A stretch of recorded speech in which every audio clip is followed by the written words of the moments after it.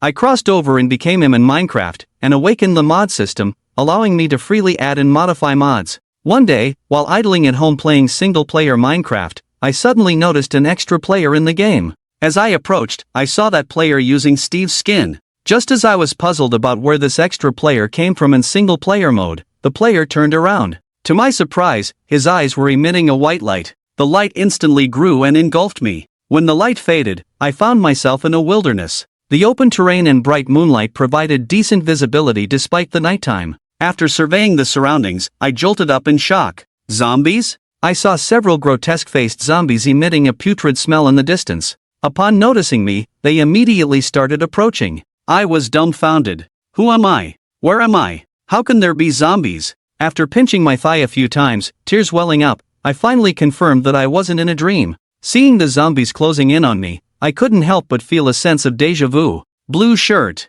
purple pants. Why does this feel so familiar? It wasn't until the zombies were close that I realized the color scheme of their clothes resembled the zombies in Minecraft. The absurdity of the situation struck me. Recalling my encounter with him while playing the game, I was bewildered. Could it be that I've crossed over into the game? As a lover of novels, I was familiar with the concept of crossing over. Never did I imagine it would happen to me. After pondering for a moment, I took a few steps back and started digging the ground barehanded. Soon, I saw the loosened soil in front of me. As the soil fell, it was instantly absorbed. In that moment, a virtual screen appeared before me, with a long shortcut bar at the bottom. The soil appeared as the first item in the shortcut bar. Oh my god? Is this real Minecraft? After the test, I finally confirmed my thoughts. I was indeed in the world of Minecraft. Luckily, I had 8 years of gaming experience. With this experience, surviving in this world would be simple. Thinking this, I took a few steps back and continued digging the earth.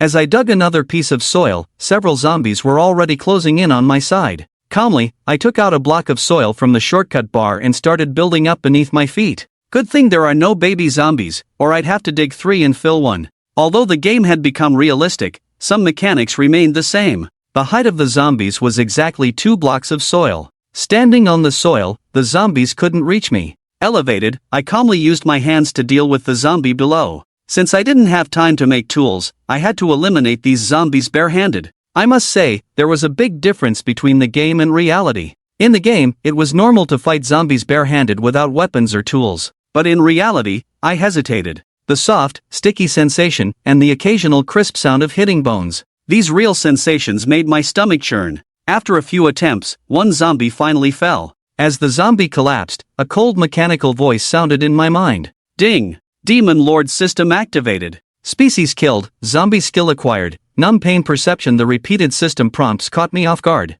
It took me a while to react. Demon Lord system? Upon seeing this system prompt, memories of my experiences before crossing over came to mind. Initially, I thought I was seeing things, which is why I saw him in the game. But the events unfolding now seemed to prove that my eyes weren't deceiving me before. How could such a coincidence exist in the world? Encountering him in the game led to my crossing over, and upon entering the world of MC, I activated the Demon Lord system. Coincidentally, him was the great Demon Lord in the world of MC. Thinking about this, I was bewildered. What on earth is going on here? I pondered but couldn't figure it out. Well, let's study the system first. As a fan of novels, I was no stranger to systems. I quickly found out how to access the system. After summoning the system, the first thing that appeared was personal information. Monster information, unknown passive, numb pain perception, armor +2 monster information, monster type? When I saw these 2 terms, I was stunned. Now I could confirm that I had crossed over into the world of MC and become a part of this world.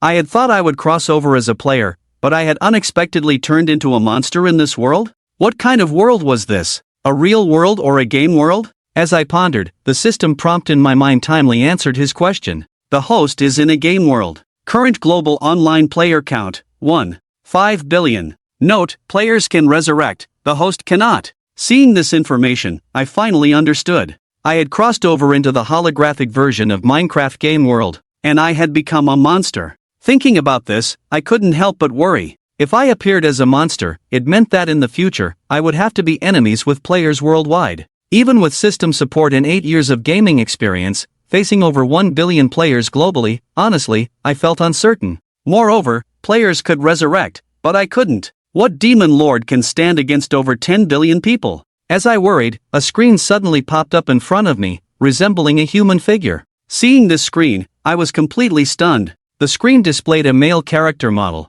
The character model looked exactly like me. Crew cut, wheat-colored skin, a few days' worth of stubble on the face. All these matched my appearance before crossing over. The only difference was the eyes of this character model. His eye sockets had no eyeballs, they were like light sources emitting a bright white light outward. Seeing this character, I was astonished. Isn't this him? Seeing this familiar figure, I was dumbfounded. He seemed somewhat incredulous at the reality before him. This character had my features and the same attire as me, but with those eyes that didn't belong to me, he suddenly resembled him so much. Without exaggeration, if there was a real-life version of him, it would be exactly like the one on the information panel. It all seemed like a coincidence yet also felt destined, leaving me stunned. Could it be? Am I him? Almost every player who had played MC knew the name him. He was the terrifying demon lord that struck fear into people's hearts. His image is the most classic game original skin, Steve's image, the only difference is his eyes emitting white light. Him is well known because a player encountered another player in the save file while playing single-player survival. The player used the default skin, which is Steve's skin, but his eyes were glowing. When the single player approached to see what was going on, the person disappeared. However, later, this player found many man-made tunnels, facilities, and buildings on his save file. He posted online to inquire, but the post was deleted, and when reposted, it was deleted again. When he was about to post again, he received an insight message from a player named Herobrine telling him to stop. When he tried to check Herobrine's profile, the computer showed a 404 error. Later, the player also contacted other players who had similar experiences, and they found out that this Herobrine account seemed to belong to Notch's brother, the creator. So they sent an email to ask Notch if he had a brother. Notch's reply was, yes, but he has passed away. After this incident, many players posted that they had also encountered Herobrine, but after encountering him, their computers would immediately blue screen or crash. Moreover, many players' posts related to Herobrine would be deleted right after posting. It is unknown whether these stories are true or just rumors.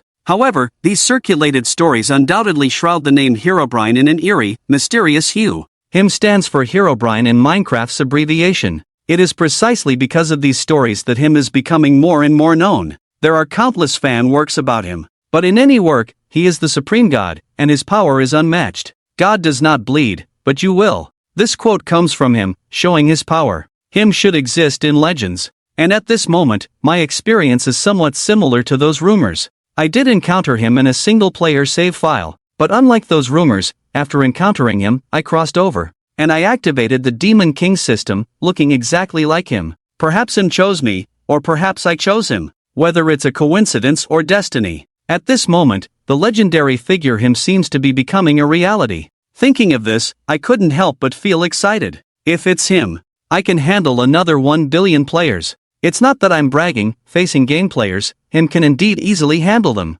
No matter how strong players are, they are just game data, they must rely on computers to survive in the game. And him, the Demon King, has an ability that other Demon Kings do not have. I can invade and destroy networks. Just this alone is a fatal blow to players. Even if players have the Excalibur, the Kryptonite Lolita, or the Genesis Blade, so what? I'll just serve you a blue screen crash combo. Then you'll have to let me control you, right? But I'm not sure if I can get the Demon King skills. After all, the skill of invading networks is a bit too buggy. As I pondered, I opened the system store. Just killed a zombie and gained 10 intimidation points and 1 kill point. The system also opened the intimidation and kill value store. After I opened the deterrence mall, comments related to deterrence appeared on the screen. Deterrence, unlock and control monster types, upgrade monster control range. Acquisition method, kill monsters. Note, only monster types that have been unlocked within the range can be controlled. Seeing this comment, I roughly understood the role of deterrence.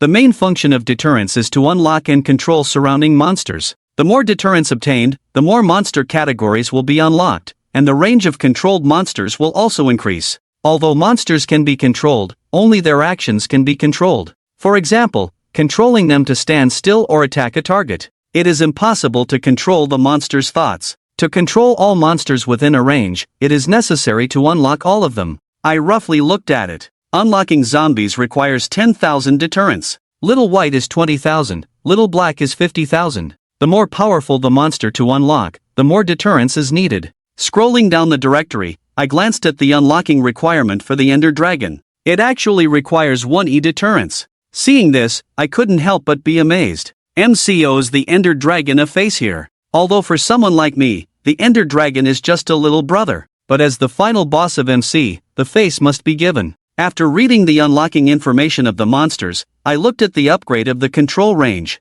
The lowest control range is 15 × 15. To control monsters within a 15 by 15 range, it requires 50,000 deterrence. 50,000 deterrence is quite a lot. If you add the deterrence needed to unlock zombies, you need 60,000 deterrence. A zombie is worth 10 deterrence, which means you need to kill 6,000 zombies. Killing 6,000 zombies is a piece of cake for an old MC player like me who has been playing for 8 years. Building a monster spawning tower, not to mention 6,000, even 60,000, 600,000 is not a problem. It seems that upgrading the monster control range is quite feasible. With a monster spawning tower, deterrence can be obtained in large quantities. Unlocking all monsters and upgrading the control range is just a matter of time. After reading the introduction of deterrence, I switched to the kill value mall. Killing a zombie only gives 1 point of kill value, and obtaining kill value is quite difficult. The effective kill value is definitely greater than that of deterrence. As soon as I opened the kill value mall, a virtual interface popped up with comments on the kill value.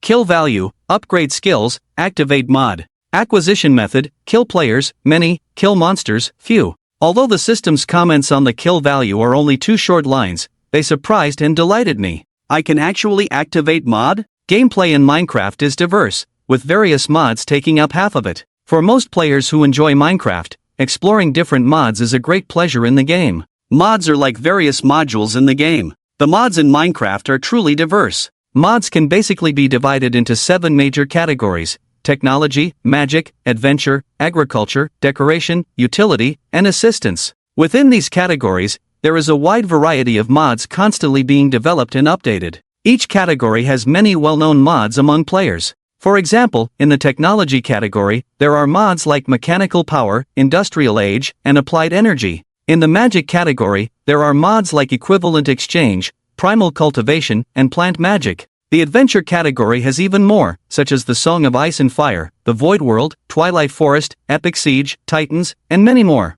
These mods undoubtedly add many new ways to play Minecraft. If these mods could be activated, it would undoubtedly greatly enhance Su Chen's abilities. Take the Titan mod for example. If Su Chen could activate the Titan mod, the system would definitely unlock information about Titan creatures, and with enough deterrence, it could unlock control over these Titan creatures. Just imagine if one could control a large number of Titan armies in the future. Wouldn't that be invincible? Furthermore, if one could unlock the Endless Greed mod, with Su Chen's strength, he would definitely be able to wield the Sword of Universal Domination. With the Sword of Universal Domination, one could kill gods and demons alike. In short, no matter what type of mod it is all beneficial and harmless to Su Chen. Thinking of this, Su Chen couldn't help but feel excited. Slowly developing, perhaps one day he would truly wield the Sword of Universal Domination, surrounded by Titan creatures. After all, only with such power could he truly live up to his identity as the Demon King. Thinking of this, Su Chen glanced at the mod store in the Kill Value Mall. After a rough look, he found that all these mods seemed to be related to monsters. Su Chen searched for a while but didn't find any player-beneficial mods like the Sword of Universal Domination. Could it be that I can only activate monster mods? Just as Su Chen thought of this, the system immediately answered his question. Apart from monster mods, other beneficial mods can only be activated by players. When the total server player kill value reaches the standard, corresponding mods can be activated. After player-beneficial mods are activated, the host can wear them but cannot craft mod items. Hearing the system's explanation, Su Chen finally understood. In other words, those player-beneficial mods like the Sword of Universal Domination, Equivalent Exchange, and Industrial Age can only be activated by players. Even after the mods are activated, Su Chen cannot craft the weapons in those mods, but he can wear those weapons. In other words, he can snatch them from players. Looks like I need to develop quickly. Although Su Chen activated the Demon King system, his own strength still needed to grow gradually. If players develop faster than Su Chen and activate some mods ahead of him, it could pose a certain threat to him. For example, if a player activates the Endless Greed mod and successfully synthesizes the Sword of Universal Domination, but Su Chen's strength is not yet a match, then he can only be at the mercy of others. In essence, it's about developing ahead of others. Fortunately, Su Chen knew this information in advance, so he felt somewhat reassured. Suchin didn't dwell on it too much and then glanced at the first column in the mod store. The first mod in the column was Twilight Forest. It was a relatively simple mod. Suchen took a look at the required kill value to activate it and couldn't help but gasp, wow, 5 million kill value to activate it? Seeing this huge amount of kill value, he couldn't help but sigh deeply. Looks like there's still a long way to go. Just a single dusk forest requires 5 million kill values. Suchen didn't dare to think about how many kill values would be needed to activate the Titan mod. If he wanted to develop quickly, he would definitely have to clash with players more in the future. Killing players and monsters both yield kill values. However, the kill values obtained from killing monsters are very low. Suchen only gained 1 kill value by killing a zombie just now. To open the Dusk Forest, he would need to kill 5 million zombies. This number is truly outrageous. Even if Suchun were to build a monster spawning tower, it would probably take a long time to activate. Furthermore, upgrading skills also requires kill values, which would probably require quite a lot. If he wanted to quickly obtain a large number of kill values, he would have to kill players faster. However, with Suchen's current strength, killing players would still be too slow. He needed to improve his strength. After getting a rough understanding of the system, Suchun closed the system interface. I need to acquire more skills first, and then build the monster spawning tower. It would definitely be safer to acquire more skills at the moment. From the prompt given by the system after killing the zombie just now, Suchen knew that killing monsters for the first time would grant him the monster's skill. This was quite simple for Suchen. After building the monster spawning tower, his deterrent power would also increase rapidly. With enough skills at his disposal, along with various monster minions by his side, he would almost be able to confront the players. It wasn't that Suchen lacked skills, it was just that he only had one life. Players could resurrect indefinitely, so they had no worries, but Suchen didn't dare to gamble. Also, Suchen had not yet unlocked monsters, so the monsters around him would still attack him. When he encountered players later, those monsters would also come to attack him, making him look quite incompetent as a demon king. While attacking the monsters beneath him, Suchen planned out what he needed to do next. Just as the second zombie fell to the ground, he suddenly heard a hissing sound behind him. This hissing sound was completely engraved in Suchen's DNA. Creeper. Almost like muscle memory, without hesitation, Suchen immediately jumped off the high platform built of dirt. Then, he quickly distanced himself. The explosion radius of a creeper was about 4 to 5 blocks high, and Suchen didn't have enough dirt blocks to elevate himself. Quickly distancing himself was the only way out. Fortunately, Suchen reacted in time. After he distanced himself, there was a loud bang. The creeper exploded. The place where Suchen was previously standing was instantly blasted into a deep pit. All the surrounding zombies were taken away by this creeper teammate. Phew! Luckily, I reacted quickly. If Suchen hadn't reacted in time, the creeper would have had its moment of glory. The creeper, back in the day, I had my hands in my pockets, and even he wasn't my match. The creeper could be considered the lifelong enemy of Minecraft players. Skilled in ambushes, he always managed to appear stealthily and surprise the players. Once the players heard the sound, they were already served a random teleportation package. With the creeper's explosion, the system also chimed in. Deterrent power plus 10 kill value plus 1 deterrent power plus 10 kill value plus 1. Acquired skill, Explosion LV1, consumes 99% of maximum health, deals 5/6 area damage, cooldown 60s. Upgrade available for 5,000 kill values. There's a cooldown time? Hiss. Upgrading for 5,000 kill values. It's really expensive. The explosion skill was Suchen's first active skill obtained, although killing zombies before also granted him a painless sensation. But that skill belongs to the passive category and cannot be upgraded. The explosion skill is still very useful, after all, it is area damage, and the explosive power is also great. In the case where the player has no armor, if you are close enough, you can instantly kill the player. The only downside is that the kill value required for upgrading is quite high. Although the skill has a cooldown time, it is understandable. After all, this skill has high killing power, and if there were no cooldown time, it could be used continuously. Suchen could dominate the world with just this move. The first level of the explosion skill requires 99% of health to be consumed, which is equivalent to almost killing oneself with one explosion. This is still very dangerous. To ensure safety, it is definitely necessary to level up a few more times. After obtaining the explosion skill, Suchen's curiosity was instantly piqued. After looking around and seeing no monsters approaching, Suchen prepared to try out the skill. Although it was a bit risky, it was still the first skill obtained, and curiosity could not be suppressed. Suchin picked up the clumps of soil that had just been blasted away to guard against any sudden monster attacks and found a clear space. He then used the explosion skill. There was a loud bang. The place where Suchen was standing was instantly blown open into a pit. His body also fell into the pit along with the collapsing soil around him. At that moment, system information popped up again. Kill value plus 27, kill value plus 15, kill value plus 17. Suchen hadn't yet grasped what was happening when he heard a scream. Looking closely, he saw 3 player corpses in the pit. The scream came from a player named Steve standing at the deepest part of the pit. Steve widened his eyes in disbelief and looked at Suchen. Before Suchen could react, Steve quickly piled up some soil from his bag to a certain height, then leaped up and ran away without looking back. In just a few seconds, he disappeared into the night. Suchen was left bewildered. What's going on? And, if I'm not mistaken, that person's name is actually Steve? Being a monster himself, Suchen had a certain degree of night vision. Plus, after killing zombies and creepers, his vision at night was even better. He was sure he hadn't mistaken that ID just now. The reason for his astonishment was Steve's name. Any player who had played Minecraft would know the name Steve. Steve's popularity was definitely high. After all, Steve was the initial character image in the game. Due to being a classic character in Minecraft, his figure appeared in many fan works. Steve naturally was the protagonist in these works. In some fan works, Steve and him were also related, because apart from the eyes, him and Steve's figures were almost identical. So, some fan works depicted him as the dark side of Steve. Suchen wasn't sure if this was a coincidence. After becoming him, the first player he encountered had the ID Steve, and his appearance was very similar to Minecraft Steve. It was also very similar to his own appearance. I guess I'll probably encounter more in the future. Suchen didn't believe these were just coincidences, but since they had already met and stood on opposite sides, there would definitely be a battle in the future. As him, Suchen was confident in defeating Steve. After organizing his thoughts, Suchen looked at the player corpses gradually disappearing around him.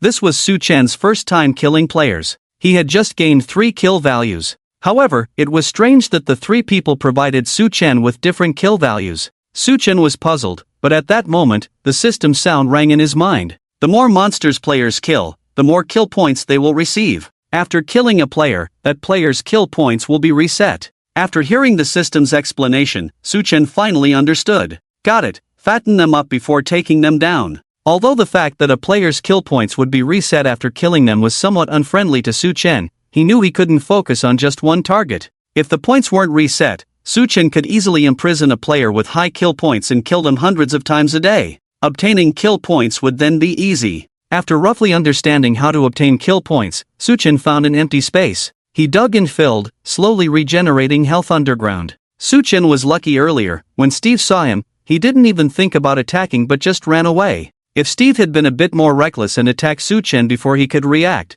Suchen would likely have been done for. After using the explosion skill, Suchen was left with a sliver of health. Encountering monsters or players was extremely dangerous. It was better to be cautious. Fortunately, Suchen appeared as a monster, without hunger or the like. Regenerating health had no restrictions. After stopping attacks, the health bar slowly rose again. Due to his low health, it quickly filled up. Seeing this, Suchen pondered for a moment. I'll first blast some rocks to make a monster spawning tower, then go out for monster hunting during the day. After the recent events, Suchen became even more cautious. It was best not to take too many risks until having enough strength. After all, life is precious, and luck won't always be on one's side. Making a monster spawning tower required a lot of stone and some iron ingots. With the explosion skill, stones were easy to obtain. A few blasts would yield several sets. Suchen didn't have enough power yet to unlock the monster guide. So, it was better to avoid working in mines underground at night. If one got carried away blasting rocks and a creeper suddenly attacked, it would be game over.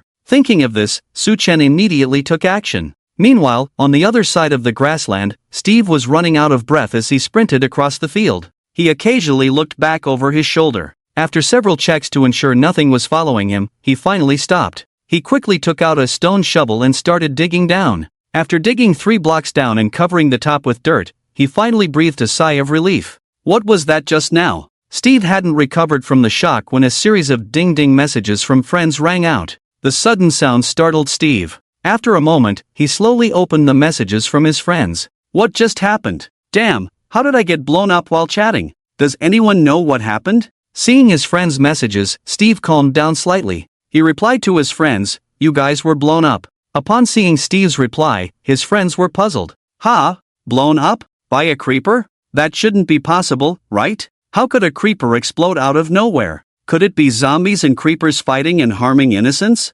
Damn, you lucky bastard, not getting blown up? Seeing Steve mention they were blown up, his friends naturally thought of creepers. After all, the only exploding monsters they had encountered in the game so far were creepers. Seeing his friends' responses, Steve shook his head and replied, "Not a crawler. It's a person who looks a lot like me. A monster. I don't know what that thing is either. His eyes, they're like a light source, emitting white light." Steve slowly recalled the appearance of the monster he had just seen. The more he thought about it, the more chilling it felt. He didn't know if it was a coincidence or for some other reason. Why did that monster look exactly like his character image? He had spent a long time customizing his character in the game. While it was possible for there to be players who looked similar due to the character creation options, encountering a monster that looked identical was definitely abnormal. In other words, a monster in the game had the exact appearance as his character. The probability of such a thing happening was extremely low, unless the model of this monster was newly added.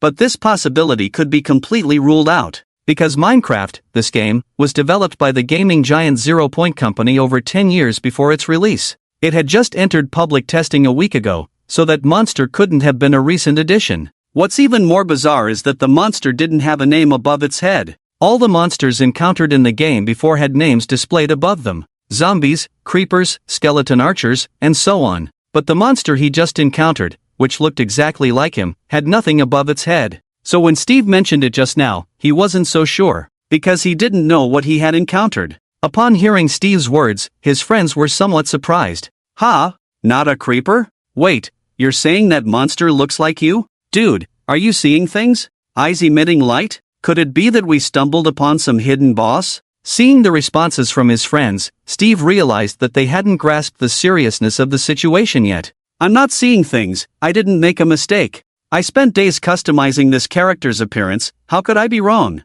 Also, I don't think that's a boss. He's definitely not an ordinary monster. I feel like he has thoughts. In fact, initially, after Steve regained his composure, there was a moment when he thought that the creature he had just encountered might be a boss. Perhaps it was just a coincidence that it looked like him. Or maybe because it was a boss, it didn't have a monster name above its head. But when he remembered the way the monster looked at him, he immediately dismissed that thought. That gaze, although vacant, Steve could sense that it held life. When the monster looked at him, it wasn't driven by a string of code but by contemplation. The reason Steve was so sure was that if it were just an ordinary boss or monster, it would have already been within his detection range, without any contemplation, and would have approached and attacked immediately. But that monster didn't do that. It first surveyed the surroundings, then turned its gaze to Steve, and began to think. It was precisely because it was contemplating that it gave Steve an opportunity to escape. And this was also the reason Steve's scalp was tingling. Imagine playing a holographic game and suddenly encountering a monster that looks exactly like you.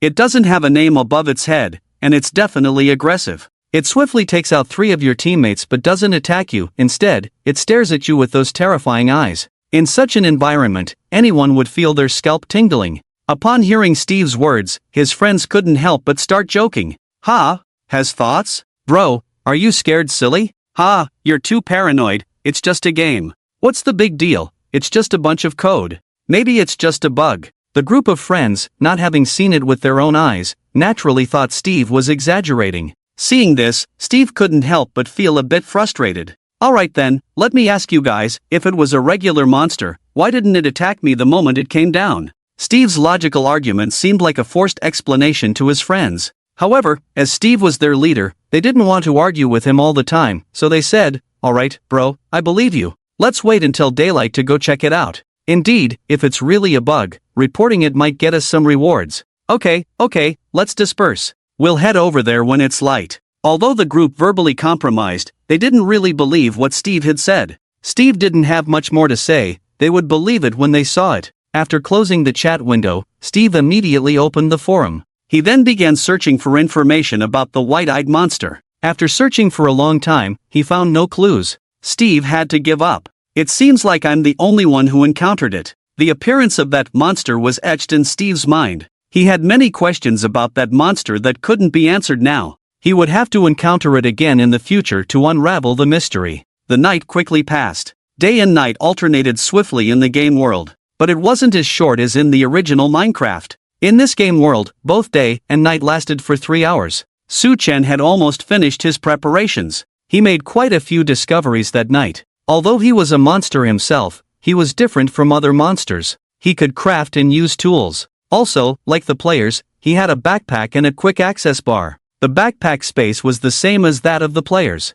This made things much more convenient. Without the ability to craft tools and a backpack, progress would be much slower. During the night, Su Chen used his explosion skill to mine a lot of rocks and collected some iron ingots. After collecting these, and with his health fully restored, the sky began to brighten. Upon reaching the surface, Su Chen looked around. Since this area was a grassland terrain, visibility was good. This place was definitely not suitable for building a monster spawning tower. Su Chen considered 2 points. Firstly, the terrain for building the monster spawning tower. Secondly, concealment, trying not to be discovered by players, as they would surely disrupt the tower and affect its efficiency once found.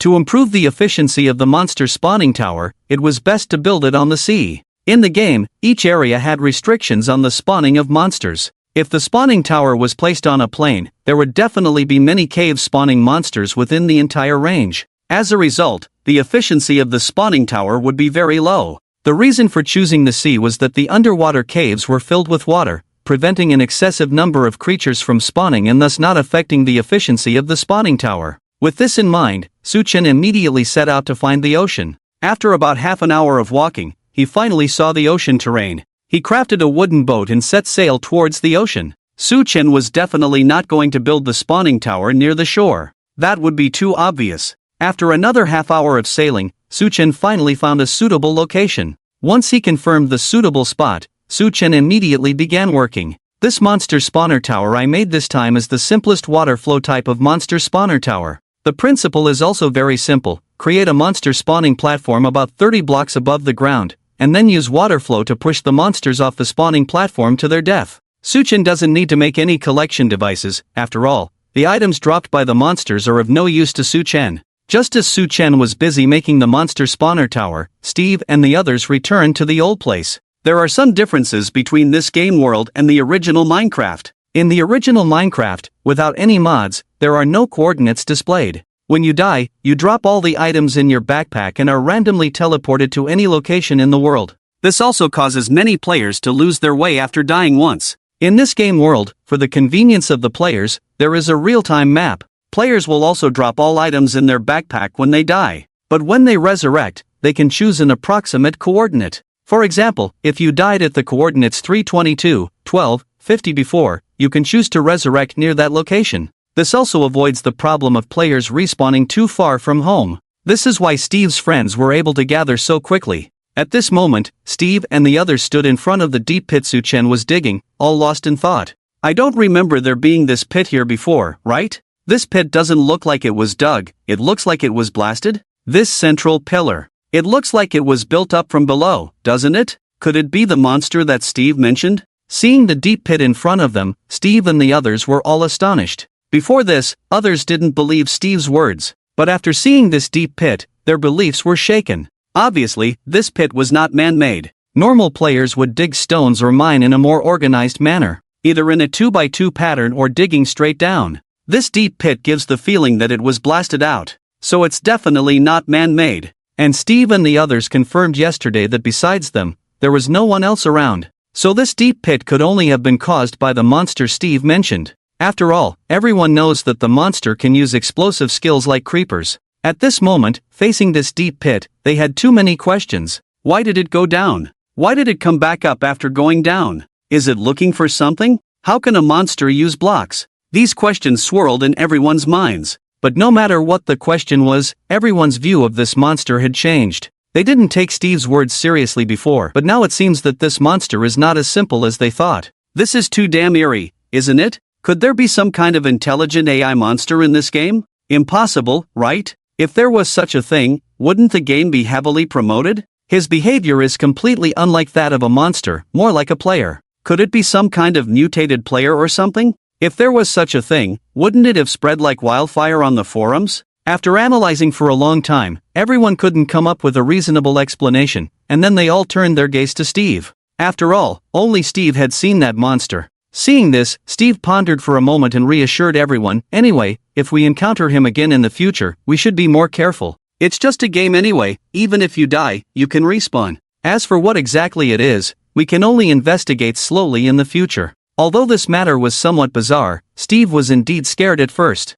But thinking back, it was just a game after all. Even if they encountered that monster again, it was just a matter of losing a life. Death wasn't permanent, as long as they didn't have any valuable items on them, it didn't matter to them. As for the various questions about that monster, they would gradually uncover them in the future. After hearing Steve's words, everyone nodded in agreement. Steve continued, let's establish a base nearby. The environment and resources here are good, and there's a chance we might encounter it again. Since the game had only been running for a week, players hadn't progressed much. Many players were in a state of wandering without a fixed place to stay. After all, the game world was vast, and many players wanted to explore more places. Steve and the others had the same idea before. But after yesterday's incident, Steve decided to settle down. He was too curious about that monster. He didn't know what had come over him. He wasn't usually very curious. For the first time, he felt like there was some kind of destiny at play. Meeting that monster wasn't a coincidence. He was certain that he would encounter that monster again. After hearing Steve's words, everyone agreed without objection. Alright, I'll go chop some trees, let's build a 3-story house. This grassland is nice, good visibility, lots of animals, I'll go catch a few to raise, no need to worry about meat. I'll mine some coal, try to light up more places, so we won't be afraid at night. After everyone started busying themselves, Steve opened the forum again. He then added a star to a post he had made about a monster guide. Monster name, unknown, monster appearance, white-eyed Steve, with picture, monster attributes, unknown, monster skills, currently known for exploding, similar to a creeper, but explosions won't kill it. Monster abilities, can acquire and use blocks. First appearance location, XXXXXX, note, it has its own thoughts, can think, not like a code product, ruling out the possibility of being a game boss. Caution, if you see it, evacuate quickly, we are currently not its match. Steve was quite well known in the forum. He often posted very useful strategy guides, which were popular among many players. As soon as the new starred post was published, it received many comments from players. Ha! White-eyed Steve. Is this for real? No way. Is my favorite poster also starting to make up stories for more traffic? I might believe in a white-eyed monster, but white-eyed Steve. This is too fake, right? Is the OP high? What do you mean it has its own thoughts? This is just a game. Steve, I've always liked your guides, but this time, are you really that desperate for attention? No proof, no truth, OP, show us a picture. Based on Steve's words alone, players naturally didn't believe in this monster he mentioned. Mainly because Steve's descriptions were too absurd. A white-eyed monster that looked like himself, no monster name, and claiming it had its own thoughts. These descriptions were all too far-fetched. It seemed like Steve was just making up stories for attention. Steve naturally saw the players' comments. However, he didn't reply to any of them. The players didn't believe he could understand. If he hadn't seen it with his own eyes, he wouldn't have believed such a bizarre thing. But the fact was, there truly existed such a bizarre phenomenon. Steve believed that one day this post would be confirmed. After more than 2 hours of effort, Suchin finally completed his first monster spawning tower. At this moment, the monster spawning tower had already started operating. Since Suchen had built the tower, even if he didn't kill the monsters himself, he could still gain intimidation points. Shortly after the tower started running, Suchen's screen was flooded with system messages. Intimidation plus 10, intimidation plus 10. Acquired skill, invisible arrow, acquired skill, precision shot, invisible arrow, can use a bow without arrows. Precision shot LV1, 100% shooting accuracy, costs 5,000 kill points, can be upgraded to tracking arrow. These two skills were clearly provided by Xiaobai. The simple monster spawning tower Suchen made mainly spawn zombies, creepers, and Xiaobai. Suchen didn't need to build a fixed monster spawning tower since his goal was intimidation, not resources. The tower Suchen built wasn't very large, just a medium-sized monster spawning tower.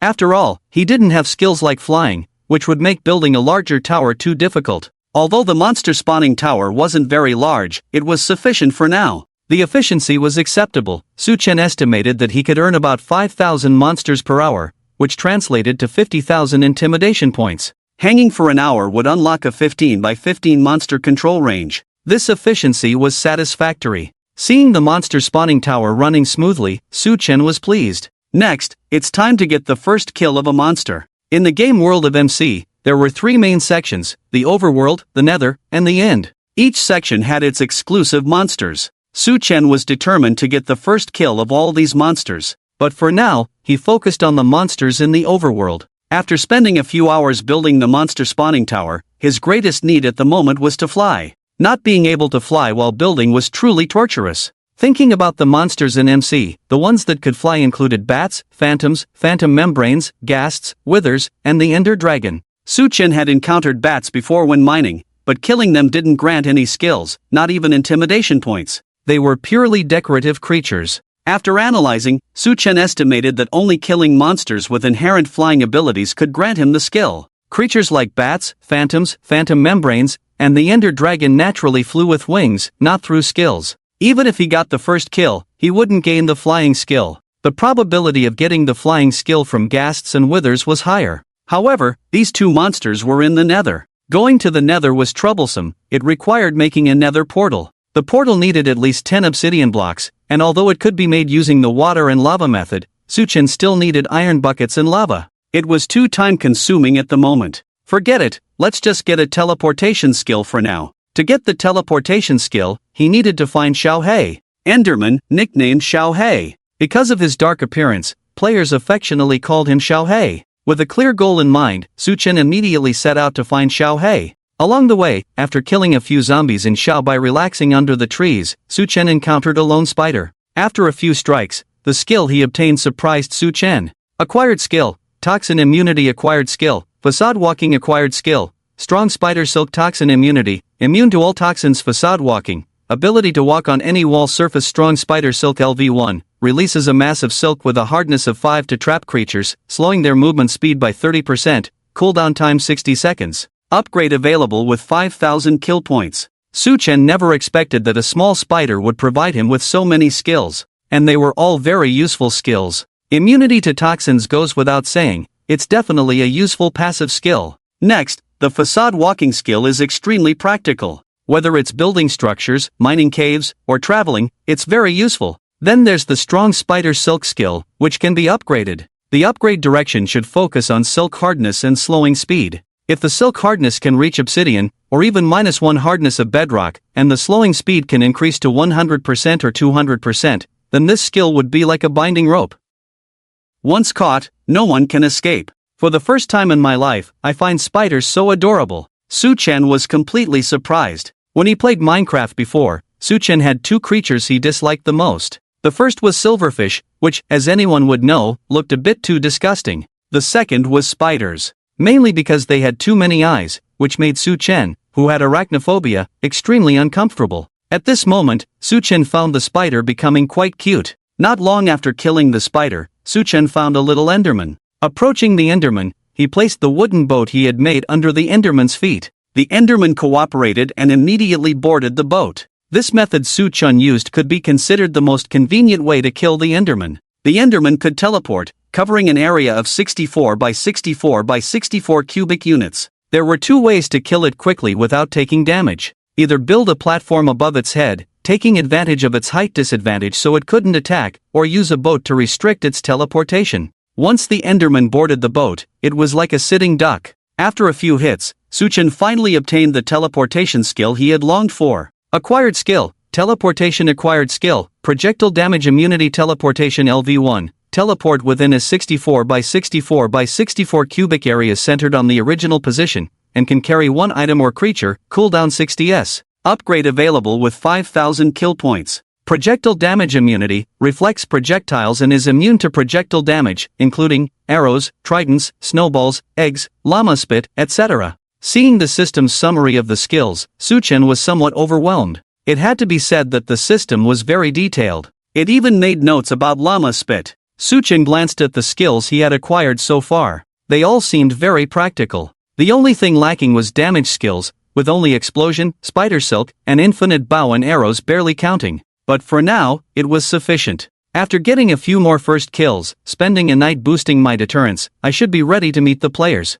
Currently, the biggest improvement for Su Chen was the kill points. After all, kill points could be used to upgrade skills. Suchen's greatest need was actually the explosion skill. It was a powerful area attack. Paired with the teleportation skill, encountering players and teleporting over would result in instant kills. The reason for upgrading this skill was also for precaution. Currently, the explosion skill required 99% of health, which was still too risky. With this in mind, Suchen continued to search for traces of various monsters on the map while teleporting. It had been a while since Steve posted. The post had garnered a lot of attention. Players were curious about the white-eyed monster Steve mentioned. Under the post at this moment, comments had become polarized. Most people didn't believe Steve's words, thinking he was just seeking attention. But there were still a few who stood by Steve's side. After all, Steve's gaming reputation was quite good. From the game's launch until now, although it had only been a week, Steve's strategies had helped many people. Many players, upon seeing the post gaining popularity, didn't know if it was out of curiosity or just to ride the wave. They all flocked to the grassland where Steve was. The grassland at this moment was bustling. "Steve, where's the monster? Came specially to see that monster. Where's the white-eyed Steve from? White-eyed Steve. Come on, let the great Steve roll his eyes for you, isn't that enough? Ha ha ha. Steve is settling here, he shouldn't be lying, right? If that kind of monster he mentioned really exists, with so many people gathered here, won't it be a disaster waiting to happen?" The once quiet grassland became lively with the addition of these players. Moreover, many players were still coming from other places. It was still the early stages of the game, and players were all in a wandering state. Since they didn't have anything valuable on them, it didn't matter where they settled. Since it was all the same, it was better to stick together, at least there would be some support in life. Came from the north, checked it out. This place is indeed good, diverse terrain, and there's a sea about half an hour's walk away. Originally came to join the fun, didn't expect this place is quite suitable for development, settling down for sure. The monster Steve mentioned might be a hidden boss,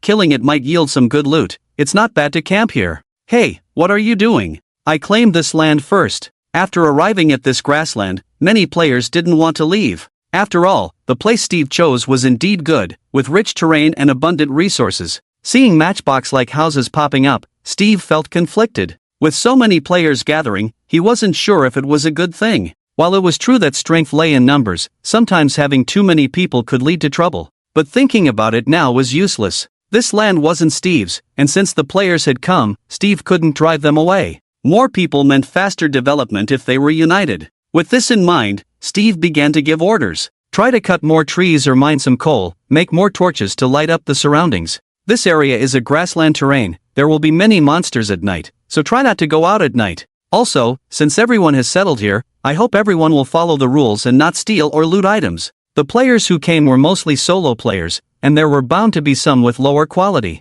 Although the players didn't have anything valuable on them now, Steve still had to take precautions. The players were busy all day. The entire grassland was starting to resemble a village. Fields, pigsties, sheep pens, cowsheds, everything was there. It's just that the players' house-building skills were a bit lacking. Apart from a few decent-looking small cottages, the rest were basically various matchbox-like structures. As night fell, the entire grassland lit up with scattered twinkling lights. Players' awareness of prevention is still good, and the entire village is dotted with torches. Although the village is brightly lit around, players dare not run around. At the moment, everyone does not have the ability to travel at night. Since there is nothing to do at night, players all return home to start browsing the forum. In the game forum at this moment, a live stream room has been pinned to the top. The title of the live stream room is simple and straightforward. Night Patrol White-Eyed Steve. This live stream room is opened by a player with the ID Mangu. Mangu is currently in the grassland where Steve is located.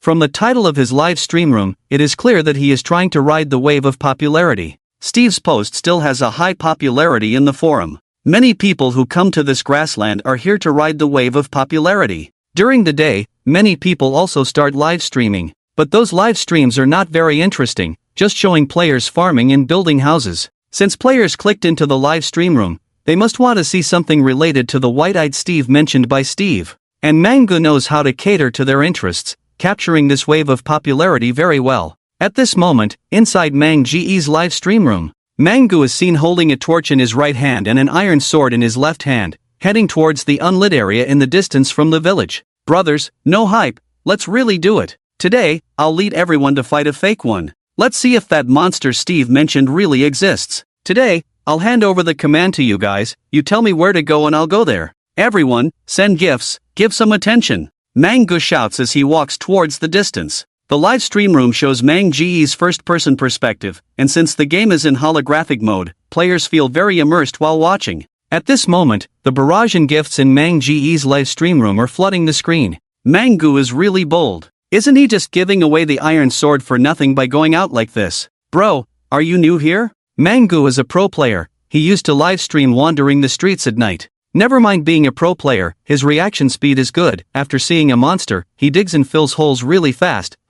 Kind of looking forward to it. What if we really encounter that monster? If we do, we'll just shake it off, right? So many people have gone over. With this many players, each spitting once could drown that monster, right? The live stream room is very popular, and many players are sending gifts. Manga is also full of enthusiasm. He naturally doesn't believe in any white-eyed monster. He is just here for the popularity. After all, he used to live stream wandering the streets at night, so this time is no different. Manga interacts with the audience while advancing towards a farther direction. The day passes quickly, but Shuchen's harvest is not very ideal. Shuchen had hoped to take down the first kill of the monsters in the main world within a day, but luck was not on his side. After searching all day, he couldn't find the swamp, forest, or mansion. Slimes and witches spawn in the swamp, while the mansion generates monsters like paladins. None of these terrains are nearby. Seeing this, Shuchen can only give up. Many things are harder to find the more you look for them, so Shuchen doesn't push it. However, Shuchen did not return empty-handed that day.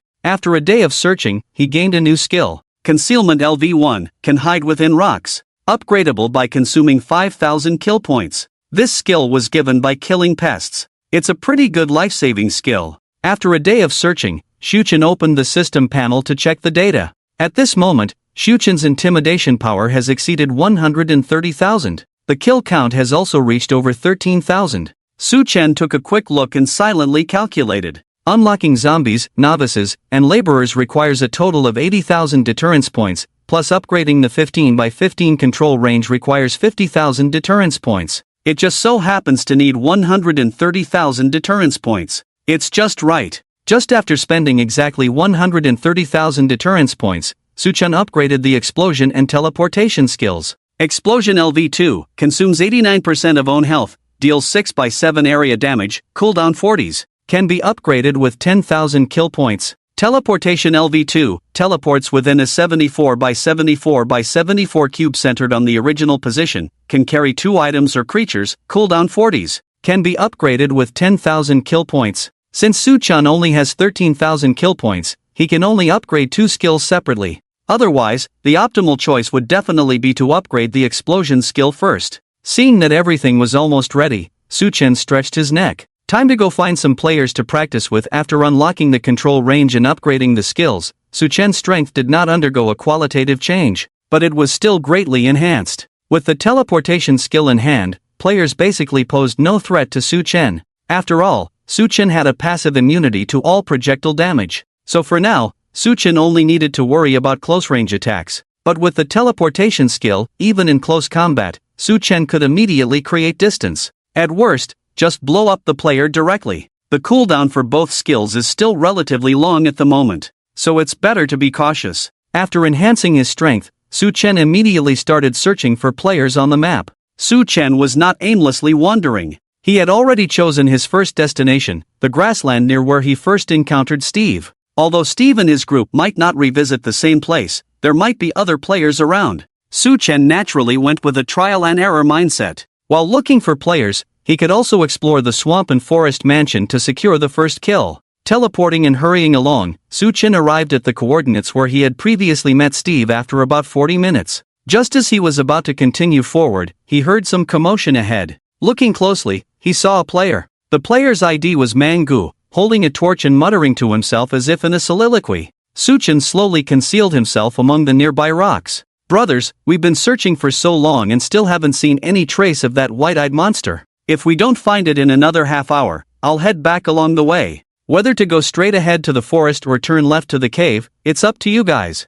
After Manga finished speaking, he glanced at the barrage and then headed towards the cave on the left. The visibility of this cave was not very low because it was open on the other side. Although called a cave, it was more like a tunnel in the mountains. The tunnel was neither long nor short, about 20 squares in distance. The whole tunnel looked extremely eerie, with gusts of cold wind making one shiver involuntarily. Manga took a deep breath, raised the torch, and stepped inside. The torch quickly illuminated the tunnel. Inside the tunnel, there were scattered zombies and a novice. Manga immediately shrank back. Oh my! Brothers, there are skeleton archers inside. Those things are so annoying. Although Manga often strolled at night, he mostly went to relatively open terrains. At a glance, you can see what kind of monsters there are, and then avoid them accurately. Mange didn't go to this kind of tunnel terrain before. With so many monsters in this terrain, it's hard to stay alive. And then there are creatures like the skeleton archers, which make things even more complicated. The viewers in the live stream saw Mange shrinking back in fear and started to pick up the pace.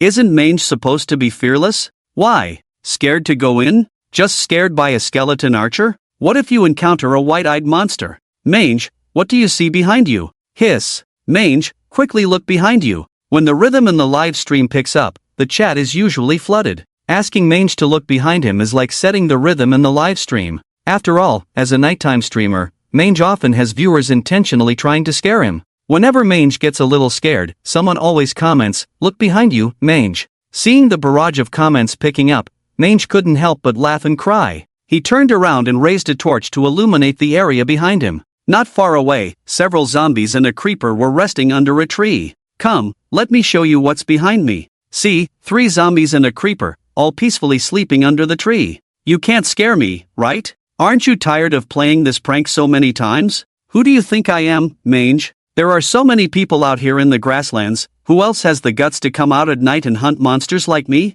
Mange naturally understood the rhythm of his live stream. Just when Mange was feeling nonchalant, some attentive viewers in the live stream began to sense that something was amiss. Why do I feel something strange about those monsters I saw?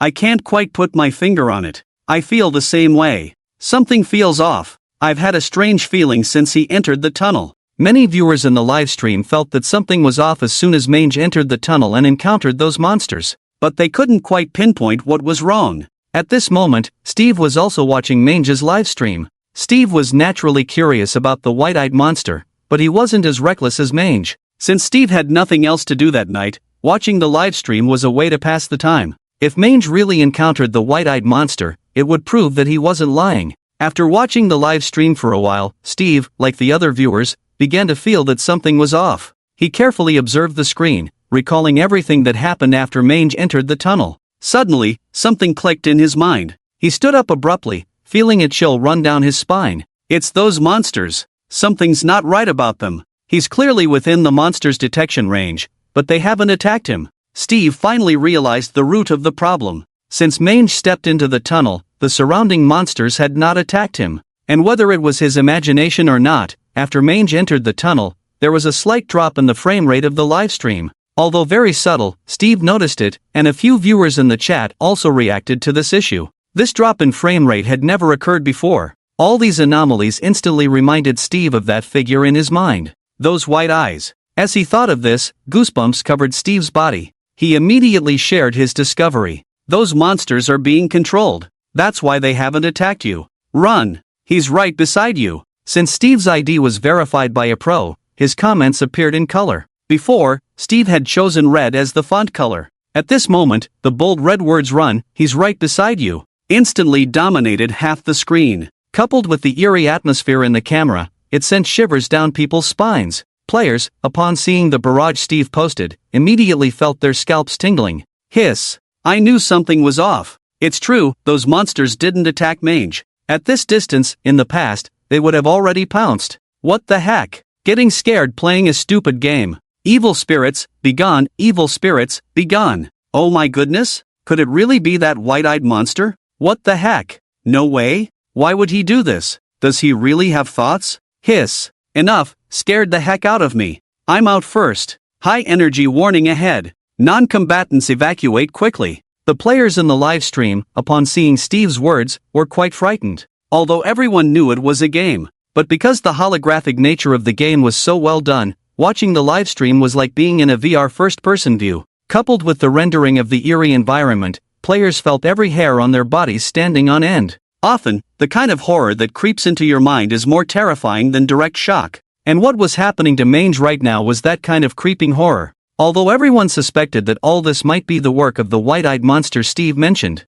But precisely because everyone suspected it, it was even more terrifying. If this was really the work of that white-eyed monster, it meant Steve's description of him was accurate. It meant this white-eyed monster really had thoughts. Although players didn't know what he wanted to do, but his actions didn't seem like those of a regular monster no matter how you looked at it. If that white-eyed monster was an elite monster or a boss, he would have immediately appeared to kill Mange. But he didn't. His way of thinking was more like that of a human. The barrage in Mange's live stream exploded. Viewers were also sending messages telling Mange to run. Naturally, Mange saw Steve's comments. At this moment, he also realized the seriousness of the situation. Even the viewers in the live stream were feeling uneasy seeing this, let alone Mange in this situation. At this moment, he was starting to lose his composure. He repeated in his mind 100 times, "This is a game. This is a game. This is just a game." Even though Mange kept telling himself it was just a game, reason couldn't overcome fear. Just like when you play an escape room, you know the NPCs are just people in disguise.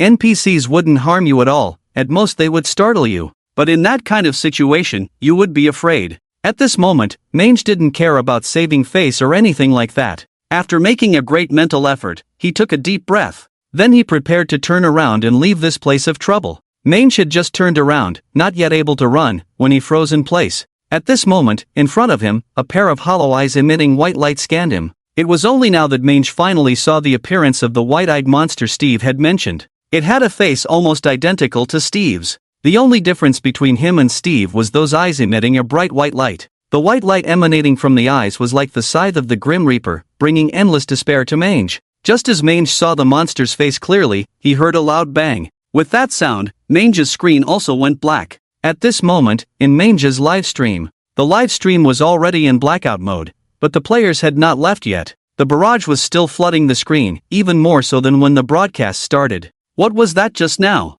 What on earth was that thing? It looks like a mosaic, can't see it clearly at all. Although it's unclear, it's humanoid, with a pair of eyes emitting white light. Is that the white-eyed monster? What's going on? Why can't the live camera capture him? He appeared for just a second and directly killed Mang. So ruthless. Why? Why can't the camera capture him? Damn! That white-eyed monster isn't a ghost, right? At this moment, if the players could see the appearance of that white-eyed monster, they would probably just be startled. But just now, although the camera did capture that monster, the players couldn't see him clearly at all. The white-eyed monster seemed entirely covered in a mosaic, making it impossible to discern his appearance. They could only vaguely judge his figure from the rough outline. The reason the players could confirm that the white-eyed monster had just appeared was because of those eyes. Even though heavily obscured by the mosaic, those eyes emitting white light were still distinct. It was this kind of vague feeling of resemblance and shadow that sent shivers down the players' spines. People tend to fear the unknown.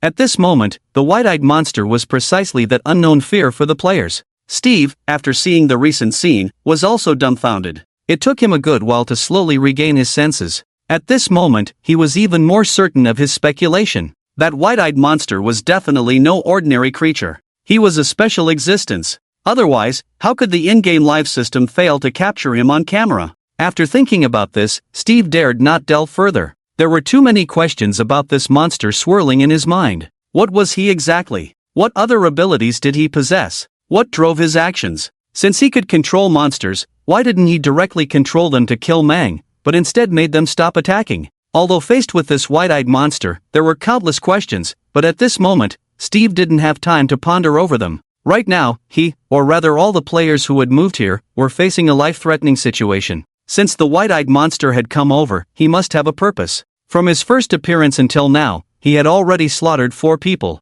Steve had previously been lucky, perhaps because he resembled the monster, which allowed him to escape. However, if the monster came back again, Steve probably wouldn't have the same luck as before. Thinking of this, Steve immediately rushed out of the door. It's not safe here. Everyone, pack up quickly, don't linger here. Run. Steve frantically opened the doors of the players while urging them on. After Steve's commotion, the players living in this grassland all stood up. However, not all players listened to his advice. Many players had watched Mang's live stream to some extent. Although some felt scared after watching the broadcast, they thought it was unnecessary to move just because of a monster. Moreover, with so many players gathered here, there was strength in numbers, maybe they could confront the monster head-on.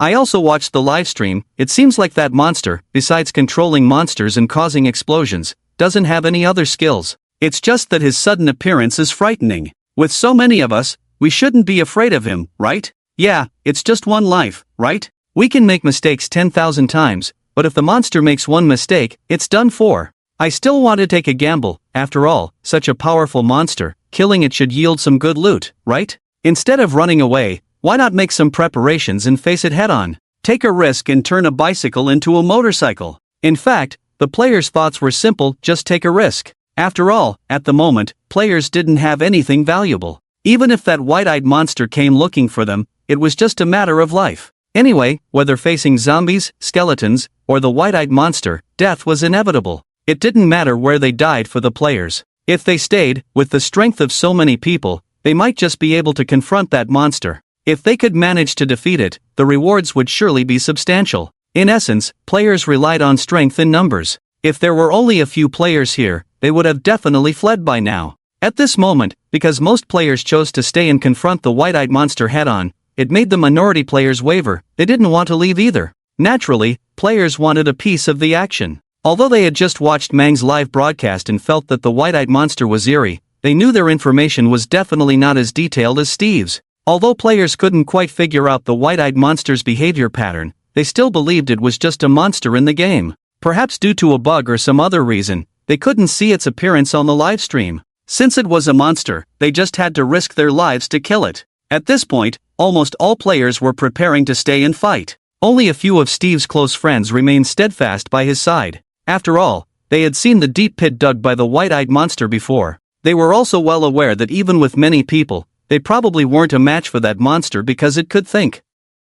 If it was just about sheer strength, relying on a large number of people might have a chance of contending with it. But that monster not only had immense strength but also the ability to think. It had its own thoughts and would judge and respond based on the player's actions. In such a situation, the player's chances of winning were almost non-existent. Bro, what should we do? Should we leave on our own? Forget about them? They really don't know what they're up against. Even with so many people, they have almost no chance of winning. Indeed, these people don't have much equipment. They would struggle even against ordinary monsters, let alone him. Seeing that his friends were all clear-headed, Steve felt somewhat relieved. After pondering for a moment, Steve finally made a decision. Let's stay too. Upon hearing Steve's words, his friends were puzzled. Huh? Why do we have to follow them to our deaths? Yeah, these people have nothing to do with us. Bro, do you really think these people are a match for that monster? After hearing his friend's words, Steve shook his head. These people are naturally not his match. Right now, we have nothing holding us back.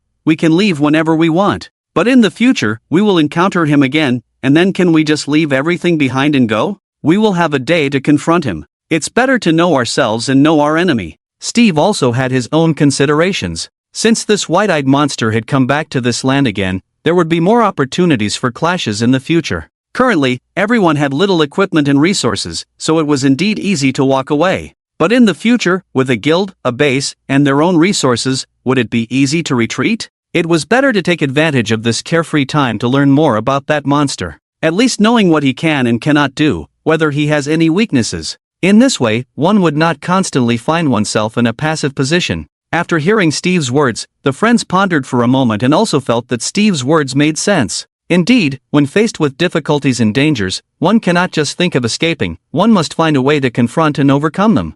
Alright, then let's stay and meet him. I'll go hide those iron ingots and food first. Bury the chests underground, hide them deep. He has explosive skills. After the friends each started to get busy, Steve also began to mobilize other players. If everyone really wants to battle with it, let's first build a tall wall around it, several layers at least. That monster can control other monsters, so at least surrounding it will hinder the other monsters. Steve's thinking was still very clear, knowing how to address the situation. However, he was also aware that these efforts would yield little results. But it was better than doing nothing at all. Seeing Steve shift his focus, the players felt slightly more assured. After all, Steve was a top-tier player, and with him around, everyone felt more confident. Under Steve's guidance, the players began to work together to fortify their defenses. Meanwhile, on the other side of the grassland, Suchen looked at the body of Mango that had not yet disappeared, lost in thought. He had heard everything Mango had said in the live broadcast just now. From Mang Ge's words, he also received a message. That is, many players had arrived on the grassland where he was before.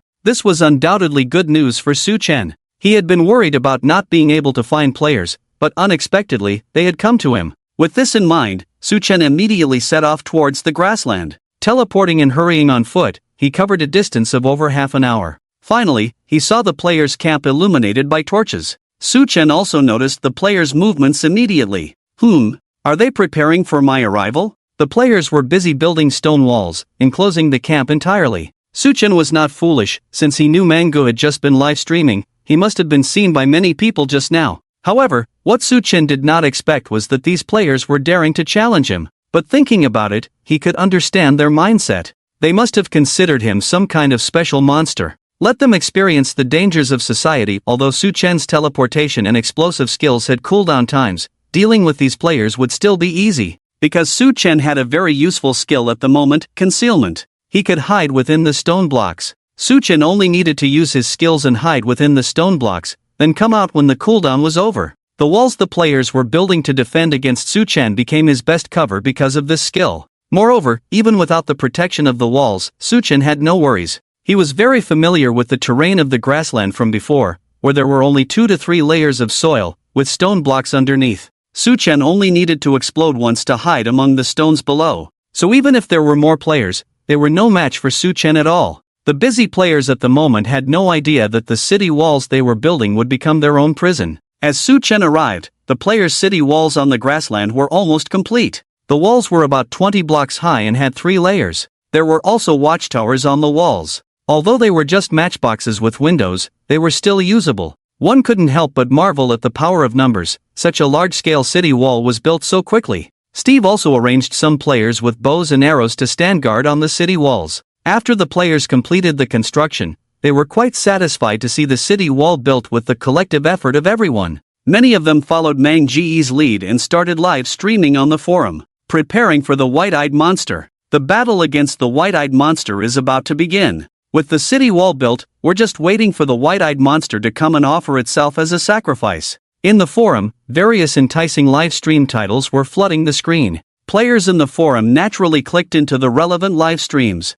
After all, what happened in Mang Ge's livestream had caused quite a stir. The players were amazed to see the city wall built by these players in the livestream. Wow! Such a high city wall, and even watchtowers? It seems like they mean business. I counted, there are over 100 people in total. As long as they unite, can't they defeat a monster? That monster seems to control other monsters and explode, right? With this city wall, it's hard for other monsters to get in. Dealing with explosions is easy, just keep a certain distance, just like with creepers. What's the 4th catastrophe? This is the 4th catastrophe. What's there to fear about the white-eyed monster? We'll still beat it until it rolls its eyes. Damn, I'm starting to regret. If I had known, I would have gone too. Steve and the others' actions undoubtedly gave many players confidence. Players in the game were like the 4th catastrophe. Although the players' equipment was relatively poor now, as long as they united, nothing could defeat them. The matter of the white-eyed monster continued to ferment on the internet. More and more players entered the live stream. Players in the live stream were cheering for Steve and the others. The players on the grassland, seeing the encouraging words in the live stream, were becoming more and more confident. Even if they couldn't handle this monster, with so many people witnessing the current situation, more people would join them in the future. If 100 people can't defeat this monster, then 1,000 will. If 1,000 can't handle it, then 10,000 will. After all, the game is not lacking in players. As long as everyone unites, there's nothing they can't handle. The entire game world belongs to the players. Can a monster really turn the tide? Brothers, let's do it. Whether we can become famous in one battle depends on today. No matter what kind of demon or monster, let's show them what the 4th catastrophe is all about. You're the white-eyed monster, right? Dare to come, we'll beat you until you roll your eyes. At this moment, the players on the grassland were truly high-spirited. Initially, they were uncertain. After the city wall was built, and the players in the live stream boasted, they were instantly uplifted. They didn't know their own strength anymore. Each player was excited as if they had been injected with chicken blood, but Steve remained unaffected by their enthusiasm, because he knew very well that this battle was unwinnable. The more excited and agitated the players were now, the more they would be frustrated later. But Steve couldn't say anything. Everyone was excited, and Steve wouldn't pour cold water on them. At this moment, all the players' discussions and arrogant remarks were heard loud and clear by Su-chen, hidden within the stone wall. Su-chen really wanted to immediately prove these players wrong. But reason made him stop. Just these few people, killing them once feels a bit unworthy. Suchin had just counted, there were over 100 people inside the city wall. The kill value of these players should not be high. After all, they spent their nights in matchboxes, only picking off a few monsters during the day. How much kill value could they have? Killing these players, even if they went all out, probably wouldn't give more than 3,000 kill value. After this trip, the kill value from not even an hour of clearing the monster tower would be much higher. This deal is definitely not profitable. I need to figure out a way to get more people to come over. These players are like kindling, Suchen can easily kill them, but if he kills them, the kindling will be extinguished. Many players are live streaming. If he doesn't wipe them all out this time, it's likely that no players will set foot in this area again. The main issue is that Suchen currently can't invade the network, and he doesn't know where players gather the most. If he kills everyone here, it will be difficult for Suchen to find a group of players later. After all, the game world is so vast. So, for long-term development, this kindling must be preserved. Even if it needs to be extinguished, it should wait until the fire is strong enough to maximize the benefits. Thinking about this, Suchen pondered for a moment. If he wants more players to come here, he has to make players feel like they can handle themselves. In that case, he can only let the players win this battle. And he can't let them win easily, he needs to make them suffer heavy casualties and barely win. He wants them to feel like they can defeat him, just that they don't have enough numbers. This way, more players will definitely gather here. Looks like I have to put on a show. Although the idea is clear, Suchen can't show too many flaws while letting the players win. This is truly giving Suchen a headache. He can't just kill half of them, then pretend to be hit by the players and run away, right? That kind of acting is too clumsy. Suchen thought for a long time but still couldn't come up with a good idea. If intentionally losing isn't an option, how about creating a weakness out of thin air for myself? Thinking about this, Suchen suddenly felt that this method was feasible. Monsters in the game have their own weaknesses. Zombies fear light, skeletons fear cats, and drowned mobs fear water, and so on. These monsters all have their weaknesses. So since players see Suchen as a monster, why can't he have a weakness too? With this in mind, Suchen immediately began to recall the various items inside the player's base. He must search for his weakness among the items the players have. Suchen carefully recalled the scenes he had just seen inside the player's base. To be honest, there wasn't anything particularly special. Just farmland, livestock, and piles of matchboxes. Building blocks are naturally not to be considered, after all, they are inanimate objects.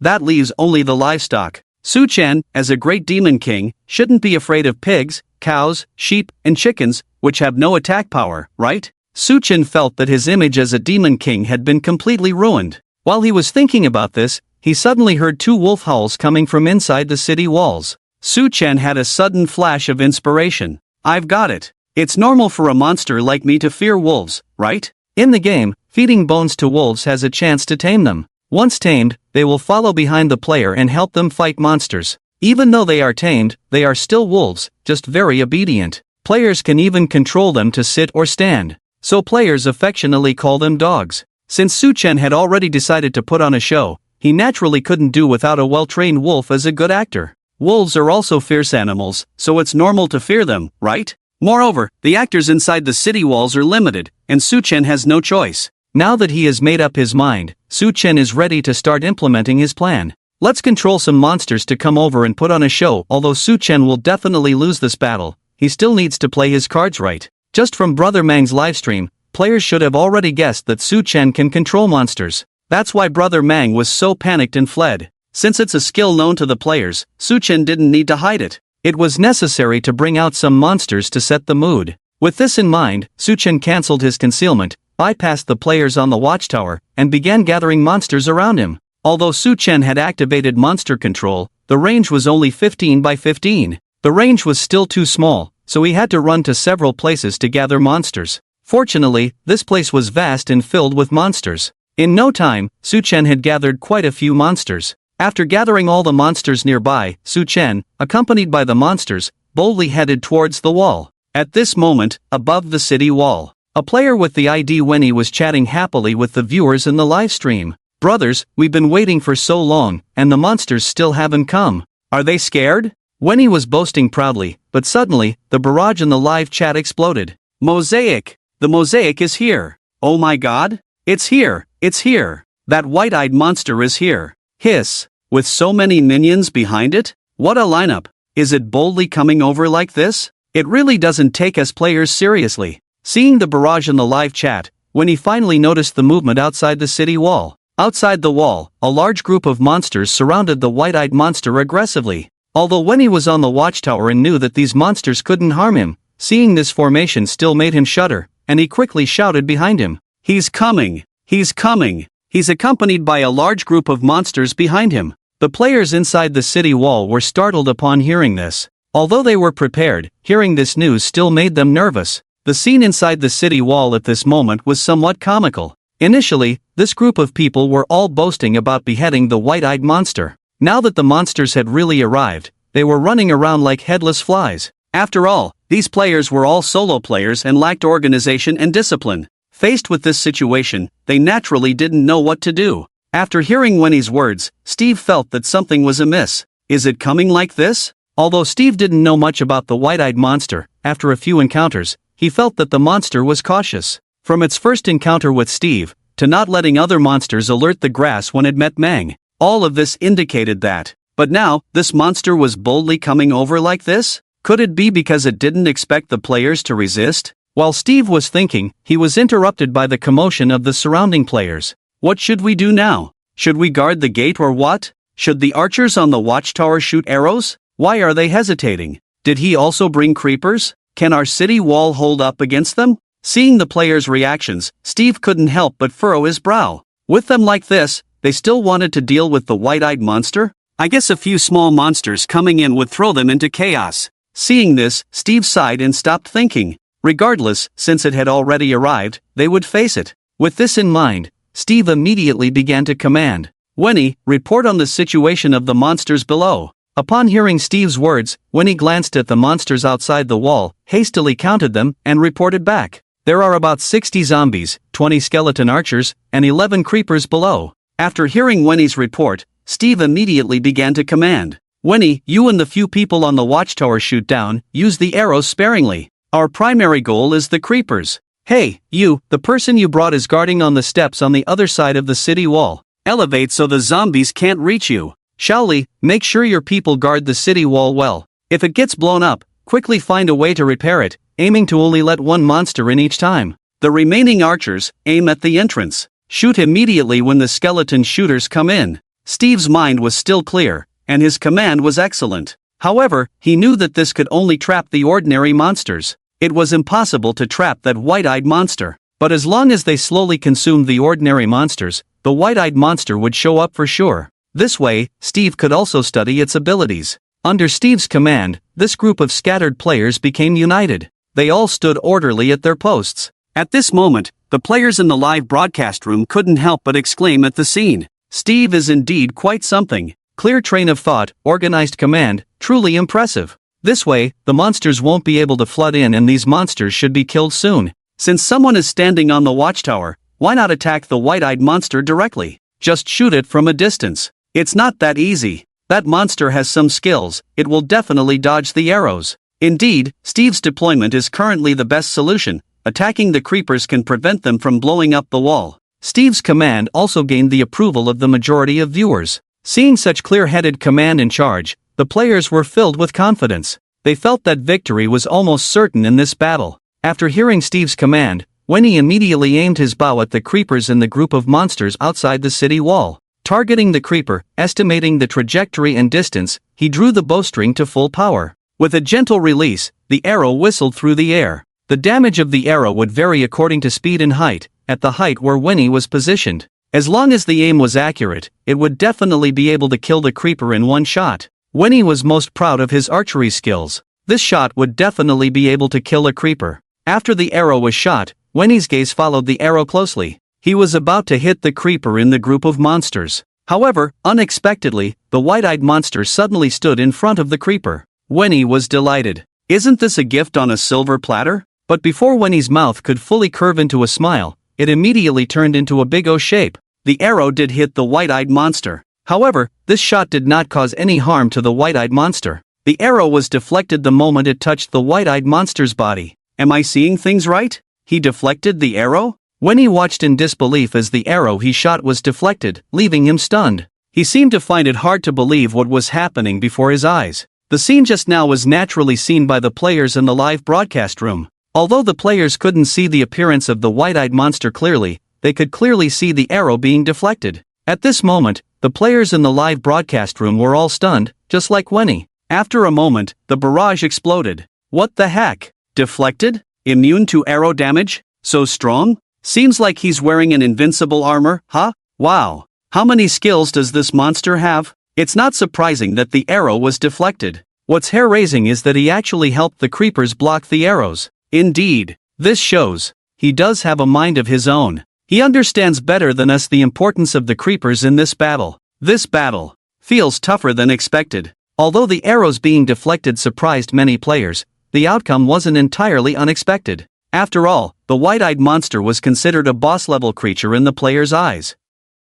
With numerous skills and the ability to resist arrow damage, it wasn't a surprise that it could deflect arrows. What shocked the players even more than the deflected arrows was the fact that the white-eyed monster was actually helping the creepers absorb damage. If it were just an ordinary monster, it wouldn't have helped the creepers in that way. By doing so, it only proved one thing: that Steve was right in saying that it indeed had its own thoughts. It was well aware of the importance of the creepers in this battle, which was why it helped them absorb the damage. Initially, the players in the livestream were confident with the strong defenses and effective commands. However, at this moment, they felt the battle was becoming precarious. The white-eyed monster's power was unfathomable, and no one knew how many hidden skills it had yet to unleash. Coupled with its strategic thinking ability, this battle was destined to be brutal. As the players in the live stream discussed, when he finally regained his composure, he immediately shouted towards the city walls, "We can't kill the creepers. That monster will help them absorb damage, and it can even deflect arrows."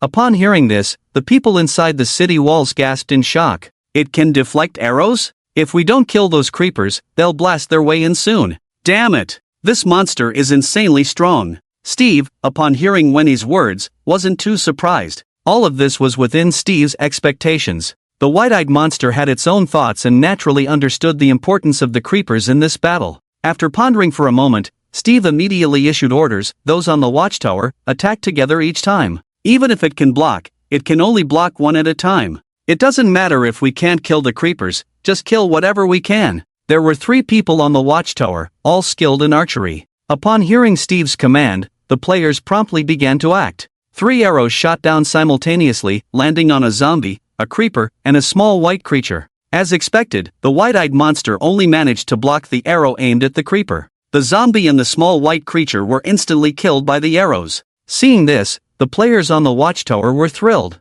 We did it! Like blocking damage? Show us your skills and dodge them then? Continue the attack like this. Aim for the creepers. Witnessing Steve's tactics succeed, the players were delighted. They immediately launched another round of attacks. After another round of attacks, the monster camp lost 2 creepers. Just as the players on the watchtower were preparing for a third round of attacks, they realized that the monsters had already reached the base of the city walls. At this moment, the monsters were out of sight from the watchtower. The players on the watchtower could no longer attack the monsters. Winnie quickly reported the situation: they've reached the base of the city walls. We can't attack them anymore. Upon hearing Winnie's words, the players inside the city walls nervously swallowed. The monsters had reached the outside of the city walls and would soon attempt to breach them. The real battle was about to begin. Even Steve, at this moment, was sweating in his palms, about to face the white-eyed monster once again. To say he wasn't nervous would be a lie. Although there were no external concerns like equipment or supplies at the moment,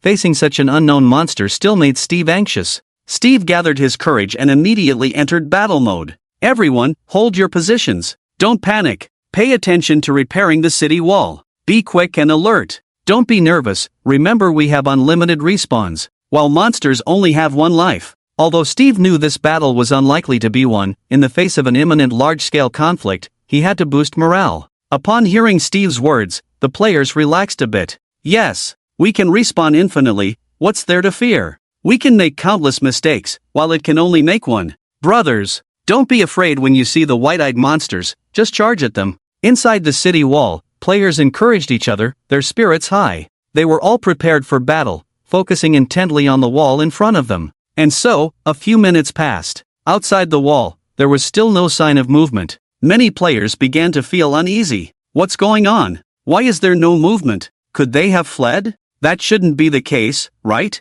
We received information from the scouts, didn't we? Just as the players were discussing, several loud bangs were heard outside the wall. Immediately, the city wall was blasted open from all sides at the same time. Before the players inside the wall could react, they saw monsters pouring in through the ruptured wall openings. The players were stunned at the sight. Why are they coming from 4 different directions? We're done. We're going to be surrounded. Damn it. Where are the wall repairers? Hurry up and fix it. Everyone naturally assumed that the monsters would only blast one spot, but they didn't expect the white-eyed monster to deviate from the norm. By simultaneously destroying all 4 sides, they caught the players off guard. At that moment, viewers in the live stream felt a chill down their spines. It's over. With the wall blown open like this, there's no time to repair it. Hiss. Does this monster understand tactics? It's outrageous. We were too presumptuous. Clearly that white-eyed monster is a cut above us. The players inside the wall were thrown into disarray by this sudden turn of events.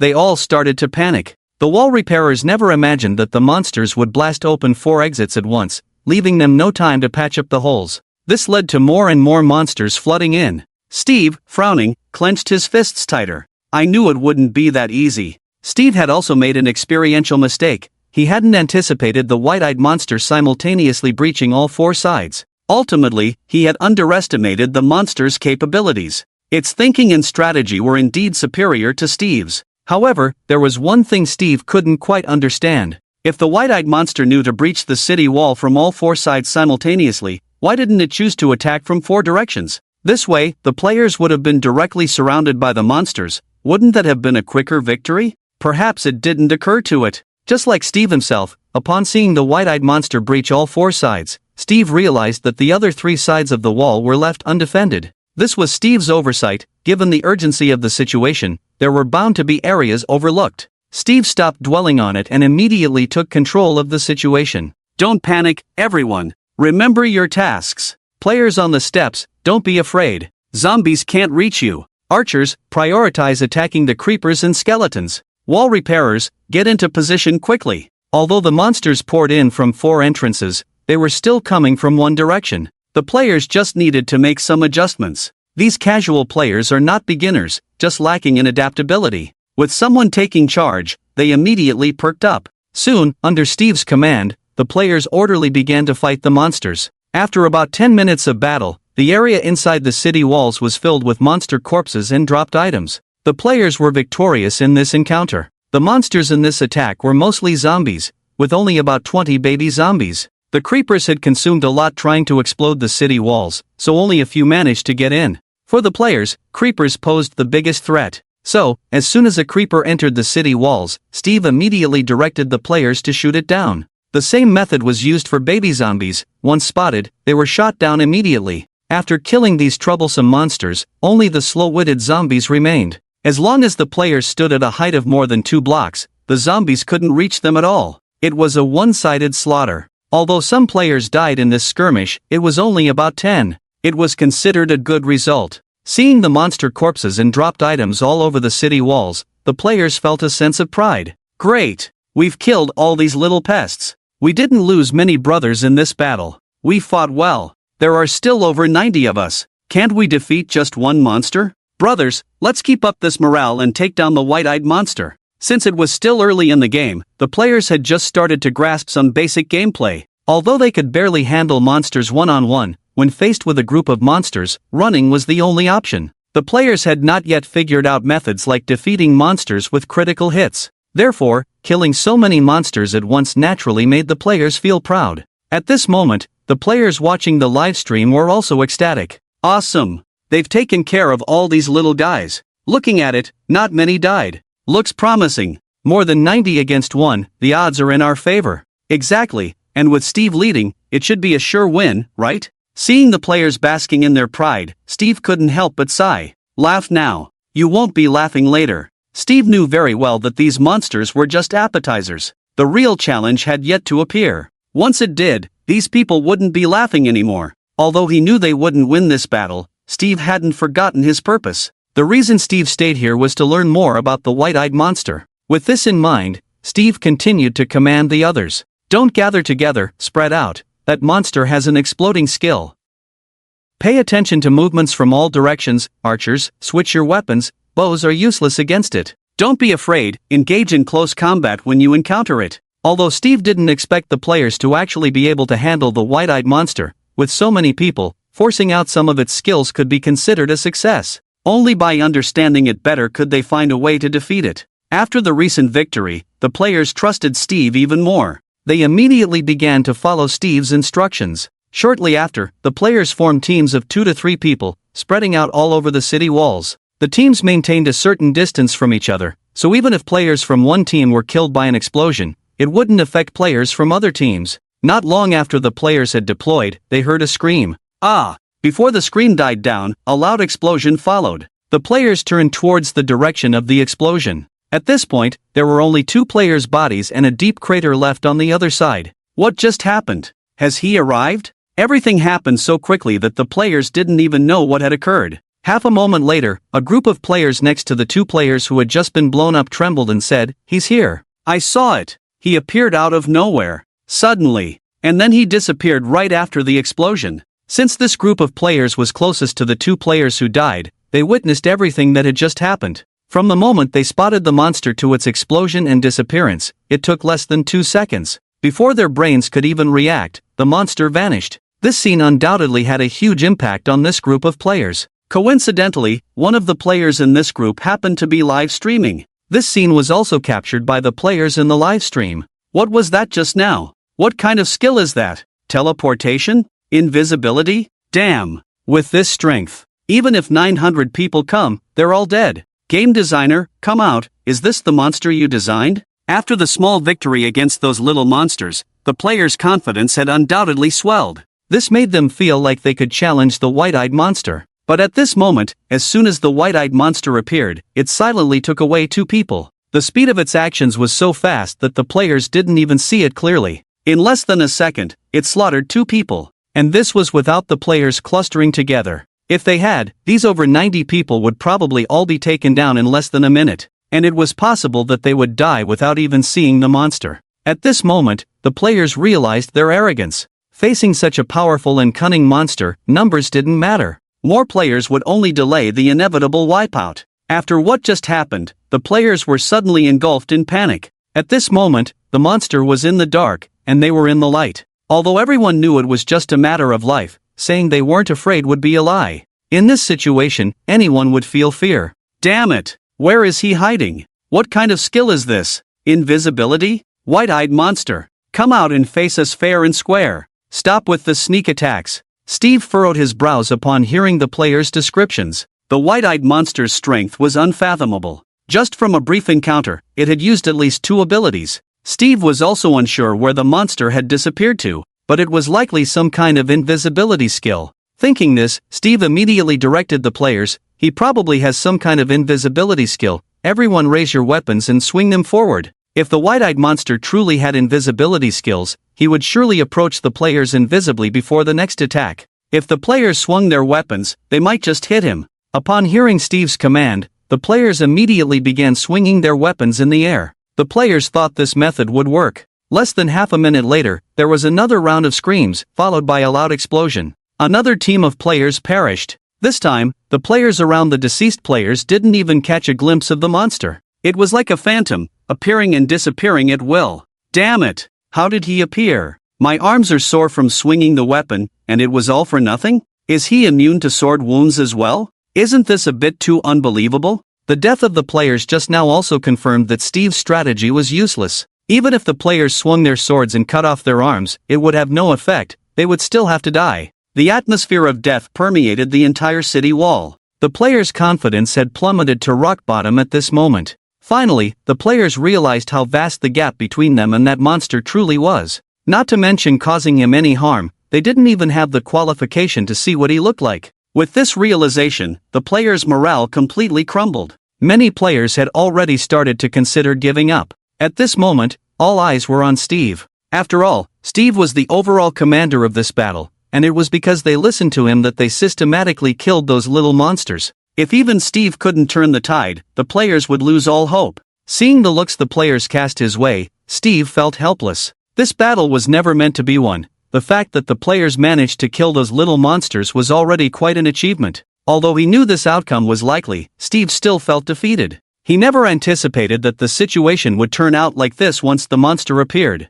Not to mention fighting back, those who died didn't even know what the enemy looked like or what had happened. The disparity in strength was not something numbers could make up for. As Steve pondered, there was another loud noise. Another team fell on the battlefield. This loud noise was like a death knell for all the players present. It instantly shattered their confidence. Damn it! If you're going to kill us, do it quickly, this waiting is really torturous. Damn it! I can't hold on anymore, I'm going to dig and fill 3. What's the point of digging and filling 3? We'll still get blown up anyway. Then build higher. Add more layers, so we won't get blown up, right? At this moment, the players had all but given up resistance, either wanting to die quickly or attempting to save themselves. Even though the players watching the livestream weren't physically there, they could feel the suffocation through the screen. Damn it, why does this monster have such strength? Why can't it just kill us quickly? Some animals, after catching their prey, don't kill them immediately, they play with them before slowly enjoying them. Understand? It's too damn hopeless, can't even die quickly. He really has a mind of his own.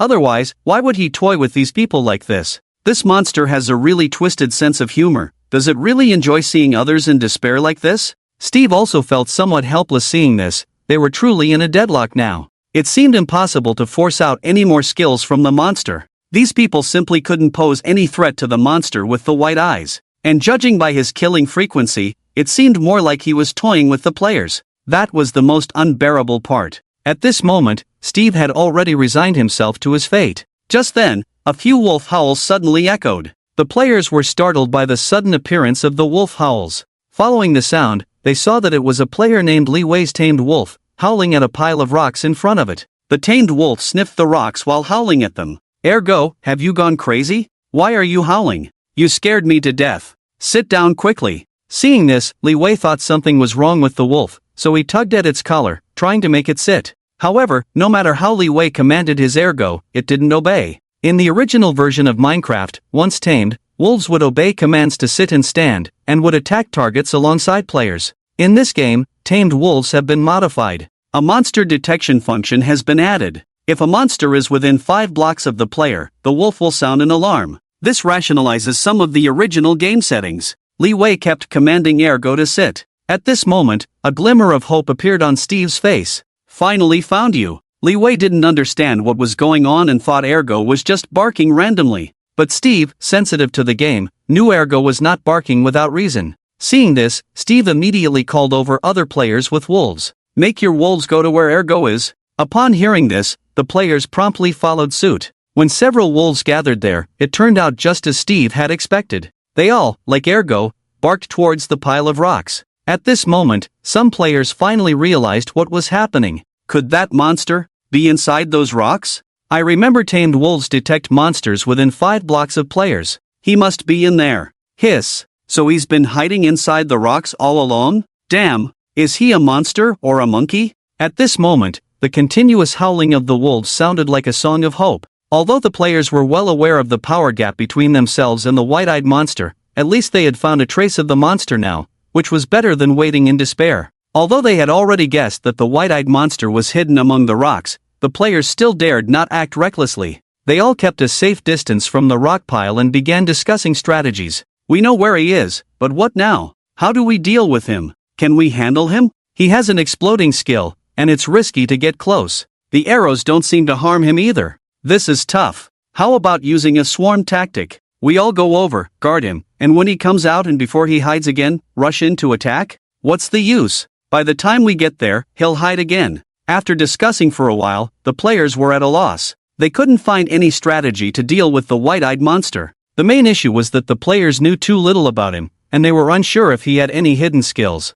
At this moment, inside the rock pile surrounded by tamed wolves, although Su-chen was inside the rocks, he could still hear the outside sounds clearly. Su-chen was also somewhat surprised that in this game, tamed wolves had been modified. Wolves could actually detect his position. However, this unexpected turn of events helped Su-chen a lot. Su-chen was troubled by not finding a reasonable excuse to go out and act. Unexpectedly, these wolf pups actors took the initiative to add drama to his situation. Su-chen took advantage of this momentum to continue his act. With this in mind, Su-chen immediately revealed himself, standing on top of the rock pile. The wolf pups around the rock pile, upon seeing Su-chen, enthusiastically cooperated with the performance. they howled even more vigorously. As the players were debating strategies and unable to reach a consensus, upon hearing the increasingly intense howls of the wolves, they all turned their gaze towards the rock pile. It was only now that they finally got a clear look at the appearance of the white-eyed monster. Indeed, he had a face identical to Steve's, but his demeanor was vastly different from Steve's. He exuded a fierce aura, just standing there, emanating an invisible sense of oppression. Coupled with his eyes emitting white light, it sent shivers down everyone's spine. After the players saw the main character, they all felt a bit nervous and stood frozen in place for a moment. He's out. What should we do now? Damn it. It's just a monster, let's go. If you want to go, then go ahead. Also, why are your legs shaking? At this moment, the players stared at each other, but none of them had the courage to take a step forward. Although they had all boasted before seeing the white-eyed monster, facing him now plunged them into fear instantly. The players themselves didn't know what was happening. It was just a game, but that monster made them feel scared. It wasn't fear of death, as the players knew they would die sooner or later. It was an indescribable fear, more like a sense of oppression that could affect one's rationality, making them feel suffocated. At this moment, inside the city wall, the players fell silent, motionless. Only the few wolf cubs were happily barking. Su Chen, seeing this, was puzzled. Weren't these players just discussing how to deal with him? Now that he had come out, they had no reaction. Su Chen sighed. Looks like I have to cooperate with the wolf cubs. At this moment, all the players' eyes were on Su Chen. Su Chen immediately switched to acting mode. He glanced deeply at the wolf cubs around him, then furrowed his brows, showing a look of extreme disgust on his face. Because Su Chen acted so convincingly, his expression was quickly noticed by the players watching him. Am I mistaken? Does he seem a bit scared? Do you think so too? He seems, possibly, afraid of wolves? Damn, really? He's really afraid of wolves. After capturing the expression of the white-eyed monster, the players immediately became excited. The owners of the wolf cubs quickly gave orders. Ergo, attack. Bite him. 15 bones. It's your time to shine. Xiao Bai. Go bite him. After receiving the orders, the wolf cubs all rushed forward. Su Chen, seeing the players taking the bait, acted even more convincingly.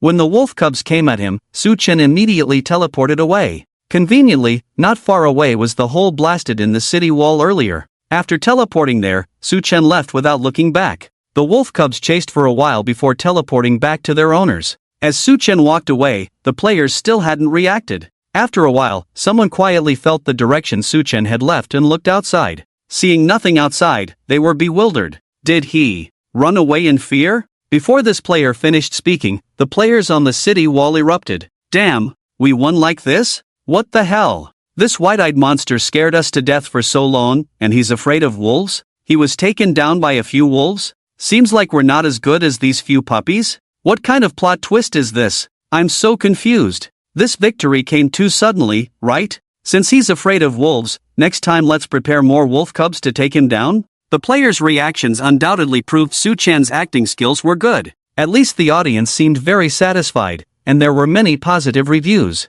The players on the city wall were cheering, but Steve and his friends looked worried. How is this possible? This is not right. It's too abnormal. Steve and a few good friends knew much more about the white-eyed monster than these players. That's why only they felt that something was off. Steve saw his friends looking just as puzzled as he was and asked them, "Did you also notice something strange?" His friends nodded in agreement. It's normal for monsters in the game to have weaknesses, but for a monster like him, even if he had a weakness, he wouldn't show it so easily. Exactly. And he has cognitive abilities. Even if he's afraid of wolves, with his strength, he could easily kill those wolf cubs without any effort, so why run away? I absolutely don't believe he's afraid of wolves. Also, did any of you notice that during the previous siege, he planned to destroy the walls from 4 directions? Why didn't he think of attacking from 4 directions as well? Wouldn't that be simpler? Steve listened to his friends and nodded. Yes, I also noticed what Xiao Wu said before. It was my negligence not to defend from all sides. I thought maybe he also overlooked the idea of attacking from 4 directions,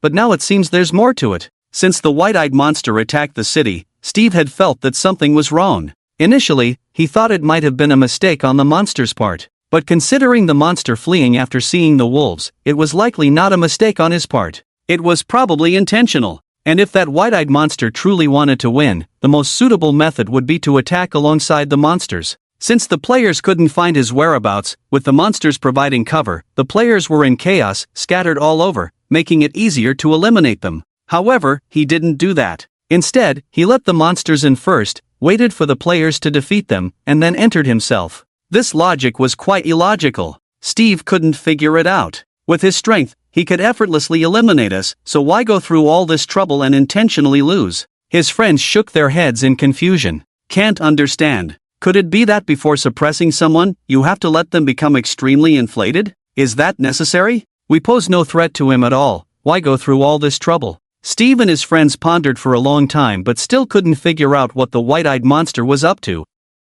One thing they could be sure of was that they didn't win this battle. If there was a winner, it was the white-eyed monster deliberately letting them win. They never had the initiative in this battle, it was always in the hands of that white-eyed monster. He wanted the players to win for them to actually win. As for why he wanted them to win, Steve and his friends still couldn't understand. They could only take it step by step. If this was intentional on the part of the white-eyed monster, then he would definitely have new actions coming up. Steve shared his thoughts with his friends and then asked them, "I'm planning to stay and see what happens. How about you go develop elsewhere?" Steve naturally knew that escaping now was the safest option, because no matter what, this group would ultimately fall into the hands of the white-eyed monster. Whatever the purpose behind the white-eyed monster's actions, the final outcome would not be favorable to the players. So, leaving quickly would not limit their development. But Steve didn't want to leave, because he knew that running away now would only postpone the inevitable. Even if he leaves now, since this white-eyed monster exists in the game world, there will always be a day when they meet again. It's better to figure out how to deal with him now while there are no worries. Steve proposed this because he considered the development of his friends. He definitely wouldn't ask his friends to accompany him like this. After hearing Steve's words, his friends shook their heads. "We've been sticking together from the beginning, and you want to go solo? Bro, you know my curiosity, if I don't figure out what he's up to, how can I focus on development?" You can develop here too, worst case scenario, bury resources underground, it doesn't matter. Seeing his friends so loyal and caring, Steve was also very touched. Alright, let's wait here and see what kind of show he's going to put on. At this moment, inside the city walls, perhaps only Steve and his friends were the few sober ones. The other players were all immersed in the joy of victory. What a lousy white-eyed monster, a few wolf cubs scared him away. Next time he dares to come, we'll let the wolf cubs gnaw on him until there's nothing left of his bones. We have a goal now. Kill the white one, collect bones, and train the wolves. Do you think he'll be too scared to come back after this? Won't we be at a loss then? If he doesn't come, we'll take the wolf cubs to find him. I've already set my sights on the resources on him. At this moment, the players in the live stream were also extremely excited. Damn, didn't expect such a strong monster to be afraid of wolves? I feel like something's off. Wolves aren't that aggressive, right? They're considered neutral monsters. Cats are even less aggressive. Creepers see them and run away, right? It's normal for monsters to have natural enemies. Thought this monster was so powerful. Is this it? Is this it? Guys, enough talk, I'm getting ready to join Steve's group. We'll hit the road at dawn. Killing this monster should yield some good loot. At this moment, there were still very few players in the livestream who felt that something was off about the whole situation, but those voices were quickly suppressed. Most players only believed what they saw with their own eyes. After all, they hadn't come face to face with the white-eyed monster. Most of the time they were either in the livestream or listening to descriptions from others. Although so many people talked about how amazing this monster was, the players still didn't quite believe it. Or maybe they didn't want to believe it. After seeing the white-eyed monster scared off by the wolves, many players also felt a sense of pity. Since they had found the monster's weakness, killing it was just a matter of time. This white-eyed monster, despite having a weakness, was still powerful. The loot it might drop would probably be very good. Moreover, everyone had heard that it had intelligence. Maybe its lair contained many good things. For a moment, the game was suddenly flooded with a wave of suicide frenzy. After dying, players chose coordinates near Steve's base. They all rushed towards the base. The players in the base saw so many players wanting to join them in the livestream. Naturally, they were happy, as a stronger team was always better. Brothers, come on over. Let's develop together and slaughter the white-eyed monster. So many people coming, we'll have to expand the city walls again. Let's make it clear, when we encounter the white-eyed monster, it's every man for himself, no looting. At this moment, the players were completely unaware that walls have ears.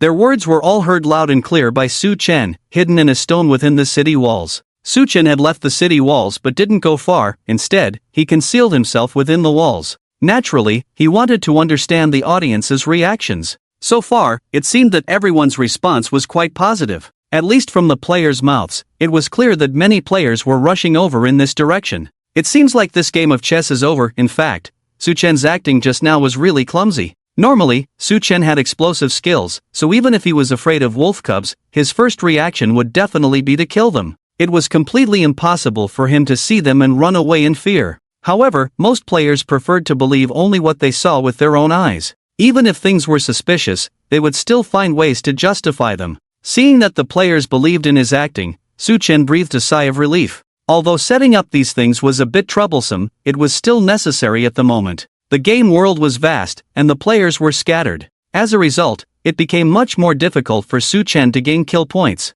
Although he had set up a monster spawning tower, the efficiency of the tower was only 5,000 kill points per hour. Su Chen needed a lot of kill points for upgrading skills and unlocking mods. Skills and unlocking mods were the two main ways to improve strength. Intimidation only worked on controlling monsters and was not that useful. Currently, relying solely on the monster spawning tower could only meet some early needs. The kill points required for upgrading skills would definitely increase as the game progressed. So, if he needed a large number of kill points, he had to rely on the players. After all, the later in the game, the more monsters the players killed, and killing one person would probably earn over 5,000 kill points. Currently, what Su Chen needed to do was to nurture these players and attract more and more players here. When the time was right, he could reap the rewards. Thinking of this, Su Chen pondered for a moment. It seems they still don't know how to spawn monsters? If he wanted to fatten up these players, he had to teach them how to kill those monsters without getting hurt. Su Chen glanced at the players on the grassland, and most of them didn't go out at night.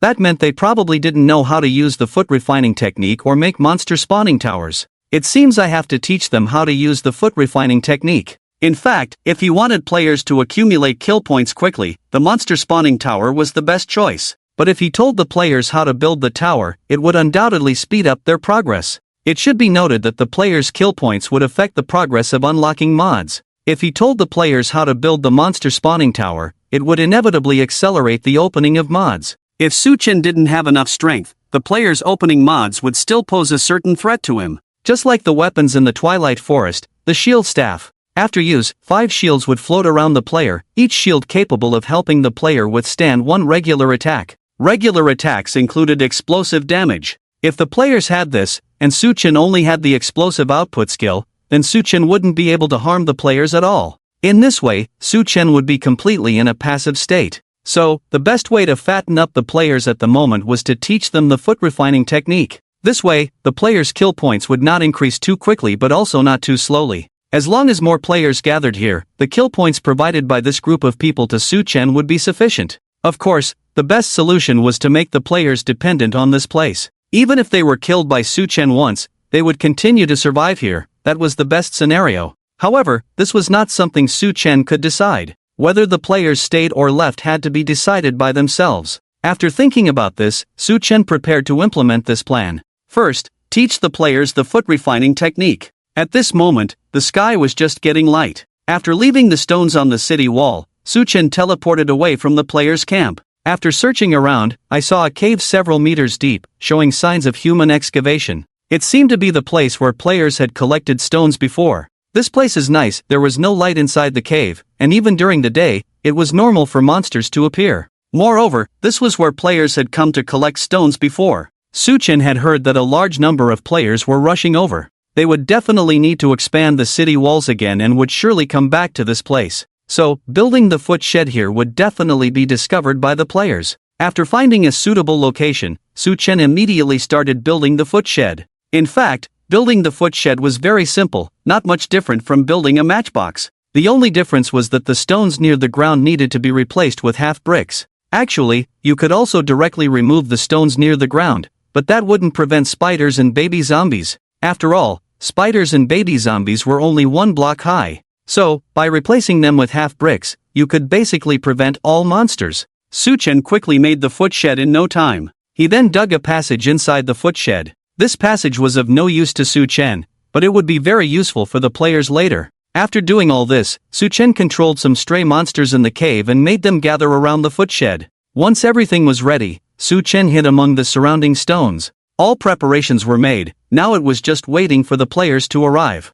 Su Chen waited for about half an hour and then heard the voices of players chatting not far away. I wonder how many people will come. How many stones do we need to dig? We should aim for at least 1800 today, right? People who are too far away probably won't teleport near these coordinates for a while. They might have to take a few trips. 1800? Are you kidding? I have over 10,000 viewers in my live stream, most of them are ready to come. That's great. Let's form a guild. We'll definitely be the top guild in the future, right? It depends on what materials we get from killing that white-eyed monster. Let's hurry, there's a lot to do. Several players chatted as they arrived outside the cave. The player leading them, with the ID Xiaopa, glanced inside the cave with the others. This glance immediately startled them. The scene inside the cave was somewhat eerie. They saw several zombies and baby zombies surrounding a matchbox-like building. It seemed like there was something inside that was attracting them. Xiaopa and the others had actually reached the aggro range of the monsters, but the monsters didn't even turn their heads. Seeing this, everyone immediately stepped back several steps. What's going on inside? Have we already attracted the monsters' aggro from this distance? Why aren't they attacking us? Could it be that the white-eyed monster is controlling these monsters again? Although they had just won a battle, the players still had some fear of the white-eyed monster. They always brought a wolf cub with them when traveling. The players immediately had the wolf cub sniff around the area, and once they confirmed that the surrounding stones were safe, they breathed a sigh of relief. What should we do? Should we go and take a look? Could there be someone inside the matchbox? Why don't you shout and see if anyone responds? While the group was discussing, sharp-eyed Xiaopa noticed an active trapdoor lying on the ground not far away. He hurried over, opened the trapdoor, and found a long passage underneath. Look! There's a passage here. The passage was long, with no end in sight. But fortunately, torches were placed every few meters along the entire passage, illuminating it brightly. This also made the people of Xiaopa let go of their guard. Could this passage lead to that matchbox? Don't say, it's quite possible, otherwise how could there be a trapdoor appearing out of nowhere here? This must be man-made, right? Would that white-eyed monster be able to make a trapdoor? Let's go down and take a look. After a brief discussion, the people of Xiaopa all prepared to go down and explore. After walking a few meters, there was no way forward in front of the passage, and at the end of the passage, a 2x2 passage was dug out at the top. There were stairs on the side of the passage, with another trapdoor above the stairs. It seemed that this was the end of this passage. Without hesitation, the people of Xiaopa climbed the ladder and pushed open the trapdoor. Upon reaching the space above, everyone immediately confirmed their earlier guess. It really is that matchbox? It was only when the people of Xiaopa reached the inside of the matchbox that they finally saw its appearance. It turned out that instead of using stones near the ground, the matchbox was made of half bricks. The people of Xiaopa could see the monster's feet, and although the monster could sense them, it couldn't attack them. Seeing this, the people of Xiaopa were overjoyed. Damn, this works too? It seems we've found a way to spawn monsters without taking damage? Awesome! I wonder who the genius behind this is. I guess the previous owner left in a hurry and forgot to dismantle it. The people of Xiaopa were not foolish, and as soon as they arrived at the foot spa, they immediately understood its purpose. They quickly picked up their weapons and eagerly started playing the role of foot spa masters. After defeating all the monsters around the foot spa without taking damage, the people of Xiaopa cheered with excitement. This is so damn cool. With this thing, we'll have something to do at night from now on. Damn, if we had known about this earlier, we could have killed those monsters attacking the city without taking damage using this method. Exactly. With this strategy, even if the white-eyed monsters bring thousands of troops, we won't be afraid anymore. The game had only just started, and although the players were no longer afraid of these monsters, they had not yet found a way to deal with them without taking damage. If forced to say, they could only deal with zombies by razing the ground. But for the creepers and endermen, they were at a loss. So they had to hide in safe places at night. The people of Xiaopa were no exception. After experiencing the method of spawning monsters without taking damage, they were ecstatic. With this monster spawning method, they no longer needed to hide at night. This way, their development would also be faster. Let's go, let's stop mining stones and quickly go back to tell everyone this good news. Should we start a live stream? If this is broadcasted, it will definitely go viral. Let's skip the live stream for now, let's digest it internally first. Xiaopa, why don't you start a guild? With this strategy, you're definitely the best candidate for the guild leader. The people of Xiaopa were not planning to keep it a secret, after all, it was impossible to hide. With this strategy, they would definitely go out to spawn monsters at night, and eventually, someone would find out. It was better to use this strategy to win some hearts. Although many players gathered on this grassland, there was still no leader. Currently, Steve had the best chance of being elected. But with this strategy, nothing was certain. The people of Xiaopa also had ambitions. After all, Who wouldn't want to be the leader? Thinking of this, the people of Shiopa immediately rushed back to their base. Before leaving, they also dismantled the foot spa to avoid being seen by others. After the people of Shiopa left, Su Chen emerged from the stones. It had to be said that Su Chen was quite satisfied with the reaction of the people of Shiopa. Before, Su Chen was somewhat worried that the group from Shiopa would hide this foot refining shed and not inform others about it. If that happened, Su Chen would have to come up with another plan. Fortunately, the group from Shiopa was quite reliable and had no intention of keeping this strategy a secret. As long as they spread the word about this strategy, Su Chen's plan would be secure. All that was left to do was to wait for the players to develop on their own. Finally resolving a major issue, Su Chen felt much more at ease. Opening the system, he was about to check the benefits of the monster spawning tower when he noticed some additional information on the information panel. Zombie 1120 killed player 1. Taming system activated. Zombie 1120 taming progress January 10th. Completing progress can evolve into primary consciousness. Zombie 1120 dead. Taming progress reset. Zombie 3003 killed player 1. Zombie 3003 taming progress January 10th. Zombie 3003 dead. Taming progress reset. Due to the previous system prompts popping up on a virtual screen every time, indicating the existence of the monster spawning tower, Su Chen had been constantly bombarded with notifications. Finding it a bit annoying, Su Chen turned it off. Luckily, the system saved important notification information, so Su Chen didn't miss this crucial piece of information. Upon seeing this information, Su Chen couldn't help but feel excited. Taming system? Monsters can be tamed? Although there was a deterrent presence, Su Chen could already control monsters. However, controlling and taming were completely different concepts. Controlling a monster only meant controlling its actions. Monsters themselves had no thoughts. Their actions were entirely based on Su Chen's consciousness. But taming was different. The system indicated that taming could give monsters consciousness. This meant that monsters would have their own way of thinking. With this, Su Chen wouldn't need to micromanage, he could just give them orders, and they would execute them on their own. Thinking about this, Su Chen immediately opened the taming system. As soon as he did, Su Chen felt a bit dazzled. The taming panel was quite complex, divided into 4 main sections: surrounding monster information, controllable monster information, taming progress, and consciousness evolution.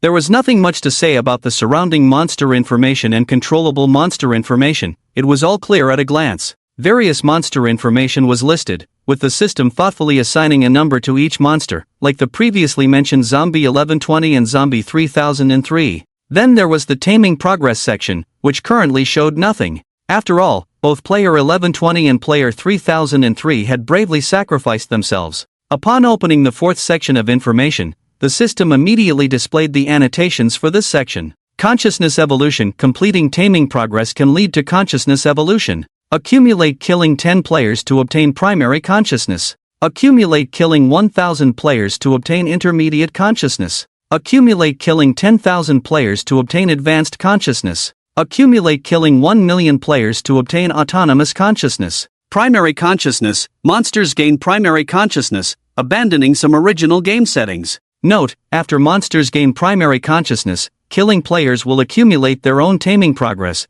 with 1 point accumulated for each kill. Intermediate consciousness. Monsters gain intermediate consciousness, acquire autonomous behavioral thoughts, and can control some unconscious monsters within the controlled range. Advanced consciousness. Monsters gain advanced consciousness, increase their own strength, possess a certain commanding power, expand the controlled range, and can control primary consciousness zombies and unconscious zombies within the controlled range. Autonomous consciousness. Monsters gain autonomous consciousness, forming their own way of thinking. After the species completes primary evolution, the killing value obtained from autonomous kills belongs to the host. Seeing this long string of information, Su Chen was somewhat stunned. After carefully reading through this information, my heart rate started to accelerate. Is this taming system really this powerful? It must be said, this taming system is truly top-notch. In simple terms, this taming system is like a military camp. Various monsters are like soldiers on the battlefield. By killing players, one can gradually advance. Soldiers, sergeants, lieutenants, captains, colonels, generals. These correspond to different levels of consciousness. Only by killing more players can one gain more abilities and awaken stronger ideologies. Moreover, monsters only need to activate intermediate ideologies to control those unconscious monsters. The points from killing those monsters and the players will be counted towards its taming value, and the killing points will also belong to Shuchen. In other words, Shuchen only needs to cultivate those monsters under him, and those monsters will autonomously kill the players. Even if separated by millions of miles, Shuchen can still gain the killing points obtained by the monsters killing players. It's like directly activating the background AFK mode. Just need to tame some monsters, then let them spread everywhere. As long as the team grows stronger, Shuchen doesn't need to worry about the source of killing points at all. Previously, Shuchen had been worried that if he fattened up the players on the grassland and then wiped them out in one go, he wouldn't be able to find a place to farm killing points after the players escaped. Now it seems there's no need to worry. With the taming system, this problem can be said to be easily solved. However, the taming system can also be considered a nurturing system. It will definitely take a lot of effort to develop one's military camp system. To awaken monsters to autonomous consciousness, a monster needs to kill 1 million players. In other words, this monster needs to kill 1 million players in one go without dying. The difficulty is quite high. Even Shuchen himself currently cannot reach this level of strength. Achieving this height requires strength and luck. So, it can only be done slowly. If Shuchen can really develop some monsters with autonomous awakening abilities, it would be like having several clones with abilities to rival himself. It seems I need to awaken more monsters with basic consciousness. To grow the team stronger, the more monsters with basic conscious awakening, the better. After all, not all monsters can successfully advance, so the more monsters there are, the greater the probability of advancement. Of course, the choice of monster types also requires consideration. Monsters like creepers, which are self-destructive, are definitely not suitable candidates. After all, they explode and cannot be cultivated. Shuchen can consider trying other types of monsters. Then, based on their survival rates, decide which monsters are most suitable for cultivation. Looks like I'll be busy. To tame monsters, one needs to control them to kill players. Each monster needs to kill 10 players to awaken basic consciousness. At this moment, Shuchen suddenly regretted teaching the players the foot repair technique. After learning the foot repair technique, monsters were not as effective in attacking the players. If only he had opened the system earlier and seen this, things would have been much easier. However, although things have become a bit more complicated, there are still solutions. After players learn the foot repair technique, they will definitely go out at night. In this way, Shuchen will still have the opportunity to strike. Currently, after activating the taming system, Shuchen also has a general direction. During the day, continue to search for those monsters that have not yet achieved their first kill. And at night, control the monsters to kill players and awaken basic consciousness. Never thought being a demon king would be more tiring than working 996. Shuchen also felt somewhat helpless, feeling like there was not enough time, with each day's schedule packed to the brim. After closing the taming system, Shuchen glanced at the intimidation factor and killing points once again. Before upgrading the control range and unlocking monsters, Shuchen had only a small amount of deterrence left. Due to the operation of the monster spawning tower, he had accumulated over 150,000 deterrence points and 15,000 kill points. Shuchen spent all his deterrence points in one go, unlocking control over spiders, little black creatures, and little zombies. These were relatively common monsters, so it was definitely a good idea to unlock them first. He then spent all his kill points to upgrade the explosion skill and the stealth skill. Explosion LV3, consumes 79% of own health, deals 7/8 area damage, cooldown 30s. Can be upgraded with 20,000 kill points. Stealth LV2, can hide in rocks and walk within them. Can be upgraded with 10,000 kill points. Seeing the effect of the second level of stealth, Shuchen was pleasantly surprised. The reason he upgraded this skill was because its usage rate was indeed very high. After the upgrade, being able to walk within rocks would be even more convenient. After shutting down the system, Shuchen embarked on a journey to find the remaining monsters in the main world. At this moment, in the woods near the grassland base, many players were seen standing at the tops of trees, discussing and watching the footbath shed built on the slope below. The monsters surrounding the footbath shed from all directions could only stand foolishly inside it. As the monsters gathered, they were immediately eliminated one by one. Among these monsters were creepers, but even when the slope inside the footbath shed attacked them, there was no sign of them exploding. The players were all amazed. Wow! Amazing! Monster farming without any damage? The slope is quite something. How come we didn't realize he was so clever before? If we had this trick earlier, yesterday's battle would have been much easier to win. Great! With this strategy, we'll have something to do at night from now on. The impact of the footbath technique on the players was quite significant, as it meant they would not lack resources in the future and could develop at night. With this method, the players completely controlled the monsters. Every player was delighted with this breakthrough progress, including Steve. However, he was a bit puzzled. Although Steve hadn't spent much time with the Slope, he had a rough idea about him. The Slope came with a few friends and could barely be considered a team leader. But his abilities were not outstanding, he was just an ordinary player. Because of this, in the previous battles, Steve hadn't assigned him any important leadership roles. Steve couldn't understand how he suddenly had this insight and came up with such a strategy. It wasn't that Steve looked down on people, it was mainly because he had a good eye for judging others.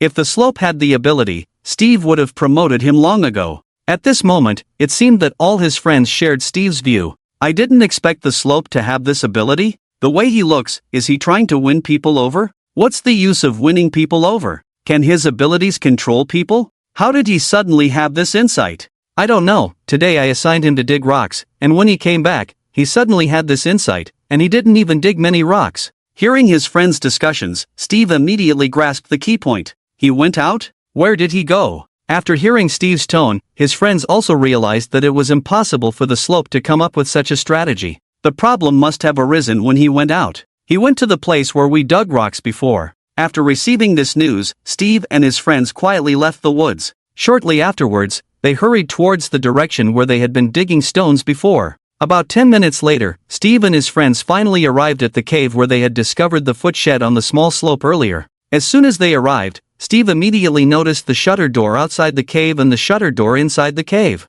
Seeing these two shutter doors, Steve probably figured out what was going on. The passage under the shutter door outside the cave should lead to the inside of the cave. There must have been a structure above the shutter door inside the cave before, and if I'm not mistaken, it should be the footshed that was displayed on the small slope. Upon hearing Steve's speculation, his friends also had no objections. This explanation made much more sense than the strategy of the footshed that Small Slope had come up with. However, his friends still had some unanswered questions. If the footshed has been dismantled, why leave a passage here? Moreover, since the footshed was not devised by Small Slope themselves, there must be someone else who came up with this strategy, so who is this person? At this moment, Steve's mind was filled with numerous questions. Steve felt that this matter was not simple. After pondering for a moment, he slowly began to piece things together. Suppose someone built this footshed, and when Small Slope and the others arrived, they saw the footshed but not the person who made it, which means that person had already left, right? Even Small Slope and the others knew to dismantle the footshed when leaving, wouldn't the maker know?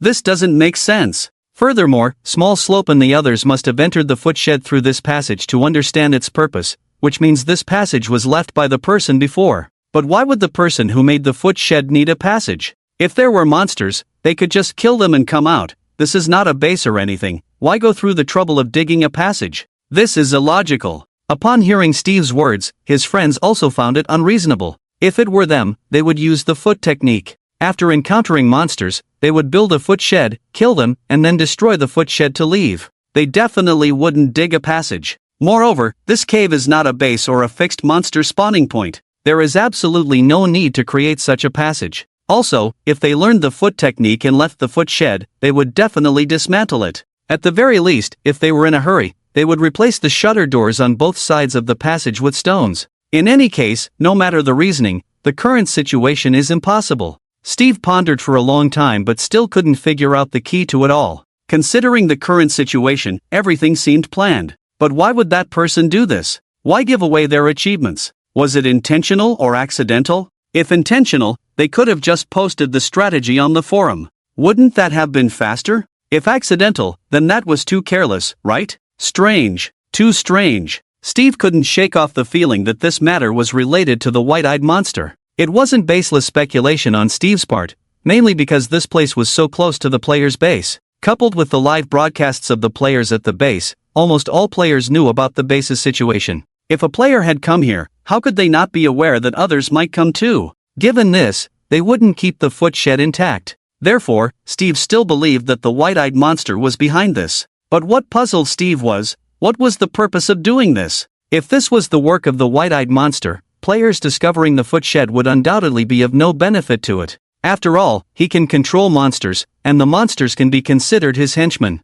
Isn't doing this sending his henchmen to the firing line? Furthermore, when players spawn monsters, their progress will also accelerate. This is even more disadvantageous for him. Steve really couldn't understand the reasons behind it. Forget it, I won't think about it. Maybe I'm overthinking it. The more Steve thought about it, the more agitated he became, feeling like he was being manipulated. Perhaps he was becoming a bit paranoid. If this continued, he would also have psychological issues. He decided not to dwell on it and take things as they come. Steve and his friends didn't linger too long and returned to their base. They had only been away for a short while, but to their surprise, Xiaopa had already established a guild. The requirements for establishing a guild in the game were not very high. Once a guild had recruited 50 members within a day of application, it was considered established. Xiaopa had already recruited over 50 people at this moment. Everyone had no objections to him becoming the guild leader. Although players had initially favored Steve to be the guild leader, when it came down to it, Xiaopa had brought more benefits to the players. Seeing Steve and his friends return, Xiaopa immediately greeted them. "Steve, where have you been? I've been looking for you. Just now, at the players' request, I established a guild and would like to formally invite you to be the vice president of our Triumph Guild." Xiaopa might not have the ability, but he had plenty of ideas. He was well aware of his own capabilities and knew that he couldn't manage a guild on his own. Players still held Steve in high regard, so he came up with this solution. He would be the president, Steve the vice president, and the players would surely have no objections. Furthermore, all matters in the future could be left to Steve to handle. He would just be a figurehead. Upon hearing Xiaopa's words, Steve immediately understood what Xiaopa was up to. At this moment, Steve felt somewhat trapped. Mainly because Steve wanted to stay. If he didn't agree to Xiaopa's proposal, he probably wouldn't be able to stay. After all, Xiaopa had already established the guild, and if Steve wasn't a guild member, he definitely couldn't stay there. But if he agreed, it would be like agreeing to be at Xiaopa's beck and call. Seeing this, Steve's friends were about to speak up for him, but Steve stopped them. He smiled at Xiaopa and said, "President Xiaopa, as you wish." Steve didn't want to fall out with Xiaopa, mainly because Steve still wanted to stay. Although Steve had thought about starting a guild before, it wasn't as easy as it seemed. Managing a group of people was no easy task. Furthermore, players were in this grassland, and hostile monsters could cause trouble at any time. The players' progress would definitely be affected. Steve wasn't foolish. Even if he wanted to start a guild, he wouldn't choose to do it with this group of players. There were too many uncertainties here. Things that players had worked hard to build could disappear at any moment. That's why Steve agreed. As the vice president, he had the responsibility to lead the players' development, but not the full responsibility. All important decisions would still be made by Xiaopa. In case something went wrong, Steve could easily shift the blame and leave without any consequences. At most, it would be a slight loss of face. But for Steve, this was the best solution. If he had started his own guild and it was destroyed by hostile monsters, he would lose even more face. Xiaopa was somewhat surprised to see Steve readily agreeing without hesitation. Dragging Steve into the guild, after exchanging a few pleasantries, players began to arrive at the grassland one after another. The players on the grassland warmly welcomed the newcomers. "Welcome, welcome, Triumph Guild welcomes everyone. Join the guild first, we have a surprise strategy guide for everyone later. Building materials are in the communal storage, feel free to take what you need for building." Throughout the whole day, players kept arriving at this grassland. In just one day, the number of players on the grassland had already exceeded 5,000. And that didn't even include those still on their way. Due to the vast game map, when a player dies, they can only respawn within a certain distance from where they died. Some players who were far away had to commit suicide, rush for a while, then commit suicide again, and rush again to get here. So, they arrived a bit later. At this moment, the grassland had undergone a complete transformation compared to before. The entire settlement area had expanded to more than 10 times its original size. The whole settlement now had a feeling of a beginner's village, just missing a few NPCs. Although night was gradually falling, the players on the grassland were still very active, not preparing to stay indoors for the night but eagerly getting ready to go out hunting. "Hurry, I can't wait to try out that foot healing technique." "Me too. It's great, finally not stuck in a matchbox at night. This time we really hit the jackpot. Just learning this strategy is already a huge gain. Let's keep an eye on each other." The guild leader said no live streaming. "Of course. This strategy must be kept secret, let's quietly develop it." It must be said that the terrain of this grassland was indeed very good. Due to the open terrain, there were many monsters at night. Players only needed to extinguish the torches around the settlement to directly set up foot healing huts nearby to spawn monsters. Before dark, Xiaopa led many people to build many foot healing huts on the outskirts of the settlement. As soon as it got dark, players gradually entered the foot healing huts,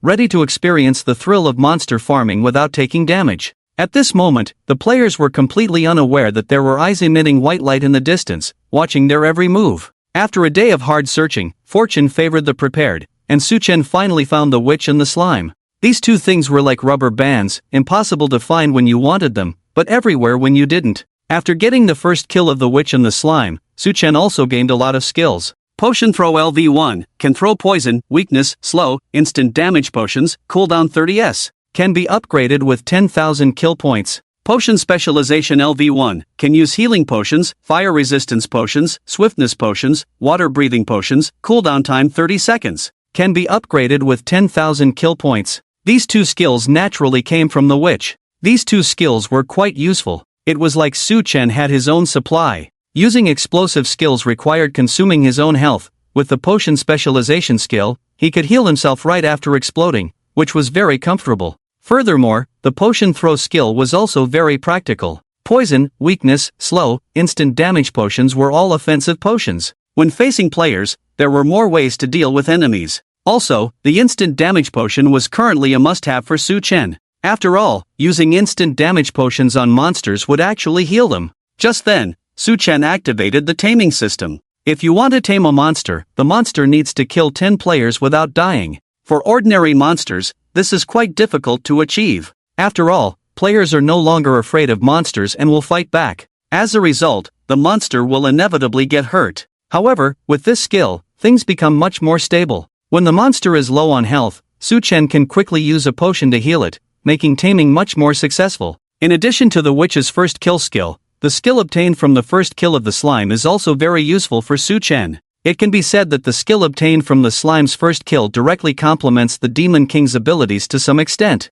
Clone LV1, consumes 50% health, summons a clone that can be controlled to move and provides vision. Can be upgraded with 20,000 kill points. How can the Demon King not have a clone? Moreover, him originally had a clone as well. Therefore, it can be said that the skill obtained from the slime's first kill complements the Demon King's abilities. Although currently it can only be used as a mobile eye, fortunately, it can be upgraded. Perhaps after reaching a certain level, the clone may possess some or even all of the original strength. This way, Suchen will be able to do more things, and his development will be faster. These skills obtained greatly enhance Suchen's abilities. Suchen immediately put them to use after acquiring them. At this moment, Suchen's clone is observing players in a certain part of the grassland. Meanwhile, his main body is in another part of the grassland, collecting lucky monsters. These lucky monsters will soon participate in a large-scale feast on the grassland. Spider no. 101? You haven't died yet with such a low number? Well, you're the one. Zombie no. 007? Just based on your number, not choosing you would be unacceptable. Black no. 88.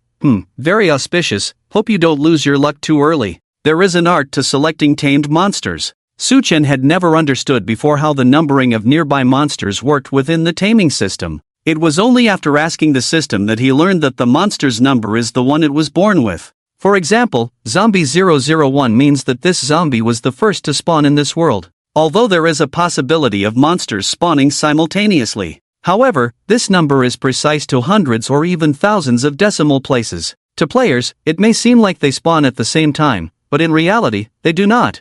This means that Zombie 001 and Zombie 100 might appear to players as zombies spawning at the same time. But in fact, their generation times are different. After understanding this information, Suchen knew how to choose the monsters to tame. It is definitely better to choose monsters with lower numbers. Although these monsters have no consciousness, the fact that they have such low numbers and have not died might simply be due to good luck. But often, luck is also a symbol of strength. That's why Suchen chooses monsters with lower numbers. With Suchen around, their luck buff can stack up. After wandering around the grassland, Suchen also collected many candidates for the feast. There were Zombie no. 007, Black no. 88, Spider no. 101, Little Zombie no. 520, and Little White no. 233. Suchen didn't expect to encounter a little zombie, as the spawn rate is relatively low. Fortunately, Suchen had already unlocked control over the Spider, Black, and Little Zombie, so he recruited them directly upon encountering them. Suchen currently plans to control only one of each species of these monsters, mainly because Suchen is unsure which monster will be more intelligent. So, he will first tame one of each species to test the waters. Of course, Suchen would definitely not choose to tame the creepers by force. Although creepers have strong attacking power, they are one-time use items. Creeper, originally, I am not worthy. After selecting these seed players, Su-chen also controlled some zombies, creepers, and skeletons. These monsters were like a suicide squad. They would protect the seed players during the happy feast. With the preparations ready, Su-chen also used his clone to observe the movements of nearby players. At this moment, the players were in groups of 4, enjoying the foot massage fun. They transformed into foot massage masters, swinging their swords vigorously, showing great effort. After trying it themselves, the players completely let go of their guard. The foot massage pavilion was indeed safe, and they had nothing to worry about. All set. Su-chen, seeing this, also prepared to set off.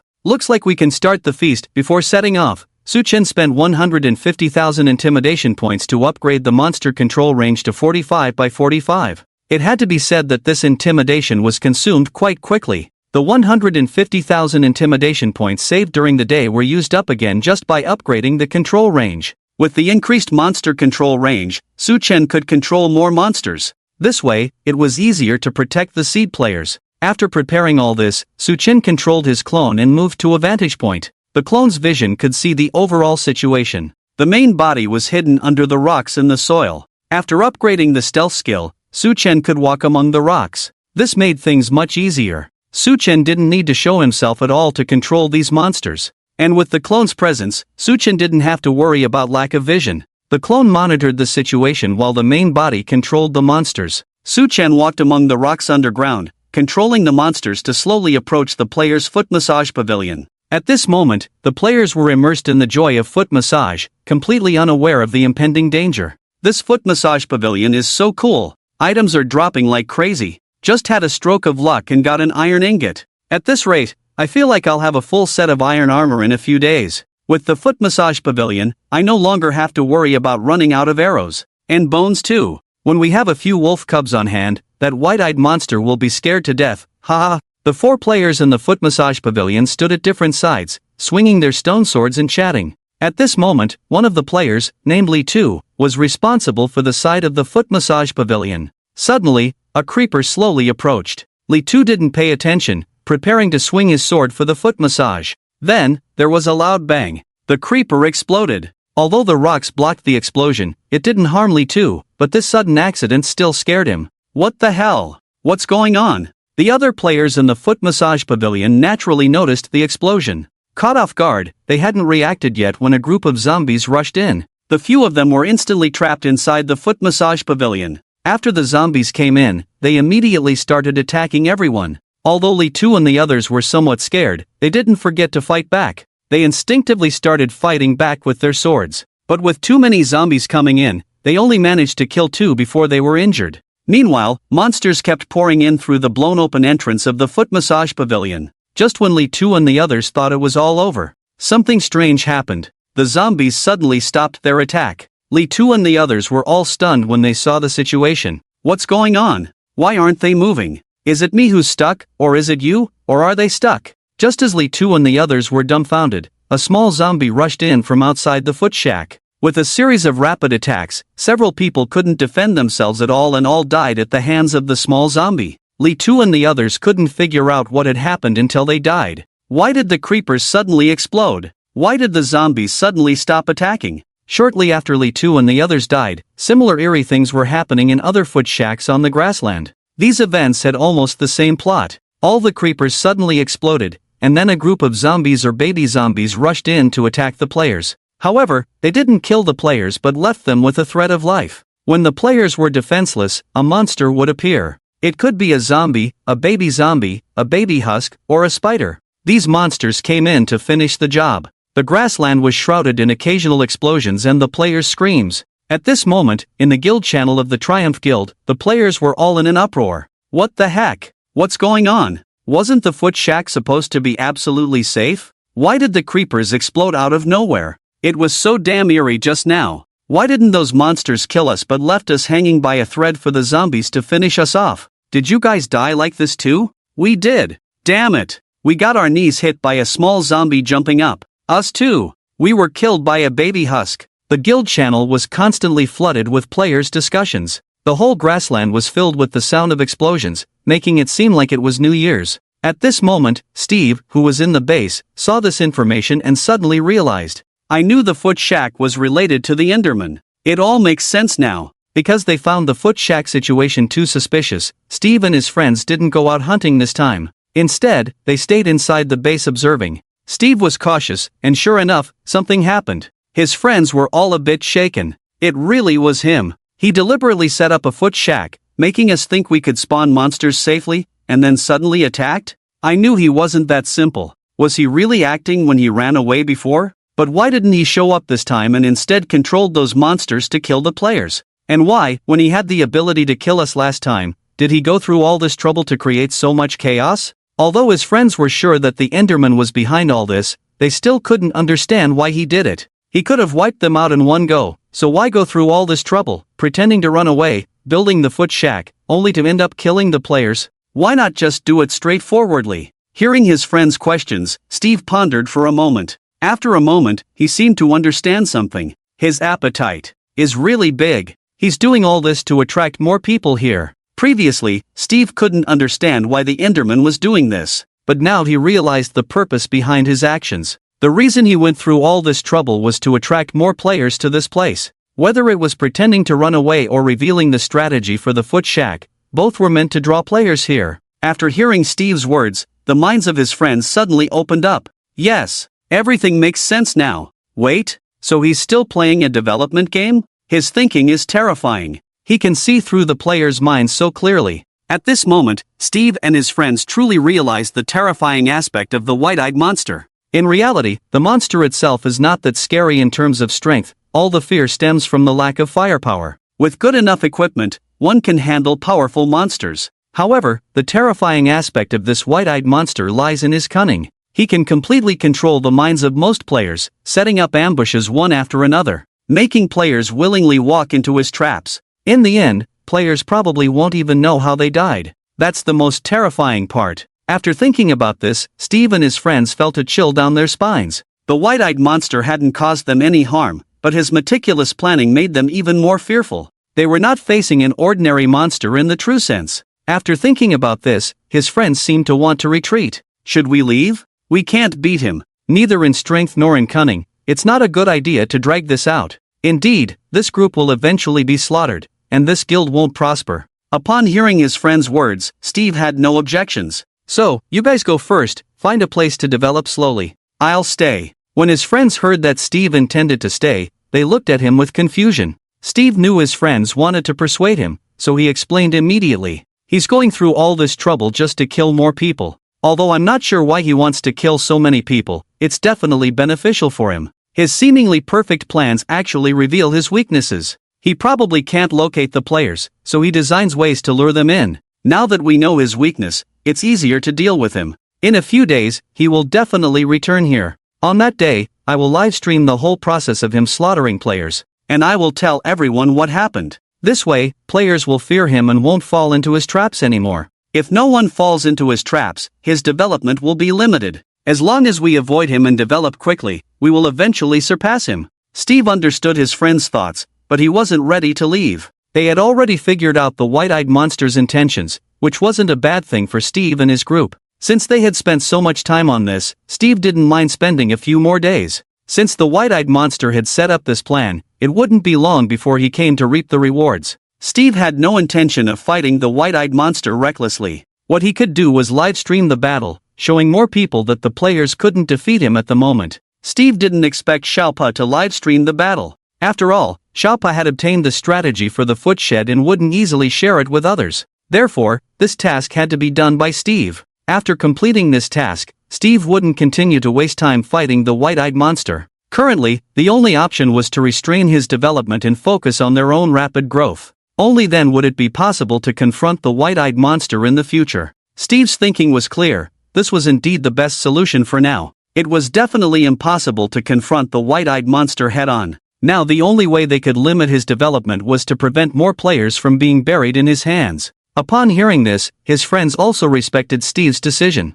Alright, then let's go develop somewhere else first. Anyway, we've learned the foot-fixing technique. Without monsters causing trouble, we should develop quickly. As soon as it's light, we'll leave. Boss, take care of yourself. You guys go first, I'll stay here with the boss for mutual support. Among the friends, except for Xiao Wu who stayed behind, the others were ready to leave. Shortly after Steve and his friends finished discussing, they saw players rushing into the base as if fleeing. Damn it! What's going on? Wasn't the foot-fixing shed supposed to be 100% safe? Why did the creepers explode? And what's the deal with those monsters? Could it be the white-eyed monsters doing? Wasn't that monster scared off? Players rushed into the base, all wanting to confront Xiaopa. At this moment, Xiaopa, like the players, had also been taken out, and was now reviving, digging, and filling in somewhere, waiting for daylight. Unable to find Xiaopa, the players all came to Steve. Seeing the players indignant, Steve shrugged innocently. This is Politer's invention. I have no idea Steve had also become clever. He naturally wouldn't analyze the white-eyed monster with this group.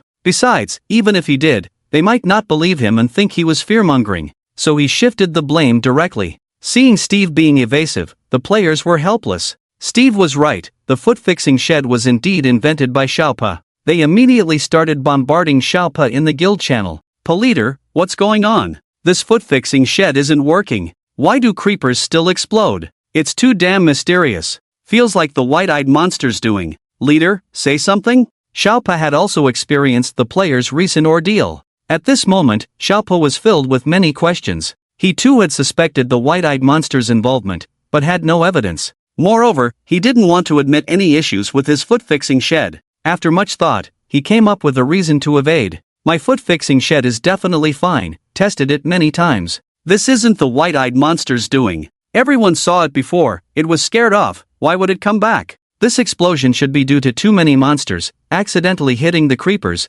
causing them to explode in monster infighting. Don't worry, this problem is easily solved. Just dig and fill under the foot-fixing shed later, right? This is also the first practical application of our foot-fixing shed. We'll improve it later. Xiaopo's words managed to fool many people. What he said was indeed plausible. Monster infighting could indeed cause creepers to explode. However, the infighting tonight was a bit too frequent. Although some players still had doubts, Xiaopa had explained and provided a solution. The players couldn't say much more. After all, joining this guild and learning the foot-fixing technique had indeed promoted their development. After Xiaopa brushed off the matter, the players began to clean up their messes. The night passed quickly. Just as dawn broke, there were no longer any players on the grassland. Su Chen, satisfied, controlled the few seed players to leave the grassland. These seed players, except for Little Black and the Spider, were all afraid of light. Su Chen naturally needed to be taken care of. After moving them to a dense forest in the west, Su Chen finally relaxed. This night was quite fruitful for Su Chen. He wasn't sure how many players he had killed, but he vaguely remembered that one or two monsters seemed to have evolved to intermediate consciousness. As soon as he opened the system, several messages popped up. Zombie 007 has successfully evolved, gaining primary consciousness. Zombie 007 has successfully evolved, gaining intermediate consciousness. Little Zombie 520 has successfully evolved, gaining primary consciousness. Little Zombie 520 has successfully evolved, gaining intermediate consciousness. Enderman 88 has successfully evolved, gaining primary consciousness. Spider 101 has successfully evolved, gaining primary consciousness. Skeleton Archer 233 has successfully evolved, gaining primary consciousness. Wow, the zombie army is quite powerful. In fact, among these species, Su Chen didn't have much faith in zombies. After all, compared to other monsters, zombies were still somewhat weak, and they could only attack at close range, making them easy targets. But he didn't expect the zombies to break through. The little zombies were one thing, as they were quite strong, being small in size and fast. It was unexpected that even ordinary zombies had killed so many. Su Chen only slightly controlled the participants at the beginning. Once they awakened to primary consciousness, Su Chen stopped controlling these seed participants. He basically just controlled the suicide squads a bit and paid attention to the seed participants' health. After all, controlling so many monsters at the same time was quite exhausting. So after these seed participants awakened to primary consciousness, it was mostly up to them to act on their own. So after awakening to primary consciousness, it was basically every man for himself. Looking at these monsters in front of him, Su Chen realized that zombies were actually not bad. They seemed to be the type of players who accumulated strength quietly. Su Chen looked at these monsters in front of him. These monsters were completely different from before. Without Su Chen's control, they didn't wander around aimlessly. Su Chen observed carefully and noticed that the monsters' eyes seemed more spirited than before. Of course, excluding the Enderman and the Spider. One had no eyes, and the other had too many. Seeing the changes in the monsters, Su-chen became curious. How had those two zombies who evolved to intermediate consciousness grown? That 007 and that 520 stepped forward. Despite saying this for a while, the two zombies remained motionless. Su-chen couldn't help but sigh. Could they be two idiots? Just then, the system suddenly displayed a message. Species that have awakened consciousness do not know their assigned numbers. The host can name the species. Seeing the system prompt, Su-chen understood. I have to give them names too? Su-chen couldn't help but worry. He really hated naming things. Moreover, in the future, Su-chen would definitely tame more monsters. If he had to name each one, would he even survive? Thinking about this, Su-chen simply named them according to their monster numbers. You, from now on, will be called 007. Su-chen said to Zombie 007. As soon as he finished speaking, a system prompt appeared. Zombie 007 named 007 successfully. Seeing the successful naming, Su-chen immediately named the other monsters as well. After naming all the monsters, Su-chen beckoned to 007 and 520. 007, 520, come here. Su-chen was afraid they wouldn't understand the term step forward, so he kindly changed his wording. Upon hearing Su-chen's words, 007 and 520 immediately walked up to Su-chen. Su-chen carefully observed the two monsters in front of him. 520 hadn't changed much, still resembling a little rascal. But it has to be said, this 007 looks quite handsome. Most other zombies would have limbs missing or rotting all over, but its skin and tissue are well preserved. With dark skin, firm muscles, it was the epitome of a black-skinned zombie athlete. Su-chen vaguely remembered that it didn't look like this before. It seemed no different from an ordinary zombie. It must have changed its appearance due to evolution. Seeing 007's appearance, Su-chen nodded in satisfaction. Not bad, someone like you, serving by my side. After studying the appearances of 007 and 520, Su-chen became curious. I wonder how strong they are. With this thought, Su-chen controlled some zombies around the jungle and had them attack 007 and 520. Su-chen observed their reactions from the sidelines. The monsters gradually approached 007 and 520, but they didn't attack them immediately. They watched the monsters approaching and pondered something. At that moment, system messages suddenly popped up. 007's attempt to seize control of the monsters failed. 520's attempt to seize control of the monsters failed. Seeing these two messages, Su-chen was suddenly excited. I didn't expect them to be quite clever. Awakened monsters with intermediate consciousness can control unconscious monsters. After facing these monsters, 007 and 520 didn't try to fight them but attempted to control them first. This indicated that their thought process was quite logical. Seeing their failed attempts to seize control, 007 and 520 immediately started attacking the zombies closing in on them.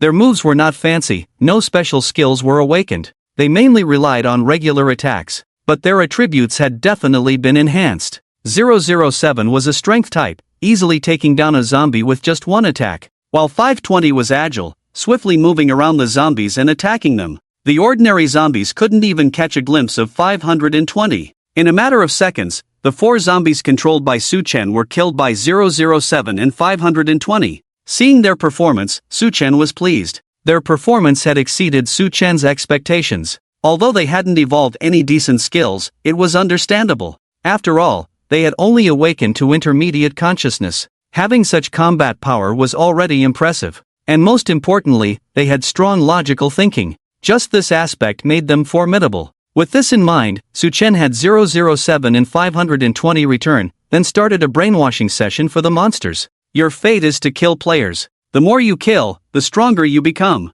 Understand? Su-chen brainwashed them because Little Black was essentially a neutral monster, only attacking when faced by players. The spider was a semi-neutral monster, only attacking players at night. So, they needed to understand their task. After awakening to basic consciousness, the monsters could understand Su-chen's words. To them, Su-chen was their master. The master's words were the truth. After hearing Su-chen's words, the monsters nodded. 007 and 520 even growled in response to Su-chen. Seeing this, Su-chen felt relieved and even had a sense of nurturing them. After the monsters awakened their consciousness, Su-chen's attitude towards them changed. Previously, Su-chen only saw them as data, but now that they had thoughts, they were Su-chen's subordinates, comrades, and brethren. Su-chen couldn't treat them the same way he treated other ordinary monsters. After all, he had raised them himself. Looks like I need to get them some equipment. Although 007 and 520 had awakened to intermediate consciousness, due to the limitations of the zombie species, they were probably still afraid of light. This would make it inconvenient for them to move around. So, equipping them was necessary. At the very least, they needed helmets, in case they accidentally got sunburned. Suchen's efforts would be in vain. Considering durability and equipment strength, the current diamond set was definitely the best solution. Naturally, 007 and 520 had to be equipped with diamond sets. As for the other monsters, a simple iron set would suffice for Little White, considering it was a ranged attacker. Little Black and the Spider didn't need equipment since they couldn't wear any. However, Little Black could carry blocks, so Suchen thought of giving it some TNT. But even with TNT, it would be a one-time use. After thinking about this, Suchen suddenly had a bright idea. I wonder if Little Black can carry creepers. After monsters awaken to intermediate consciousness, they could control unconscious monsters. If Little Black could carry creepers, then it would be like having a mobile arsenal by controlling the creepers around it. Thinking of this, Suchen immediately controlled a creeper to come in front of Little Black. Grab it! Suchen pointed at the creeper in front of Little Black, giving it an order. Hearing Suchen's command, Little Black extended its dark, sinful hands towards the creeper in front of it. With a firm grip, the creeper was lifted up. Wow! It actually works? Suchen had only tried it out of curiosity. After all, when monsters awaken to primary consciousness, they would abandon some of the original game settings. Little Black's setting was to be able to carry blocks. It seemed that this setting had changed a bit after evolution. Now it could carry living beings directly. Alright, Little Black, the bomber, is ready. The world where creepers get hurt has been achieved. Since Little Black could carry creepers, its taming progress would also need to be improved. When it evolved to intermediate consciousness, it would be able to provide its own ammunition. With a plan in mind, Suchen instructed the monsters to stay put while he started mining. Suchen never imagined that he would cross over into the game and become him. But he couldn't escape the fate of mining. Fortunately, with the explosive skill, his mining speed was quite good. In less than half an hour, he had gathered enough materials to craft 2 sets of diamond armor and several sets of iron armor. After crafting the equipment, Suchen had the monsters put them on directly. Mainly because Suchen's energy was limited, otherwise, he could have made several fully enchanted netherite sets. Seeing 007 and 520 in their cool diamond armor, Suchen couldn't help but feel a bit envious. TSK, you two are at the peak of undead fashion. After putting on the equipment, 007 and 520 both looked very pleased. It was clear that they also had good taste, recognizing that this equipment was top-notch. After receiving Suchen's gifts, both 520 and 007 reacted.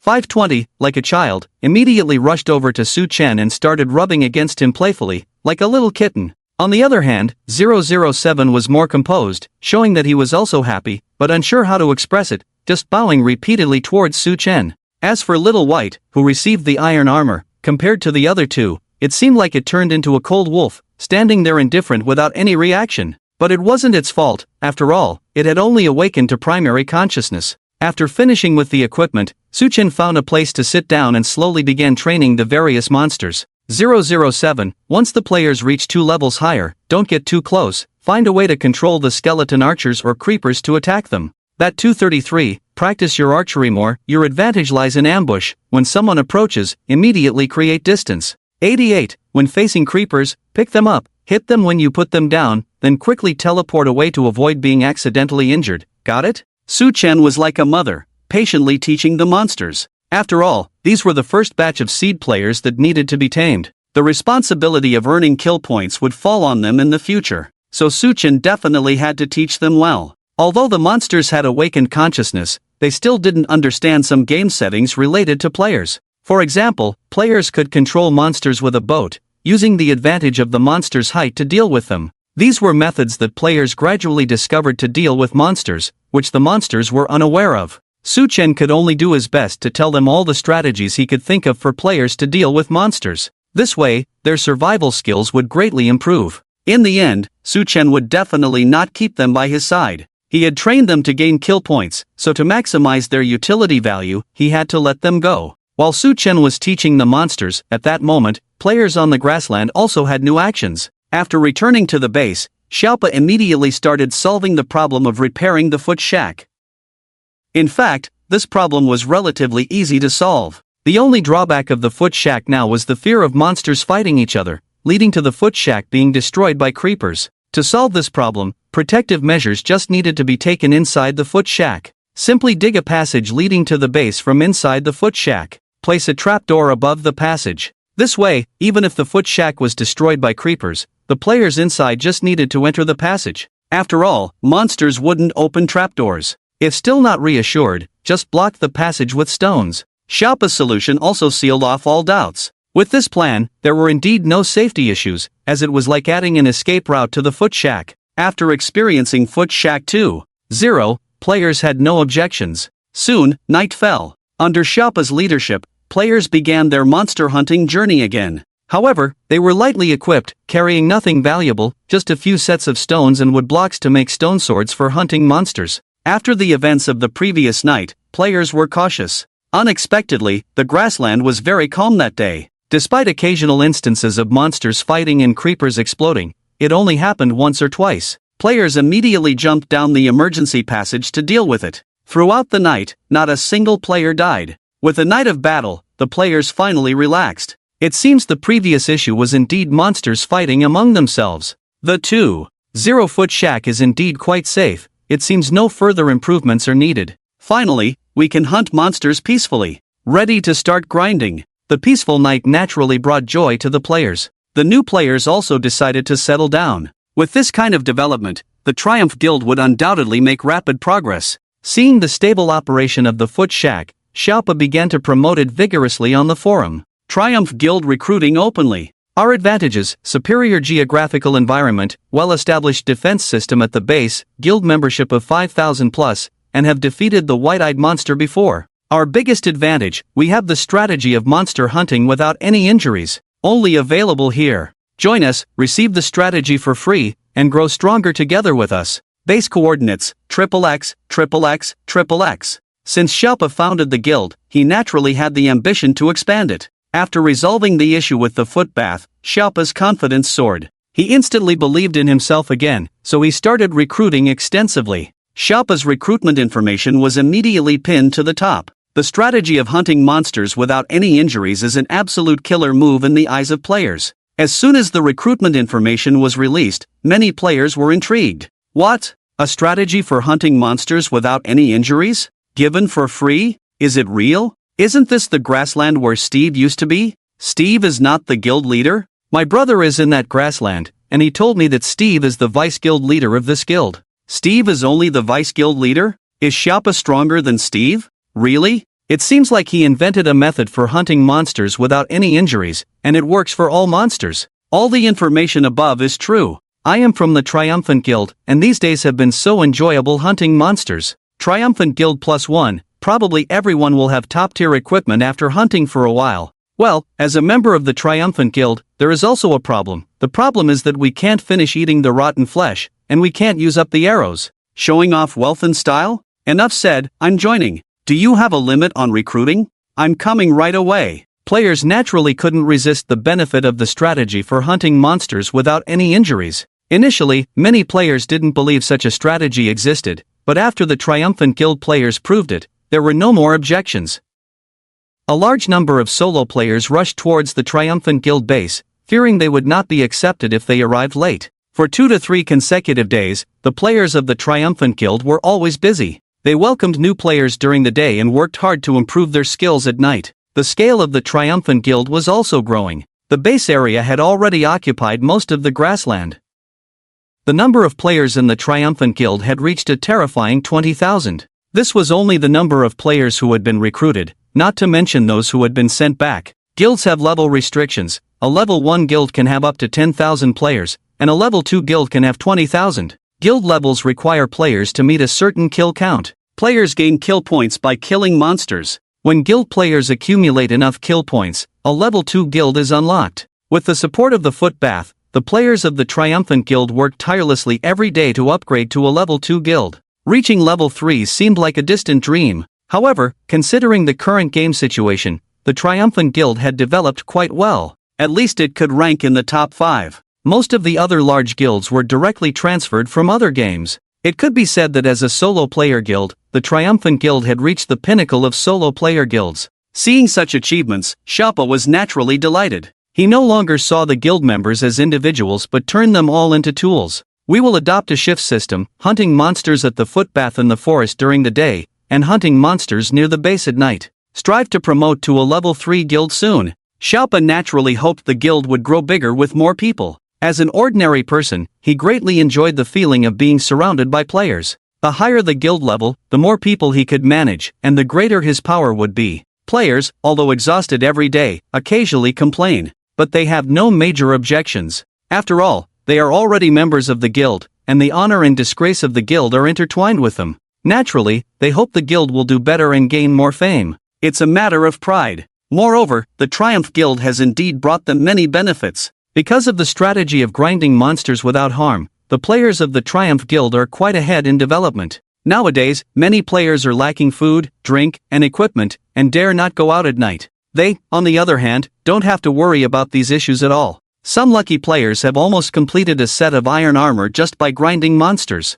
not to mention various resources. Seeing more and more players in the base, Steve suddenly felt a sense of despair. Don't come! Don't bring more people! Everything is proceeding according to the plan of the white-eyed monster. Steve is well aware that the more players come over, the more the white-eyed monster benefits. Although Steve understands all this, he can't say anything because no one will believe him. He can only watch helplessly as the base expands and more players come here. Watching the growth of players every day is equivalent to watching the strength of the white-eyed monster grow. Faced with this situation, Steve only feels deeply powerless and incompetent. Many times Steve has thought about leaving, but reason tells him he can't. He may be the only one who can temporarily suppress the development of the white-eyed monster. Steve never thought he would long to see that white-eyed monster. These days, the white-eyed monster seems to have disappeared, leaving no trace. Even the players have begun to gradually forget about him. Only Steve knows that this is the calm before the storm. At this moment, Steve only hopes that the white-eyed monster will come out soon and destroy this place early,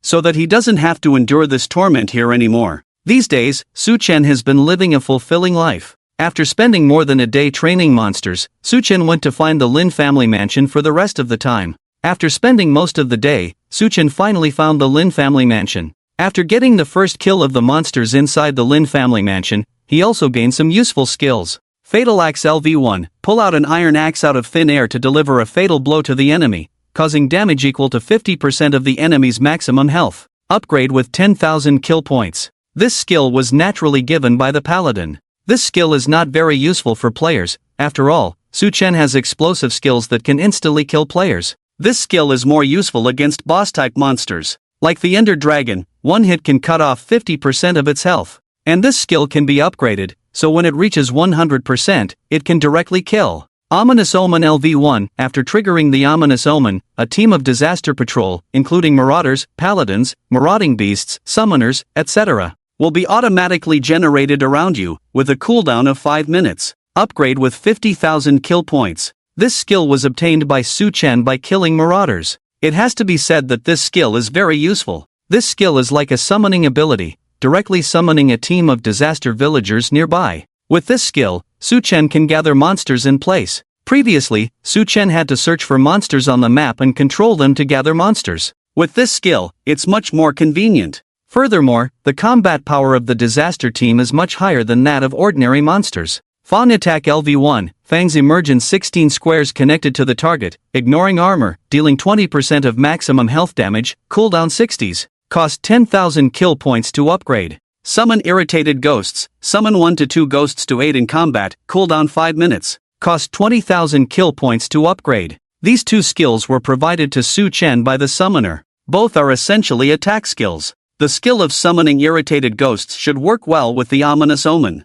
If both are upgraded to a high level, Su-chen could summon a large army at once. At this point, Su-chen has basically secured the first kills of the monsters in the main world, except for some unusual monsters like Phantom Wings, Chicken Knights, Spider Knights, and others. Then there are the Guardians and Ancient Guardians in the ocean. However, it doesn't matter much. Killing these monsters probably won't grant any useful skills. Su-chen doesn't need to spend time looking for them. It's best to go with the flow. With these skills, Su-chen's attacks have become more diverse. Gradually, he has begun to take on the form of a demon king. These days, clearing the monster tower has provided Su-chen with a lot of deterrence and kill points. Su-chen used the deterrence gained to unlock the remaining monsters for the first kill. Then he upgraded the monster control range to 75 by 75. With the kill points obtained, Su Chen upgraded teleportation and potion throwing skills. Teleportation LV4, teleport within a 94 by 94 by 94 cube centered on the original position, carrying up to 4 items or creatures, cooldown 10s.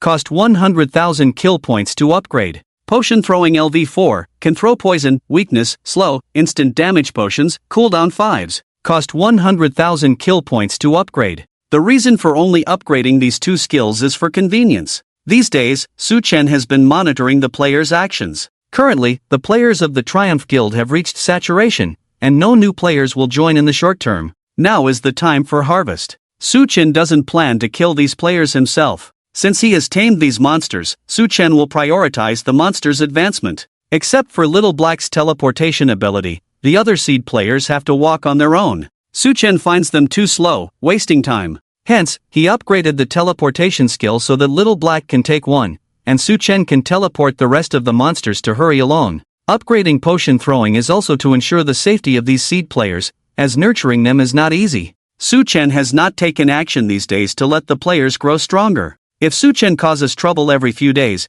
how can the players focus on clearing monsters? Su Chen will not lose sight of the bigger picture. Fortunately, the players are all very cooperative. These days, they have been tirelessly clearing monsters day and night. Each person has probably accumulated a lot of kill points. Seeing the players work so hard, Su Chen is pleased. He looks at the seed players beside him and says, "Tonight is your time to shine." After putting in so much effort to set up this big game, Su Chen naturally doesn't want to waste it. The chances of the players staying here after this attack are almost zero. Therefore, Su Chen must make good use of this attack. Su Chen's goal this time is clear: to evolve more monsters to primary or intermediate consciousness. This way, as long as these monsters don't die, they will continue to provide Su Chen with kill points. Thinking of this, Su Chen begins to recruit and mobilize his forces. Su Chen first spent an hour, using the ominous signs 12 times and summoning the skills of annoying ghosts. He directly recruited 12 disaster patrol teams and 24 ghosts. Since it was a summoning skill, these monsters were not limited by the control range. No matter how far away, Su Chen could directly control them. Then, he gathered a lot of ordinary monsters near a small monster spawning tower that he had prepared a few days ago. The battle where Su Chen gathered monsters before playing with the players took a lot of time. Su Chen also felt that it was troublesome to gather monsters every time. So he decided to make a small monster spawning tower in the dense forest. This monster spawning tower did not have a killing device. It was like a small arsenal for Su Chen. Gathering monsters here was much faster than Su Chen running around to gather monsters. After 2 hours of preparation, Su Chen's monster army was already formed. There were over 5,000 monsters. The monster army almost included all the combat monsters in the MC main world. Creepers, Endermen, creepers, zombies, baby zombies, spiders, witches, illagers, and more. Su Chen also made all the iron ingots he had dug into equipment and armed some monsters. 007 and 520, of course, had diamond armor, each wielding a diamond axe. The reason Su Chen made diamond axes was that they had higher attack power than diamond swords. Su Chen also selected some monsters with lower numbers and equipped them with iron armor. After distributing the equipment, Su Chen sent these monsters back to their respective positions. Among these monsters, the leaders were naturally the monsters Su Chen had trained before. At this moment, they seemed to sense that a great battle was approaching. However, they showed no signs of retreat, their eyes filled with determination. Especially 007 and 520, Su Chen even sensed a hint of excitement in their eyes. Perhaps that was the nature of monsters. Although Su Chen's monster army was not as numerous as the players of the Triumph Guild, victory in this battle would not be determined by numbers alone. If it was just a monster army formed by ordinary monsters, the Triumph Guild could indeed crush them with their numbers. But Su Chen's monster army all had Su Chen as their mastermind. In this battle, they could not lose. Seeing the nascent monster army, Su Chen's heart was also filled with excitement. Back when him formed his monster army, it must have been a similar scene, right? Su Chen couldn't help but start to fantasize. If one day he could create an undead army like him, this trip wouldn't have been in vain. However, Su Chen was not sure if there were monsters like Entity 303, Null, the Fear Demon, or the Death Knight here. Su Chen didn't think too much about it and could only take it step by step. For now, it was most important to win this battle beautifully. Su Chen looked at the monsters in front of him, and they all looked back at him, as if waiting for his command. Su Chen looked towards the grassland base illuminated by torches in the distance. It's time for you to show your skills. Slaughter them. Leave no one alive. Night had fallen, and the players of the Triumph Guild had also started their foot repair work.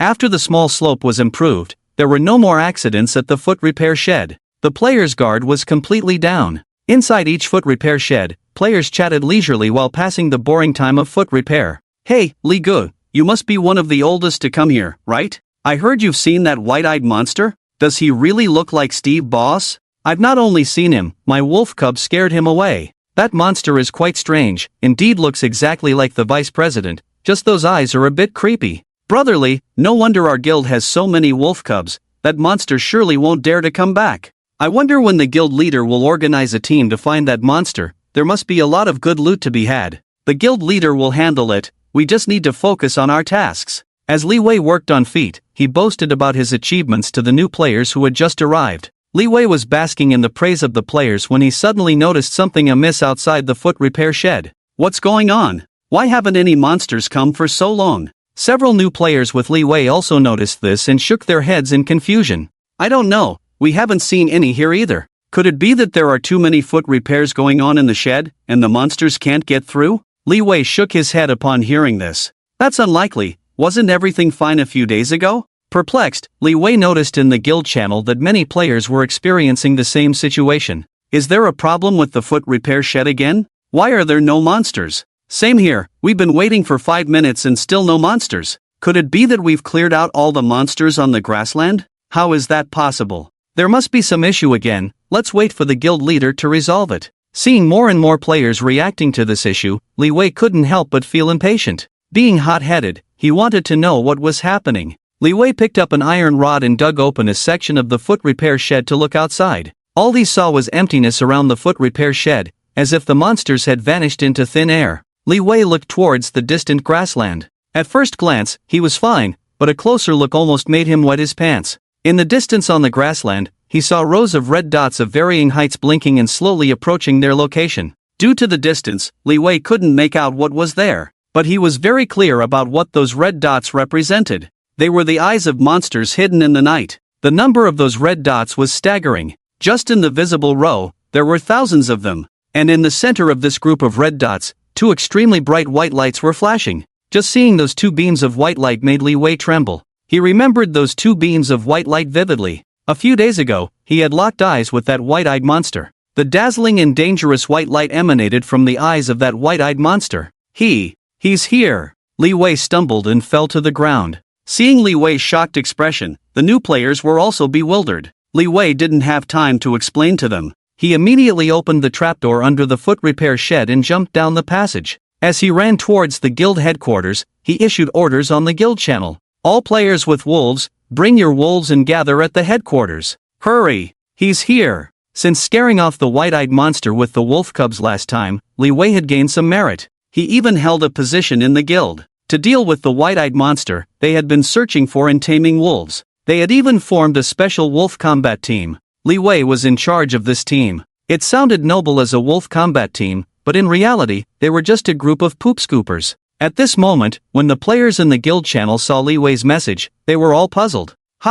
Who's coming? Captain Li said to gather the wolf cubs. Could it be that the white-eyed monster is coming? He dares to come back? Doesn't he know how many wolves we've tamed? Perfect timing. Saves us the trouble of going out to find him. This time, he won't leave alive. Players all know that the white-eyed monster fears wolves. Since Li Wei urgently summoned the wolf army and hastily announced his arrival, players immediately thought of that white-eyed monster. Although they knew the white-eyed monster was approaching, the players were not worried at all, some were even excited. The players had already concluded that the white-eyed monster feared wolves. There were over 1,000 wolves in the guild now. These over 1,000 wolves were enough to tear the white-eyed monster to shreds. The arrival of the white-eyed monster at this moment was simply offering itself up. Upon seeing Li Wei's message, Xiaopui immediately had the players on the watchtower investigate the current situation. Due to the calm days recently, the players on the watchtower had become lazy. They were basically just going through the motions on guard duty, either watching live streams or browsing forums. Although there were about a dozen people on the watchtower, no one was actually keeping watch. Upon receiving Xiaopo's message, the players on the watchtower immediately began to investigate the situation. When they saw the densely packed red dots in the distance, they were all shocked. Report from the North Tower. There's enemy activity. Lots of monsters. Fortunately, the players on the watchtower did not suffer from mass fear, or there would have been a panic. The densely packed red dots in the distance were advancing towards them like locusts. As the players on the north tower finished reporting, players on the east, west, and south towers also sent messages. The east is the same. Lots of monsters. Probably over 1,000. The west too. About 1,000 as well. The south too. About 1 to 2,000. Upon hearing this news, Xiaopo was completely bewildered. What's going on? Didn't he run away last time? Why is he attacking again? Quickly, have all players return to the base. Then gather the War Wolf Corps. Although Xiaopo was a bit confused, he was not completely unable to think. He still placed his hopes on those wolf cubs. After all, it was those wolf cubs that scared off the white-eyed monster last time. As long as they repeated the same tactic and scared off that white-eyed monster, the remaining monsters would be easy to deal with. Where's Steve? Get him here quickly. After giving the order, Xiaopo immediately began to search for Steve's whereabouts. Although he was the guild leader, Xiaopo lacked commanding ability. Steve's commanding ability in the last battle was evident to all. At times like this, having Steve in command was definitely more reliable than himself. The vice president was just here. How did he suddenly disappear? Did he go to command at the front lines? No, haven't seen anyone like him at all. Xiao Wu, where's your boss? How would I know? I wasn't with him. Before Li Wei's message in the guild channel, Steve was still in the base. Many players had seen him. In just a moment, he seemed to have disappeared into thin air. Even Xiao Wu, who was close to Steve, couldn't figure out what was going on. Hurry and find him. The rest of you, put on your best equipment. Just like the previous battle, repair the walls, take up bows, build heights, form your groups. Get ready for battle. With Steve absent, the command fell entirely on Xiaopo. Xiaopo lacked strategic thinking, so he could only mimic Steve's previous deployments. At this moment, Steve was inside a tree trunk near the base, overlooking the whole situation. The day has finally come. Upon seeing Li Wei's message, Steve immediately realized that the white-eyed monster was coming to reap, so he quietly left the base. The jungle he was in was suggested by himself to be planted by Xiaopo before. There were originally no jungle trees on this side of the base, and Steve had also suggested Xiaopo to plant some jungle trees to enrich the surrounding tree species. Xiaopo didn't think much and agreed. This towering jungle trees became an excellent live broadcast location. The movements below the base could be seen clearly. Although it was unfair to the players of the Triumph Guild, Steve had to do this. This was the only thing he could do at the moment. Even if he wasn't live broadcasting here or commanding the battle, there was no turning back. It was better to broadcast this battle live, so that players could clearly realize that they were not opponents of the monsters. Without the players' reckless attacks, it would be difficult for the monsters to find the players. His development would also be restricted, so that players would have a chance to compete with him after they developed. Seeing the monster army below gradually approaching, Steve's heart was pounding. Is this his true strength? In just a few days, the strength of the monster had changed drastically from before. Not to mention, just by controlling the number of monsters, it was already evident. Previously, he had controlled less than 100 monsters, but this time, there were several thousand. There were only two possible explanations for this situation. Either the monster had hidden its strength last time, or its strength had skyrocketed in these few days. However, Steve leaned more towards the monster hiding its strength last time. After all, everything he designed was for today's massacre. Seeing the monsters getting closer, Steve sent a message to Xiaowu. You can start the live broadcast now. Steve also carefully arranged Xiaowu inside the base to broadcast the specific information inside the base in real time. He would broadcast the battle from a god's eye view. After Xiaowu replied, Steve directly set Xiaowu's live broadcast room as his auxiliary live broadcast room. Then he started the live broadcast. The title of the live broadcast was straightforward. He's here. Due to Steve's title as a gaming god, the live broadcast was immediately pinned after it started. When players saw this title, they immediately thought of the monster. Although there had been no news about the monster in these days, the players had not forgotten about it. When players entered the live broadcast room and saw the live footage, goosebumps covered their bodies instantly. Oh my god? All these dense red dots, are they all monsters? Oh my god, I'm starting to feel intense fear. Are all these monsters brought by that monster with white eyes? Hiss. Is he this strong? Wasn't he only able to control over 100 monsters before? Is the Triumph Guild going to war with the monster? Since the last time the monster was scared away, there had been no news about the monster. The live broadcast on the grassland where Steve was located had also never been opened again. The monster seemed to have disappeared out of thin air. After Xiaopa and the others established the guild, they never mentioned the monster again. Players gradually began to forget about this matter. The live broadcast room set up by Steve once again reminded the players of that terrifying monster. At this moment, seeing groups of monsters pressing towards the city walls, the players in the live broadcast room, although not experiencing it firsthand, felt a strong sense of oppression. This time was different from before, as the number of monsters was extremely high, and they were coming from all directions. It instantly formed a situation of being surrounded on all sides. Is the white-eyed monster getting smarter? How come it's surrounding us from all sides this time? Wasn't there a strategy for the Triumph Guild to clear monsters without taking any damage? I guess they're not afraid of these monsters, right? Clearing monsters without taking damage only applies to ordinary monsters. These monsters are obviously controlled by that white-eyed monster. How could they just stand there and let themselves be killed? True, the white-eyed monster seems to be able to control the monster's actions. Remember when we encountered Mang, and all the monsters were frozen in place? Then we have to catch the thief first. Isn't the white-eyed monster afraid of wolves? Holy cow! Everyone, check out the secondary livestream. The Triumph Guild members have amazing equipment. The main livestream and the secondary livestream are in the same channel. So many players who come and don't pay much attention to the secondary stream. It wasn't until a player reminded them that they all started entering the secondary stream. At this moment, inside the secondary stream, the Triumph Guild players were preparing for battle. Each player was fully armed. About 500 of them were already wearing full iron sets. This group of players could be considered the elite forces of the Triumph Guild. The remaining players mostly had 1 to 2 pieces of iron equipment. It must be said that the equipment of the Triumph Guild players was already quite good. It was still quite difficult to wear a full set of iron equipment at this stage. In the early stages of the game, players were not very good at mining, and the mineral output in the game was not very high. Basically, having 1 to 2 pieces of iron equipment was considered quite good progress for players. Yet, the Triumph Guild players, without mining, each had 1 to 2 pieces of iron equipment. There were even over 500 people with iron sets, which was quite rare. Of course, all this was thanks to the efforts of the cobblers. Seeing the equipment of the Triumph Guild players, the players in the livestream were envious. Wow, they actually have so many iron sets? Impressive, it seems they really have the strategy to clear monsters without taking damage. With this development, it feels like they can win this battle. Indeed, I roughly counted, there might be around 4,000 to 5,000 monsters. The Triumph Guild is already a level 2 guild with a full roster. That's a whopping 20,000 people. Envious. After this battle, they should be able to kill the white-eyed monster, right? They might get some good loot. As the players were discussing, the perspective in the livestream suddenly switched. In the livestream, rows of wolf cubs with various colored collars were sitting in place, ready for action. This scene undoubtedly amazed the players in the livestream. Wow, so many wolves? It seems they are really preparing for battle. There must be at least several hundred wolf cubs, right? More than that, I estimate there are over 1,000. When the white-eyed monster sees this formation, it's probably going to wet itself, right?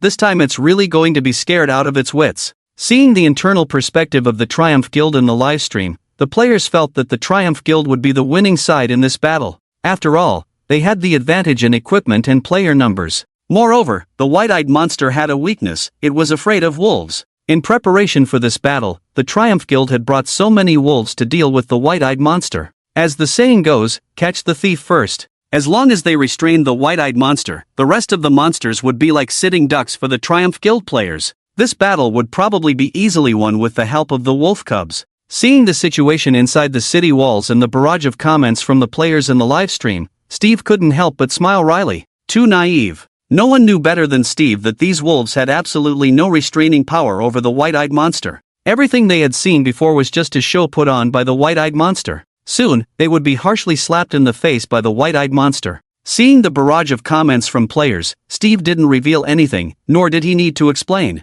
The answer would naturally be revealed in due time. At this moment, Xiaopa was at his wit's end. Without Steve around, he truly didn't know how to command the battle. But he couldn't show it, after all, he was a temporary leader. If he didn't even have this ability, who would listen to him in the future? At this moment, the players were all on standby, waiting for Xiaopa's command. Seeing the situation, Xiaopa became even more flustered. After pondering for a moment, he asked the players on the watchtower, "What's the situation outside?" The players on the watchtower immediately replied, "Monsters are about 100 meters away from the city walls in the north. It's about the same in the south, the east too, and the west." As the monsters gathered closer, the players also felt a bit panicked. Although everyone's equipment was decent, and they had wolf cubs with them, many players were inexperienced in such a situation. After hearing the report from the players on the watchtower, Shapa pondered for a moment. Then he issued an unexpected command to the players. Open the city walls. Release the war wolves outside. Capture the leader first. As long as we deal with the white-eyed monsters, those small fry will be easy pickings. Shapa always believed that the white-eyed monsters were afraid of wolves. That's why after establishing the guild, he had players breed and tame a large number of wolf cubs, all for this battle. This was also the reason he issued such a command. Previously, he had been following Steve's deployment arrangements for player battles, which had already led many players to question his abilities. Shapa naturally didn't want to be looked down upon, so he issued this command. When the players heard Shapa give this command, they were all stunned. Although everyone knew that the white-eyed monsters were afraid of wolves, facing monsters attacking the city and voluntarily opening the city gates was truly surprising. Ha! Open the city gates? No way! If we open the gates, won't those monsters just walk in like they're entering their own home? What's there to fear? With the wolf cubs, do the white-eyed monsters dare to come in? The strategy of luring monsters without taking damage was devised by the boss. What's there to fear? Although many players questioned Shapa's strategy, they had no say in the matter. At times like this, they could only obey orders. Ignoring the players' doubts, Shapa shouted, "Open the city gates! Release the dogs!" With Shapa's command, the players picked up their pickaxes and started to dig open the city walls they had painstakingly built before. The players' actions seemed both ridiculous and laughable. In a typical siege, one would defend the city gates to the death. But the players of the Triumph Guild went ahead and opened the gates themselves. Watching this, the players in the livestream couldn't help but feel a bit incredulous. This is beyond belief. Opening the door like a crazy person, it's just too much. It's not just too much, the monsters are literally at the door now. My door is always open, waiting for you with open arms. Hey, how can you use voice chat? This command.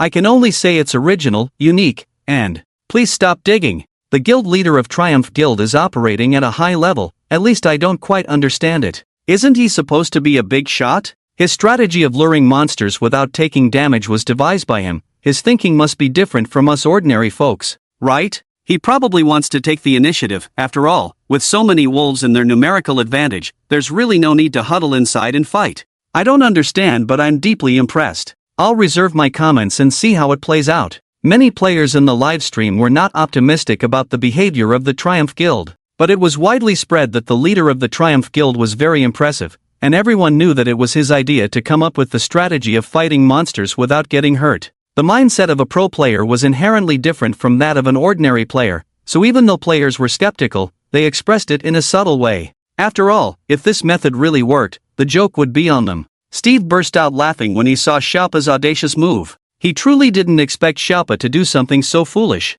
It seems like I'm not very good at judging people. I used to think he was just average, but now it seems like I was overestimating him. Shapa's actions could be described as extremely foolish. Regardless of the reasons behind it, no one could have come up with a strategy like breaking through the city walls. Steve let out a sigh and suddenly felt relieved. Well, at least it will be over soon. Shapa's actions undoubtedly accelerated the efficiency of wiping out the team. However, Steve didn't care anymore, as the outcome would be the same, and the sooner Steve's task ended, the better. With the joint efforts of the players in the Triumph Guild, a thick 5-layered city wall was breached in less than 2 minutes, creating a large gap. After breaking through the city wall, a strong sense of oppression immediately swept over them. At this moment, the players truly witnessed what it meant for monsters to attack a city. Not far away, the monsters were lined up like a well-trained army, categorized by type, advancing step by step towards the city wall. Leading the way was the terrifying white-eyed monster that struck fear into everyone's hearts. He took the lead, walking towards the city wall with a calm pace, as if he was taking a leisurely stroll in his own living room, despite being on the brink of battle with an army. It seemed like he didn't even consider the players a threat. His bright white eyes emitted endless killing intent and a strong sense of disdain. Upon seeing the white-eyed monster, many players inside the city wall felt a momentary urge to retreat. This white-eyed monster. The pressure it exudes is too strong, isn't it? I never believed he had thoughts, but seeing it with my own eyes, I realized it's true. His eyes. That's definitely not an expression that can be conveyed by a string of code. Oh my, his eyes. It feels like he doesn't even care about us? Wait, is he really afraid of wolves? Look at him, his demeanor, his aura, does he look like he's afraid of wolves? Without seeing it with their own eyes, these players couldn't grasp the oppressive feeling and shock the white-eyed monster brought. Although the players were well aware that this was just a game, for some reason, merely seeing him, his expression, sent chills creeping up from the soles of their feet. This was definitely not something a monster, or even a boss, could achieve. He was like a high and mighty demon king, looking down on everything. The players could clearly read his emotions from his eyes. He didn't even consider the players worth his attention. At this moment, although the players in the livestream couldn't see the white-eyed monster clearly, they could sense his demeanor and aura.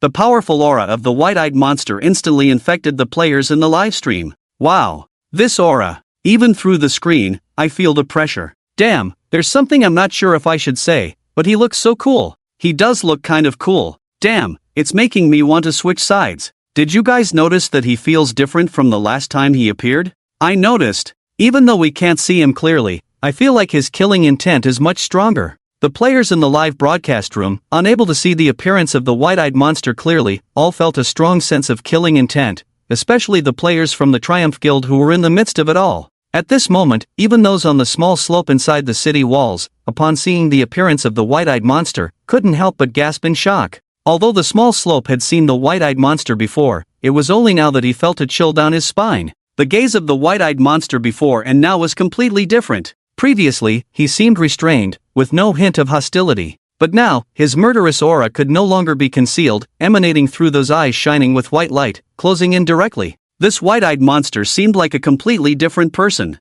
The small slope's heart raced uncontrollably, just one glance at the white-eyed monster and he had already lost his fighting spirit. Initially, he thought that with the wolf cubs and so many well-equipped players, even if his command was poor, they wouldn't lose this battle. But now, seeing the gaze of the white-eyed monster, he immediately realized that he had been too naive. This battle, they probably couldn't win. Damn it! No matter what, let's fight him. At this moment, the small slope couldn't show any weakness. As the leader of a guild, if he had any thoughts of retreat now, he would lose all face. Thinking of this, the small slope immediately gritted his teeth and started commanding. War Wolf Unit, attack! The small slope still placed his hope on this group of wolf cubs. After all, this was practically their only hope. The players of the War Wolf Unit, upon hearing the small slope's command, immediately ordered the wolf cubs to slowly approach the white-eyed monster. It must be said that the way the players of the Triumph Guild opened the city walls did startle Suchen. He had envisioned many strategies that players would use in this war, but he never expected them to come straight to him. Seeing the approaching wolf pack, Suchen felt a sense of relief. It seems my acting skills are indeed good. Suchen scanned the wolf pack and couldn't help but feel excited. I'm looking forward to their expressions later. At this moment, these wolf cubs were undoubtedly the players' hope.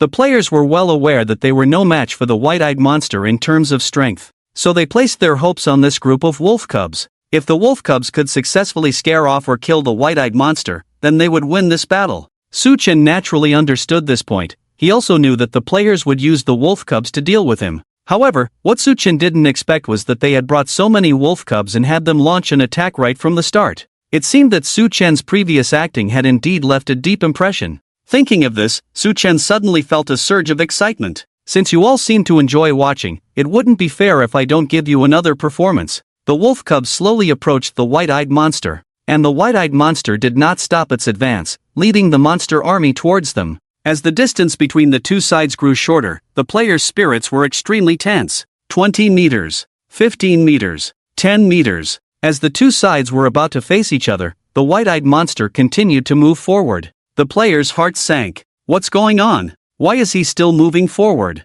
Isn't he afraid of the wolves? Why hasn't he been scared off yet? Is it because there are so many monsters behind him that he's not afraid anymore? Damn it, could it be that he was just pretending before? The players' hearts were in their throats. Seeing the white-eyed monster facing the wolf pack without any fear, their inner hopes were instantly extinguished. Just as the white-eyed monster was only 5 meters away from the wolf pack, the situation changed. The white-eyed monster, just like the first time, frowned in disgust upon seeing the wolf cubs. Finally, he stopped in his tracks and no longer approached. Players, upon seeing the expression in the white-eyed monster's eyes, finally released the breath they had been holding in their chests. He's scared. He's scared. Damn it! Scared the hell out of me. I thought he was just pretending to deceive us before. It seems the wolf cubs are still useful. Now you know fear. Hurry up and take your little ones and go. Is this white-eyed monster nearsighted? Only saw the wolf cubs from this close? Seeing this scene, the players in the live broadcast room also relaxed their tense nerves. It's good that he's scared, the triumphant guild should be winning. So strange, why did he only realize he's scared from this close? It must be that the wolf cubs can only threaten him from this close, right? Although the players saw the expression on the white-eyed monster's face, they still found it somewhat strange. They had to get this close to feel scared? Isn't this white-eyed monster highly nearsighted? At this moment, although the players of the triumphant guild were somewhat puzzled, they didn't have time to think much. When the players of the War Wolf Battalion saw the white-eyed monster showing fear, they immediately ordered the wolf cubs to attack. 15 bones, this time I'll give you a meat treat. Little white, remember it? Bite for me. See your dinner? Charge. The players of the War Wolf Battalion each gave orders to their respective wolf cubs. Normally, after they gave orders, the wolf cubs would immediately act. However, after they gave the orders, the whole grassland was surprisingly calm. As 1 minute passed, the wolf cubs remained motionless in their places. Seeing this, the players of the War Wolf Battalion were puzzled.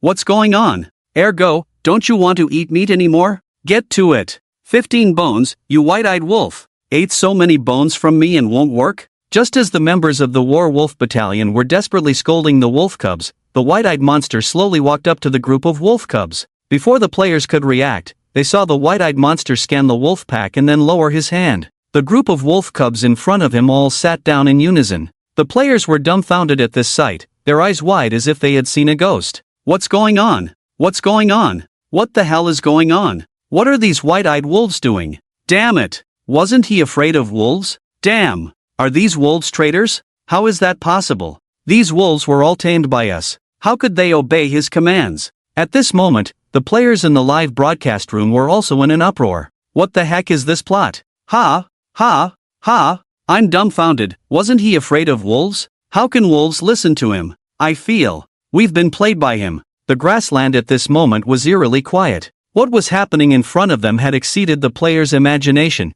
and they were all in a state of confusion. All eyes were now on the white-eyed monster. He slowly bent down, touched the head of one of the wolf cubs in front of him, and a satisfied expression appeared on his face. Then, the white-eyed monster looked up at the players inside the city walls. His eyes were full of contempt, with a hint of a sinister smile on his face. Seeing the disdainful gaze and the eerie smile of the white-eyed monster, the players were absolutely terrified. It was only at this moment that they realized they had been deceived. The expressions of fear towards the wolves that the white-eyed monster had shown before were all fake. He wasn't afraid of the wolves at all. He could even control them. At this moment, as the players saw this eerie smile, their bodies involuntarily began to tremble. It's over. All over. I'm such an idiot. How could a monster with this kind of power be afraid of wolves? Damn! He fooled everyone. At this moment, the scene in Xiao's live stream brought immense shock to Steve. Although he had anticipated all of this, he never expected that the white-eyed monster would once again toy with the players in the same way. He completely grasped the players' inner thoughts,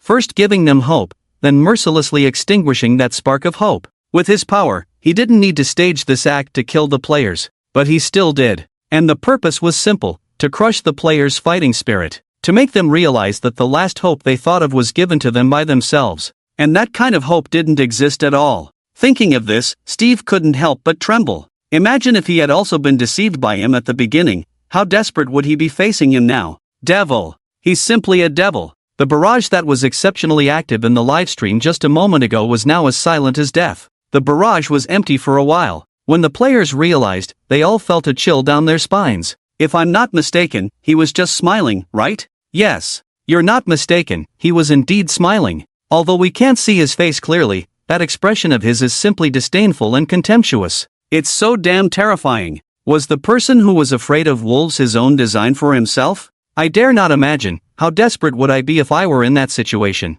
Being killed instantly and having equipment exploded are minor issues, the key is, he had us all in his grasp. Damn, this feeling is really unpleasant. We're just being led around by the nose, right? This white-eyed monster is too scheming. Even the players in the livestream felt suffocated, let alone the players of the Triumph Guild on the battlefield. Seeing the mocking expression of the white-eyed monster, they realized how foolish they were. The players' fighting spirit was directly crushed by the play staged by the white-eyed monster. Their only hope was those wolves, and in the end, this hope was intentionally left to them by the white-eyed monster. In other words, from start to finish, they never had a chance of winning. In terms of strength and mentality, the white-eyed monster directly overwhelmed them. Damn, What's the point of fighting? After grinding equipment for so many days, we're just going to be back to square one? It's really ridiculous. We've portrayed ourselves as overestimating our abilities to the fullest. In his eyes, we must look like clowns, right? The players had long lost their fighting spirit, and they all turned their gaze to Xiaopa. As members of the guild, they naturally couldn't act on their own. They desperately hoped that Xiaopa would give the order to retreat. After all, they couldn't win the fight, and if they ran, they might be able to save their equipment. Seeing this situation, Xiaopa was already thinking of giving up. The wolf pack was his only trump card, and now that the wolf pack had directly betrayed him, there was no point in continuing this battle. But seeing the looks the players were giving him, Xiaopa hesitated again. If he just ran away like this, how embarrassing would that be? Without even fighting, surrendering directly would ruin the guild's reputation. Xiaopa had worked hard to build such a large guild, investing a lot of effort. Naturally, he didn't want all that effort to go to waste. Damn it! We have to fight it out no matter what. Xiaopa, in a high position, had different thoughts from the players. Players wanted to save their equipment, so they didn't want to fight. But Xiaopa wanted to save face and the guild's reputation. Equipment could be obtained again, but once face was lost, it was hard to regain. Thinking of this, Xiaopa immediately started giving orders.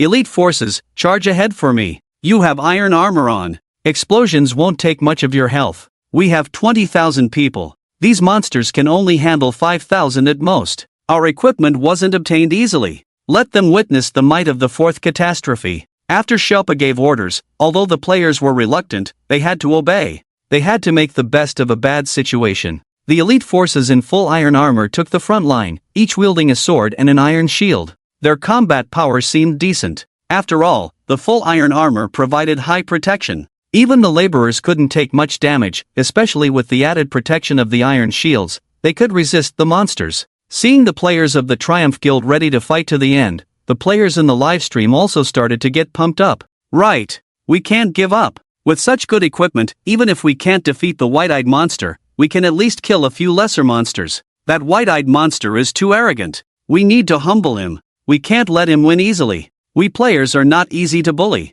Even if we can't kill you, we'll take a big chunk out of you. In a war, momentum determined everything. That's why before every battle, leaders would give inspiring speeches to boost the soldiers' morale. At this moment, although the players of the Triumph Guild were in a tough spot, they had the determination to fight to the death. Just as the players were mentally preparing for a desperate fight, suddenly a group of monsters surged from the east and west. These monsters were the ones who had attacked the south and west walls earlier. They seemed to have been called back by the white-eyed monster. It appeared that the white-eyed monster was also ready to join the battle. The players of the Triumph Guild dared not make any rash moves when they saw the monsters approaching. It was only when the group of monsters slowly drew closer that they could see their appearance clearly. The monsters were divided into 3 teams, each with a monster standing at the front. The 3 monsters were a zombie, a small zombie, and a paladin. After the 3 monsters arrived, they immediately stood by the white-eyed monster's side. The players could now see their appearance clearly. These 3 monsters were fully equipped.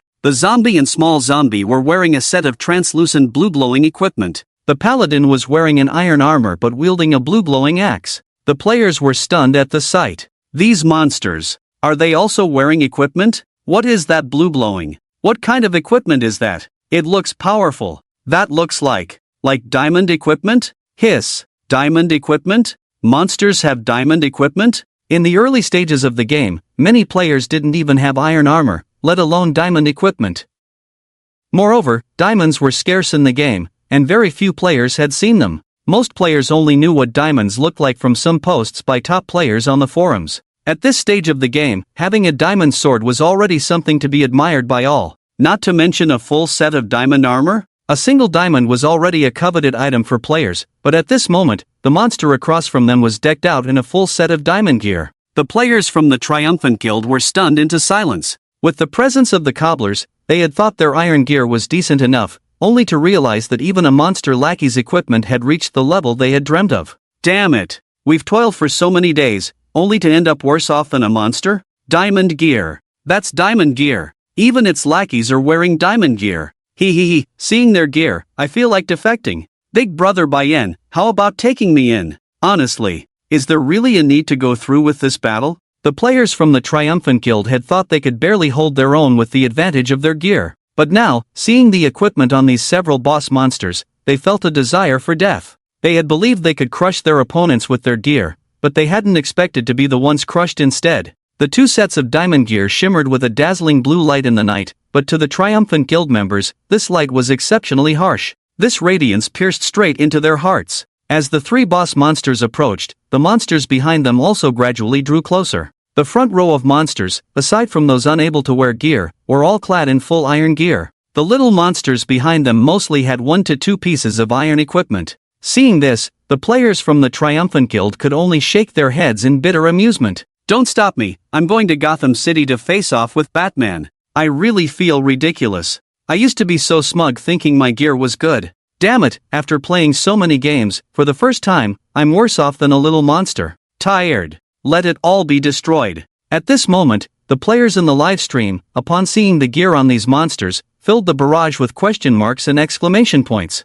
WTF? What is this? Is this even fair? Diamond gear. Diamond gear. The monsters are all wearing diamond gear. I thought the Triumphant Guild members had good gear, but after seeing the gear on these monsters, I'm sorry, I was ignorant. Big brother Bayen, can you take me as a follower? I will serve you faithfully. Consider me, I can resurrect infinitely. Today is too outrageous, Mama's getting impatient, too many outrageous moments. This is a complete domination. Stop fighting, surrender. Even Steve, upon seeing the gear on these monsters, couldn't help but swallow hard. I underestimated his strength. In Steve's eyes, the power of the Bayen monster was already formidable, but he hadn't expected the Bayen monster to reach such a level. Not only did he possess great strength, but also extraordinary leadership skills. His strategies for war, his arrangements, were unmatched. And what was even more outrageous was that he had an extremely deep understanding of the game. Whether it was his previous knowledge of wolves, the cobblers he built, or the gear on the monsters now, all of it reflected his understanding of the game. Just by observing the weapons in the monsters' hands, all axes, one could tell how deep his understanding of the game was. Most players make swords when crafting weapons. Axes are seen as tools for chopping wood. But only those who have carefully studied the game know that axes have higher attack power than swords and are more suitable as weapons. Thinking about this, Steve felt goosebumps all over his body. This white-eyed monster is truly terrifying. Even without those powerful skills and the ability to control monsters, it would probably be a piece of cake for him to defeat these people. With just his cunning and understanding of the game, he could effortlessly outsmart everyone. The current level of players is probably no match for even his companion, Xiao Luo Luo. I hope we never encounter him again. Steve used to think that as he developed slowly, he might have a chance to compete with the white-eyed monster. But now, it seems impossible. His strength is far ahead of the players, and like them, he continues to grow stronger. Players probably will never catch up to him. Although blocking his source of growth by killing players would indeed slow him down, even if his progress is slow, it's much faster than the players. This fact is evident from the equipment of the monsters under his command. At this moment, the players of the Triumphant Guild lost their desire to fight when they saw the equipment of these boss monsters. The monsters gradually approached, and many veteran players were shocked when they saw the appearance of these boss monsters. What? That little zombie. I think I know him. Isn't that the little zombie that broke through the shoe rack and attacked us before? Damn! It really is him. I remember him. He has a scar on his right cheek. Oh my god? I also know that zombie wearing diamond armor. It's the one that attacked us before. That black-skinned jock zombie. Hiss. Come to think of it, I'm quite familiar with that Enderman too. The one with a creepy smile. We remember this little skeleton too. It broke 2 ribs. It's the one that killed us before. Many of the first batch of players who used the shoe rack recognized these leading monsters at a glance. Although the monsters in the game look similar, there are subtle differences. For example, some zombies may be missing limbs or have decaying faces and bodies.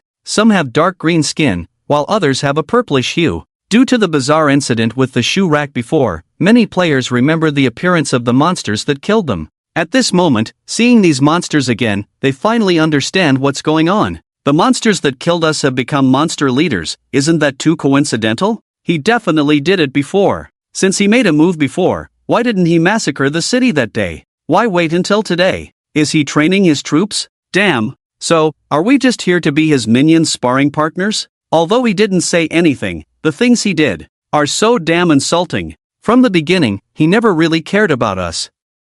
Seeing the appearance of the monsters that previously attacked them, the player's self-esteem was completely shattered. The white-eyed monster never really cared about them from the beginning. The players were like toys in his hands, letting him manipulate them as he pleased. At this moment, the players in the live stream room were puzzled after hearing the discussion of the triumphant guild players. Ha! What's this about seeing these boss monsters before? What are they talking about regarding past events? They seem quite surprised. What's happening again? After discovering the strategy of the shoe rack, Xiaopa stopped the players from live streaming. Therefore, the players in the live stream room naturally had no idea about what had happened before. Seeing this, Steve immediately stepped forward to explain. Don't worry, everyone. After the battle is over, I will tell you all the ins and outs of the matter. Upon hearing Steve's words in the live stream room, the players became even more curious. The tone of Steve's words makes it seem like this matter is not simple at all. When the white-eyed monster was scared off by the wolves during the live stream, I knew something was off.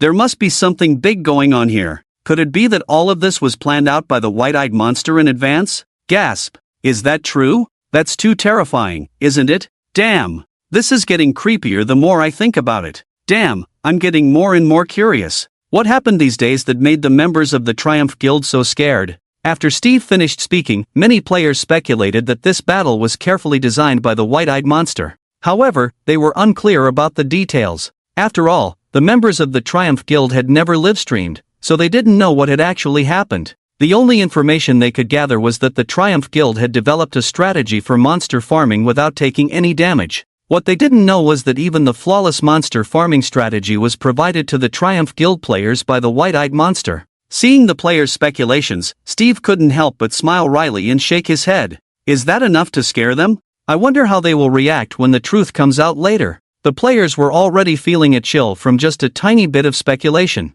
Steve was also curious about how they would react once he revealed all the details. However, the players' reactions did bring some relief to Steve. They had only speculated a little, yet they had already realized that the monster was an entity beyond their reach. If he were to reveal the whole truth later, no player would likely attempt to confront the white-eyed monster again. In that case, Steve's live stream goal would be achieved. At this moment, the members of the Triumph Guild, having learned some of the truth, had lost all their fighting spirit. Everything was orchestrated by the white-eyed monster. They were like pawns in the hands of the white-eyed monster, moving step by step according to his expectations. At this moment, the white-eyed monster wanted to remove this piece from the chessboard, and for him, it was just a matter of lifting a hand. Effortless. The members of the Triumph Guild had also come to terms with the reality at this moment, with many players lacking even the desire to resist. They just hoped for this battle to end quickly. After all, facing this white-eyed monster, every glance felt like a wave of invisible humiliation. Seeing that the players had completely lost their fighting spirit, Suchin didn't hesitate any longer. He teleported to the top of the Triumph Guild city wall, looking down at the battlefield below. Then he raised his hand and commanded, "Attack." The cold and stern voice echoed over the grassland. This deep voice carried no emotion, but it reverberated in the ears of the Triumph Guild players like a funeral bell. As soon as Su Chen's voice fell, the monsters below the city wall launched their attack. Leading the charge were 007 and 520, who plunged straight into the crowd, each equipped with a set of diamond gear and formidable strength. Once they entered the player group, it was as if they were in a realm of their own. With a single swing, they could take down a player clad in iron armor. What kind of attack is this? Iron armor is being taken out in seconds? Gasp. That little zombie is so fast. Can't even see where he is. Quick, use shields. Raise them high with shields. The players couldn't withstand the zombie army led by 007 and 520, so they started raising their shields one after another. In order to prevent the little zombies from shooting them down, they also raised their shields. At that moment, the sly little Enderman suddenly appeared behind them, holding a creeper that was about to explode. Before the players could react, a loud bang echoed through the air. The elevated players were blown down instantly. What the heck is this? Enderman with creepers? Mobile point explosion tactics? Damn it! How are we supposed to fight this? The players soon realized that even shielding themselves up high was futile. They were either bombed down by the Enderman's missiles or ambushed from behind by the creepers. Some players tried to build high structures to evade the attacks. However, they found themselves surrounded by Vexes, who swiftly brought them down. Some players attempted the 3-fill-1 strategy but were quickly blown up by the creepers brought by the Enderman. Watching the live broadcast of the battle, the viewers gasped in shock. These monsters are too strong. Enderman with creepers, who even thought of that white-eyed monster? This is insane. How do we fight this? Can't win in a fight, can't run away, it's hopeless. Never expected to be cornered by monsters like this. What's terrifying is that this is without the white-eyed monster joining the battle. It's too tragic, I can't bear to watch. At this moment, the players of the Triumph Guild found themselves unable to win or escape. They were thoroughly provoked. Since they were all going to die anyway, they decided to take a few down with them. And if they were going to do that, they might as well target the leading monsters. After all, they were raised by the white-eyed monster. Screw running, let's fight them to the end. Damn it! We have to take down a few no matter what.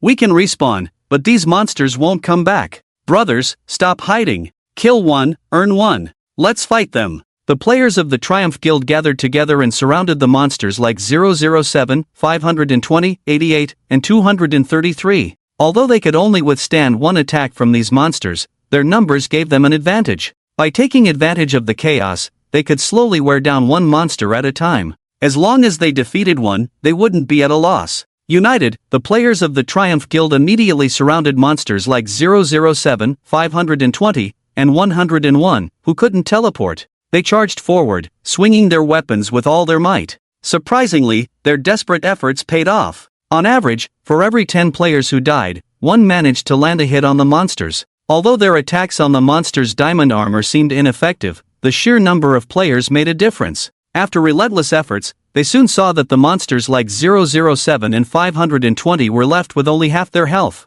Seeing this, the players of the Triumph Guild felt a surge of excitement. We have a chance. Brothers, they're below half health. Let's push harder. Keep up this pace. We can wear them down soon. The players of the Triumph Guild were pushed to their limits. When a cornered dog jumps over a wall, what more for players with spirit? They weren't concerned about winning the battle. Even if they died, they had to make the white-eyed monster pay a hefty price. They couldn't let it win this battle so easily. The players in the live stream room saw the members of the Triumph Guild fighting back with all their might, igniting a fire within them as well. These are real men. Keep it up. Take down a few more small leaders. Yes, that's the spirit. Can't let these white-eyed monsters win too easily. Damn, this is a game ruled by us players. Let's show them our resilience. Go for it. Let's make those 2 diamond sets drop from it. Monsters can't resurrect. Killing one means earning one. Everyone, keep it up. Impressive. Keep wearing them down like this. They're almost out of blood. Push harder.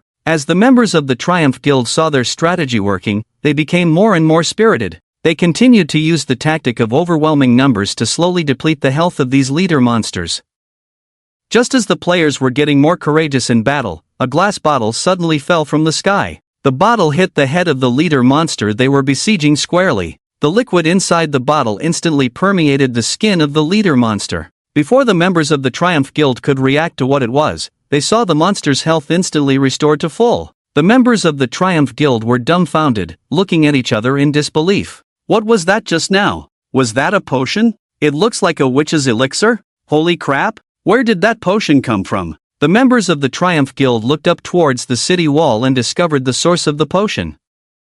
They saw the white-eyed monster standing on the city wall raise its hand, and a potion appeared out of thin air in its hand. It then threw the potion towards the wounded monster below. After being given the potion, the monster's health immediately returned to full. Seeing the white-eyed monster's ability to conjure potions out of thin air, the morale of the Triumph Guild players was instantly extinguished. Damn! Isn't this too outrageous? Is he a healer? Damn, how are we supposed to fight this? After grinding down half of its health so hard, it gets healed in an instant? He's really ruthless, not giving us any hope at all. Alright, I get it. I'll just commit suicide. Is that okay? The members of the Triumph Guild had just begun to feel a glimmer of hope, only to have it extinguished once again. What was most infuriating was that they never even planned to win. They just wanted to drag a few monsters down with them. Even this small wish was directly crushed by the white-eyed monster. At this point, the members of the Triumph Guild had completely given up. Their confidence had been completely worn away. This was no longer a war, it was a one-sided massacre. Actually, death is not scary. What makes the players feel fearful is that every step they take is within the calculations of the white-eyed monster. Even the players' impromptu decision to besiege these leader monsters was anticipated by him. Moreover, the white-eyed monster completely manipulated their mindset. When the monsters were losing health, he could have immediately healed them. But he chose not to. He wanted to see the players ignite hope, only to extinguish it completely. This kind of situation had happened too many times. It was simply a torment and trampling of the players' hearts. Experiencing such intense emotional ups and downs once was already hard to bear. In just these short 10 minutes, the players had endured it several times. Anyone would have a mental breakdown. The members of the Triumph Guild now understood. At this moment, giving up resistance and waiting for death was the best relief. The players of the Triumph Guild also understood this point. One by one, they lost their fighting spirit and stopped their attacks, allowing the monsters to slaughter them. The despair of the Triumph Guild players on the entire battlefield was about to overflow the screen. The viewers in the live stream couldn't bear to watch such scenes anymore. It's too hopeless. I'm glad I'm not there. These white-eyed monsters really grip people's hearts tightly, giving hope time and time again, only to extinguish it with their own hands. I'm scared. I'm really scared. This feeling of being controlled is too unbearable. I hope I never encounter him in the future. Otherwise, my mental state will really be in trouble. Even just watching a live stream has messed with my mindset, let alone those who are experiencing it firsthand. Seeing this, Steve no longer wanted to continue the live stream. Although he wasn't on the battlefield, just watching like this made him feel physically uncomfortable. It was too unbearable, that feeling was too stifling. Every time the players faced the monsters, they were insulted. But the players couldn't do anything. Every time they tried to come up with a strategy, they were led astray and insulted again. No matter what methods the players used, they were always under his suppression, unable to turn the tables. This feeling was too oppressive. It even made people feel like giving up the game. Who has ever felt so stifled playing a game? Being pressed down by a monster, unable to fight back at all. It would be fine if it was just a matter of strength, as strength can be developed over time. The main issue here is the crushing of intelligence. Can't just be reborn, right? If it weren't for important matters to attend to, Steve would definitely not continue the livestream. Fortunately, the players of the Triumph Guild also realized this and gave up resistance. The campaign should end soon. After the players of the Triumph Guild completely gave up resistance, the entire battle ended in less than 20 minutes. At this moment, apart from Steve, no one survived on the grassland. Xiaowu's first-person livestream had long been closed. Players could only switch to the main livestream to watch the outcome of the entire battle. At this moment, the monsters were cleaning up the battlefield. The equipment dropped by the players was all worn by the monsters. Throughout the battle, the monsters' losses were so minimal that they could be ignored. Probably only 200 to 300 casualties. At the beginning of the campaign, it was mainly the monsters with equipment that participated in the battle. When the players gave up resistance, the monsters with fewer equipment came out to harvest.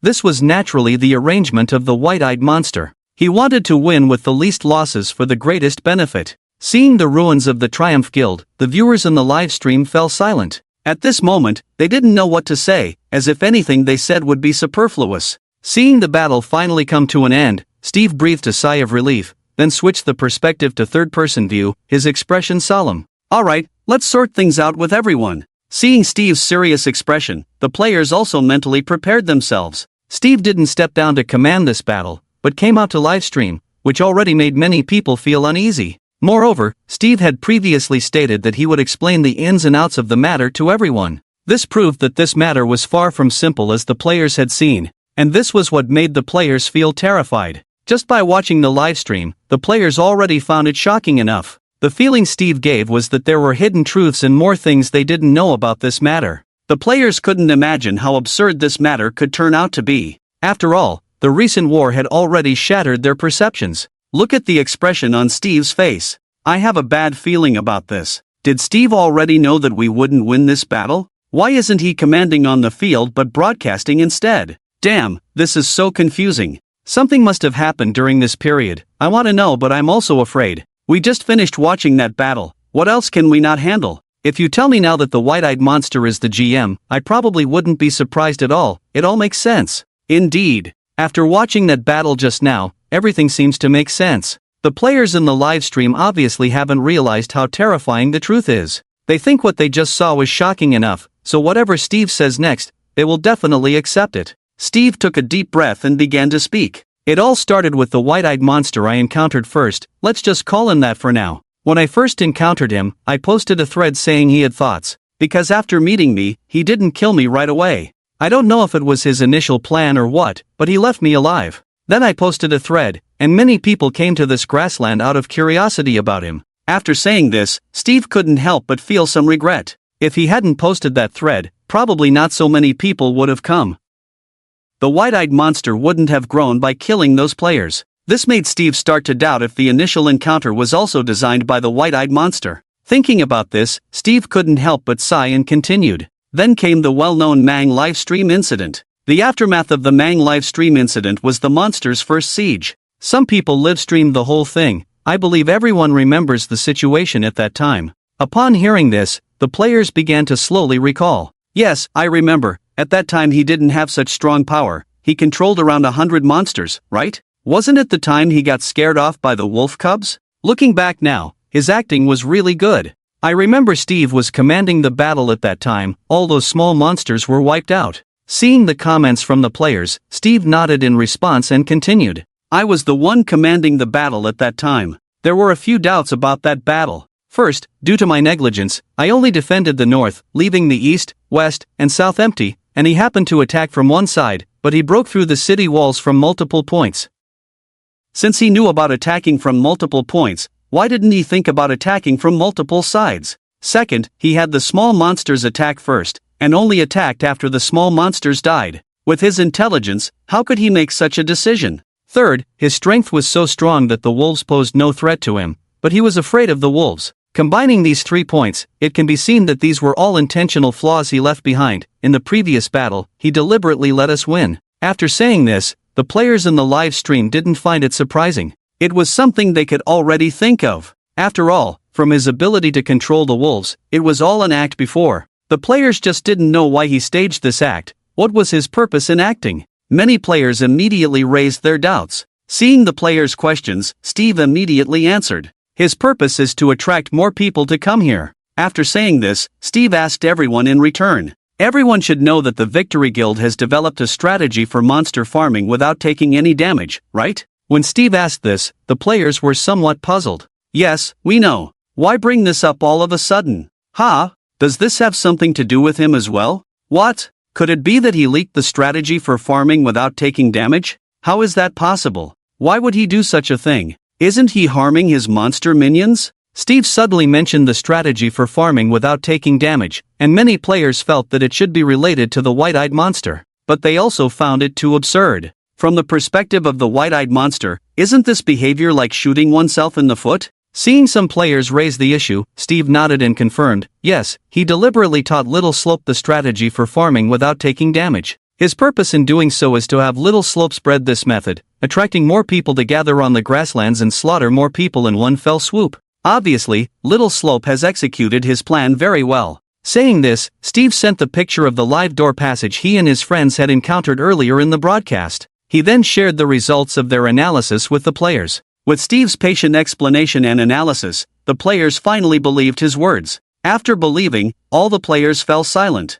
It took them a while to come to their senses. It's indescribable. I thought the battle we just had was shocking enough. Damn, what kind of being is he? This layout is so intricate, impossible to defend against. The key is that everything is proceeding perfectly according to his plan, which is the most terrifying part. According to Steve's words, Little Slope is just an ordinary player, but he can manipulate his mind so precisely. It means he can manipulate the minds of most people, which is too frightening. He can read people's minds so thoroughly. After all, sacrificing the lives of fellow players to achieve his goals is ruthless. This is what a perfect leader is. The layout of this battle feels like it's from a textbook. Seeing the players believe his words, Steve finally breathed a sigh of relief. What he feared most was that the players wouldn't believe him and would think everything was just his imagination. However, after this battle, he believed the players wouldn't underestimate the white-eyed monster anymore, so they could accept and believe everything. Next, the players from the Victory Guild will talk about the encounters they had with those boss monsters.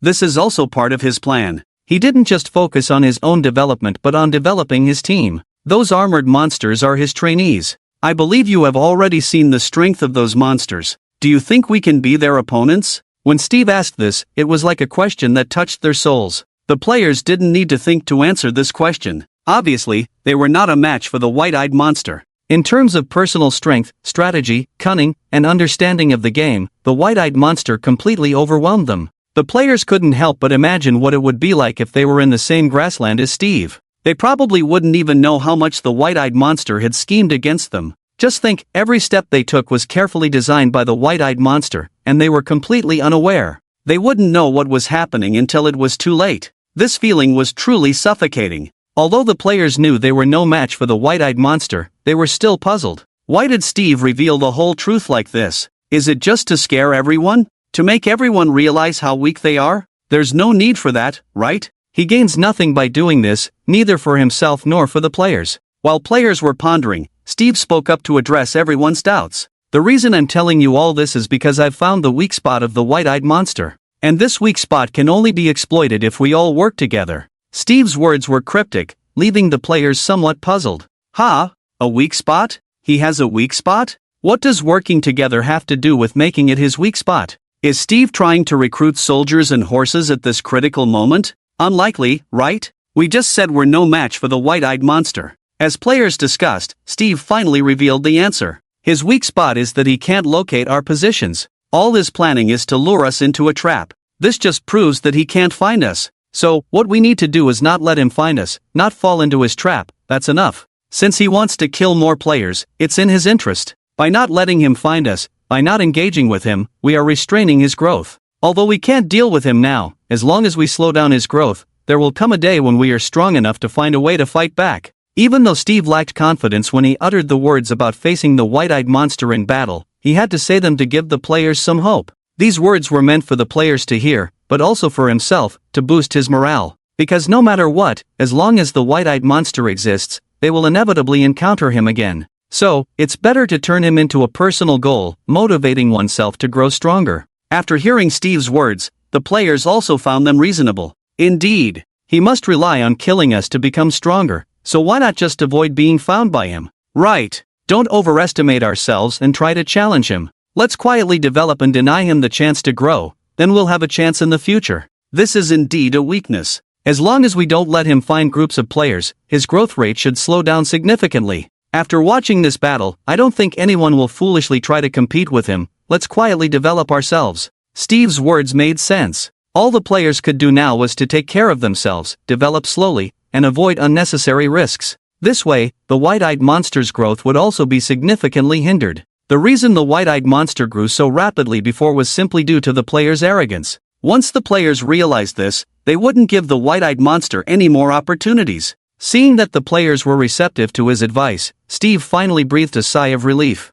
It wasn't in vain that he spent so much time discussing this. After seeing the players' newfound awareness, Steve also posted a guide on how to clear the foot shack under his post. I'm sharing this monster-free farming guide with everyone, keep up the good work. After sharing the guide, Steve signed off. Steve wasn't selfish, besides, this guide was quite simple. If it weren't for the white-eyed monster, Steve himself could have figured it out in a few days. This guide only ensured players had something to do at night. In terms of efficiency, it was just average. It wasn't the kind of guide that needed to be kept secret. Sharing it not only boosted his popularity but also helped players develop faster. Not to mention facing the disdainful gaze of the white-eyed monster, at least there are ways to deal with some minor troubles. After players saw the strategy for the foot shack posted by Steve, they were all ecstatic and lost their minds. Oh my god? Thank you, Steve the boss. Steve the boss is so generous. Steve the boss should start a guild, right? Please take me. Steve the boss's broad view is simply amazing.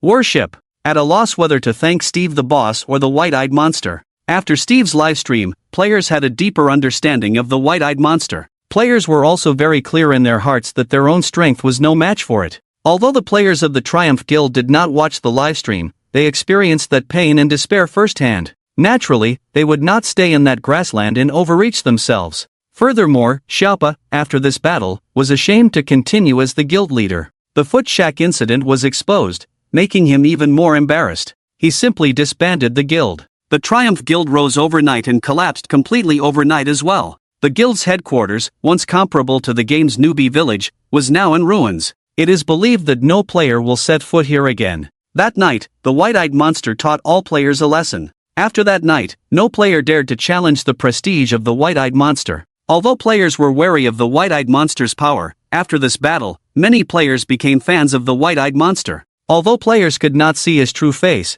the aura he exuded was enough to impress many. His kingly disdain for all things added a lot of charm to this major villain. As a result, many players started giving the white-eyed monster nicknames. Why doesn't he have a name? It's always white-eyed monster, not very catchy. I want to call him white-eyed bro, haha. Let's call him the Demon King from now on, feels like he has that vibe. Can't really call him a Demon King, at most a little demon? How about naming him he, just like Steve the boss does? He? Isn't that easy to confuse? Then let's just use English. He equals him. Him is a good name, has a nice ring to it. Let's just call him him for now, sounds pretty cool. After the name him was settled, many players found it easy to say. So they all followed suit and started calling him that. The Demon King him thus emerged out of nowhere. If Shuchen knew about the player's nickname for him, he would probably be very surprised. Perhaps some things are just destined. In the original game, him was an abbreviation for Herobrine in Minecraft. Here, although the player's nickname for Shuchen is different from the meaning of him in the original game, the result is the same. In this game world, although Shuchen is not as mysterious as him, in the player's hearts, he has become a Demon King level figure. On the grassland, the sky gradually brightened. Shuchen also led the monsters into the dense forest. Shuchen gained a lot from this battle. While the monsters were fighting, Shuchen kept receiving system notifications of successful taming. After this campaign, Shuchen should have tamed quite a few monsters. Opening the taming system, Shuchen glanced at the current situation of the tamed monsters. Zombie 007 and Little Zombie 520, although they had not yet reached advanced consciousness, were only a few thousand players away from breaking through. To break through to advanced consciousness, one needs to kill 10,000 players. In other words, in this battle, they have each killed several thousand players. This progress is already quite good. With their strength, it is estimated that they will soon advance to advanced consciousness. Spider 101, Little Black 88, 233 Little White, and the summon portion of the Calamity Villagers have all upgraded to intermediate consciousness after this battle.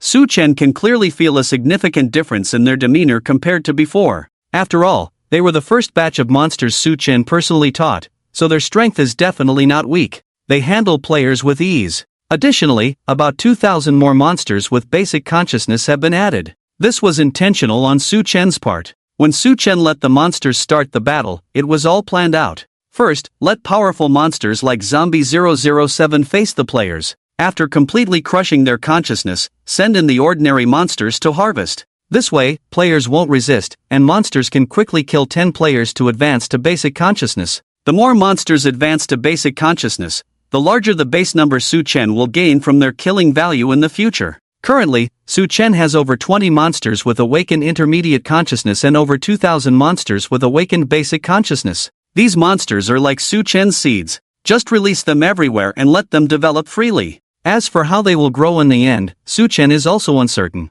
Su Chen naturally hopes that some monsters will awaken autonomous consciousness. However, it is currently very difficult to achieve. To reach such heights, both strength and luck are indispensable. Su Chen does not expect these monsters to awaken autonomous consciousness on their own. When Su Chen can detect the player's locations, things will be easier. Su Chen can guide this group of monsters. After deactivating the taming system, Su Chen opened the information panel. Seeing the over 3 million killing value harvested, a satisfied smile finally appeared on his face. Worth it! Although the previous layout was indeed troublesome, seeing the harvest of these killing values made Su Chen instantly feel it was worth it. With these over 3 million killing values, Su Chen's strength can also greatly improve. Let's upgrade all skills first. Although he is still 2 million killing values short of unlocking the mod of Twilight Forest, 200 million is not a small number. Su Chen has already lost the player's clues, so it is a bit difficult to quickly get 2 million killing values. Su Chen doesn't want to save up, so he simply uses them to enhance his strength. After spending the 2 million killing values, Su Chen's skills also made a qualitative leap. Explosion LV5, consumes 5% of own health, deals 100 by 100 area damage, cooldown 5s. Can be upgraded with 1 million killing values. Teleportation LV5, can teleport to coordinates within 1000 range, carrying items or creatures within a 5x5 range, cooldown 5s. Can be upgraded with 1 million killing values. Clone LV5, consumes 10% health, summons a clone inheriting 50% of the main body's abilities. Example, if the main body's explosion skill is at LV5, the clone's explosion skill level drops to LV3. Can be upgraded with 1 million killing values. Strong Spider Silk LV5, shoots out Spider Silk with a hardness of 50 to trap creatures, reducing their movement speed by 150%. Can be upgraded with 1 million killing values. Concealment LV5, can hide within any block and move stone blocks. Upgrade requires 1 million kill points. Fatal Axe LV5, summon an iron axe out of thin air to deliver a deadly blow, dealing 100% of the enemy's maximum health as damage. Ominous Omen LV5, after triggering the Ominous Omen, automatically summon a patrol of calamities, including marauders, wardens, ravagers, summoners, etc. around oneself, with a cooldown of 1 minute. Upgrade requires 1 million kill points. Summon Wrathful Spirits LV5, summon 5 to 6 Wrathful Spirits to aid in combat against enemies, with a cooldown of 1 minute. Upgrade requires 1 million kill points. Su-Chen basically upgraded all the skills he deemed useful to level 5. When upgrading skills before, Su-Chen noticed that after reaching level 4, the required kill points no longer increased proportionally. Essentially, all skills required 100,000 kill points to upgrade after reaching level 4. It wasn't until Su-Chen upgraded these skills to level 5 that he understood. Essentially, reaching level 5 from level 4 was a significant hurdle. Skills undergo a qualitative change upon reaching level 5. This is why after reaching level 5, it requires 1 million kill points to continue upgrading. Take the teleportation skill, for example, it directly changed the teleportation distance to teleportation coordinates. Although limited to a range of 1000, this enhancement was a qualitative leap. It is estimated that continuing to upgrade will expand the range further. Perhaps after reaching a certain level, there will be no range restrictions, and Su-Chen can instantly teleport to any coordinates he desires. It can be said that Su-Chen now truly resembles a demon king. After upgrading these skills, Su-Chen also tested them all. The most surprising one for Su-Chen was the concealment skill. Su-Chen thought that reaching level 5 in concealment was already the highest level, just like the Fatal Axe. However, he didn't expect that concealment could still be upgraded. Moreover, after reaching level 5, concealment gained an additional function. It could manipulate stone blocks. It is speculated that further upgrades will focus on manipulating blocks with higher hardness. This instantly reminded Su-Chen of him's ability to manipulate obsidian. Who knows, maybe he will be able to control obsidian like him in Fanworks when he reaches a certain level. It seems like I'm getting closer and closer to him, the great demon king. I wonder if the Undead Legion will appear. Speaking of him, his own strength goes without saying. Furthermore, the Undead Legion he commands is also a formidable presence. Entities like the powerful 303, the Dark Lord Zero Value Null, the fearful Demon King who once severely injured him, and the Death Knight wielding the Sword of Molten Lava. These are all powerful demon kings with the ability to destroy the world. Yet, they all belong to him, forming the strongest demon king group, the Undead Legion. Naturally, him, as the leader of the Undead Legion, is the most popular. Under him's influence, the members of the other Undead Legions also enjoy considerable popularity. If Su-Chen can truly gather the Undead Legion in this game world, his path as a demon king will be complete. However, Su-Chen just thinks about it. After all, with his current strength, he wouldn't stand a chance against any of them. Su-Chen no longer dwells on these thoughts but instead focuses on the monsters in front of him. Although he has only spent a few days with them, Su-Chen has developed some feelings towards them. Once they awaken consciousness, they were no longer mere code creations. They also have thoughts and can make many independent actions. These monsters also have their own personalities. Zombie 007 is mature and steady, while Little Zombie 520 is mischievous and lively. Little Black 88 is very clever but always likes to show a creepy smile. Spider 101 Shuchen thinks it should be female, very careful, and a social cow, getting along well with the monsters. Little White 233 is like a fool, silly and clueless. These monsters are vivid lives. Shuchen crossed into this world alone, and only they have been his companions for so long. But now, it is time to part ways. Shuchen cannot always be with them, as it would limit his own development. Furthermore, the monsters need to experience things on their own. Shuchen cannot protect them all the time. Thinking of this, Shuchen looked at the monsters with some reluctance in his eyes. However, Shuchen is not indecisive. Since the decision has been made, there will be no more hesitation. From now on, you will each fight on your own. Remember your mission, be careful on your own. Hearing Shuchen's words, those monsters with intermediate consciousness seemed to realize they were going to leave Shuchen. Their faces instantly drooped, showing visible reluctance and sadness in their eyes. But they dared not go against Shuchen's wishes. Roar! Roar! Hiss! Zombie 007, Little Zombie 520, Spider 101, and other monsters with intermediate consciousness squeezed out various sounds from their throats. It seemed like they were bidding farewell to Shuchen. Seeing this, Shuchen approached and patted their heads, instructing them once again. Be smarter, keep yourselves alive to see me again. After bidding farewell to the monsters, Shuchen distributed over 1,000 wolf cubs he had tamed during previous battles to the monsters. Wolves are neutral monsters that Shuchen can control. By unlocking the control of the wolves earlier, he made them obedient. Since these wolves were causing trouble for Shuchen, he decided to let them accompany the monsters for their training. It also served as companionship. After assigning the wolf cubs, Shuchen waved towards the monsters. Go on. Following Shuchen's orders, the monsters led their wolf cubs in different directions and left.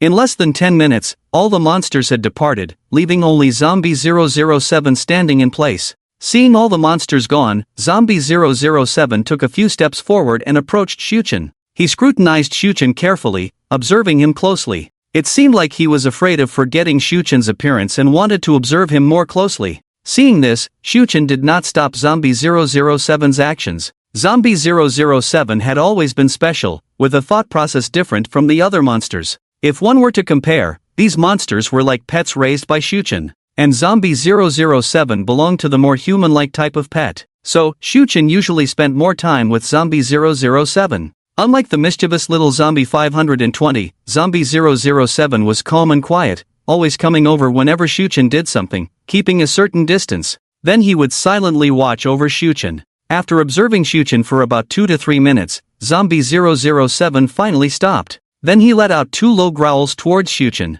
Growl, growl. Shuchen could clearly feel his reluctance from his eyes. Seeing this, Shuchen pointed to the wolf cubs nearby. Take good care of it, and remember to return it to me later. Shuchen deliberately commanded Zombie 007, hinting that he should return the wolf cubs in the future. It was a subtle way of reminding Zombie 007 to remember himself whenever he saw the wolf cubs. In this way, he wouldn't have to worry about forgetting Shuchen. Zombie 007, upon hearing Shuchen's words, glanced at the wolf cub, then nodded as if he had gained some kind of belief. After bidding farewell to Shuchen once again, he turned and left. Watching the back of Zombie 007 as he departed with the wolf cub, Shuchen inexplicably felt a sense of familiarity. But he couldn't pinpoint exactly where that familiarity came from. Forget it, I won't dwell on it. Shuchen had a strong premonition that he would definitely need Zombie 007 again in the near future. By that time, he would probably have grown into a powerful being. Shuchen was also looking forward to that day. After sending off the monsters, looking at the vast grassland, Shuchen sighed deeply. Alone again. Having been in the game for so long, Shuchen had gradually grown accustomed to being alone. However, the sudden addition of monsters disrupted the peace. Now that peace had been restored once again, Shuchen felt somewhat uncomfortable. But loneliness was a common state in life, and Shuchen would quickly adapt to it. After calming down, Shuchen began to plan his next steps. With the monsters sent away, there wouldn't be much progress in the short term. After all, the entire game world was vast, and although there were many players, they were all scattered. It would take some time for the monsters to find the players. But Shuchen's development could not afford to stagnate. During this time, Shuchen could make some preparations. The main world's monsters had basically all been killed. Now, only the monsters in the Nether and the End remained to be slain. Shuchen planned to first visit the Nether and take down the monsters there. Then he would build some monster spawning towers in the Nether. With the rise in skills, the previous simple monster spawning tower was starting to become insufficient. In the future, Shuchen's need for deterrence and kill value would only increase. He would definitely have to build several more monster spawning towers. Building monster spawning towers in the Nether would definitely be better than in the main world. After all, players had not yet set foot in the Nether. Shuchen had no need to hide. Thinking of this, Shuchen immediately took action. After teleporting for more than half an hour, he found a broken Nether portal nearby. Conveniently, there was a lava pool exposed not far away. After making an iron bucket, Shuchen skillfully used the pouring method to create a Nether portal. After igniting the portal, everything went black before him. After a moment of dizziness passed, he opened his eyes to find himself in the Nether. Upon arriving in the Nether, Shuchen carefully destroyed the portal and then began to search for traces of the monsters. Not long after Shuchen entered the Nether portal, a group of players had gathered in front of the main world's Nether portal. If I remember correctly, this place didn't look like this before, right? There were only a few obsidian blocks here before.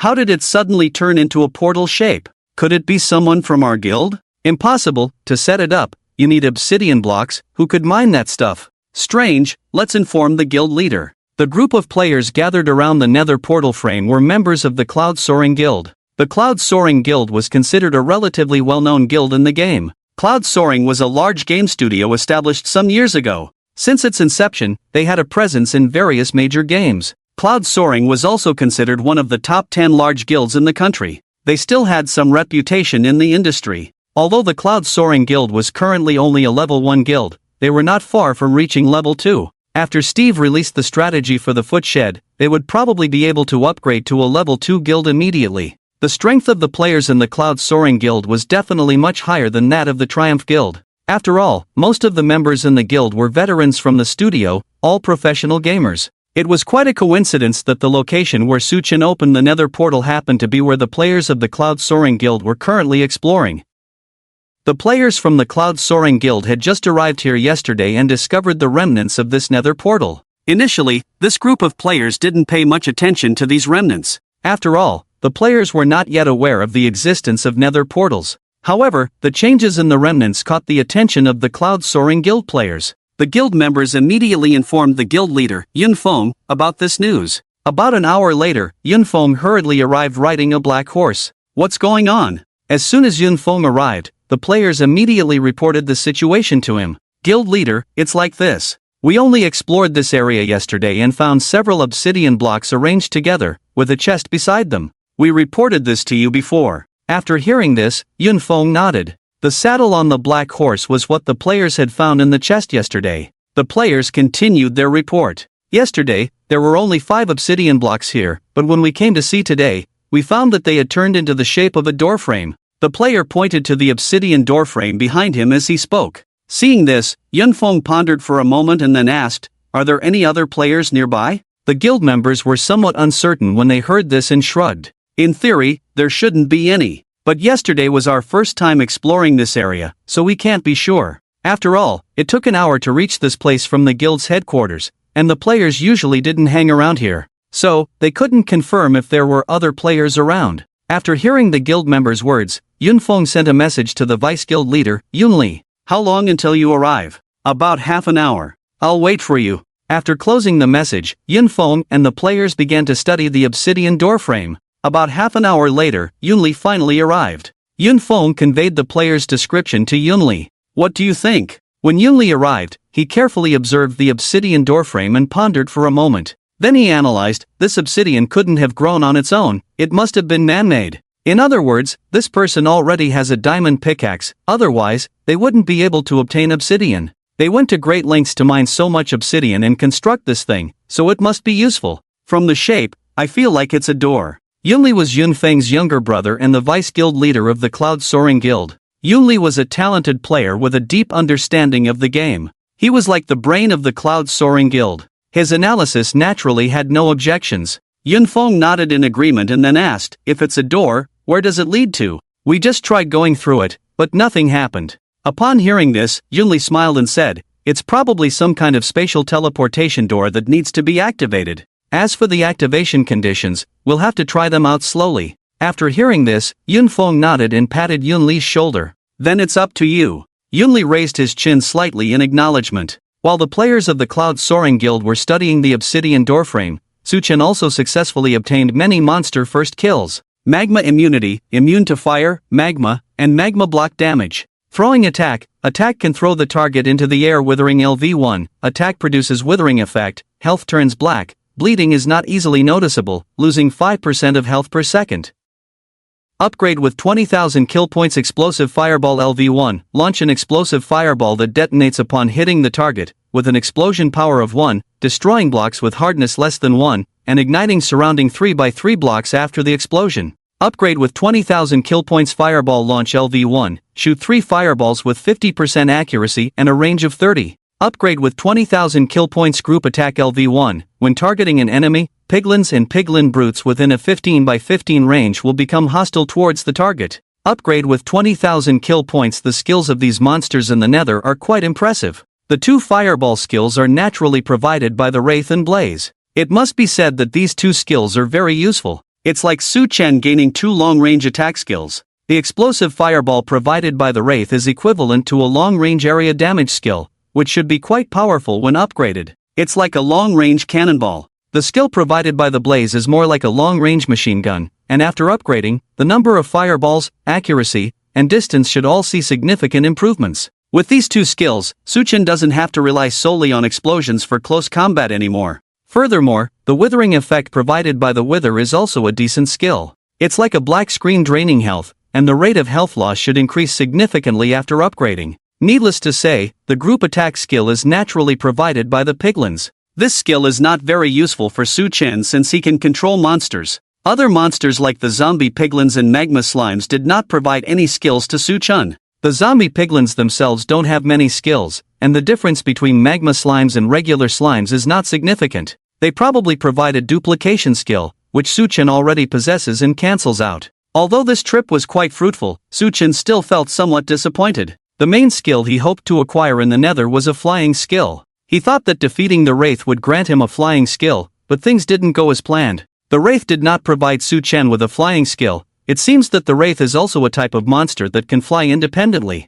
Su-Chen could only pin his hopes on the Wither and the Ender Dragon. After all, both are boss-type monsters, so it wouldn't be unreasonable for them to provide a flying skill, right? With this in mind, Su-Chen also made plans for the next steps. Let's focus on defeating the Wither first. To kill the Wither, one must gather 3 Wither skeleton skulls. Then, placing them on soul sand will summon the Wither. The drop rate of Wither skeleton skulls is only 2.5%, which can be considered quite low. Anyway, according to official information, it's 2.5%. Su-Chen has been playing the game for so long, and without using mob farms, he has probably collected tens of thousands of Wither skeleton skulls. In Su-Chen's case, the drop rate can basically be moved 1 decimal place further back. In terms of collecting Wither skeleton skulls, Su-Chen can be considered a true hardcore player. Previously, Su-Chen would usually build a Wither skeleton farm to collect the skulls. But now, Su-Chen only needs to gather 3 Wither skeleton skulls for the first kill, so there's no need to go through the trouble of building a farm.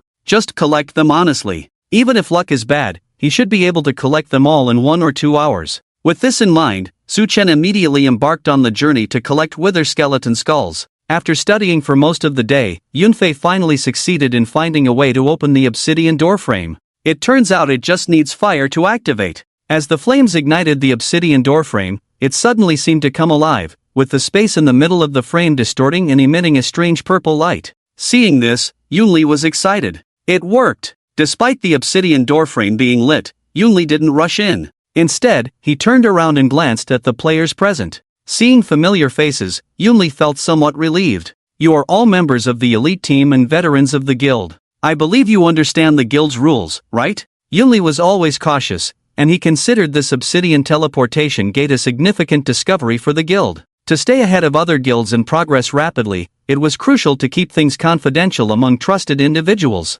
Yunli had set rules, and the elite team members knew what to do. Don't worry, we understand. We all speak with one voice in the elite team, nothing will leak out. We are all veterans, we naturally understand the rules. These players were trusted by Yunli to be part of the elite team and were veterans of the guild, so he trusted them, but he still gave them a reminder. Alright, let's go in and take a look together. Upon hearing this, the players followed Yunli into the doorframe. The players from the Cloud Soaring Guild immediately disappeared into the frame. After a dizzying moment, a wave of heat hit them. When they opened their eyes, they were stunned by the sight before them. What the heck? Where are we? Why is it so red and eerie? So hot and stuffy? What kind of place is this? Yunli and the others looked at the map and finally realized where they were.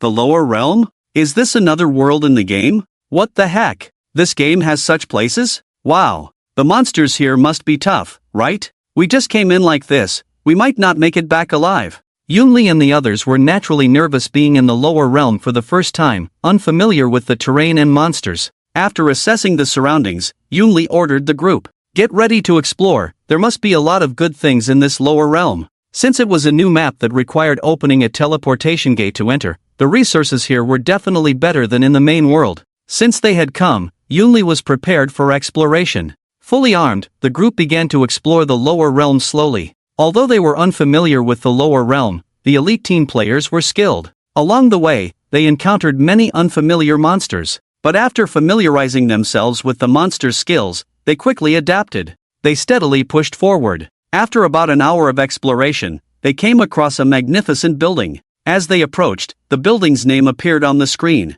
Hell Fortress? Wow, this building looks formidable. Could this be some kind of boss's lair? Look! Isn't there a treasure chest on the other side of that corridor? Indeed. But that shady-looking skeleton next to it seems a bit tough to deal with. Leader, should we go in? The elite team members saw the grand building standing in the midst of a lava pool, and even without entering, they could sense the danger inside. However, when everyone saw the treasure chest appearing at the end of the corridor outside the building, they couldn't help but be intrigued. After entering the game, they had only come across one treasure chest so far. It was the one next to the lower realm gate frame, filled with many valuable items. Now that they had finally spotted another one, they were determined not to give up. Cloud Power, after a moment of contemplation, made a decision. Let's go check it out. Although Cloud Power wasn't entirely confident, he was accompanied by elite team members, so their skills were reliable. Even if they encountered danger later on and couldn't win a fight, they could still run away. After Cloud Power gave the order, everyone immediately entered the Hell Fortress. Upon reaching the outer corridor, they joined forces to defeat the decaying skeleton guarding the chest. As soon as the skeleton fell, sharp-eyed Cloud Power noticed something strange had dropped. He quickly picked up the fallen item. Decaying skeleton skull, what's this? Cloud Power was surprised by the drop from the decaying skeleton. Although he didn't know what it was, he could tell it was something valuable because the font color of the decaying skeleton's skull introduction was different from the other drops. Looks like something good. After spending over an hour farming decaying skeletons, Suchen finally got a drop. If he knew that Cloud Power and his team got a drop after defeating just one, he would probably be furious. Luckily, Suchen's luck was still holding as he casually looted an enchantment book 2 from a chest while exploring the lower realm fortress. Suchen decided to enchant his gear before returning to fight. However, he was short on a few iron ingots needed for the enchantment, so he decided to make a trip to the main world to mine some. After gathering the necessary materials, Suchen planned to return and enchant his gear. With this in mind, Suchen teleported to the area near the lower realm portal, only to find it activated. Suchen immediately sensed that something was amiss. He distinctly remembered disrupting the teleportation space upon entering the lower realm. Now that the lower realm portal was activated, only one possibility remained. Someone from the main world had activated it. Looks like someone has been here. Suchen vividly recalled destroying the teleportation channel when he entered the lower realm. Yet, at this moment, the teleportation channel had reopened. This undoubtedly meant that a player had entered. There are players nearby? Suchen was surprised to learn that players frequented the area he had chosen. Nevertheless, it saved him the trouble of searching for them. With this in mind, Suchen summoned a clone and concealed it among the surrounding hell rocks. If a player set foot in the area, they would likely retrace their steps. By monitoring the lower realm portal, Suchen could track down the player. After all, these players were essentially offering themselves as kill targets, so why not take advantage of it? Once the clone was in place, Suchen resumed his tasks and headed to the main world to collect iron ingots. Boss, there are so many good things in this chest. An enchantment book, 2 diamonds, and several iron ingots. We've hit the jackpot this time. If the chests outside this corridor are this good, I can't even imagine what's inside this fortress. The players from the Cloud Soaring Guild were excitedly discussing the various items they had obtained from the chest. Meanwhile, Cloud Power was engrossed in studying the decaying skeleton skull that had just dropped. While the items in the chest were indeed valuable, Cloud Power believed that the decaying skeleton skull in his hand was the biggest gain of this expedition. After all, its item name color was different from the others. As Cloud Power pondered, another decaying skeleton appeared before him. The players of the Cloud Soaring Guild immediately surrounded the scene and launched an attack. In no time, they killed the withered skeleton. After the withered skeleton died, only a piece of coal dropped, without the skull of the withered skeleton. Cloud Power was excited to see this. It looks like I guessed right. This withered skeleton skull should be considered a rare item. It seems that it is not something that will always drop. Thinking about this, Cloud Power immediately ordered everyone, leave 4 people here to farm withered skeletons, the rest explore inside the fortress. They had only been standing here for a while when the withered skeleton respawned. From this, it could be inferred that this was the respawn point for the withered skeleton. Although Cloud Power didn't know what the withered skeleton's skull was for, at least now he could be sure that it was definitely something good. It wouldn't hurt to farm a few more. After Cloud Power gave the order, the players immediately got busy. Cloud Power placed the withered skeleton's skull on the ground and took a screenshot. He then sent a message to Yunfeng. The obsidian doorframe has been researched, it's a nether portal. We are currently in the nether, dealing with this thing. In my opinion, it should be a good thing, just not sure what it's used for. You have the higher-ups research it. I won't be going back for now, too many people and too much chatter. After sending the message, Cloud Power sent the screenshot to Yunfeng. He was quite cautious. After all, this was a significant discovery for the guild, and Cloud Power needed to keep it confidential and quickly capitalize on it. At this moment, inside the Cloud Soaring Guild's headquarters, the company's executives were gathered around. The executives looked pensive as they examined the photo of the withered skeleton's skull sent by Yin Feng. This is all we found in the nether this time. This withered skeleton's head must be very useful, its drop rate is low, and the item color is different from the others. Yin Feng shared everything Cloud Power had seen and heard in the nether with the guild's executives. The purpose of this meeting was to figure out the use of the withered skeleton that Cloud Power had discovered. In most games, skulls are used for sacrifices or summoning. I guess the summoning function will be more significant. Didn't someone in our guild use a pumpkin head to summon a snow golem before? That's right. This skull is probably used for summoning monsters, but we don't know what should be placed under the skull. The guild executives were all core players, with top-notch understanding and skills in the game. They quickly discussed the possible uses of the withered skeleton's skull. After hearing everyone's opinions, Yun Feng nodded in agreement. Well, let's research along this line of thinking. In any case, various solid blocks will definitely be placed underneath.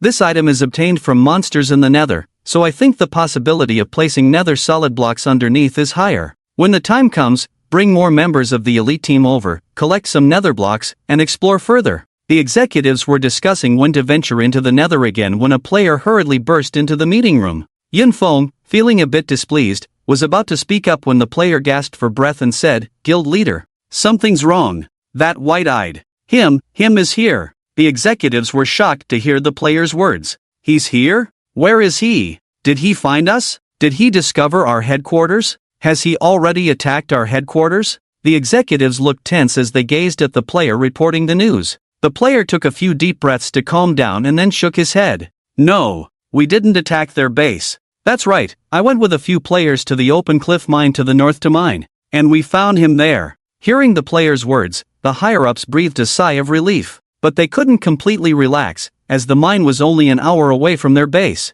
Since him was around, it was only a matter of time before they found him. With this in mind, the higher-ups immediately asked the players, "Did he spot you?" The players shook their heads. No, as soon as we saw him, we hid right away. We only came back after making sure he was gone. Upon hearing this, Yun Feng asked again, "Are you sure he didn't track you?" The players nodded confidently and explained, "After mining for a while, we dug underground tunnels slowly, staying underground the whole time. After about half an hour, we made sure he wasn't nearby before coming out." The players from the Cloud Soaring Guild were all cautious. They had all watched the previous live broadcast of Steve with the guild members. Afterwards, Yun Feng and Yunli repeatedly emphasized that if they encountered him, they must be careful. Even if it meant sacrificing equipment, they must not lead him to the base. The players of the Cloud Soaring Guild always remembered Yun Feng and Yunli's words. After encountering him and making sure they weren't discovered, they immediately hid and evacuated through underground tunnels, showing extreme caution. Yun Feng finally felt somewhat relieved after hearing the player's account.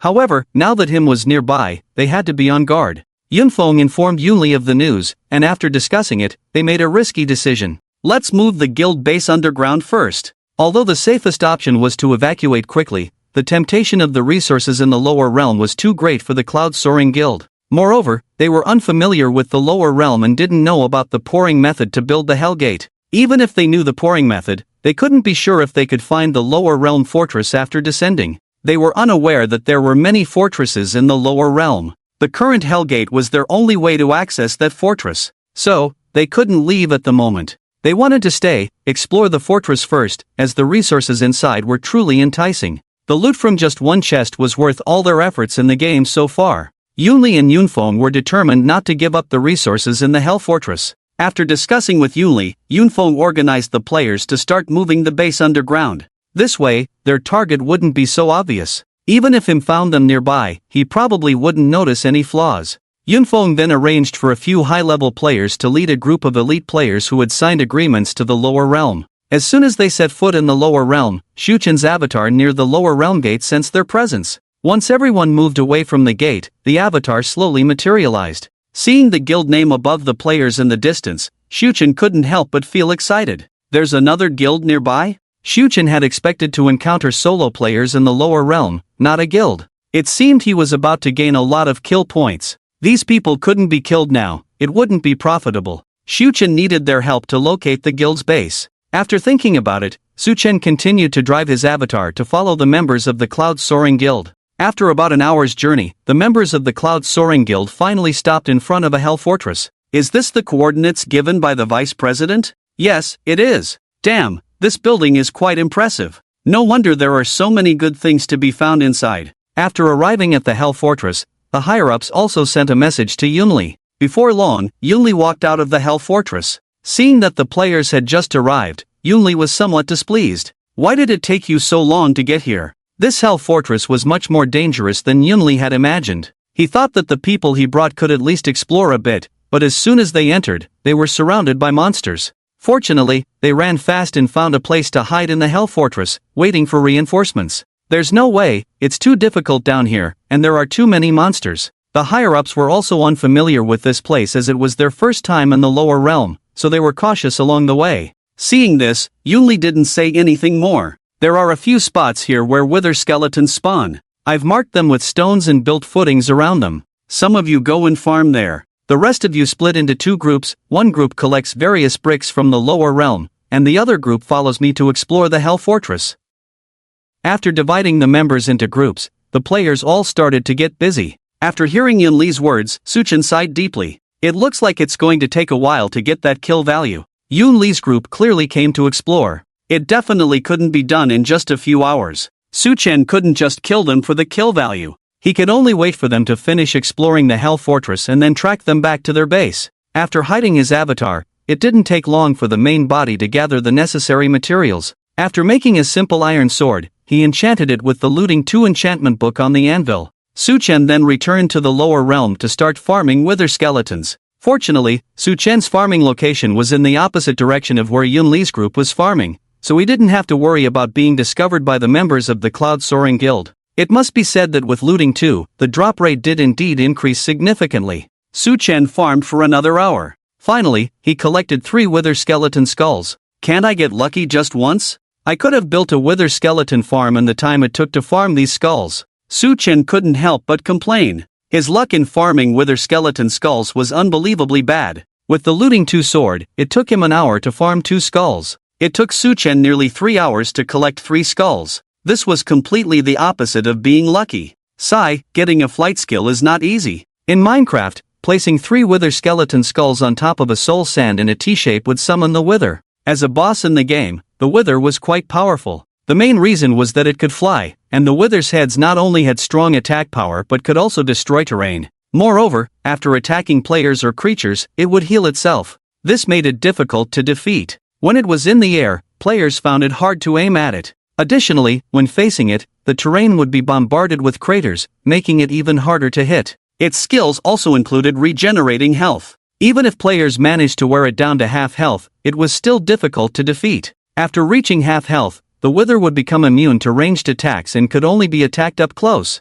When damaged, it would destroy a 3x3x3 block area centered on itself, like a small explosive skill. So many people think that the wither is stronger and harder to defeat than the Ender Dragon. However, no matter how powerful a monster is, it cannot match the player's intelligence. Players in Minecraft have also come up with methods to defeat the wither without taking any damage. The simplest way to defeat the wither without getting hurt is to dig a deep and long enough tunnel. Summon the wither in a very small space made of blast-resistant blocks like obsidian or end stone. This way, the wither cannot destroy the surrounding blocks or fly. Its movements are completely restricted. Then, prepare a bow, a sword, and if possible, a shield. Use the bow to shoot it when it's above half health, and switch to the sword when it's below half health, attacking and retreating to avoid explosions. This way, you can defeat the wither without taking any damage. However, Suchen didn't need to use such a method. He had upgraded his deadly axe to level 5. A level 5 deadly axe can directly deal damage equal to 100% of the enemy's maximum health. Suchen only needed to wait for the wither's invincibility period to end, teleport next to it before it flies, and then kill it instantly. Suchen arranged the soul sand into a T-shape and placed 3 wither skeleton skulls on top. As soon as the wither skeleton skulls were placed, the 3 wither skeleton skulls in front of him instantly came to life. Following that, the soul sand beneath the 3 skulls slowly transformed into the wither's body. After the transformation was complete, the wither's entire body immediately began to expand. Its health increased as it expanded, slowly growing from half health to full health. At this moment, the wither was invincible, and even Suchen couldn't do anything about it. Su Chen, seeing the situation, remained calm and waited silently on the side. When the wither's health reached full, a familiar sound effect emanated from its body. After the sound effect played, the wither officially entered liberation mode. In this mode, the wither would start flying and launch wither skulls to attack. Any creature killed by its attack would leave behind a wither rose. Even in death, it still leaves a flower on your grave. That's the gentleness of the wither. Once activated, the wither would prioritize targeting players for attack, only attacking other non-undead creatures within its line of sight after all players nearby were dead. Su Chen clearly became the wither's first target. As the wither prepared to fly, Su Chen was quick to act, teleporting next to the wither and swiftly striking its head with an iron axe. Su Chen's blow made the wither's health bar disappear instantly. In less than 5 seconds since its birth, the wither was killed in an instant. Acquired skill, flight, gain the ability to fly in any space. Acquired skill, Wither Skull LV1, can launch wither skulls to attack, flying at a speed of 1 meter per second, causing a 3x3 explosion upon hitting the target, capable of destroying obsidian. Can be upgraded with 100,000 kill points. Life Absorption LV1, absorb the life of killed creatures to heal yourself, restoring 5% of health per kill. Can be upgraded with 100,000 kill points. Finally got the flight skill. Seeing the flight skill acquired by killing the wither, Su Chen couldn't be happier. Although the other skills provided by the wither were also powerful, for Su Chen, just having the ability to fly was worth its weight in gold. With the flight skill, Su Chen's efficiency in tasks would improve significantly. After gaining the flight skill, Su Chen glanced at his clone's perspective. Seeing that the Cloud Soaring Guild had no intention of returning home yet, Su Chen began to focus on creating various large monster spawning towers. The optimal choice for a monster spawning tower was naturally the zombie pigman spawning tower. The main reason is that the refresh condition of the zombie pigmen is very simple. In the Nether, any 2 high places can refresh, and there is no brightness requirement. So the number of zombie pigmen refreshes higher than other monsters. Naturally, it became the best choice for a monster spawning tower. Making a zombie pigman spawning tower is also very simple. Just directly using the feature that zombie pigmen are attracted by turtle eggs, you can attract the zombie pigmen. Then just mass slaughter them. This time, Su Chen also had a plan. Su Chen decided to build this monster spawning tower on the upper layer of the Nether bedrock layer. After all, players have already set foot in the Nether, and if it is built in the Nether, it is still very easy to be discovered. Another big project. Thinking of this, Su Chen couldn't help but sigh. Although he already had the skill of flying, making a monster spawning tower was still very cumbersome. But there was no way, even if it was cumbersome, it had to be done. After all, the deterrence provided by the previous small spawning tower was not enough. Since upgrading the monster control range last time, upgrading again required a deterrent force of a high amount directly reaching 1 million. The previous spawning tower's production of 50,000 per hour was simply not enough. For development, even if Su Chen didn't want to, he could only grit his teeth and do it. After adjusting his mindset, Su Chen also devoted himself wholeheartedly to his work. At this moment, somewhere thousands of miles away from the Cloud Soaring Guild's headquarters, a group of brilliant guild players stumbled upon a stone chamber while mining. The chamber was very large, resembling a military fortress. After wandering around the fortress, the players also discovered a very eerie stone chamber. In the center of the chamber was a row of stone stairs leading directly to a strange square pattern surrounded by 12 yellow-green altar-like blocks. Below the square pattern surrounded by altars was a pool of lava. Although these blue-green altars were mostly the same, 4 of them had some subtle differences from the others. In the center of those 4 altars were eyeballs placed. Moreover, these eyeballs were not facing the same direction. It looked extremely eerie. The players of the Brilliant Guild immediately informed their guild leader, Sun Long, about this eerie altar. In less than half an hour, Sun Long arrived with a group of people. Seeing the scene in front of them, although they didn't know what exactly it was, they were all excited. This looks like some kind of sacrificial ritual, doesn't it? Indeed, have you seen those eyeballs up there? I guess we have to fill the altar with eyeballs to activate something. These eyeballs look somewhat similar to the drops from Enderman, don't they? They do look alike, but Enderman drop round ender pearls, while these are vertical cat eyes. Where do we get these things? While the guild leaders were discussing, the players who had just discovered the stone chamber stood up. Then, they took out 2 eyeballs from their backpack and handed them to Sun Long. These were found in the chests inside the stone chamber while searching. Sun Long took the eyeballs and examined them carefully. Eyes of the Ender. Enderman drop ender pearls. Could these eyes of the Ender be synthesized with ender pearls and something else? After hearing Sun Long's words, the guild members shook their heads indicating they were not sure. they were also encountering this thing for the first time. This was also the love-hate relationship that this game brought. The game had no synthesis list or strategy. Everything had to be slowly experimented by the players. After pondering for a moment, Song Long came to the altar and reached out to pick up the eyes of the ender that were already placed on the altar. Song Long originally had a try-it-out attitude, but he didn't expect that the eyes of the ender on the altar could actually be picked up. Upon seeing the situation, Sang Long immediately instructed the senior members, "You all go research the synthesis method of the end shadow eye. The rest of you search the stone chamber again, then expand the search area to find other stone chambers.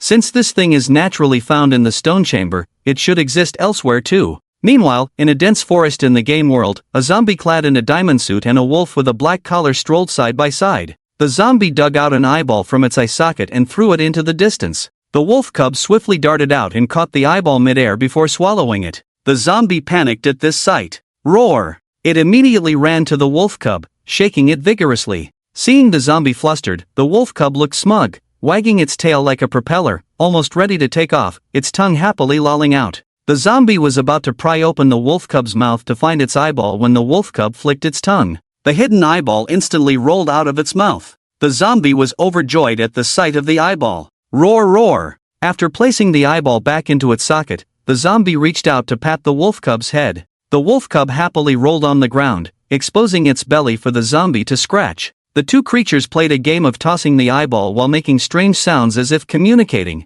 Although the content of their communication was incomprehensible, it was evident they were enjoying themselves. Suddenly, the two creatures stopped in their tracks, sensing something. The zombie and the wolf cub immediately hid among the low foliage. Shortly after they concealed themselves, a group of players approached. "This forest is nice, perfect for monster farming. Indeed, we can build the footpath here and farm monsters during the day. Let's inform the guild leader and prepare to start construction." This group of players belonged to the Eternal Guild, a subsidiary of the current top guild, Eternal Brilliance Guild. As the leading guild, they naturally established several subsidiary guilds. Currently, the Eternal Brilliance Guild had two subsidiary guilds, one Eternal Guild and one Brilliance Guild. The guild's headquarters were not located together but were spread out in the east, west, and north for individual growth. As the top guild in the game, their strength was extraordinary. The Eternal Brilliance Guild had already advanced to a level 3 guild with a player count of 50,000. The Eternal Guild lagged slightly behind as a level 2 guild, needing some time to reach level 3. This explained why players from the Eternal Guild were scouting locations and constructing footpaths extensively. The dense forest here happened to be the ideal spot for building footpaths. After selecting the site, the players quickly returned to report the situation. Not long after the players left, the zombie appeared with the wolf cub at the spot where the players had just been. Watching the players' departing figures, the zombie seemed to be contemplating something. After a moment, it bent down and removed the black collar from the wolf cub. Howl, howl, howl. The zombie appeared to be communicating with the wolf cub. "Awoo, awoo, awoo, awoo." The wolf cub seemed to understand the zombie's intention and responded. After a brief exchange, the wolf cub sniffed the ground and ran towards the direction the players had left. The players of the Eternal Guild chatted as they made their way towards the guild headquarters. After walking for half a day, they were nearing the guild's base. Suddenly, a few players felt something and turned to look towards the dense forest. As they turned, they saw a wolf cub wandering at the entrance of the forest. "Ha! Are there wolves in this forest? I've been here several times before and never saw any wolves. It does seem like there are no wolves around here. Do any of you have bones to tame one and take it back? I happen to have some bones, let me try." Coincidentally, there were no wolves near the Eternal Guild's headquarters. Wolves were considered a scarce resource in that area. The players decided to try and tame the wolf cub they had spotted. One player with the ID Peng Peng approached the wolf cub with bones in hand. The wolf cub, sensing danger, prepared to flee but then seemed to hesitate and stayed put, eventually starting to roam around. "Come here, have some bones." Peng Peng offered the bone to the wolf cub. After sniffing it, the cub ate it and continued to roam. Peng Peng then offered another bone, and the wolf cub repeated the process, sniffing and eating it. After about 2 minutes. "Damn, am I that unlucky? I've fed it 30 bones already. Still not tamed?" Upon hearing this, the wolf cub, thinking Peng Peng was giving up, reluctantly ate the 31st bone offered. After finishing it, the cub couldn't eat anymore and sat down, wagging its tail vigorously towards Peng Peng. At that moment, Peng Peng was a bit puzzled. "Ha, is it tamed now? Aren't we supposed to see a collar if it's tamed?" Other players, curious, gathered around. It's sitting and wagging its tail, it must be tamed, right? Maybe there's a bug, and the collar isn't showing up? Give it some commands, if it listens, then it's tamed. Upon following the player's advice, Pangpang gave the wolf cub some commands, which it obediently followed. It's so obedient, it must be tamed. Maybe you fed it too quickly, and the collar glitched and didn't show up. Seeing how well behaved the wolf cub was, Pangpang decided not to worry about the collar. Good boy, from now on, you'll be called Little Bug, got it? The group returned to the Eternal Guild headquarters with the wolf cub as darkness fell. In the forest, a zombie anxiously watched the entrance, but upon hearing a distant wolf howl, it rushed towards the sound. Not far away, it found the wolf cub running towards it with a big belly and panting heavily. Growl, growl, growl. The zombie quickly checked the wolf cub all over, as if afraid it was injured. Howl, howl. The wolf cub licked the zombie's face in response. After confirming the cub was fine, the zombie seemed angry and started lecturing it. The wolf cub looked aggrieved and tried to explain itself. Growl, growl, growl. Howl, growl, howl, howl, howl, howl. They continued their exchange, seeming to argue back and forth. Unable to resolve their dispute, the zombie sighed heavily, seemingly giving in to the wolf cub's persistence. Ho! The wolf cub, seeing the zombie compromise, wagged its tail even faster, looking very happy. After licking the zombie's face, the wolf cub ran towards the Eternal Guild's headquarters. The zombie watched the wolf cub leave, lost in thought. He glanced at the black collar he held, then sighed deeply. Unconsciously, he tightened his grip on the collar, clearly worried about the wolf cub's safety but seemingly forced to let it go. His inner turmoil was evident. He looked up at the sky. The moon was hidden behind clouds, and the stars were barely visible, except for two stars shining brightly close together, like a pair of glowing eyes. The zombie stared at these two shining stars, lost in thought, as if reminiscing about something. After a moment, he finally made up his mind and let out a resolute howl into the night sky. Howl! Suchin had been busy building a monster spawning tower, and before he knew it, a day had passed. In the game, 6 hours equaled a day. This meant Su Chen had spent over 6 hours building the monster spawning tower. He had thought having the flying skill would make the tower's construction quick, but he was clearly mistaken. Building a large monster spawning tower required materials far beyond Su Chen's imagination. Previously, Su Chen had built large monster spawning towers in creative mode,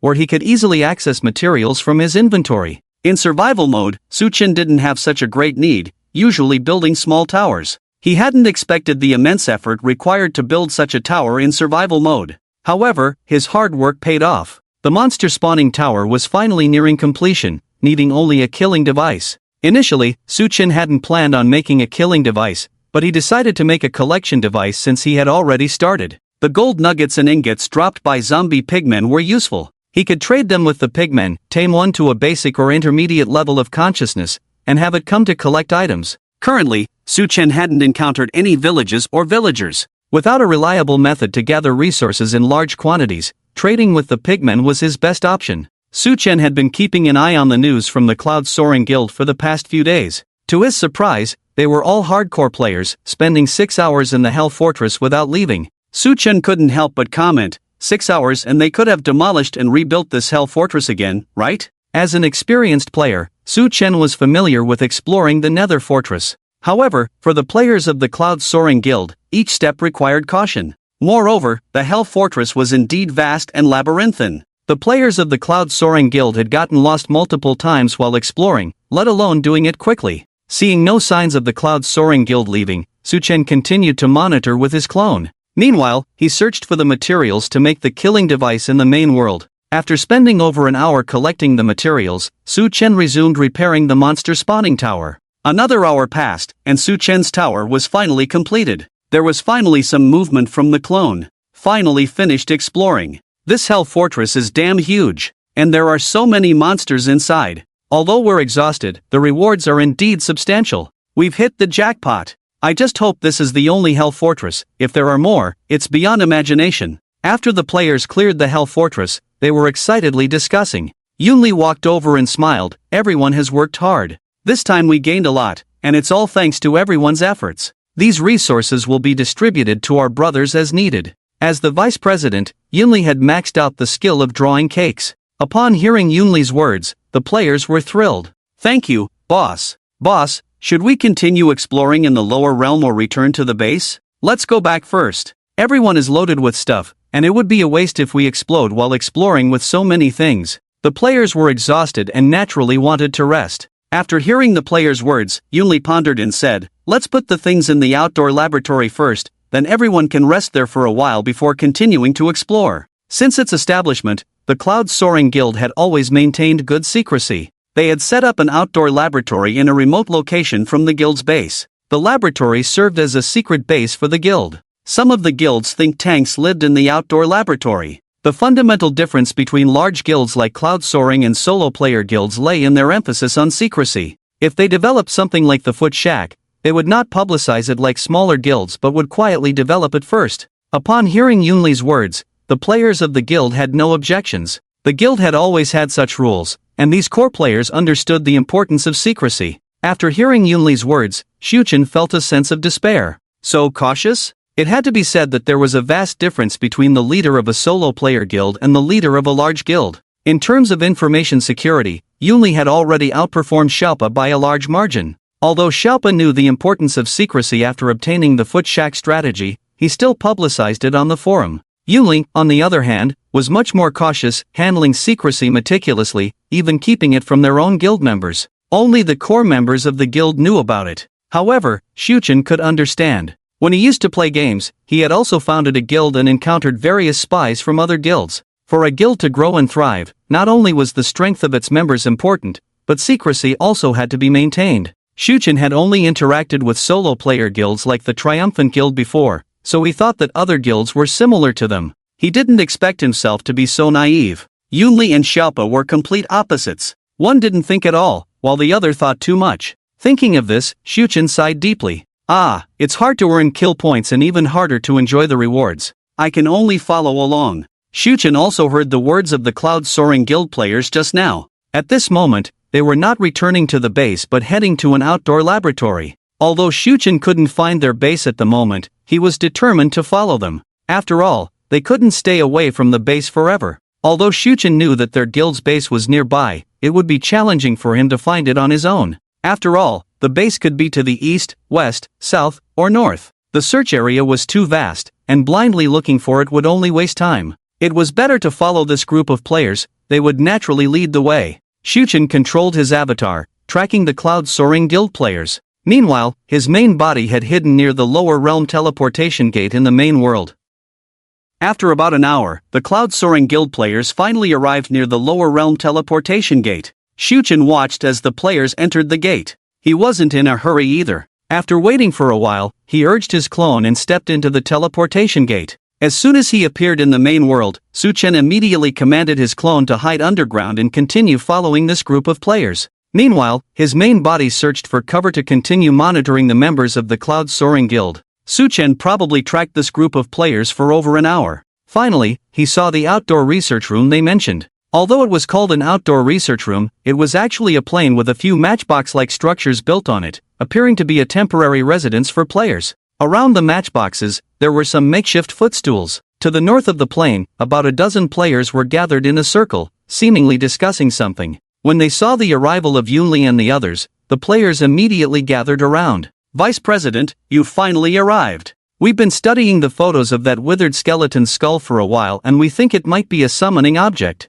Now that you're here, we can proceed with the experiment. Have you collected enough blocks from the lower realms? We should be able to use those things." The think tank had already received information from Yunfeng, but they couldn't conduct any research with just a photo. They were counting on Yunli to bring the actual items. Yunli nodded in response and then handed over the withered skeleton skull and the collected blocks from the lower realms to the group of players in the think tank. "Take your time to research, we'll rest for a while first." Upon hearing the words of the Cloud Soaring Guild members, Shuchen also felt a bit tense. Looks like I need to have a backup plan. Judging by the situation, they probably wouldn't return to their base anytime soon. With this in mind, Shuchen left his clone there and began searching for the Cloud Soaring Guild's base nearby. These days, Shuchen had been searching around for the Cloud Soaring Guild's base, but he hadn't found any clues. It was as if they had vanished into thin air. Just when Shuchen was about to lose patience, there was finally some progress with his clone. "Has the guild been feeding you for nothing? It's been so many days, and you still haven't figured this damn thing out? Can't you use your brains? Do all monsters have lower bodies like snow puppets? Isn't there any other possible combination?" There are only so many blocks in the lower realms, is it that difficult to arrange and combine them? While scolding the guild's high-ranking members, Yunli continued placing the withered skeleton skull on various blocks from the lower realms. Initially, Yunli thought this thing would be figured out quickly. However, he didn't expect it to take this long without any progress. Use your imagination. This is the lower realm, which is hell. What kind of monsters are there in hell? You there. Speak up. Yunli pointed to one of the high-ranking guild players, who hesitated for a moment. Then, scratching his head, he thought for a while before speaking. Hellhound. As the player said this, he nervously looked at Yunli. Upon hearing the player's words, Yunli gave an affirming smile. Exactly. Previously, we were only considering a single head, but wouldn't it make sense for the monster to have 3 heads? Yunli said, stopping right in front of a soul sand arranged in a T-shape. This soul sand formation only had 1 skull placed on it. Originally, the guild players were using scarecrows as a prototype to test this combination. Seeing this, Yunli didn't hesitate. He directly took out 2 withered skeleton skulls and placed them on either side of the middle skull. Seeing no reaction, Yunli instantly became frustrated. Damn it! Hellhound my foot! These are skull heads! Think again! After saying this, Yunli turned around, ready to leave. The players behind him looked as if they had seen a ghost, their eyes wide open staring at the direction behind Yunli.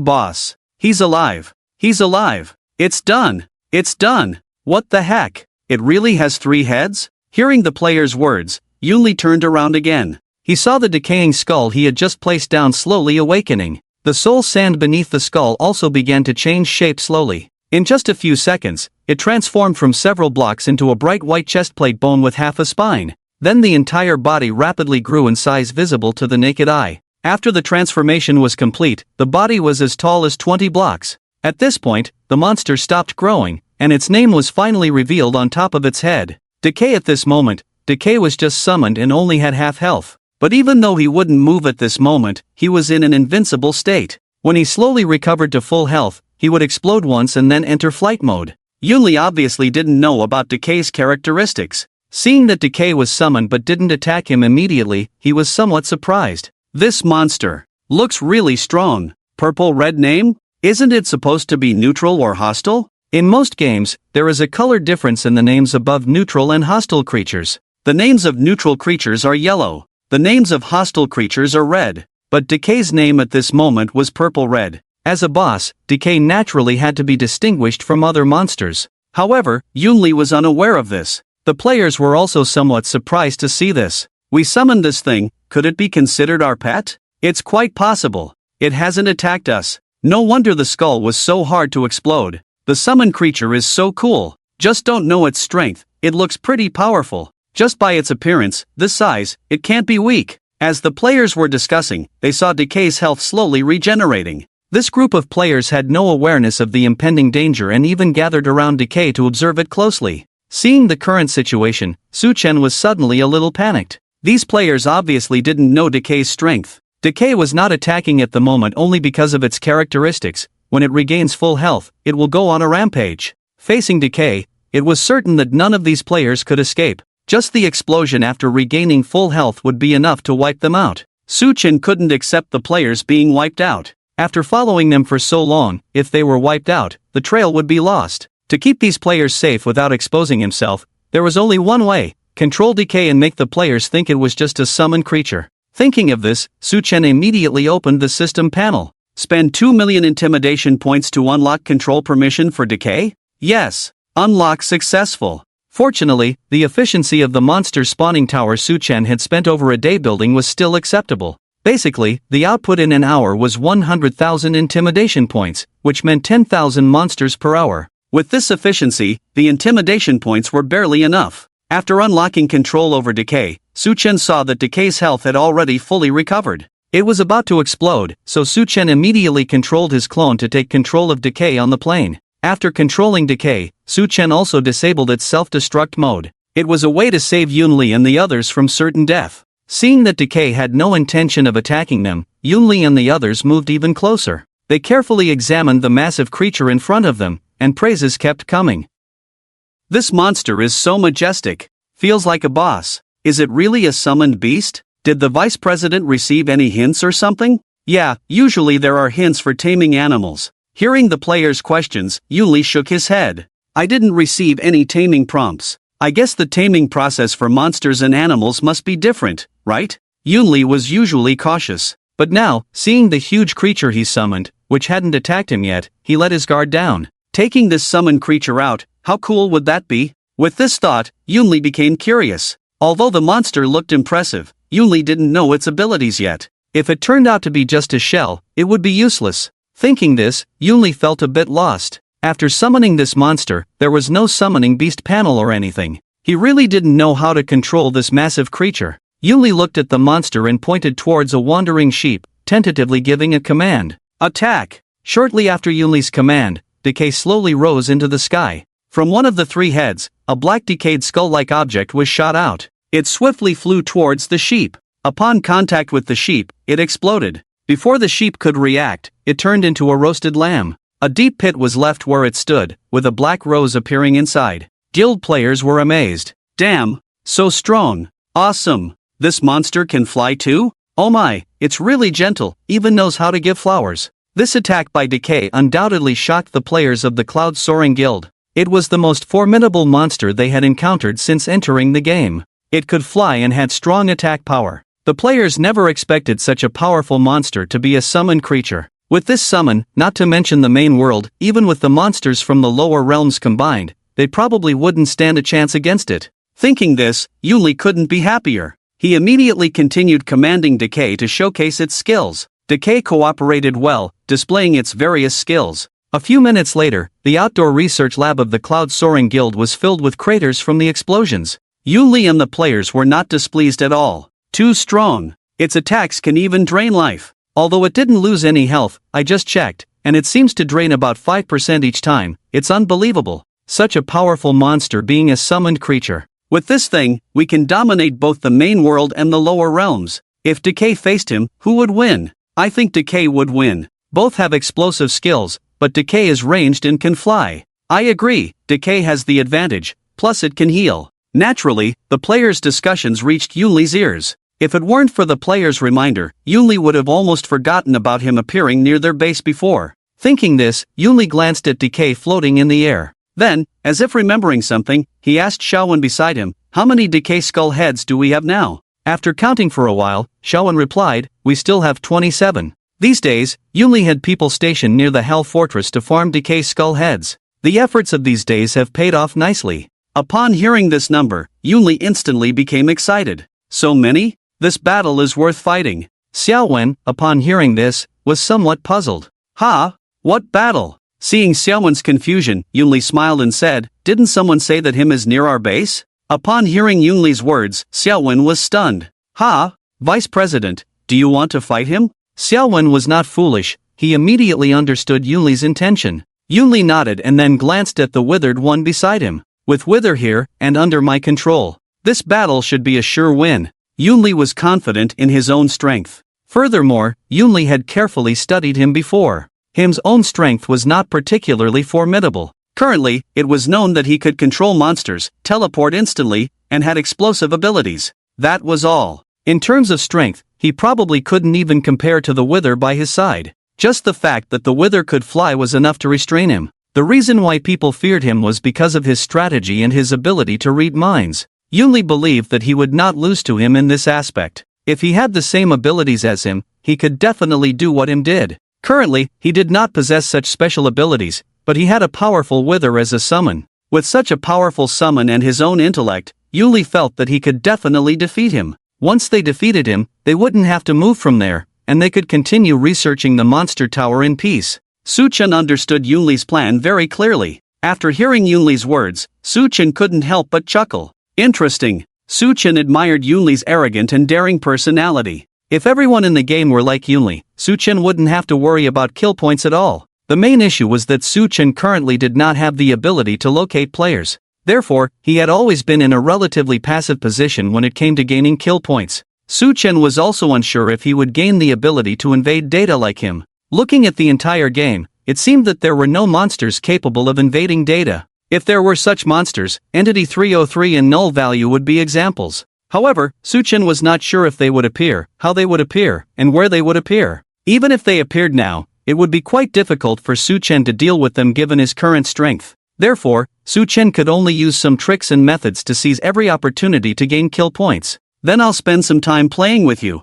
Su Chen had already achieved the first kill of the monsters in the Nether, and he had almost completed all the tasks he needed to do. If anything, he had yet to achieve the first kill of the Ender Dragon. However, there was no rush for this matter, as the players currently were unlikely to defeat the Ender Dragon. Even if they did, Su Chen could use an Ender Crystal to revive the dragon. So Su Chen was not in a hurry. Currently, it was important to focus on gaining kill points. After hearing Yunli's words, although the higher-ups were a bit uncertain, when they looked at the powerful wither in front of them, their confidence instantly swelled. There are still 27 heads, 3 9s 27, which means we can still summon 9 withers. Adding this one makes it 10, it feels like we have a chance. More than just a chance. 10 withers. If him dares to come, we'll all attack together and blast him to pieces. If we can come up with a perfect layout, we should be almost certain of success. After all, he hasn't discovered us yet, nor does he know that we've summoned the withering. Although the senior executives were praising him, Yunli remained grounded. He believed in his own abilities, but when it came to battling him, caution was still necessary. With this in mind, Yunli addressed the group. It's better to keep the battlefield away from the base, better safe than sorry. Then select 9 elite teams, each summoning a withering. After saying this, Yunli turned to scan the players present. Only you know about the guild's discovery of the lower realm portal and the summoning of the withering. You are all senior members of the guild and should know what to do, right? Basically, all major guilds have an unwritten rule. That is, the guild must maintain secrecy during confidential activities to clear any suspicion. The senior members of the guild were well aware of this. Since major guilds are involved in various game developments, various strategies are bound to emerge whenever games are involved. These strategies are undoubtedly the core of guild development. Although major guilds appear peaceful on the surface, they are constantly competing behind the scenes. Essentially, each guild harbors spies from other guilds. They gather information, pass on intelligence, and strategies.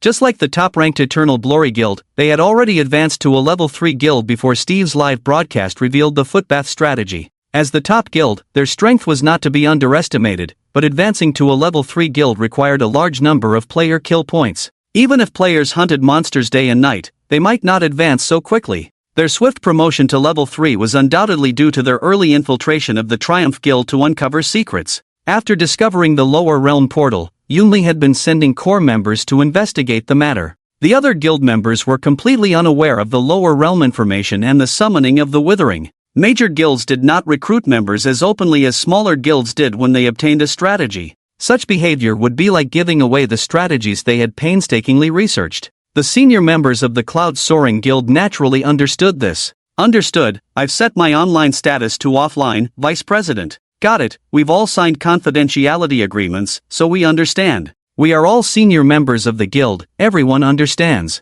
We've been staying here temporarily these days, Vice President, you'll have to handle the coordination with the base. The friends system in the game automatically adjusts status. After setting it to offline, one could receive messages but not reply. The senior players of the Cloud Soaring Guild were very conscientious. Following this process, there was no risk of leaks. Seeing everyone being so conscientious, Yunli nodded in satisfaction. These players were all longtime members of the Cloud Soaring Guild, and Yunli trusted them. However, it was better to be safe than sorry, so taking preventive measures was necessary. The lower realm information and the withering strategy were not like the footbath strategy. These two strategies would undoubtedly greatly enhance the guild, so they must not be leaked. Alright, thank you all for your efforts. Gather everyone later and start deploying the encirclement plan. Once this is done, we can triumph. After hearing Yunli's words, Su Chen finally smiled. Finally, the moment we've been waiting for. At this moment, within the Eternal Guild's base, the senior executives sat together,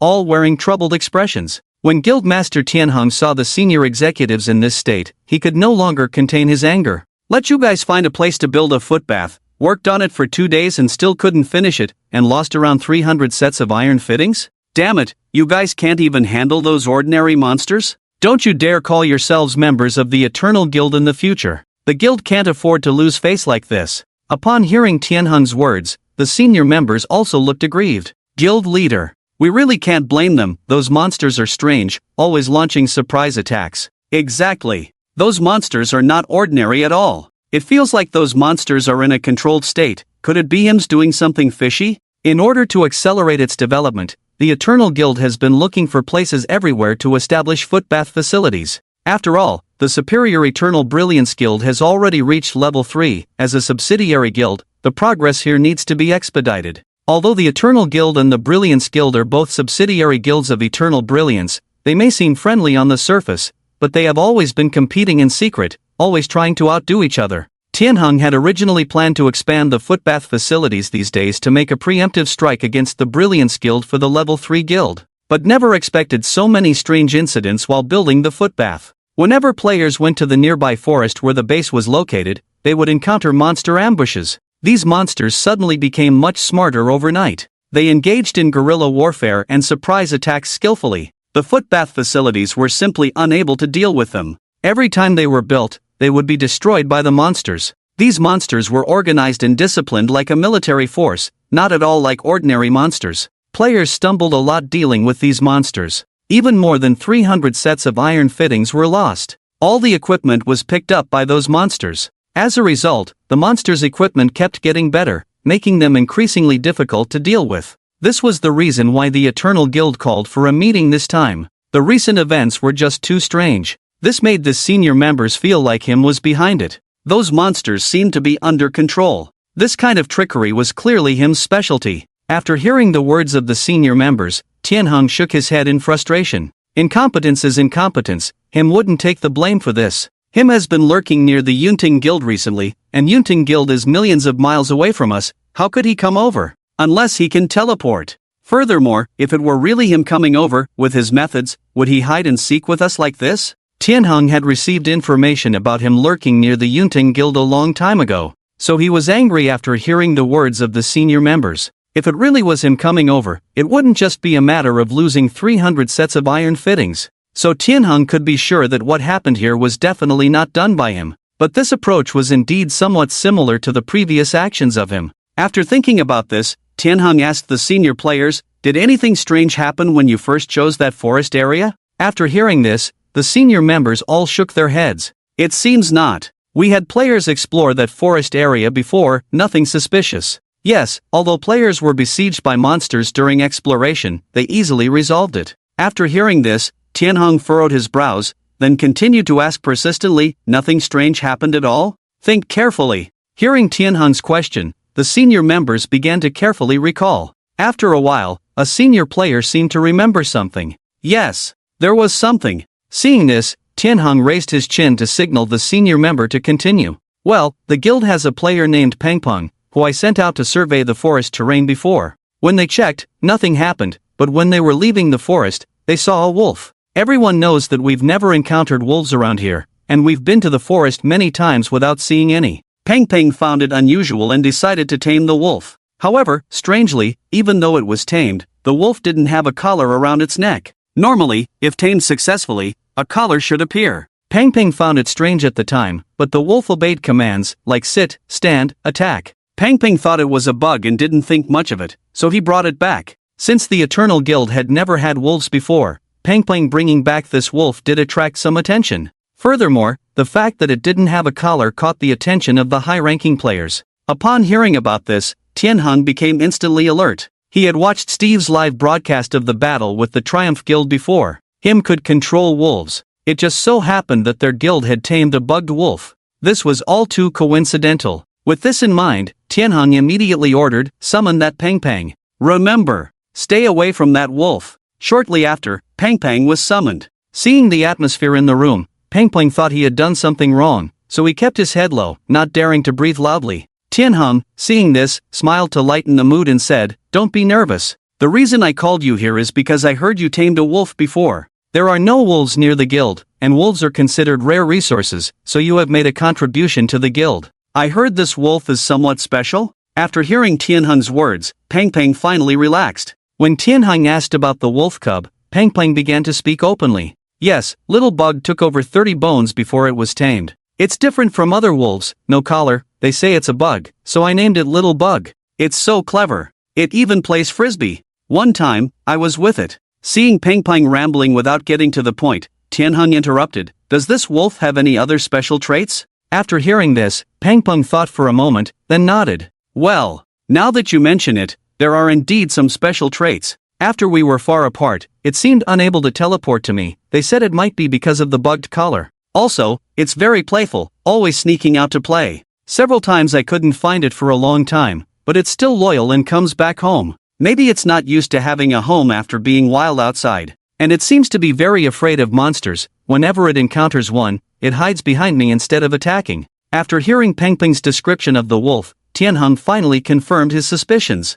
It seems the problem lies with that wolf. It was now certain that the wolf of unknown origin was definitely problematic. With this in mind, Tianheng smiled at Peng Peng and said, "Alright, you can go now, nothing for you to worry about." After Peng Peng left, Tianheng signaled to the other high-ranking members. They immediately understood Tianheng's intentions. "Keep an eye on that wolf. If anything happens, inform me immediately." Anyone with keen eyes could tell from Peng Peng's words that there was something wrong with that wolf. But Peng Peng remained clueless, only finding the wolf to be special. Perhaps it was because this was the first wolf he had tamed, and this wolf was not as predictable as other animals. That's why Peng Peng was so fond of it, and he was completely unaware of any issues with the wolf. After Tianheng arranged things, many veteran players from the guild immediately received orders to tail the little bug.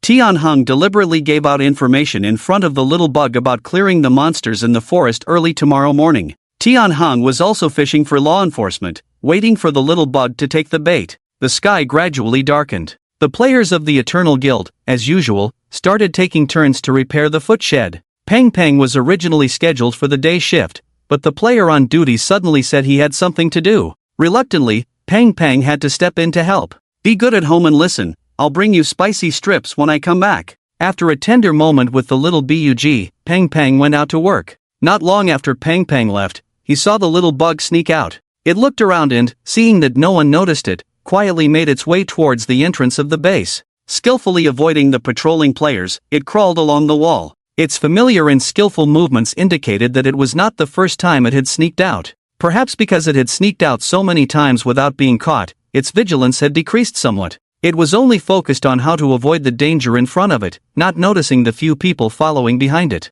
Damn! This wolf is really a problem. Look at how skillfully it's avoiding people. It must not be the first time it's sneaked out. It's hard to guard against traitors. Who the hell knew the spy was actually a wolf cub? Shoo! Keep your voice down, let's follow and see what's going on. Naturally, the players of the Eternal Guild received Tianheng's orders to monitor the little bug. When they received the task, they initially thought Tianheng was being paranoid, but they didn't expect the problem to actually lie with the little bug. Slowly following behind the wolf cub, the players advanced cautiously, afraid of startling it. Although they encountered some monster ambushes along the way, these players were skilled enough to handle them. After dealing with the monsters, they quickly hid without being noticed by the little bug. After about half an hour of following, they finally arrived at the forest. Seeing the little bug dart into the forest, the players followed closely behind. Not far into the forest, the players saw the little bug stop. The players of the Eternal Guild immediately hid behind a few trees. After stopping, the little bug looked back and, seeing no one following, lifted its head and began to howl. "Awu! Awu! Awu!" The howls of the little bug were rhythmic, as if transmitting some kind of secret code. Its voice echoed through the forest. Soon after, deep in the forest, a zombie wearing a diamond set slowly emerged. Upon seeing the little bug, the zombie first bent down to carefully observe it. After confirming that the little bug was unharmed, it reached out and petted the little bug's head. Roar! The little bug wagged its tail rapidly and licked the zombie's cheek with its tongue. The players of the Eternal Guild were all stunned to see this scene. If I'm not mistaken, that zombie is wearing a diamond set? Hiss! Isn't that the black-skinned jock zombie in the diamond set from him's side? Damn, could it be sent by him? Watching him interact with the wolf cub, it feels like he also has a thoughtful side, right? It's too outrageous, never thought I'd witness a zombie playing with a dog in this lifetime. The diamond set on the zombie was too dazzling. In the game world, only him's subordinates receive such treatment. Compared to other zombies, 007 indeed looks quite different, very distinctive. The players from the Eternal Guild immediately recognized 007. After playing with 007 for a while, the little bug finally calmed down. It didn't forget its mission. Awu, awu awu. The little bug kept calling out to 007, seemingly conveying a message. After understanding the little bug's meaning, 007 couldn't help but furrow his brows. Roar! After contemplating for a while, he seemed to have figured out a way to communicate with the little bug. Roar roar. Roar roar roar. A woo a woo. A woo a woo a woo a woo. Roar. Roar roar. After a brief exchange, the two monsters played for a while. Reluctantly, the little bug bid farewell to 007. Once 007 was out of sight, the little bug also returned to its base. As soon as the little bug left, various eyes shining red in the forest surrounded 007. There were probably 300 to 400 monsters. Among them were zombies, spiders, creepers, polar bears, black bears, and baby zombies. Most of these monsters capable of wearing equipment were clad in iron gear. Roar! Roar roar! Seeing the monsters closing in, 007 seemed to be issuing some kind of command to them. Upon receiving 007's message, the monsters responded with various strange sounds. They appeared to be a well-trained army. Witnessing this, the players of the Eternal Guild felt a chill down their spines. What were they just plotting? Let me translate for you. How should we prepare for the players coming tomorrow? Braised is good. Steamed is better. Original flavor is fine too. This is so damn outrageous.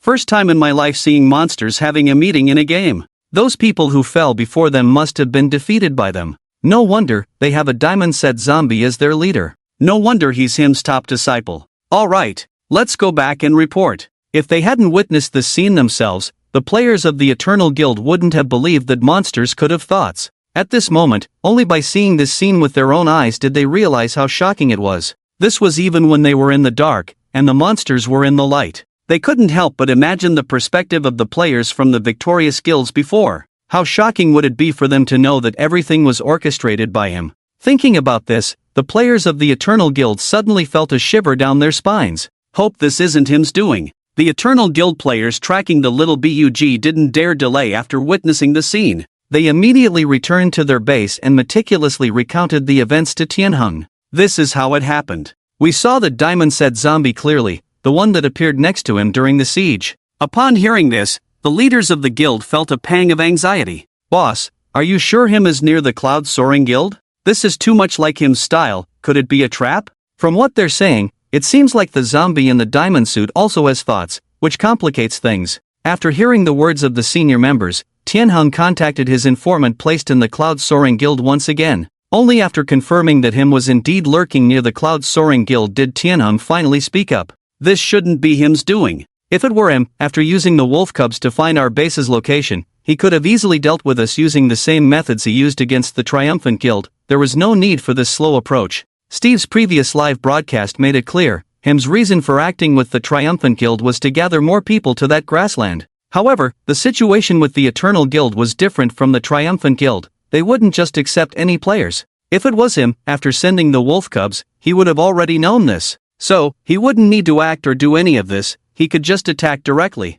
After thinking about this, Tianheng carefully analyzed the situation and then said, I feel like the actions of these monsters this time are done by that diamond-suited zombie. He has evolved thoughts and consciousness following him, so his behavior is more similar to him's. The senior members had no objections upon hearing this. Since it's not him, we should be able to deal with him, right? Currently, we are in the dark while he is in the light. Although he can control monsters, it seems like he doesn't control as many as him does, maybe around 300 to 400. Previously, we were caught off guard. Now that we know it's him causing trouble, we can plan to surround and attack him.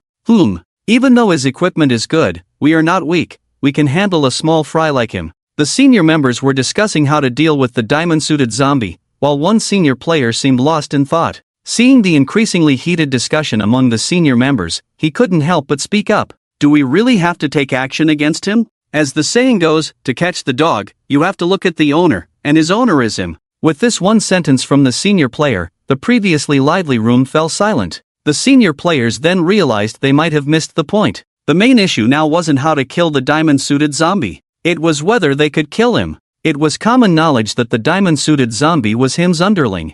Moreover, since him had dressed him in the diamond suit, it showed that him valued him greatly. If the members of the Eternal Guild were to act against the diamond-suited zombie, they would be directly opposing him. Him would definitely find a way to retaliate. Facing the diamond-suited zombie, the Eternal Guild was confident they could handle him. But facing him, the Eternal Guild lacked that confidence. Tianheng, upon hearing this, furrowed his brow. This was indeed a dilemma. Although the players of the Eternal Guild were fairly strong, when facing him, they truly lacked assurance. Furthermore, there was the eternal glory above Tianheng. The authority to make significant decisions in the guild did not solely rest with Tianheng. If Tianheng decided on his own to act against the diamond-suited zombie, and him came knocking, the guild would be wiped out. Tianheng would have no way to justify his actions. If this matter involved eternal glory, then Tianheng's position as the guild leader might not be secure. Thinking about this, Tianheng also felt a headache coming on. If they didn't kill him, the diamond-suited zombie would continue causing trouble, affecting the guild's development.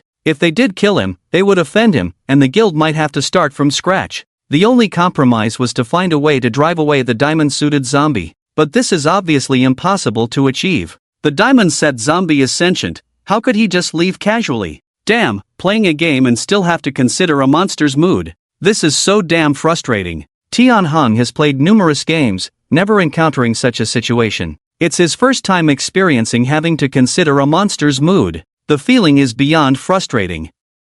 The high-level players, seeing Tianheng silent, are starting to get anxious. So what do we do now? If we ignore it, how many pieces of equipment do we have to sacrifice? The key is we can't ignore it. If he finds out, the whole guild will have to sacrifice. Damn! Being dominated by a monster, we can't do anything. The high-level players argue for a while, but no conclusion is reached. Tianheng ponders for a long time, then sighs deeply. We can only abandon that forest and find another place to build our base. Strengthen the defense of our base. I estimate that this diamond-set zombie doesn't have the power to siege, that's why it resorts to sneak attacks. Send some players to the forest as usual every day, don't wear iron equipment, consider it a gift to him, just stabilize the situation first. After hearing Tianheng's words, the high-level players are wide-eyed. They never expected the usually proud Tianheng to bow down to a monster. But upon reflection, Tianheng's approach is indeed the best solution for now. The diamond-set zombie cannot move, so they must prevent its next move by sending players to be killed by it daily.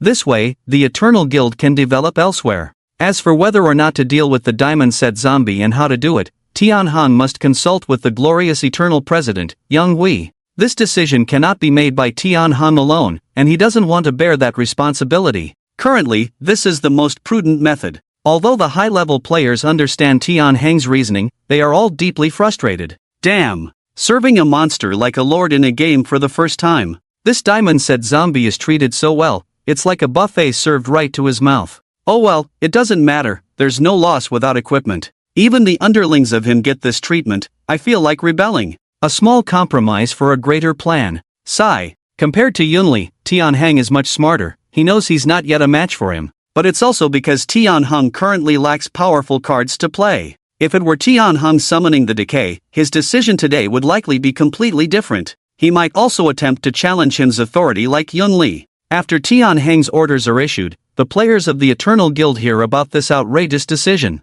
They are all filled with frustration. However, they dare not speak out. They only have the right to follow orders, not to voice their opinions. Thanks to Tianheng's decision, the Eternal Guild has established a self-feeding team. The players selected for this team are carefully chosen for their acting skills. The team members are not fixed and will be rotated after a while. This shows Tianheng's seriousness about this matter. While the players of the Eternal Guild are honing their acting skills every day, the Cloud Soaring Guild is also rehearsing a major play. At this moment, on the plain outside the Cloud Soaring Guild's outdoor research lab, the terrain here has been bombed beyond recognition, with gullies everywhere. 10 huge decay float above the plain. Each decay has a player standing beneath it. You all understand the skills of the decay, make sure to use them flexibly. Him is very cunning, we must think more comprehensively than he does. So, throughout the battle, we cannot appear in him's field of vision. Once we reveal ourselves, he will immediately realize that we are controlling the decay, and the target of his attacks will shift towards us.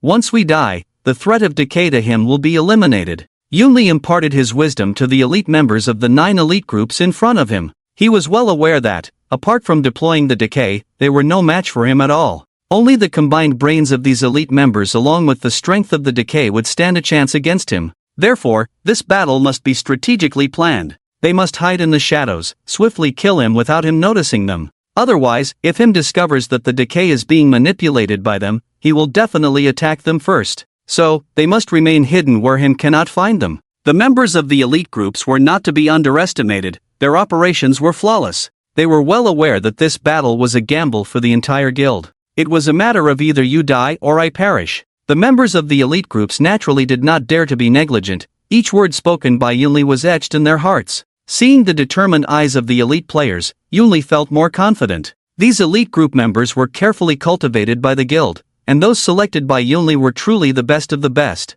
Yunli had great faith in their abilities. After discussing with the elite group, Yunli approached the remaining high-level players. In this battle, although our numbers are few, each person is crucial. I have tasks for you as well. You people, pair up with the elite group members. When the battle begins, we will conceal ourselves under the rocks, you will be our eyes. We rely on you to observe the enemy, manipulate the decay, and attack him. Remember, you must swiftly and accurately relay information. Yunli's strategy was actually quite simple, similar to the tricks used by Shuchen before. Shuchen concealed his main body in the rocks to control the monsters, while his clone went to vantage points to scout the area. Yunli couldn't do what Shuchen did, so he had to rely on the advantage of numbers to implement this plan. The high-level players found hidden positions at vantage points, observed the entire battlefield, and then issued attack orders to the elite group players. The elite group members hid in safe places where him couldn't find them, manipulating monsters to attack him. It had to be said, this plan was quite perfect. After hearing Yunli's plan through his clone, Shuchen couldn't help but praise him. Well done, quite skilled. Shuchen wasn't sure if he was praising Yunli or himself. This trick by Yunli was clearly one he often used. While his clone eavesdropped on Yunli's layout, his main body searched the outdoor laboratory area, trying to find the residents of the Cloud-Soaring Guild. If he could find their residents, Shuchen wouldn't have to bother anymore, he could just take the kill points and leave. But things didn't go as planned. With the outdoor laboratory as the center, Shuchen expanded the search range to 10,000 grids, but still couldn't find the residents of the Cloud-Soaring Guild. Not to mention the residents, during Shuchen's search, he hadn't even seen half of the Cloud-Soaring Guild players. They seemed to be non-existent, which was quite absurd. Looks like I'll have to play along with them. Seeing this, Shuchen no longer hoped to find the residents of the Cloud-Soaring Guild on his own. From observing Yunli, Shuchen realized that Yunli was a cautious person. From Yunli's words, it was also evident that they had long discovered him. Estimating that the base must have been hidden, it's likely not on the surface. If it's underground, the chances of Shuchen finding it are almost zero. So, they had to rely on the power of the clouds to lead them in. I must have been a movie star in my past life. This time, undoubtedly, another act had to be performed. To use the power of the clouds to get them back to the base, they had to win this battle for sure. Moreover, this victory was different from the one with the Triumph Guild. The players with cloud power were much more cautious than the group on the grassland before. The escape act from last time couldn't be used again. If they were to act this time, it had to be more convincing. Looks like I have to fake my death. To dispel their suspicions, they had to make them believe they had killed him. This was easy since Su-chan had a doppelganger. The death of the doppelganger wouldn't affect the original. Just let the doppelganger die. Thinking about this, Su-chan slowly began to plan. I need to find some valuable drops. Since they were going to die, not dropping anything wouldn't be convincing. This way, they wouldn't be able to fool the players with cloud power. So, they had to find some drops. Get some enchanted books, get some diamonds, get another star. And maybe a treasure map should do the trick. Su-chan arranged his affairs clearly. The drops he arranged for himself even made the Ender Dragon exclaim 666. This drop rate was explosive in the entire Minecraft world. Since they had to choose drops, they had to choose ones the players hadn't seen before. Enchanted books were rare, and the players hadn't encountered an enchanting table yet, so this would definitely be a good thing for them. Diamonds went without saying. As a demon king, there had to be a treasure to guard, so they had to arrange a treasure map to uphold their reputation. Also, since the players with cloud power hadn't killed the Wither, they didn't know it could drop another star. So, it was suitable as a drop, and Su-chan happened to have another star that dropped from killing the Wither before. Thinking about this, Su-chan immediately started collecting drops. After collecting enough, Su-chan began to deliberately wander around the outdoor research lab of the Cloud-Soaring Guild. Soon, the players of the Cloud-Soaring Guild spotted him. Vice President. Good news, we found his location. Where is he? Upon hearing the players' report, Cloud Power also became somewhat nervous. Although they had a perfect layout, as the battle approached, Cloud Power felt a bit uneasy. However, Cloud Power quickly adjusted their mindset. Even if they lost this battle, they would only lose a few withers. At worst, they would risk the lives of their people. The battle location wouldn't be near the guild base, so even if they lost, the chances of it affecting the guild were minimal. It could be said that the Cloud-Soaring Guild had invested very little in this battle. If they won, it would be a huge success and bring honor to the guild. If they lost, the losses wouldn't be significant. Furthermore, this matter was kept completely confidential, and no one would know about it. Even if they lost, it wouldn't be shameful, which is why Cloud Power dared to take the risk. When I saw him, he was in that nearby jungle. Upon hearing the senior player's words, Cloud Power continued to inquire. Did you see what he was doing? The senior player shook his head. I didn't dare to look closely, afraid he might notice me, so I hid immediately. Cloud Power nodded at this and then continued to ask, were there any monsters around him? Everyone had seen the battle with the Triumph Guild before, and they were all aware that him had many monsters under his command. If they could wipe out this group of monsters in one go, that would be the best outcome. High-level players shook their heads upon hearing this. No, it's just him. Yuli was a bit puzzled, but a player from the elite team beside him spoke up. Him must have released all the monsters around him. The guild leader received a message only when we arrived, saying that the diamond-clad zombie by his side was lurking near the Eternal Guild. Upon hearing this, Yuli finally let go of his doubts. After the player from the elite team said this, he couldn't help but chuckle. I heard that the diamond-clad zombie killed quite a few members of the Eternal Guild and dropped a lot of equipment. But Tianheng dare not lay a hand on that diamond-clad zombie, fearing retaliation from him. I heard they even set up a self-feeding team. Players come every day to feed that zombie, treating it like a lord. After the player from the elite team said this, everyone couldn't help but burst into laughter. Damn, is it true? Isn't the Eternal Guild a subsidiary of the First Guild? What a joke! Scared by one of him's lackeys? Ha, can't hold it in. These people are really timid, serving him's lackey like a lord? If they knew we were about to deal with him soon, I wonder if they would still have the face to call themselves the First Guild? Ha ha ha. Upon hearing this, a sense of superiority arose among the high-level members. Although the Eternal Guild is a subsidiary of the First Guild, its strength is definitely above that of the Cloud Soaring Guild. The Cloud Soaring Guild is on the brink of war with him and has a good chance of defeating him. On the other hand, the Eternal Guild is groveling before one of him's lackeys. Naturally, the faces of the Cloud Soaring Guild members were radiant. It was because of this incident that the fighting spirit of the Cloud Soaring Guild's high-level members grew stronger. If they really managed to capture him, the news would tarnish the reputation of the Eternal Guild. Brothers, we must win this battle. It's a matter of guild honor. Absolutely. Let those brats from the Eternal Guild see who's the boss. After this battle, the glorious position of the Eternal Guild is probably not guaranteed. The words of the Cloud Soaring Guild players were clearly heard by Su Chen's hidden avatar nearby. After hearing their discussion about the diamond-clad zombie, Su Chen felt relieved. Su Chen naturally knew that it was 007. Previously, Su Chen was still worried about their safety after releasing the monsters. Although Su Chen could see if they were alive, he couldn't monitor their location. Now, hearing the news about 007, Su Chen finally felt a bit more at ease. It seems that this kid is living quite comfortably, even enjoying a buffet. But the reason 007 is doing well now is also because of Su Chen. The Eternal Guild hesitated to act against 007 because of him. However, if Su Chen were to fake his death, the Cloud Soaring Guild would definitely spread this news. Then the Eternal Guild might take action. Thinking about this, Su Chen couldn't help but feel conflicted.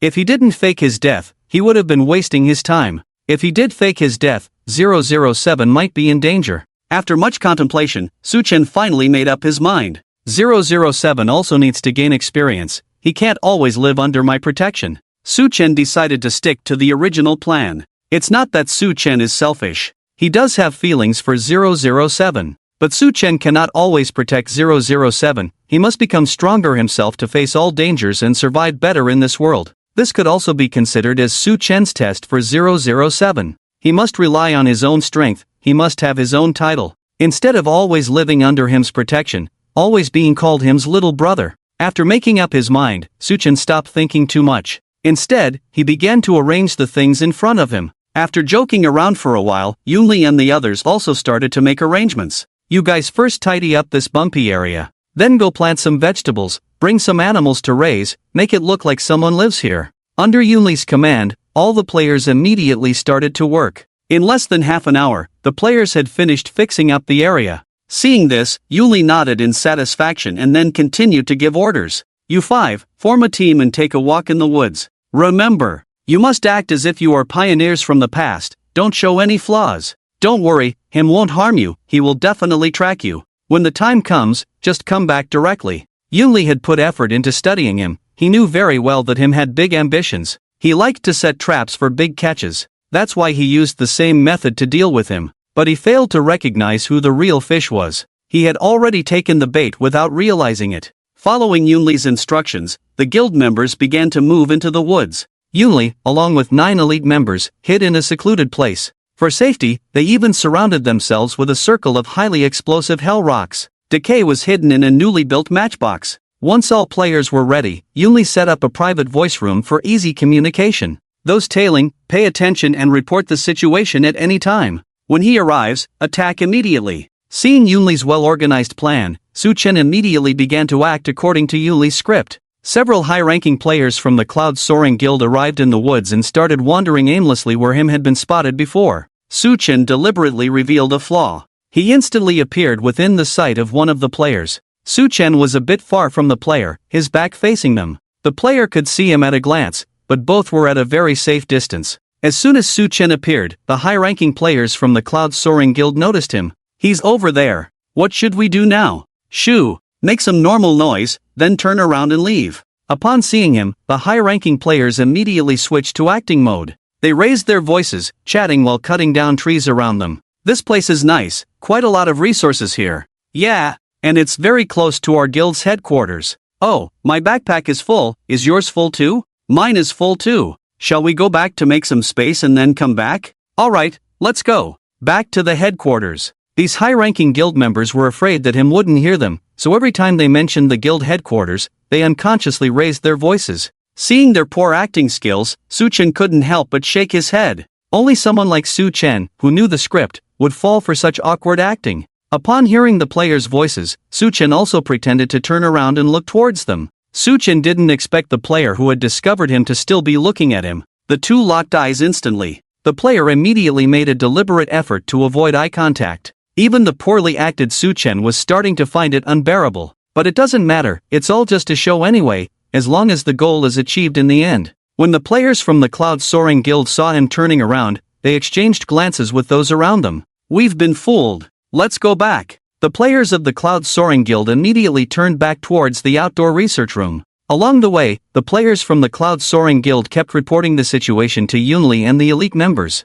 After about 10 minutes, the players from the Cloud Soaring Guild finally arrived at the outdoor research room. Upon reaching there, they immediately entered their respective matchboxes. Shortly after the players entered, the player responsible for surveillance spotted him's figure. He's coming. He's following us. Upon hearing this news, Yunli and the elite members of the group nervously swallowed. Despite the tension, Yunli remained calm and immediately gave orders. Report his exact position now. As soon as Yunli gave the command, the surveillance players quickly responded. Approximately 50 meters from the location of No. 1 withering. 40 meters. 30 meters. 20 meters. 10 meters. As him approached closer, the trembling voices of the surveillance players became more apparent. Seeing that him was about to reach the location of No. 1 withering, Yunli immediately controlled withering to use the explosion skill. With a loud explosion, the withering hidden in the matchbox soared into the sky. Him is to the right and below No. 1 withering.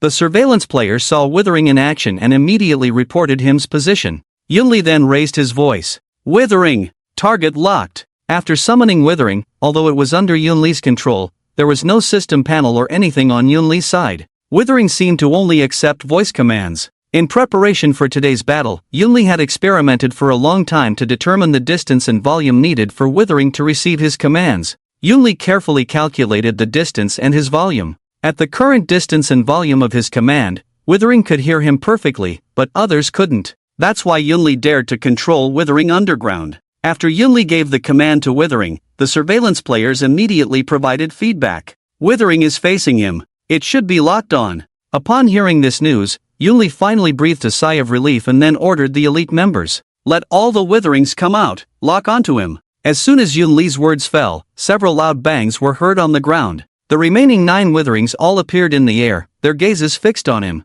All 10 witherings successfully locked on. The surveillance players also relayed the information. Upon hearing the message from the surveillance players, Yunli didn't hesitate and immediately issued the attack command. Target him, attack. With Yunli's command, all 10 witherings were activated. They all aimed at him below them, starting to launch the first withering. At that moment, him, seeing the situation, didn't show panic on his face but instead teleported to avoid the incoming witherings. While dodging the dense rain of witherings, he counterattacked the witherings with fireball-like skills, appearing calm and fearless. Seeing this, the surveillance players instantly became nervous. Boss, he has long-range skills, he's going to cast fireballs. No. One withering has been attacked by him. Upon hearing the reports from the surveillance players, Yunli was also somewhat surprised. He didn't expect that him would actually use long-range skills. However, Yunli was not too flustered. After killing the players from the Triumph Guild, him's strength must have increased. It's not surprising that he has learned some new skills. Even if him has long-range skills, it doesn't matter much, considering that withering can regenerate health. Yunli had prepared some livestock for the players to raise. On the one hand, it was to deceive others, making him think this was a player base. On the other hand, it was to use these livestock to regenerate health. Report withering's health status at any time. Report to me immediately when he's at half health. Others, when he counterattacks with fireballs, target him. After Yunli's orders were given, they immediately saw results. Boss, good news. He's under attack, losing health. The information from the surveillance players undoubtedly gave Yunli and the others great confidence. If they could harm him, then things would be easier. What Yunli and his group feared most was him's immunity to withering's damage. After all, during the previous battle with the Triumph Guild, him could immune to arrow damage. Seeing their attacks taking effect, Yunli was also full of confidence. Forget everything else. Bombard him directly. With Yunli's command, the 10 withering leaders floating in the sky immediately began a bombardment mode. One after another, the withering leaders swiftly launched towards him. Him dodged one with teleportation, but the next one hit him squarely in the face. Faced with such a dense attack of withering leaders, him couldn't dodge in time at all. Basically, in each round of attacks, him would be hit by at least 1 to 2 withering leaders. Under the relentless attack of the dense withering leaders, him didn't even have time to counterattack. The onslaught of withering leaders left him breathless. His health was gradually worn down to half. The surveillance players continued to report the situation on the battlefield. The current situation clearly favored Yunli's side, but Yunli was somewhat puzzled. He's at half health and still wants to fight? Why not run? Yunli voiced his thoughts. Before he could finish speaking, a message came from the surveillance players. Boss, bad news. Him seems to be trying to escape. Upon hearing this news, Yunli dispelled his doubts. Don't let him escape. Full attack. Seeing victory within reach, Yunli was also overwhelmed by the imminent triumph, no longer harboring doubts. The 10 withering leaders locked onto him, tracking him all the way, leaving a trail of destruction in their wake. Him's health was rapidly decreasing. As the withering leaders chased further and further, Yunli and his group began to feel a bit anxious. The withering leaders had gone beyond their control range. Yunli immediately asked the surveillance players, "What's happening outside?" Although the surveillance players were outside, with the battle line stretched out, they couldn't see the specific situation clearly. They only saw the 10 withering leaders stop tracking and hover in the air, waiting in place. A daring high-ranking player quietly approached that area. They saw a huge crater blasted by the withering on the plain, about 30 meters deep. Inside the crater lay a corpse. The high-ranking surveillance player was stunned at the sight. Seeing the appearance of the corpse, he was incredulous. Dead. He's dead. Him is dead. Upon hearing this, Yunli and his group were speechless for a while. Although this was indeed the result they wanted to hear, facing this reality, everyone found it hard to believe. Is he really dead? Are you sure? Was it that easy? Did he fake his death? Are you seeing this right? Is that really him? The high-level player tailing them was also uncertain and moved closer. By now, him's body in the pit had begun to slowly dissipate. Witnessing this, the high-level player's heart raced. It's real. It's true. Boss, his body is slowly disappearing. He's truly dead. Upon hearing this news, Yunli began digging up the ground while speaking to the high-level player tailing them.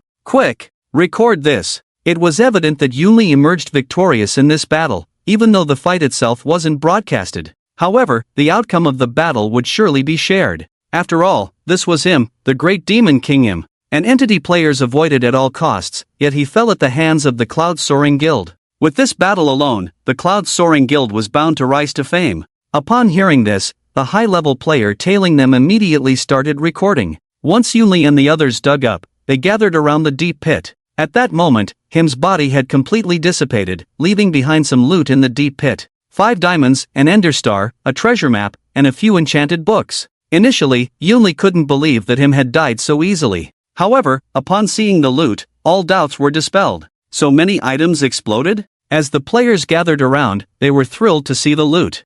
5 diamonds exploded. Truly fitting for a demon king. Look at you, diamonds are the least valuable among these items. See that star-like thing? That's definitely something good. There are even enchanted books. I've only seen Eternal Glory members post about these on the forums, and they only had one each. I think the most valuable among these items must be the treasure map. That's the Demon King's treasure. Indeed, we're going to prosper. These loot items in the deep pit were things that none of the Cloud Soaring Guild players had ever seen in person. While they had seen pictures of diamonds and enchanted books on the forums, items like the treasure map and Ender Star were unheard of even there. This rarity of the loot items was evident. Yunli, seeing this, completely dispelled his doubts. Did you capture the scene just now? Yunli asked the high-level player tailing them. The high-level player nodded and then sent the recorded video to Yunli. Boss, is this okay? Yunli glanced at the video and saw that even him's body in the deep pit was pixelated. Even in death, his appearance couldn't be captured on camera.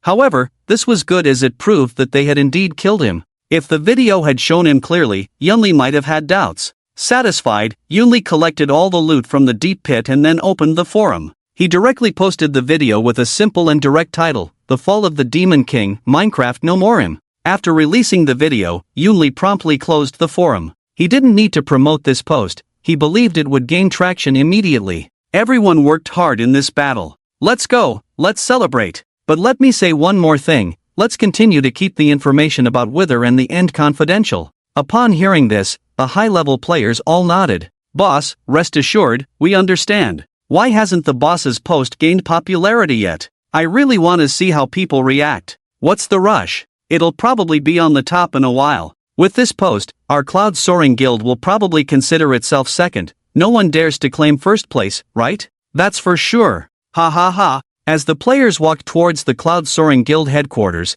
they chatted and laughed joyfully. They didn't notice a pair of eyes emitting white light staring at them from behind. The fish is hooked, finally can reel in the net. Suchen had put his heart and soul into this battle. It had to be said, dealing with Yunli was not easy. He was too suspicious, so Suchen had to cover all aspects meticulously. Otherwise, it would be difficult to catch Yunli, the old fox. Fortunately, hard work paid off, and Suchen finally made it through. Finally, he could reel in the net. Suchen cautiously followed Yunli and the others, afraid of revealing any flaws. Yunli's post had been up for less than 5 minutes, and the click rate had already exceeded 1 million. It showed how important an attractive title was. When the players saw the post, they initially thought someone was just seeking attention. However, upon seeing the vice president of the Cloud Soaring Guild as the poster, they curiously clicked on it. When they watched the video and the post, they were all dumbfounded. What the heck? Is this video real or edited? Him is dead? Ha, ha, no way, no way. The mosaic in the pit couldn't be edited, right? This doesn't look like him at all? No white eyes. Are you stupid? He's dead. His eyes are closed, no white eyes. This video shouldn't be edited, it shows in-game footage, recorded and uploaded in real time. Hiss. So, him was killed by the Cloud Soaring Guild's people? What the heck, what the heck, what the heck? Let me catch my breath. Could this be another conspiracy by him? Is him so easily taken down? I also think it's a conspiracy, that's him. The great demon king him. I advise you not to idolize him too much. Haven't many experts studied him? His actual strength isn't particularly strong, he's just cunning. I heard that the vice president of the Cloud Soaring Guild is ruthless and scheming, so it's possible that him fell into his hands. Rumor has it that the high-ranking members and elite players of the Cloud Soaring Guild haven't returned to their headquarters in the past few days. They're all offline, usually indicating they're engaged in secret activities. So, is this true? Is him really dead? It's highly likely. Didn't you see the loot in the pit? Many of them are items we've never seen before. Yunli's post undoubtedly left the players speechless. Initially, when players saw the video, they thought it might have been edited. Many professionals spontaneously began to examine the video for any signs of editing. The results of the examination made many players give up hope. The video was original, without any traces of editing. It was a real-time recording from the game. Furthermore, there were drops from him's death. Many of these drops were indeed items players had never seen before. Although players couldn't believe this fact, they couldn't deny it either. The once fearsome demon king him, who was adept at reading minds and commanded a legion of monsters, had fallen from grace. He was truly dead. No matter how powerful he was, or how terrifying his past deeds were, they were now a thing of the past. There would be no more stories about him in the game. While players were still in disbelief, they were slowly coming to terms with this reality. Is this it? With this level of strength, he dared to call himself a demon king? No more worries, no more worries, no need to be on edge anymore. Ah, such a pity, I never even got to see him, and now he's gone like this. I was planning to defect and follow him, didn't expect this. Damn it, the group of him's Demon King followers that I worked so hard to manage finally reached 500 people, and you're telling me him is gone? What? I've already outlined my fanfiction, and you're telling me him is gone? Upstairs, it's better to not start writing than to be castrated, be more optimistic. From the players' comments, it can be seen that many players actually feel regretful about him's death. Although him was a villain, his personal charm was indeed very strong. Even though players never saw him, they were still influenced by his charm. He truly had the aura of a great demon king. It's just that players never expected that such a fierce demon king would just disappear like that. Yunli's post was pinned in less than an hour. More and more players became aware of him's death. The reputation of the Yunting Guild naturally soared. Just because of killing him, the guild's popularity directly rose to second place. Guild popularity is based on players' votes. The higher the popularity, the more players want to join that guild. The Yunting Guild has undoubtedly become a hot commodity.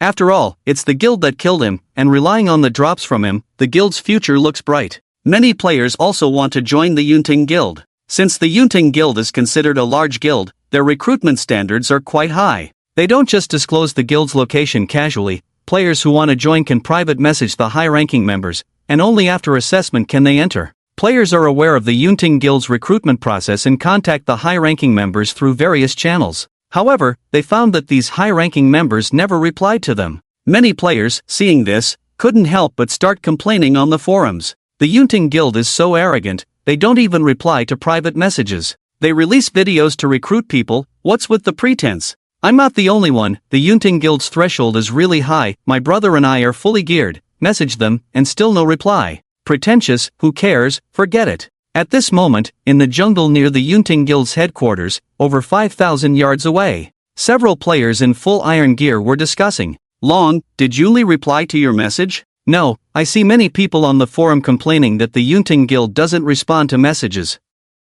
Long said, closing the forum. Upon hearing this, the players couldn't help but comment. The Yunting Guild killed him and now they're acting all high and mighty? Exactly, they were trying to recruit us before. I couldn't stand their hypocritical behavior, and now they act all noble? So what do we do now? Find another guild or go take a look? It seems like their headquarters isn't far from here. Why not go check it out? Long and the others were always skilled players among the solo players, and the Yunting Guild had previously shown interest in recruiting Long's group. So Long and his group knew the location of the Yunting Guild's headquarters. However, they had looked down on the Yunting Guild before, so they never reached an agreement. After seeing the post from the Yunting Guild, Long and his group changed their minds, but they couldn't get in touch with anyone from the Yunting Guild. After hearing their friend's suggestion, Long pondered for a moment and then agreed. Alright, let's go check out their headquarters. Eternal Guild's headquarters. What? Him was killed by that kid Yunli? Tianhong looked incredulously at the high-level players.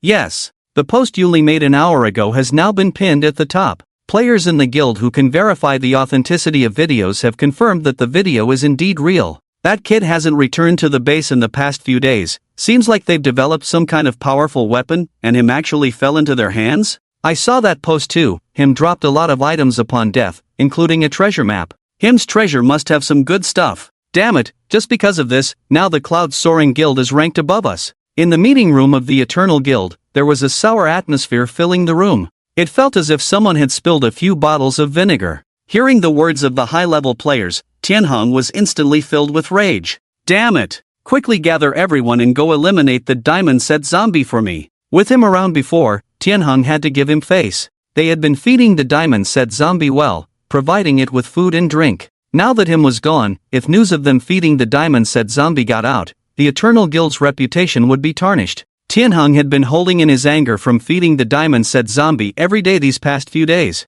Not just Tianhong, but all the players in the guild felt the same way. However, they dared not speak out in anger. For the greater good, they could only appease the diamond-set zombie for now. But now things were different. Him was already dead. There was no one protecting the diamond-set zombie anymore. They no longer needed to endure it. With the strength of the Eternal Guild, dealing with the diamond-set zombie was well within their capabilities. Upon hearing Tianheng's words, The high-level players were eager to take action. After holding in this resentment for so long, they could finally let it out. Moreover, if they killed the diamond set zombie, they could also regain some face. After all, the diamond set zombie was him's top henchman. Alright, I'll make the arrangements. Killing it might earn us a diamond set. Probably will drop a lot of items too. First, control that wolf, then slowly deal with that diamond set zombie. Upon receiving Tianheng's orders, the Eternal Guild immediately sprang into action. First, they had to deal with the problematic wolf. At this moment, Peng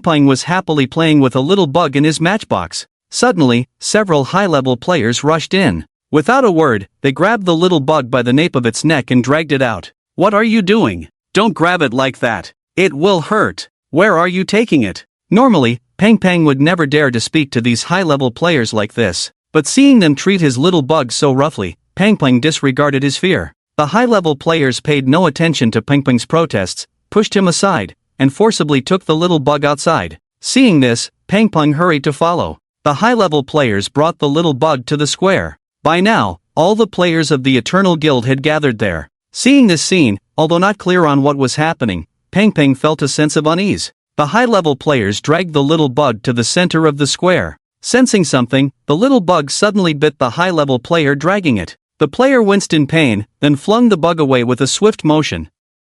The bug fell harshly to the ground. Sensing danger, it immediately got up and prepared to flee. However, the players of the Eternal Guild quickly surrounded it. AOO. Although the little bug was roaring at the players with bared teeth, its tail was tightly tucked between its legs, clearly showing how nervous it was. Finally, Tianheng, standing in the center of the square, spoke up. Did everyone see that? Would a tamed wolf actively bite people? Would it roar at us with bared teeth? Tianheng slowly approached the little bug while continuing. I believe everyone knows that strange occurrences have been frequent in the forest north of our base. The monsters seem to have become cunning, killing many of our brothers. We've lost a lot of hard-earned equipment as well. Tianheng reached the side of the little bug, staring intensely at the trembling creature. A few days ago, we finally discovered that all of this was caused by this wolf and the zombies of him lurking in the forest. This beast infiltrated our guild to pass information, while his zombie minions ambushed us in secret. The players of the Eternal Guild were surprised to hear this news. Tianheng had intentionally kept this matter confidential, so only a few players were aware of it. Previously, players had wondered why they stopped building footbaths in the forest but were told the location was unsuitable. After hearing Tianheng's words, the players finally understood the reason behind it. Damn it! Is this damn thing playing double cross? Damn it! This beast made me lose a whole set of iron armor? Damn it! This is not a wolf at all, it's a real dog. Him is already dead. What are his zombie minions? Let's go and slaughter them. Break this wolf pup's legs. Let's see if it dares to pass information again. Kill this beast. The players' anger was instantly ignited. Ultimately, they were furious at themselves for falling into the hands of a mere wolf. If it had been him, they could have accepted it, or even his zombie minions. But it turned out to be the pet of him's zombie minions. Didn't this prove that they were even lower than pets? How could the players bear this humiliation? They were all filled with rage, eager to regain their dignity from this little bug. Seeing the players' fiery anger, Tianheng nodded in satisfaction. He approached the little bug and pulled out a diamond sword from his backpack. He swung it directly at the creature's front legs. Aoo! With a fierce roar, the diamond sword instantly severed the little bug's front legs. Kill it! Kill it! Let these beasts understand the consequences of opposing us players. Damn it! That's satisfying. Are you going to pass information now? Amidst the players' cheers, Tianheng struck again. The little bug's hind legs were also swiftly cut off. Aoo! Aoo! The little bug was in too much pain to even cry out. Blood instantly soaked the surrounding soil. Tianheng lifted the barely conscious little bug and held it up, then addressed the players. Let's go! Everyone, let's go and slaughter its master. The members of the Eternal Guild truly embodied the saying bully the weak and fear the strong. When him was around, they wouldn't even dare touch the little bug, despite its provocations. Now, upon learning of him's death, they immediately vented their anger on a wolf that was powerless. Peng, seeing the little bug being tortured like this by Tianheng, felt his heart shatter. Although he knew the truth of the matter, he couldn't empathize with the players of the Eternal Guild. He had been truly happy these days with the little bug by his side. Moreover, although the little bug was a spy for him's younger brother, it had never done anything to harm Peng. There were even a few times when Peng was sent out to hunt, and when he was surrounded by monsters, it was the little bug who saved him. Although it was just a game, Peng Peng truly felt the vitality of the little bug. He could feel that it was not just a set of data, it was flesh and blood. It could express its emotions, it had joys and sorrows. Its eyes would light up when it saw fresh meat. When playing frisbee, its tail would wag like a propeller. When Peng Peng touched it, it would always roll over and show its belly to Peng Peng. Peng Peng could also feel that the little bug trusted him and had no ill intentions towards him. Watching the little bug, barely clinging to life, brought up by Tian Hong, Peng Peng really wanted to rush out and save it. But he didn't dare. The little bug was brought back by him, and the guild had suffered so many losses because of his decision. Tian Hong was already showing mercy by not holding him accountable. Peng Peng dared not defy Tian Hong in any way. Little bug, I'm sorry. It's all my fault. I shouldn't have brought you back. As Tian Hong's voice fell, the players of the Eternal Guild responded enthusiastically. Brothers, let's go slaughter him together. As him's younger brother, you should be prepared. Since him is buried, we'll send you down to accompany him. Let's go. Retrieve all the iron shackles we lost. The players of the Eternal Guild were immediately deployed. They quickly formed teams and headed towards the Northern Forest. Northern Forest of the Eternal Guild. 007 glanced at the sky through the leaves. It was noon, and these days, at this time every day, a group of players from the Eternal Guild would come to build foot sheds. These players were also clever. They didn't wear expensive equipment. However, they were powerless against monster ambushes and were quickly killed. This had been happening for several days, making 007 start to have doubts. He felt something was off, although he couldn't pinpoint exactly what. Although Su Chen had taught him various methods to deal with players before, he hadn't taught him how to read people's minds. 007 rarely faced players, so he naturally didn't understand these things. Therefore, even though his subconscious felt something was wrong, his limited cognition didn't allow him to pinpoint where the problem lay. As 007 pondered, his thoughts were interrupted by a disturbance in the distance. He saw a group of players from the Eternal Guild approaching. Just like the previous days, they should be coming to build foot sheds. Seeing this, 007 didn't think much of it. Roar! He let out a low growl towards the distant forest. Shortly after, the monsters gathered. These days, the monsters had also formed a habit. They knew how to deal with the players without 007 having to command them. As the players approached, the monsters used tree trunks to hide their forms, waiting to strike and kill them when they got closer. As the team of players from the Eternal Guild got closer, the monsters also gathered closer. At that moment, there were some rustling movements above the monsters' heads in the tree leaves. Seeing this, 007 suddenly felt that something was not quite right. He was about to command the monsters to disperse when he noticed that the leaves above their heads were suddenly knocked down. One by one, players from the Eternal Guild jumped down from the treetops, quickly converging around the monsters. In less than half a minute, the monsters were completely surrounded by the players of the Eternal Guild. The number of players in the Eternal Guild was extremely high, probably over 10,000. They broke through from the top of the forest and encircled 007 and his monsters. Seeing such a large number of players, 007 panicked instantly. He realized in an instant that the players who had been sent over before as easy targets were just a diversion. Due to his negligence, the entire monster team had been outmaneuvered by the Eternal Guild. The players of the Eternal Guild clearly didn't give the monsters time to react. Charge! With a command, the players rushed towards the monsters. Although many of the monsters under 007 had awakened basic consciousness, they had only evolved brains, and their strength had not increased much. Faced with so many players, they instantly became flustered. Despite putting up a fight, under the overwhelming number of players, their resistance turned into a desperate struggle. Brothers, kill them all. Get our equipment back. Do you even deserve to wear iron armor? Come and get it. Scared now, huh? Weren't you arrogant before? You, Spider, killed me 3 times. I'll consider it payback. Feel the taste of death today. There were barely over 400 monsters present, while the Eternal Guild had over 10,000 players in this battle. Moreover, the monsters had been ambushed, under such numerical suppression. Even if the monsters were powerful, they couldn't withstand the tactic of overwhelming numbers. They were not him, naturally lacking his abilities. Besides, even with his great abilities, he still perished at the hands of the players. What about these small fries? The players of the Eternal Guild seemed invigorated as if injected with chicken blood. They had no tactics, just sheer recklessness. The monsters fell one by one under the chaotic swords. Seeing their nurtured monsters falling one by one, 007 was completely enraged. Roar! With a furious roar, he immediately charged into the crowd. With a swing, he took out a group of players. It had to be said, 007's combat power was indeed strong. With the blessing of diamond armor and his own strong power attribute, he was like cutting through butter among the players of the Eternal Guild. The players of the Eternal Guild were also forced to retreat repeatedly, not daring to approach 007.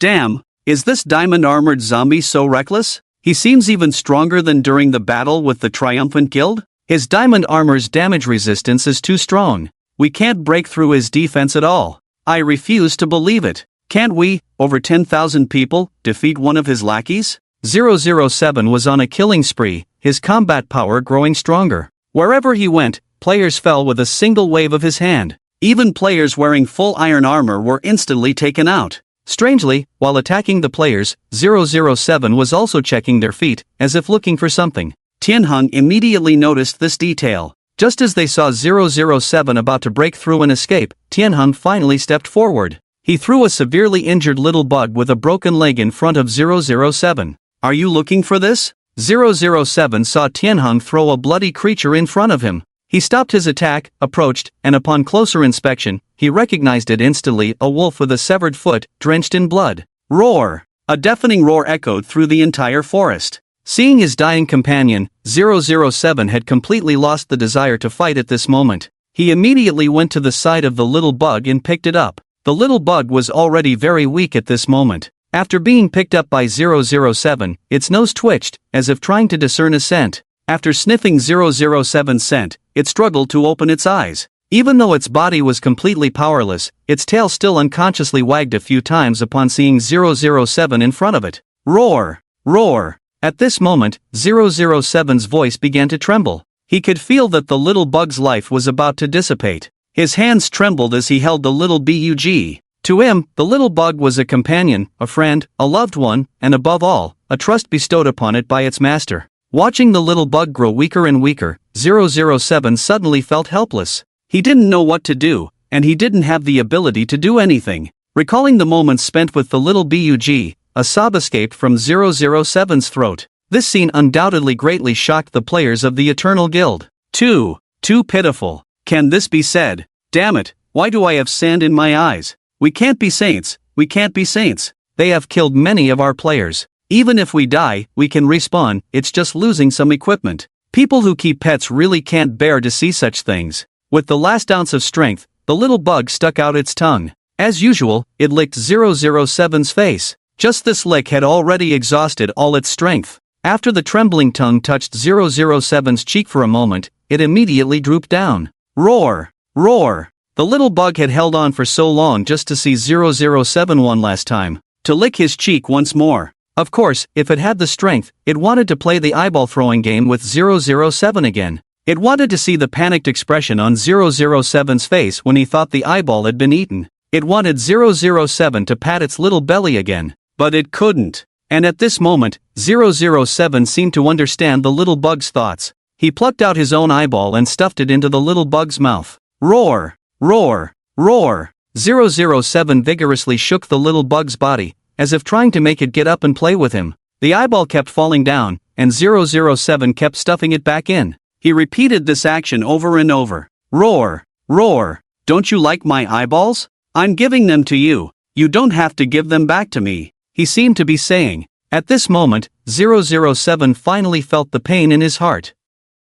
He had no sense of pain, even if a sharp weapon pierced his heart, he wouldn't feel a thing. But at this moment, there was a faint ache in his left chest. This feeling had never occurred before. 007 held the little bug tightly without moving, and the eternal players beside him also seemed to be touched. They did not launch an attack at this moment. They truly felt that these two monsters had lives, and one of the monsters' lives had dissipated because of them. 007 continued to hold the little bug tightly in his arms until its body had no more warmth. After the little bug completely lost its vital signs, its body gradually began to dissipate. Seeing this, 007 suddenly felt panicked. He couldn't accept the death of the little bug, but he had to, because he had no way to save the little bug. But he could not allow the little bug to disappear from this world anymore. With this thought in mind, 007 made a bold decision. He stood up, placing his hands near his mouth. Crack! Crack! With two tearing sounds, 007 vividly tore open his own mouth. Then, with a loud crack, he forcibly dislocated his own jaw. The players of the Eternal Guild were all stunned. They had no idea why 007 was self-harming at this moment. Was it because he was too heartbroken after losing the little bug? The players were puzzled. They saw 007 pick up the body of the little bug and began to stuff it into his mouth. At that moment, he was like a snake devouring its prey. He swallowed the entire body of the little bug. The players of the Eternal Guild were all dumbfounded by this sight. Damn, swallowed it? What's happening? Wasn't he just so reluctant to part with that wolf? Why is he eating it now? I knew monsters wouldn't understand emotions. Just now so affectionate, now eating without hesitation. I think he might want to keep that wolf with him. Yes, the wolf's body is slowly starting to dissipate. If he doesn't eat it, it will be gone. Zombies probably don't have a digestive system, so by eating that wolf, the wolf will stay in his stomach forever, right? Indeed. He tore his mouth, dislocated his jaw at first, just to be able to swallow the wolf whole and keep it intact, right? He must be finding another way to be with that wolf forever. 007's actions undoubtedly brought immense shock to the players present. Seeing this scene, many players of the Eternal Guild silently wiped away tears. Although they were on opposing sides, the bond between 007 and the little bug did touch them. These two monsters, although they had their own thoughts, were different from the players. Their thoughts were simple. They had their own missions, they had their own partners. They had chosen each other. That was a lifelong commitment. Even if you die, I will always protect you in my own way. 007 endured immense psychological torment after consuming the body of the little bug. After swallowing the entire little bug, he suddenly felt dizzy. It was as if something had been switched on inside him, and his body suddenly became uncontrollable. His whole body suddenly became extremely weak. In an instant, he completely lost his fighting ability. Although he didn't know why he had become like this, he had a premonition that it was somehow related to the little bug. After devouring the little bug, 007 was so weak that he couldn't even stand up. Tianhong also immediately noticed the change in 007. Great opportunity. Tianhong was not like the other players. He had no sympathy for 007 and the little bug. Even if they were tragic, Tianhong would not be moved. Because he was very clear, this was just a game. As the president of the Eternal Guild, he naturally prioritized the interests of the guild. He looks done for. Everyone, attack together. After Tianhong gave the order, the players looked at each other, seeming somewhat hesitant. Seeing this, Tianhong was about to burst out in anger. Just then, he received a message from the glorious president of the Eternal Guild, Yonghui. You didn't tell me about the diamond-clad zombie near your guild headquarters? You still want to kill him? Are you out of your mind? Stop immediately, control the diamond-clad zombie. Upon seeing Yonghui's furious outburst, Tianhong was somewhat bewildered. He hadn't actually discussed this matter with Yonghui yet. Tianhong had originally planned to kill the diamond-set zombie before seeking Yonghui to gain merit. However, he hadn't expected Yonghui to already know about this in advance. In fact, Yonghui had been aware of this matter since Tianhong and the others discovered 007. At that time, Yonghui also found it difficult to handle, considering him's presence.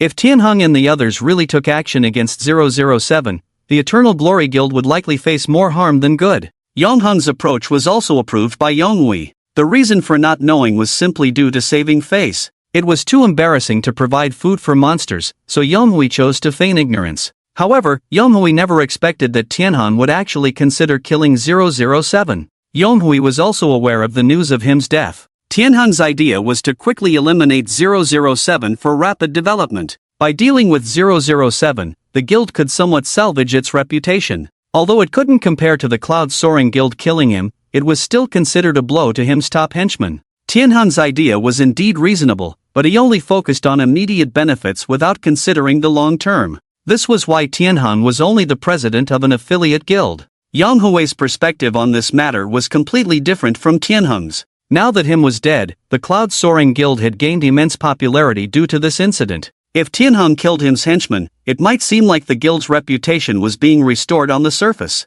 However, in reality, it was the opposite. The Eternal Glory Guild, as a prominent affiliate of Eternal Brilliance, ranked in the top 5 guilds. Regardless of the past, they had always been above the Cloud-Soaring Guild. But due to him's incident, the Cloud-Soaring Guild had become the second most popular guild. Tianhong believed that killing him's henchman could surpass the Cloud-Soaring Guild again, which was impossible. Could him's henchman be compared to him? Even if the henchman was killed, the guild's popularity could not be restored. the Cloud Soaring Guild would still overshadow the Eternal Glory Guild. Furthermore, if Tianheng did kill him's henchman, it would confirm the rumors about him feeding him. There were already rumors circulating outside, and some major guilds were aware of this matter, laughing at the Eternal Glory Guild behind their backs. If Tianheng truly killed 007, it would confirm that he was submissive when him was present and aggressive when he was not. Although most guilds might act similarly in this situation, feeding monsters was truly embarrassing. Regardless, it would be a subject of ridicule once it became known. Moreover, it was not difficult to notice that the monster feeding incident and the Cloud Soaring Guild's killing of him occurred simultaneously. The Cloud Soaring Guild's strength was previously inferior to the Eternal Glory Guild, yet they confronted him head-on and even killed him. Meanwhile, the Eternal Glory Guild was terrified of him's henchmen and voluntarily fed him. If this incident became known, the Eternal Glory Guild, no matter how well they developed, would become a laughingstock among the guilds. Yonghui prevented Tianheng from killing 007 precisely because he considered the long-term implications. The best current solution was to find a way to imprison 007. This way, if there were any rumors or gossip, the Eternal Glory Guild could simply explain that the feeding was to lower his guard before capturing him. This would rationalize the previous embarrassing actions and prevent other guilds from mocking them. As for what to do after imprisoning 007, they would figure it out later. It must be said that as the president of the top guild, Yang Hui's thoughts were more far-sighted and considerate than Tianheng's. The current situation definitely cannot lead to the killing of 007,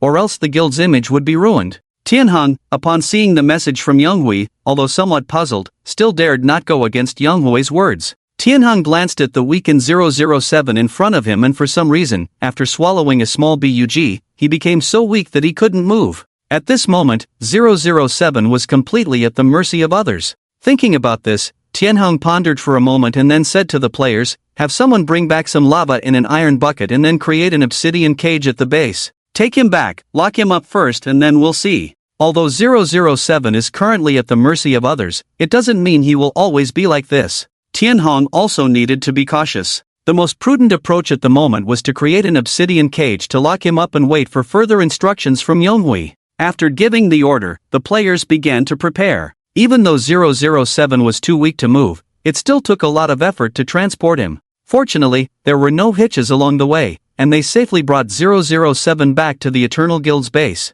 The obsidian cage prepared by the players at the base was ready. After locking 007 in the cage, Tianheng also sent a message to Yonghui. "Boss, he's been imprisoned. What should we do next?" Seeing Tianheng's message, Yonghui finally breathed a sigh of relief. "I heard this diamond-set zombie is quite special." Yonghui had watched the video of him leading monsters to attack the city before. His impression of this diamond-set zombie was fierce and powerful, capable of taking out a group of players in one strike, even those in full iron armor. Later, Yonghui learned from senior players in the Eternal Guild that this diamond-set zombie, like him, had intelligence. However, Yonghui didn't inquire about the specifics, hence the question to Tianheng. Upon seeing Yonghui's reply, Tianheng recounted the whole incident to Yonghui in detail. "It's undeniable that his combat power is indeed formidable. If it weren't for that wolf, although we wouldn't have been wiped out, if he wanted to escape, our over 1,000 people might not have been able to stop him."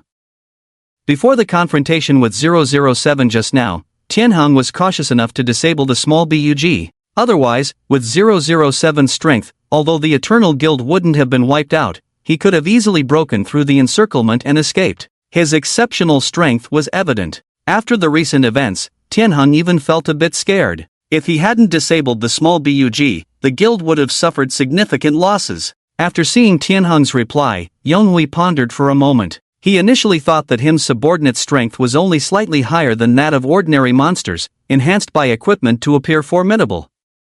Now, it seemed that his strength was indeed formidable. Moreover, it was clear that he was a growth-type monster. His strength before was not on the same level as now. Most importantly, like him, he could control monsters. If they could make him work for them and groom him to become the next him, the guild's development would be secure. Since he has intelligence, we should try to persuade him to work for us by all means. If 007 was just a mindless monster, acting under him's control, Yonghui would never have considered this. However, after hearing Tianheng's account, Yonghui was pleasantly surprised. If 007 had intelligence, then indeed they could find ways to make use of him. Of course, Yonghui was just approaching this with a trial-and-error mindset. If he really succeeds, 007 will definitely become the second Demon King. And this Demon King will be subservient to the Eternal Brilliance Guild. Doesn't that mean the Eternal Brilliance Guild will have the upper hand in the game? That's indeed the case, but it will take some effort to put it into practice. Tianheng was instantly awakened by Eternal Brilliance's words.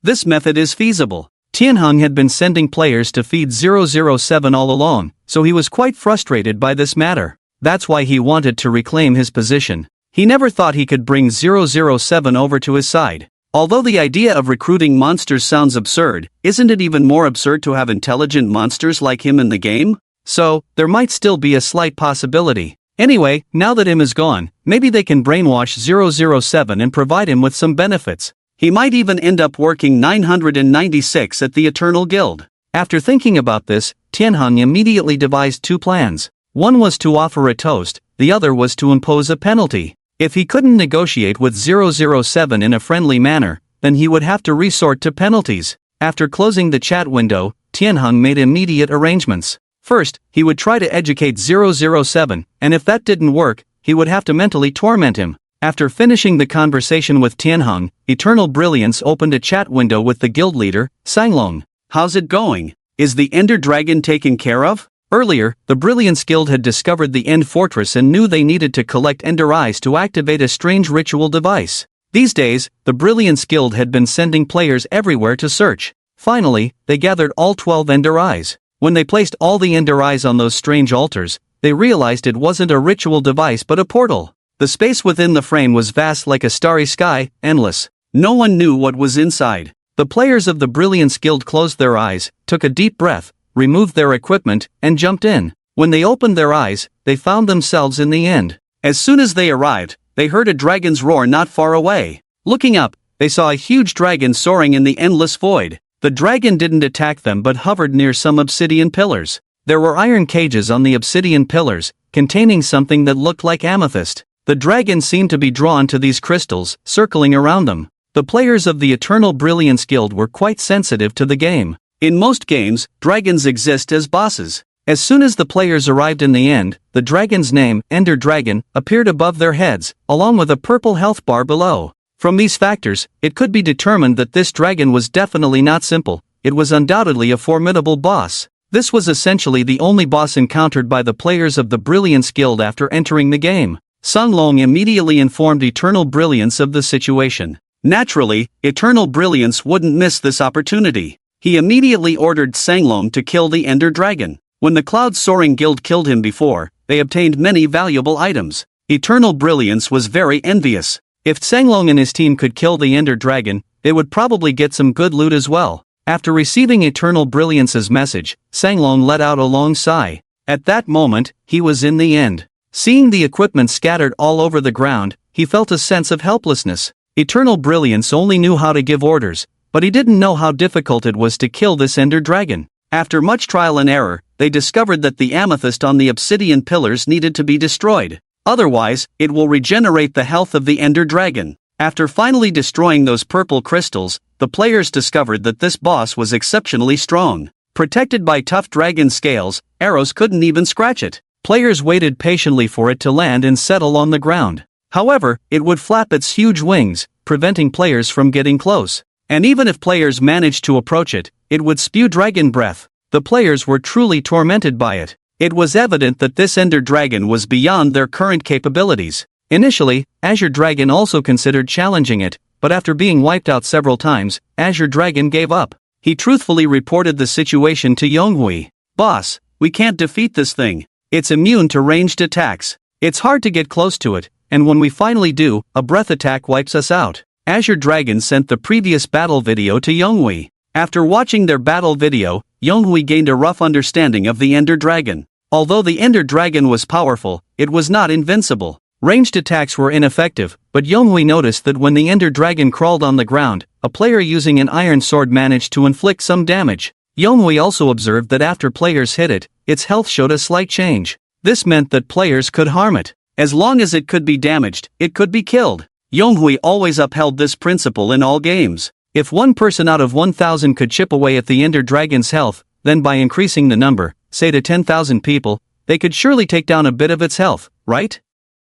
If not, then 50,000. If that fails, then 100,000. With over 50,000 members of the Eternal Brilliance Guild, over 20,000 members of the Eternal Guild, and over 20,000 members of the Azure Dragon Guild, could 100,000 people not defeat an Ender Dragon? The Eternal Brilliance Guild never lacked members. Furthermore, a single boss didn't require the entire guild to defeat it. Players could harm the Ender Dragon, it was just that the damage was too low. So, why not increase the damage? If an iron sword couldn't do it, why not try TNT explosives? The players of the Brilliance Guild had rested for a while, and gunpowder was something they had in abundance. They could simply bring out some TNT and confront the Ender Dragon head-on. Unlike him, the Ender Dragon didn't have thoughts. It was just a string of data, and there were plenty of ways to deal with it. After thinking this through, Yonghui replied to Azure Dragon. Increase manpower and mass-produce TNT. No matter what, we must kill it by brute force. Cloud Soaring Guild headquarters. Arlong and his companions walked for over an hour and finally arrived near the Cloud Soaring Guild headquarters. Are you sure this is the place? Look around, there isn't even a building here? He told me it was here, he wouldn't lie, right? Strange, why does it seem like the members of the Cloud Soaring Guild have disappeared? No replies to messages, and the headquarters is nowhere to be found? Arlong and his companions chatted while searching the area meticulously. Suddenly, a player searching to the north seemed to have encountered something terrifying and shouted, "What the heck?" Arlong and his companions hurried to his location. They saw a massive crater ahead. Inside the crater were remnants resembling matchboxes. Among these remnants were scattered equipment and supplies. Although the place was in ruins, it was evident that it had been inhabited before, and there were still many players around. From the patterns on the decorations scattered on the ground, this was the residence of the Cloud Soaring Guild. Or rather, it used to be the residence of the Cloud Soaring Guild. As they beheld the scene before them, they were all stunned. What the heck is going on? What has happened to this place? If I'm not mistaken, this is the residence of the Cloud Soaring Guild, right? Well, just a damaged version. Aaron and his companions were all dumbfounded by the sight. They even forgot to check the numerous equipment and supplies on the ground. Seeing this situation, Aaron was also puzzled. Didn't they kill him? Who could have caused this at their residence? His friends shook their heads upon hearing this. Could it be jealousy from other guilds? How is that possible? They killed him, which means they have strong cards in hand, plus with him's drops and treasures, who would dare to mess with them at this critical moment? Indeed, judging by the damage, it couldn't have been done by players. Upon hearing his friend's words, Aaron pondered for a moment, then was taken aback. I have a bold assumption. Could it be him's doing? After hearing Aaron's words, his friends paused for a moment, also looking puzzled. What? Really? Wasn't he killed by the Cloud Soaring Guild? Don't scare me. Wasn't the video already confirmed to be real? Yes, and the drops. Although his friends were arguing against Aaron, at this moment, seeing the scene before them, their thoughts were not far from Aaron's. In the entire game, it seemed like only him could achieve this. But him was clearly killed, and the video was proven to be real. Could there be two hims in the game? Upon hearing his friend's words, Aaron shook his head. Besides him, who else could do this? Think about it. After the Cloud Soaring Guild made the announcement, I contacted them within an hour. But they didn't reply to my message. So many people on the forum were complaining, which proves that no one from the Cloud Soaring Guild replied to the players. In other words, at that time, they might have been going through something, or rather, they had already been through something. If they were going through something, what we see now, the massacre, they didn't have time to reply. If they had been through something, it means they had no face to reply. But why wouldn't they have the face to reply? They just killed him, they should be basking in glory. The most likely reason is that they were slapped in the face. Slapped in the face by him. After hearing Aaron's words, his friends could no longer find any reason to argue against him.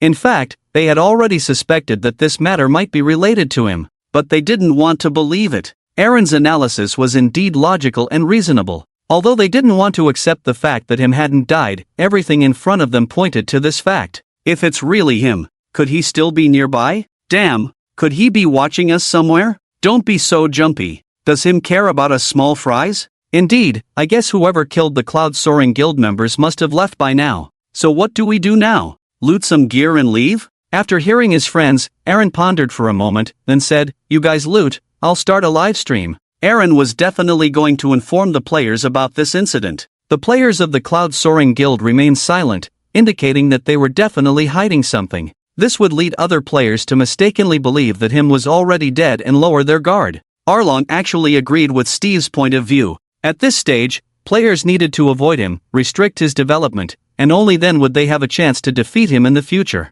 If this matter was not revealed, then everything Steve had done before would be in vain. Arlong opened the forum and immediately started a live broadcast. The title of the livestream was straightforward: Him Fakes Death, Cloud Soaring Guild Wiped Out. Since the live stream had just started, there weren't many players tuning in yet. Arlong's title was clearly clickbait, and players entered with a curious attitude. However, when they saw the screen, they were all dumbfounded. What is this? What's going on here? Are you telling me this is the Cloud Soaring Guild's base? Holy cow, this doesn't look like Syria, does it? What's happening? Is the streamer faking this for views? If so, the cost of this fake is huge. I wouldn't bother faking views even if I had all that equipment. So, this is really the Cloud Soaring Guild's base? Why is this happening? Didn't the Cloud Soaring Guild just kill him? How come it's destroyed? You hit the nail on the head. Did you not see the streamer's title? I knew it. Him wouldn't die so easily. Wow, no wonder those who messaged the Cloud Soaring Guild didn't get a reply. They were embarrassed, right?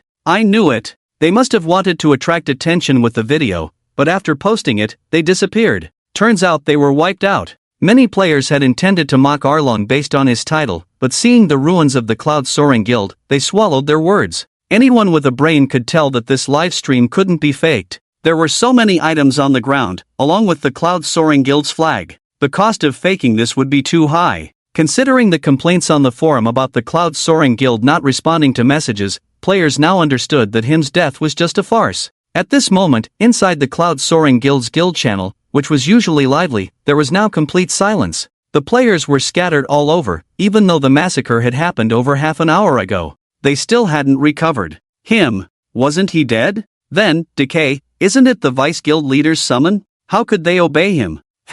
Wasn't it the same with the Triumph Guild last time? Weren't those wolves tamed by the players? Didn't they say we had countless chances while he had only one? At this moment, the players of the Cloud Soaring Guild seemed lost. They couldn't understand why Him had appeared when Yunli had supposedly killed him. They also couldn't comprehend why the 10 Decays, who were clearly Yunli's summons, would obey him. Although they couldn't grasp these details, they remembered the smile Him had shown before their deaths. It wasn't the first time they had seen that smile. When Him slaughtered the Triumph Guild with monsters, he had the same smile while petting a wolf cub. Seeing that smile, even though they didn't know the full story, they could guess some things. He's toying with us. So, is it the same as with the Triumph Guild? All just an act? Why? The Vice Guild leader saw his body dissipate. Why? We did have countless opportunities, but we naively thought he only had one chance. From playing games until now, the person I admire the most is the Vice President. His mind is extremely meticulous. I never expected him to fall into Him's trap. Although the players of the Cloud Soaring Guild didn't know the exact details of the story, they could guess that this incident was definitely part of Him's scheme. This was what shocked them the most. If it were their guild leader or the leader of another guild being manipulated by him, they could accept it. But they never imagined that someone as cunning as Yunli would fall into Him's hands. Moreover, after Him appeared in the guild, players remembered clearly how Yunli looked scared, terrified, and incredulous. Players had followed Yunli for so long, and this was the first time they saw such an expression on his face. Yunli had always been the brain of the guild. He and Yunfeng had built the Cloud Soaring Guild from scratch, without relying on any consortium to develop it. And they had done well. In less than 5 years, they had become one of the top 10 guilds. All thanks to Yunli's strategies. The reason they couldn't compete with the higher-ranked guilds was purely due to hardware factors. They simply couldn't match the resources of the consortiums. The achievements of the Cloud Soaring Guild, if not all, were mostly attributed to Yunli. This was also why players feared him.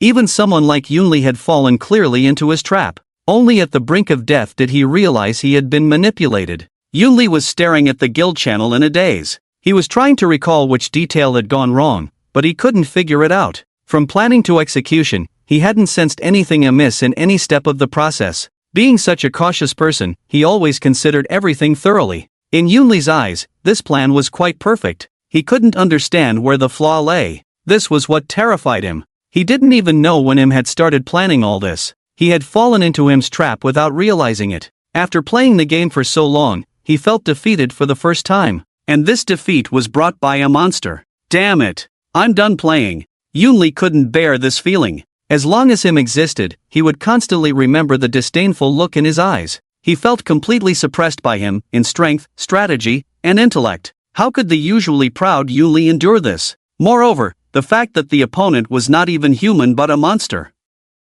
Furthermore, since just now, he had been receiving various private messages from players. The content was more or less the same. Him was supposed to be dead, right? Why is your guild gone? You're getting slapped in the face pretty quickly, does it hurt? Hey, why did you provoke him in the first place? Yunli was someone who cared about his reputation. With this, he had truly lost face. Even if Yunli didn't quit the game, he wouldn't be able to hold his head up high in the game anymore. Thinking about this, Yunli gritted his teeth and made a decision. Bro, I'm quitting the game. After sending a message to Yunfeng, Yunli left the guild and then logged out. Upon seeing Yunli's message, Yunfeng wasn't surprised. Knowing Yunli's character, he would have been miserable if he had stayed in the game. Yunfeng didn't try to stop Yunli, he knew it would be futile. Shortly after Yunli left the guild, Yunfeng posted a message in the guild channel. Brothers, I'm sorry, we'll meet again. With that, Yunfeng disbanded the guild. Cloud power is gone, and there is no longer a need for the guild to continue.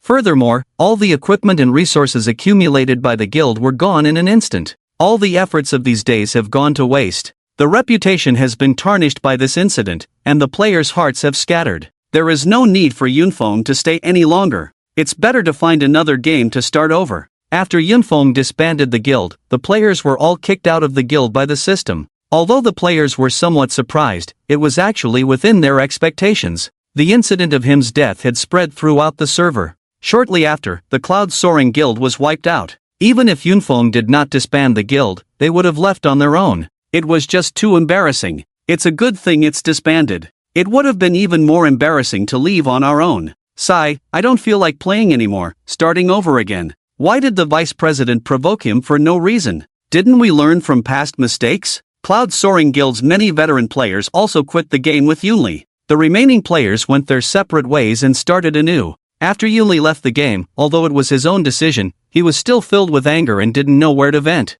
He immediately went to the game's official website to report issues to customer service. What kind of crappy game is this? What kind of monster did you create? Isn't this disrupting game balance? I advise you to quickly figure out what him really is. Otherwise, it's game over sooner or later. Under Yunli's guidance, Yunfeng and the high-level members of the guild also reported this issue to the game's officials. They even attached pictures of him and videos of his previous sieges. Midnight Corporation Customer Service Department. Xiao Wang, after receiving Yunli's message, watched the video. He then placed their feedback and the video in a folder labeled him feedback. The customer service department usually submits player feedback to the higher-ups and the technical department once a week. It had been 4 days since the last feedback, and in 3 days, they could submit again. At this moment, the him feedback folder had already exceeded 5 gigabytes. Although there were videos and pictures in the folder, they only took up about 2.5 gigabytes. The rest was all text feedback. In other words, text feedback alone took up 2.5 gigabytes. Seeing such a huge amount of data, Xiao Wang was also very surprised. Strange, why are so many people giving feedback about him? What kind of existence is this him really? Xiao Wang didn't play this game, after all, working in customer service was quite busy. Although he worked at a game company, Xiao Wang wasn't very interested in games, so he had never played My World. Despite not being interested in games, he still had to do his job well. In fact, feedback about him had started a week ago. It wasn't much at first, and at that time, players were giving feedback about inexplicably powerful white-eyed monsters in the game. They even said that the monster had thoughts. Xiao Wang had previously compiled and submitted this information to the higher-ups and the technical department. However, they didn't take this issue seriously. After all, the game company didn't rely on this one game to make money. Furthermore, the technical department had checked, and there were no bugs in the game, so there was no follow-up. Xiao Wang had thought that the matter of the white-eyed monster would slowly fade away. But since then, there had been many players coming to give feedback every day. The white-eyed monster gradually acquired a name, becoming him. Each time players gave feedback, they were indignant, but Xiao Wang couldn't give them a reasonable explanation. The key was that this matter was not under Xiao Wang's jurisdiction. In order to attract attention from above and to reduce the chances of being criticized in the future, Xiao Wang deliberately created a folder specifically for him. It was meant to collect all players' feedback on him. With a sufficient number of feedback, it should be enough to draw attention from higher-ups. In 3 days, this folder will probably reach 10 gigabytes. Little did Xiao Wang know that his prediction was a bit too conservative. The news of the dissolution of the Cloud Soaring Guild quickly spread throughout the server. Their dissolution essentially confirmed Arlon's livestream title. Him fakes death, Cloud Soaring Guild annihilated, when players saw the scene in the livestream, they were already somewhat frightened. Although they didn't see any player corpses in the livestream, the scattered equipment and the ruined base indicated the fierce battle that had taken place.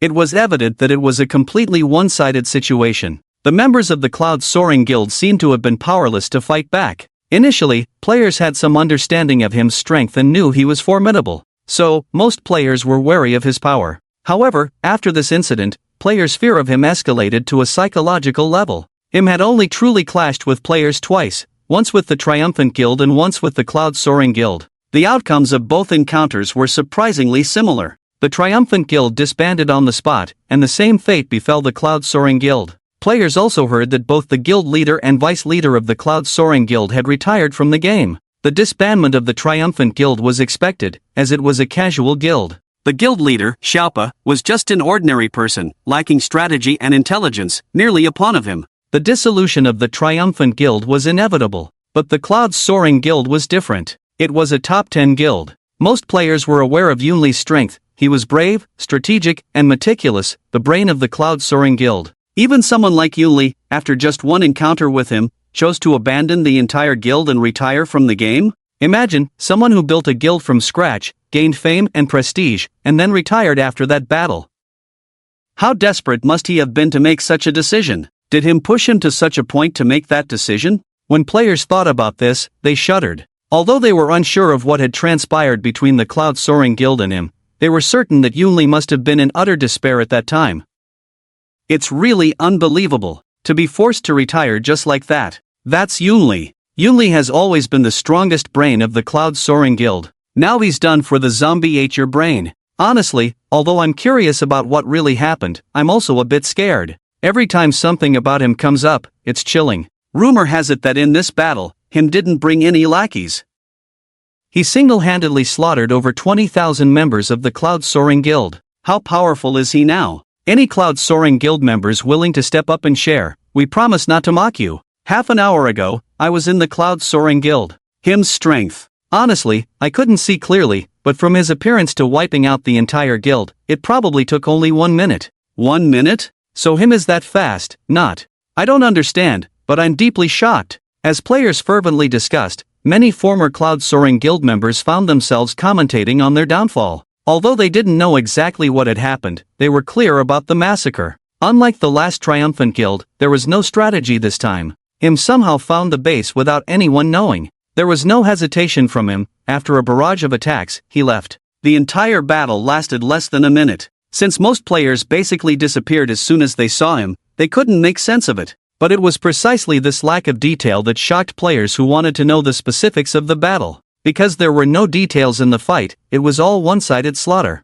What has he grown into? Weren't we supposed to limit his development by avoiding him? What kind of limit is that? Killing over 20,000 people in a minute. I can deal with millions in a minute. So I'm better than him. Sarcastic. You're quick upstairs. Players were gradually becoming numb to him's strength. Previously, he seemed okay, just a bit strong. But after the incident with the Cloud Soaring Guild, players had their perceptions refreshed. It was unlikely that anyone would challenge him's authority in the game anymore. Going against him would only lead to pure injustice. The base of the Eternal Guild, not the Injustice Guild. What? Say that again? Tianhan looked at the senior members of the guild in shock. The senior members were also uneasy. Him is indeed not dead. The Cloud Soaring Guild has disbanded. Yunli and Yunfeng have quit the game. I heard he wiped out the Cloud Soaring Guild in just a minute. Boss. What should we do now? We captured his underlings. Will he come for us? Boss. Boss. Say something. After hearing this news, Tianheng collapsed to the ground.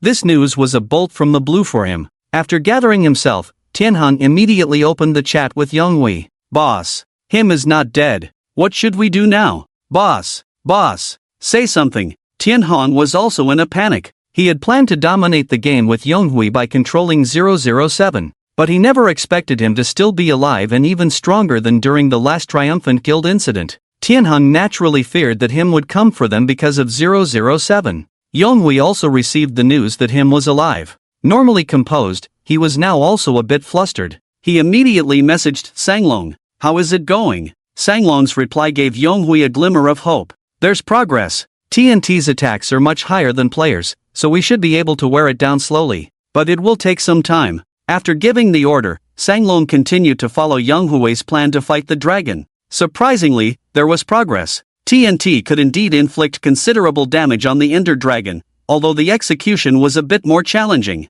Players had to approach the dragon when it descended, dodge its breath, and then ignite the TNT. Very few could perform this operation successfully. Perhaps 1 in 1,000 could succeed. However, the damage caused by the explosions was significantly greater than using swords. Once they found the pattern, defeating the Ender Dragon was only a matter of time. Yonghui breathed a sigh of relief upon hearing Sanglong's message. Good. Let's take it down as soon as possible. Yonghui first inquired about Sanglong's situation before replying to Tianheng, as he had his reasons. It's mainly because the Ender Dragon is indeed very rare. And it seems like there's only one in the game world. The Ender Dragon is not like him, it's just a boss. And it's sealed in the end, ruling as the boss of the end. Yonghui has played so many games and is very knowledgeable about games. Generally, the drops from dragon-type boss creatures are absolutely not bad. Moreover, many dragon-type bosses drop dragon eggs. It's possible that this boss is the same. In most games, dragon eggs can be hatched and raised as pets. Since this game has taming and pet systems, if the Ender Dragon really drops a dragon egg, there's a good chance it can be tamed. Although him is indeed powerful, but Yonghui has witnessed the strength of the Ender Dragon in videos. It can be said to be no less than him. In this way, even if him comes to attack, Yonghui and the others also have the power to resist. This is like Yonghui's backup plan, like a trump card. But everything will have to wait until the Ender Dragon is killed to know the outcome. Thinking of this, Yonghui messaged Tianheng, "How's the taming of the diamond set zombie going?" Tianheng was also somewhat surprised to see Yonghui's message. No progress yet. Still taming it? If him comes looking for you. Seeing Tianheng's helpless look, Yonghui sighed. Do you want me to tell you to release the diamond set zombie? Do you think if you release it, him won't come looking for you? You killed that wolf cub, right? How do you think the zombie will react after seeing the wolf cub killed? Even if him doesn't come for you, if you release that zombie, won't he come for you anyway? When the time comes, if he comes with him to find you, what chance do you have? Yonghui's barrage of messages instantly woke Tianheng up. Yonghui's words were indeed reasonable. Tianheng was now at a disadvantage. If he released the diamond set zombie, he would definitely seek revenge, even with him. After all, the diamond set zombie knows the location of the Eternal Guild's base. Tianheng would have no chance at all then. Yonghui's side definitely wouldn't support them either. On the other hand, if he didn't release it, there was still a slim chance of survival. The diamond set zombie has been here for so long, and him hasn't come looking for it. Perhaps they don't have a direct way to contact each other. So, not releasing it now is definitely the safer choice. After thinking it through, Tianheng replied to Yonghui, "So, should we continue taming the diamond set zombie?" Seeing Tianheng understanding, Yonghui also shared his plan with him. Of course. Speed up the taming process. I have a backup plan here, so don't worry. If you can really handle this zombie, along with my backup plan, even if him does come looking for us, we shouldn't worry too much. At worst, we can use the diamond set zombie as a hostage. Yonghui's idea is that if Sanglong really kills the Ender Dragon, drops a dragon egg, and it can be hatched, then they will have a powerful pet. Furthermore, Yonghui probably guessed that 007 and him are the kind that need to kill players to become stronger. If he can successfully turn 007, Yonghui can directly send players to 007. With over 20,000 players in the Eternal Guild, sending them to 007 for kills every day will surely boost his growth rapidly, maybe even surpassing him. If Tianheng can successfully turn 007, and after feeding for a while, combining 007's combat power with the Ender Dragons, they should be able to fight him. Of course, the premise of the battle is that him actively comes looking for them. If him hadn't come, Yonghui would naturally be happier. After seeing Yonghui's message, Tianheng also felt more assured. He immediately arrived at the obsidian cage where 007 was being held. A player was seen pouring a bucket of lava directly into the obsidian cage. The lava streamed down onto 007's head. It immediately ignited his body. Although he couldn't feel pain, he could sense his life slipping away. Roar! The player watched as 007 was roasted by the lava, brainwashing him as he spoke. If you don't drink the toast, you'll drink the penalty. I've told you, your master is already dead. Obey us from now on, and you will be free. You can eat meat, kill players, raise wolves, whatever you want. Seeing 007's health rapidly depleting, another player quickly poured a bucket of water into the obsidian cage, extinguishing the fire. Then they quietly waited for 007's health to recover. and then they repeated the same actions. The two players' movements were very skilled. They must have been torturing 007 like this for a long time. By now, the diamond set on 007's body was nowhere to be seen. It seemed that the prolonged lava bath had worn out the durability of the equipment. His skin had all turned charcoal black, but strangely, his skin remained intact, surprisingly unburned. Even more strangely, the black collar tied around his wrist had also remained unburned. Tianheng shook his head at the player's actions. It seemed that simple torture had no effect on 007, after all, he was a zombie and should not feel pain. Tianheng looked at 007's wrist, pondered for a moment, and immediately came up with an idea. He then instructed the players beside him. Find a way to tame some wolf cubs, remember, dye all the collars black. Then put the wolf cubs in there and let them attack him. Tianheng had also seen through 007's thoughts. The small bug was undoubtedly crucial to 007.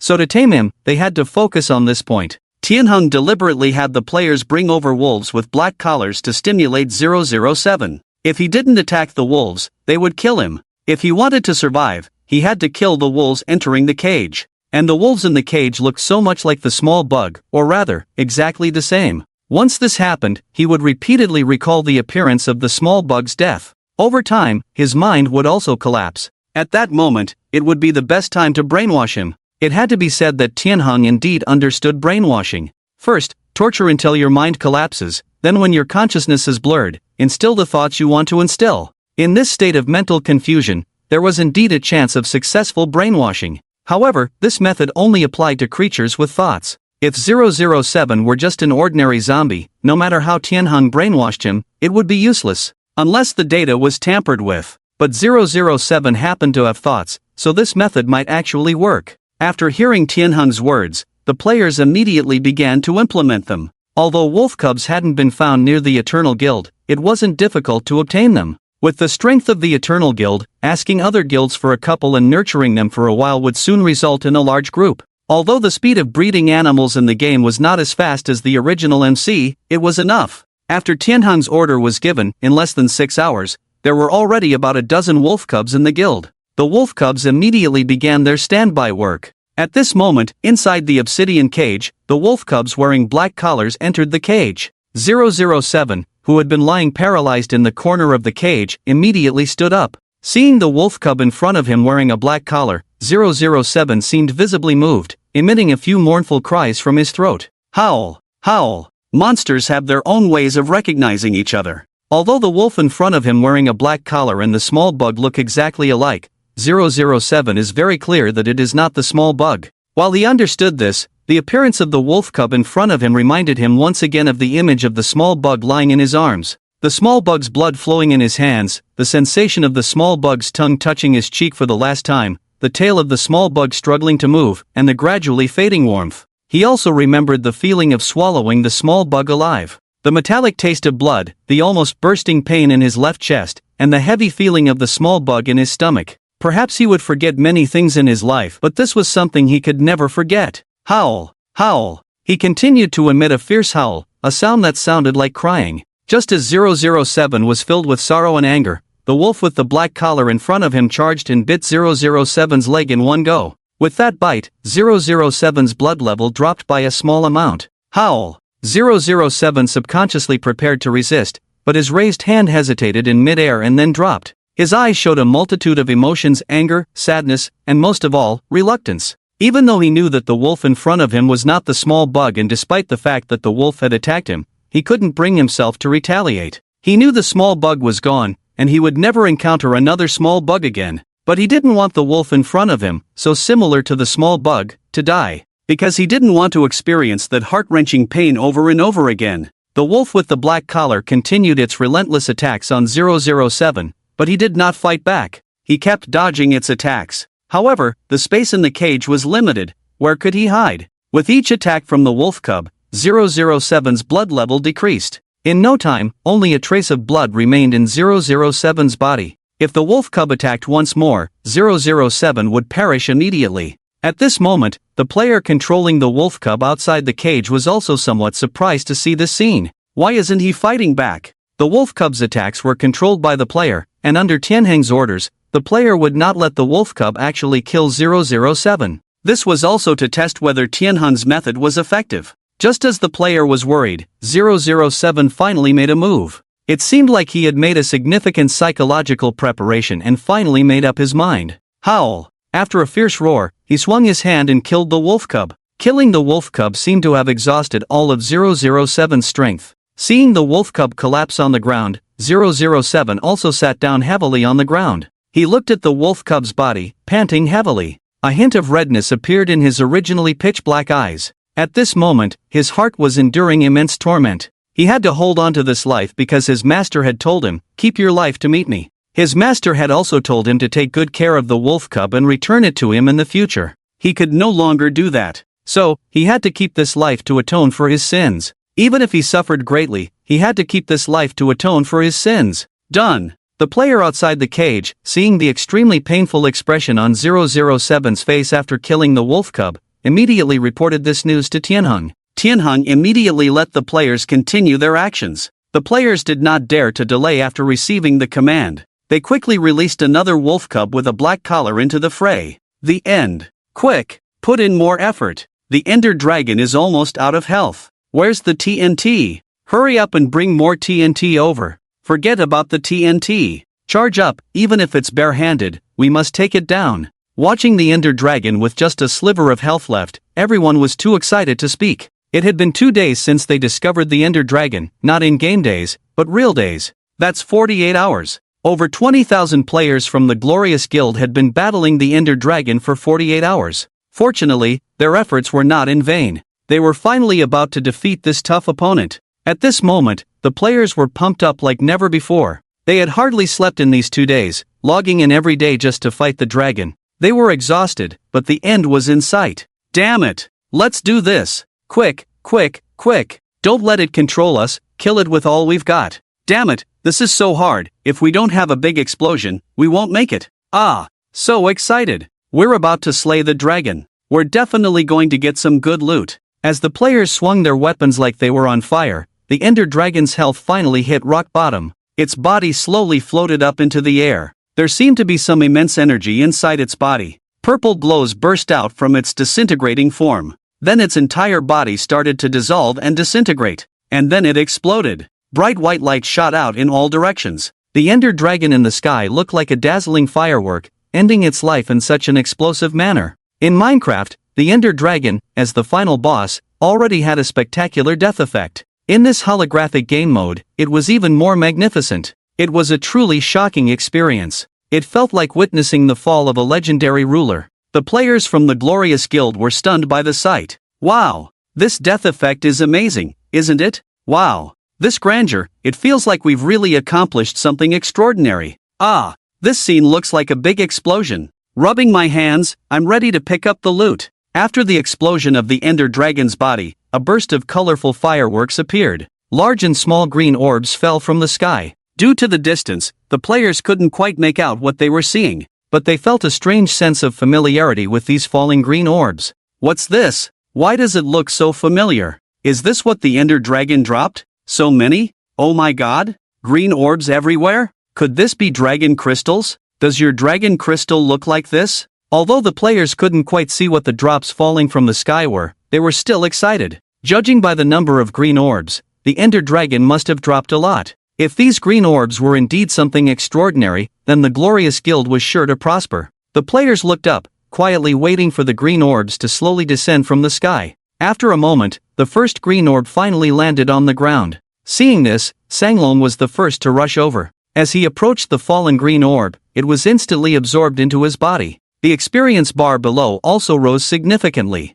Oh my god? Upon seeing the situation, Sanglong was completely dumbfounded. Just as Sanglong was in a daze, more green orbs fell to the ground and on the players. When they realized that these green orbs were actually experience orbs, they were all dumbfounded. What the heck? Experience orbs exploding like this? This must be a bug. Definitely a bug. How can the Ender Dragon explode with these? High EQ, Ender Dragon, low EQ, experience baby, this is so ridiculous. Is this even reasonable? The players of the Sanglong Guild had been raiding for 48 hours, expecting a big loot from the Ender Dragon. Unexpectedly, it did explode big time, with a burst of profanity. It took Sanglong a while to come to his senses. Seeing the ground covered with experience orbs, he was about to explode with anger. However, he still didn't give up, refusing to believe that the Ender Dragon would just drop experience orbs. Search. Find it for me. Damn it, there must be something else. Find everything. The members of the Brilliant Guild shared the same thoughts as Chan Long.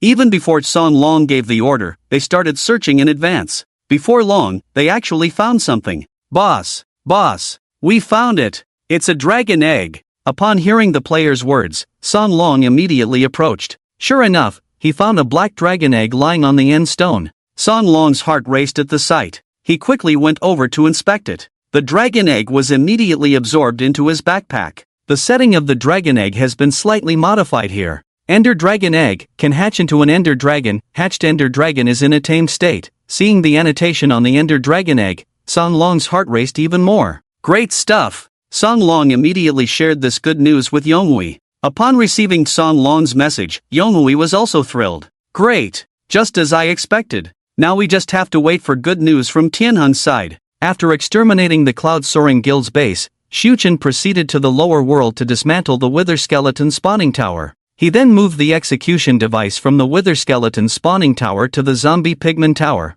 After completing these tasks, Shuchen activated the Taming system and kept a close eye on 007's life signs. The Taming system allowed him to monitor the monster's health. Initially, 007's health remained stable without any issues. However, recently, something seemed off. During this period, 007's health kept dropping to a thread, then slowly recovering. It would drop to a thread again, then slowly rise. This cycle continued. Shuchen quickly noticed that something was wrong. This fluctuation in health is too strange. In fact, when 007's health first dropped significantly, Shuchen was truly anxious. Because even before Shuchen decided to fake his death, he had anticipated that 007 might go through a hardship because of his decision. Seeing 007's health drop significantly, Shuchen immediately set out to find 007. Although Shuchen had learned from the Cloud Soaring Guild that 007 was lurking near the Eternal Guild, he didn't know the location of the Eternal Guild's base. So, these days, Shuchen had been searching on the map, trying to find the players' traces and then interrogate them about the location of the Eternal Guild. However, after searching for a long time, he still couldn't find the players' traces. Fortunately, 007's health didn't hit rock bottom but slowly started to recover. Shuchen breathed a sigh of relief, indicating that 007 had pulled through. However, before Shuchen could completely relax, 007's health began to slowly drop to a thread again. Since then, it began to loop back and forth. This was clearly a problem. And the problem must lie with the Eternal Guild. Suchen's first thought was the words torture, torment. 007 was thoughtful. He couldn't repeatedly put himself in dangerous situations. The drastic change in his health points was definitely intentional. Moreover, the wolf Suchen gave to 007 before, also fought bravely during the battle at the Triumph Guild. Although it was suspected of kill stealing, it still took down more than 10 players. It had also awakened a basic level of consciousness, as Suchen could see it in the taming list. Just before 007's health points changed, it died. With all these things in front of him, it was hard not to suspect the actions of the Eternal Guild. Suchen didn't understand why the members of the Eternal Guild would do this, but their actions were unforgivable to him. Ultimately, this whole situation was caused by Suchen, and he definitely wouldn't stand idly by. While thinking, Suchen searched for the players' traces on the map. Fortunately, after a few hours of searching, Suchen finally found the players' whereabouts. On the vast snowy plain, several players chatted while fishing by the lake. Should we join a guild later? Otherwise, it feels like progress is too slow. Joining a guild speeds up progress, but if him finds us, we'll be back to square one. That's true. Upon hearing their friend's words, Tianli also nodded in agreement. There are pros and cons. Joining a guild may speed up progress, but with a bigger target, it's easier for him to find us. Not joining may slow down development, but at least we won't be found by him. Before Tianli could finish speaking, he froze in place. Him? Ha? What about him? Can you finish your sentence? You're leaving me hanging, my wife was. Cough, cough, just say it. The friends all had their backs to Tianli, not looking up to see his expression. So they didn't know why Tianli suddenly stopped. When they saw him suddenly appear next to their friends, Tianli's brain crashed. After a moment, he finally regained his senses and screamed. Ah! Tianli's scream startled his friends. Damn! Are you crazy? Why scream? Are you stupid? We're fishing. You scared the fish away. Oh my goodness. I had a bite, and you scared it off. After their friends teased him, they saw Tianli standing still as if he were in shock. they also noticed something was wrong. They turned around to look behind them. They saw a figure with eyes emitting a fierce white light hovering in the air behind them. Seeing this, they finally understood why Tianli was acting so strangely. This was the first time Tianli and his friends had seen him in person. They had only seen him on the forum before, but the photos and videos of him on the forum were all pixelated. Before, Tianli and his friends didn't quite understand why players who had interacted with him looked terrified. At this moment, they finally realized. The real him was on a completely different level from the images and videos. Him just standing there, silent, exuded an overwhelming and suffocating aura. Tianli and the others dared not move. They knew resistance was futile, and there was nowhere to run. With him's arrival, the only way out for them was death. After thinking about it, all the friends already had a look of resignation on their faces. But as fishing enthusiasts, they couldn't help but still cherish the few fish they had caught. Can we discuss something? Please don't use explosive skills, it wouldn't be good if you startle the fish. I'll give you my life, but can I at least put the fish I caught in the box first? Upon hearing their friend's words, Tianli and his friends were dumbfounded. These friends were fishing enthusiasts in real life, and even in the game, they still enjoyed fishing. However, Tianli couldn't believe that even at death's door, their concern was for him not to use explosive skills to kill them. The reason being not to startle the fish. At this moment, upon hearing Tianli and his group's words, Shuchen almost couldn't help but laugh. Fishing enthusiasts were indeed remarkable individuals. In their eyes, nothing was scarier than startling the fish. However, Shuchen wasn't planning to kill them just yet. The kill points he had gained from the previous Monster Tower runs were more than what they had. It was merely a drop in the bucket. There were more important matters at hand, like finding out the location of the Eternal Guild's headquarters. Tianli and the others were puzzled to see him looking down at them like that. Just then, him finally spoke. Where is the Eternal Guild? Although it was a question, the way him posed it made Tianli and the others feel like he was giving them an order. Upon hearing him speak, Tianli and the others were all stunned. You're not going to kill us? Am I hearing this right? Him is asking for directions? Tianli and the others were at a loss for him's actions. They were still in shock when they saw him frown, clearly showing impatience. Seeing this, Tianli and the others' brains quickly started working again. Don't attack! Don't attack! Let's talk this out. We really don't know. The Eternal Guild is a major guild. They wouldn't easily reveal their headquarters. We, as solo players, really don't know. How about we post a message to ask for you? Naturally, Tianli and the others didn't want to die, and their only hope for survival now was to reveal the location of the Eternal Guild's headquarters. Unfortunately, as solo players without influence, they definitely wouldn't know the location. Seeing this, Shuchen decided not to waste any more time with them and threw a fireball towards them. As soon as the fireball hit the ground, it exploded. With one blow, Tianli and his friends were all killed instantly, and Shuchen continued on his journey to find the next group of players. Since he couldn't get the information he wanted, Shuchen didn't want to waste any more time. Tianli and his friends probably weren't lying. A group of solo players wouldn't intentionally help the Eternal Guild conceal their location. Shuchen continued searching for players while activating the taming system once again. When he saw 007's status, he was stunned. Evolved into an advanced consciousness?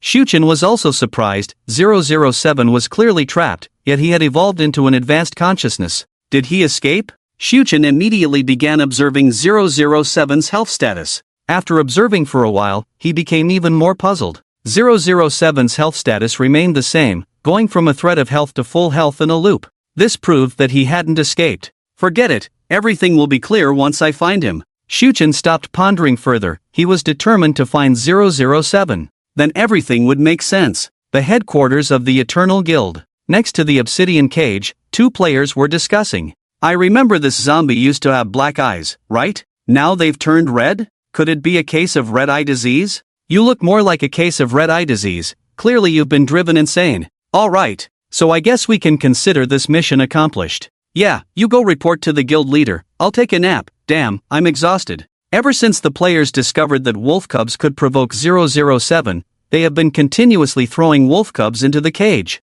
Judging by the frequency of players' contributions, there must have been at least 700 to 800 wolf cubs killed by 007, if not 1,000. What they didn't know was that the tamed wolf cubs by the players also counted towards 007's kill count against the players. While a player counted as 1 kill, a wolf cub counted as 0.5. With just a few hundred kills left, 007 could evolve into advanced consciousness. Thanks to the Eternal Guild's feeding, 007 directly evolved into advanced consciousness. As soon as 007 evolved into advanced consciousness, he felt two forces surging and colliding within him. Although he could sense these were two powerful forces, he didn't know how to use them. While 007 pondered, the head of a player named Pang Pang suddenly appeared at the window of the cage. "Hello. Shoo, don't make a sound, I finally found a chance to sneak over. I have something to tell you." Since Little Bug's spy identity was exposed, Pang Pang's status plummeted. Although Pang Pang wasn't considered high-ranking, he was still an old player of the Eternal Guild. The benefits the guild provided him were quite good. However, after the incident with Little Bug, the guild, while not forcing Pang Pang to leave, imposed some punishments on him. Since then, Pang Pang had become the lowest-ranking player. He was responsible for menial tasks like farming and feeding livestock every day. Tasks like exploring and mining were out of his reach. What was worse, Pang Pang couldn't bear the taunts and mockery from other players. Even though the incident had passed a long time ago, many players still held a grudge. Their words were harsh, all because they lost some equipment. It was just iron gear, not diamond gear. With the repair shop and mining, a set of iron gear could be quickly obtained. Why did they have to be so relentless? Faced with the players' daily taunts and provocations, the higher-ups turned a blind eye, essentially condoning the bullying of Pang Pang. The players who bullied Pang Pang became even more arrogant, and gradually, players began to distance themselves from him. This was blatant bullying, wasn't it? Pang Pang never expected that he would be bullied while playing a game.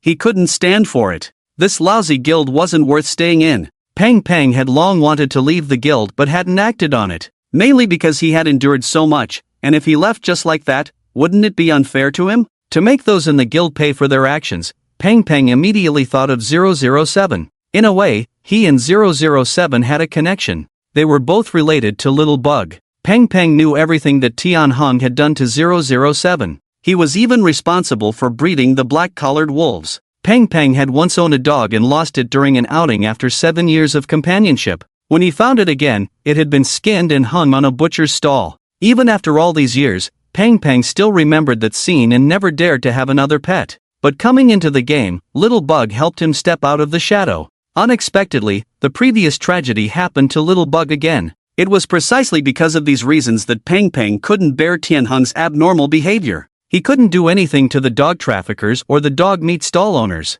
But in the game, he couldn't let Tianheng's behavior go unchecked. He had to make sure he faced consequences. This was also a way to avenge his own dog and Little Bug. After Pang Pang had this idea, he kept a close eye on the movements around the cage. As soon as he saw an opportunity, Pang Pang slipped in. Seeing a sudden head poking in, 007 was also taken aback. Although 007 had been cautious, the moment the head came in, he sensed the lingering aura of Little Bug on this player. Obviously, after Little Bug entered the Eternal Guild, he must have had the most contact with this person. 007 couldn't determine if the person in front of him was good or bad, but strangely, at this moment, he felt no guard against this person in his heart. Although it was the first time he met Pang Pang, there was an inexplicable sense of familiarity. Seeing this, 007 quietly sat down. Roar! Speak! 007 was shocked even by his own words as they came out. He didn't expect to be able to express himself, even though it was still somewhat vague.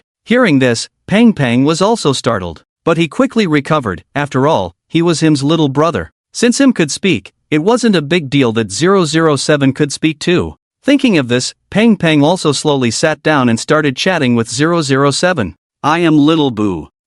You're Wolf's, the master inside the base. I named it Little Bug, I hope you don't mind. Pang Pang didn't know how to describe his identity to 007. After Pang Pang finished speaking, he looked at 007, afraid of any displeasure. Seeing no expression on his face, he finally felt relieved. I know what they did to Little Bug before, but I am powerless, I can't do anything. At this point, 007 could clearly feel Pang Pang's self-blame. This indicated that Pang Pang's feelings for Little Bug were genuine. And 007 had also learned some things about Pang Pang from Little Bug before. Little Bug really liked Pang Pang and didn't want to hurt him. For this reason, 007 scolded Little Bug and reminded it not to forget its mission. Seeing 007 listening attentively, Pang Pang continued. Seeing them using Little Bug to torment you mentally, I really couldn't bear it. But there is little I can do, I can only come to give you some advice. After hearing this, 007 nodded towards Pang Pang, indicating him to continue.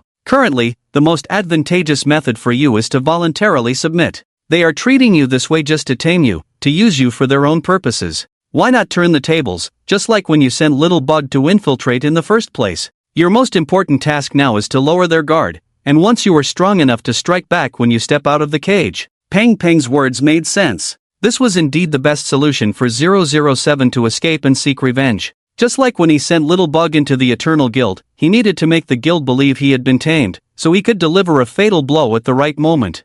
Otherwise, the Eternal Guild would continue to use Little Bug to torment 007, and he would never escape this obsidian cage. After hearing Peng Peng's words, 007 pondered. He had not considered this point that Peng Peng mentioned before. After careful consideration, Peng Peng's plan was indeed feasible. Roar! Good! 007 could confirm that Peng Peng had no ill intentions, so he was prepared to accept Peng Peng's advice. Seeing 007 agree, Peng Peng couldn't be happier. Oh, and don't listen to them, him. Your master, that's what we call him, he's not dead. I'll find a way to let him know you're here. Peng Peng was afraid that 007 would be brainwashed by the players of the Eternal Guild into believing that him was dead. That's why he shared this information with 007. Upon hearing this news, 007 was not surprised, even though the members of the Eternal Guild had told him countless times that him was dead. But 007 didn't believe it because he could sense that his master was still alive. Before Peng Peng could finish speaking,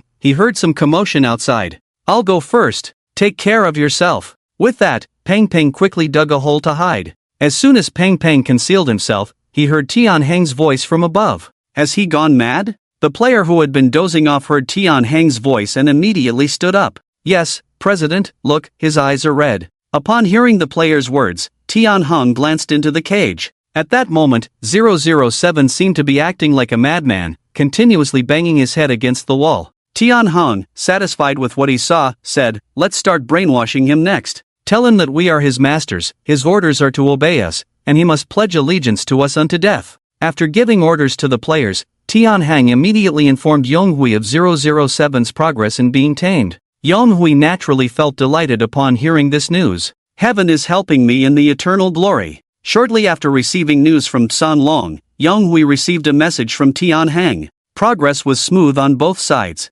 Yonghui had already made arrangements regarding the End Dragon Egg, instructing San Long's group to hatch it as soon as possible. Tian Heng also promptly offered suggestions. It shouldn't be long before he's tamed. After taming him, arrange for more players to have him kill. I speculate that both he and him need to kill players to become stronger. With over 20,000 of you rotating to send him a few times a day, his development shouldn't lag far behind him's. Following the incident with the Cloud Soaring Guild, Yonghui had been keeping an eye on him's movements. Currently, him had not yet found the next batch of players, so as long as 007 was fed properly, his strength should quickly catch up. Even if he couldn't defeat him, the End Dragon from the Glorious Guild would serve as a backup. The End Dragon was indeed powerful, making the 2 against 1 scenario formidable. After Peng Peng dug and concealed himself, he began slowly excavating underground. He soon found the tunnel he had dug when he arrived and stealthily returned to his post. Once back at his post, Peng Peng immediately opened the forum.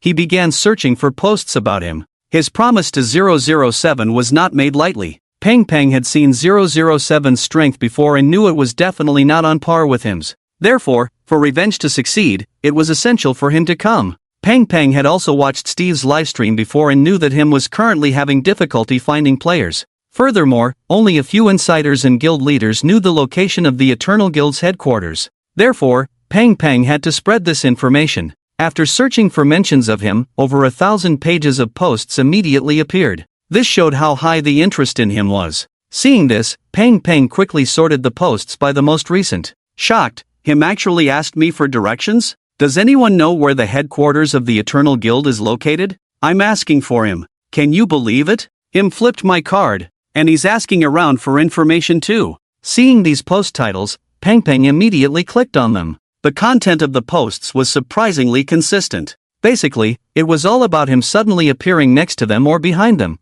asking for the location of the Eternal Guild's headquarters. They all said they didn't know, and then they were killed. Seeing these few posts, Peng Peng's heart started beating faster. This is an opportunity. Seeing the posts, Peng Peng realized that him was also looking for 007. This made things much easier. Peng Peng just needed to reveal the specific location of the Eternal Guild below these posts, and then find a way to boost the popularity of the posts. This way, more people would know the location of the Eternal Guild's headquarters. And it was obvious that him was asking players for directions. If he happened to encounter someone who had seen the posts, maybe the player would tell him the address of the Eternal Guild. Thinking of this, Peng Peng immediately began to implement his plan. He wasn't stupid, so he replied to those posts anonymously. Although if someone from the Eternal Guild wanted to investigate, they could still find out it was Peng Peng. But by then, him would probably have arrived. At that point, these things would no longer matter. After several hours of Peng Peng's operation, the popularity of those posts finally started to rise.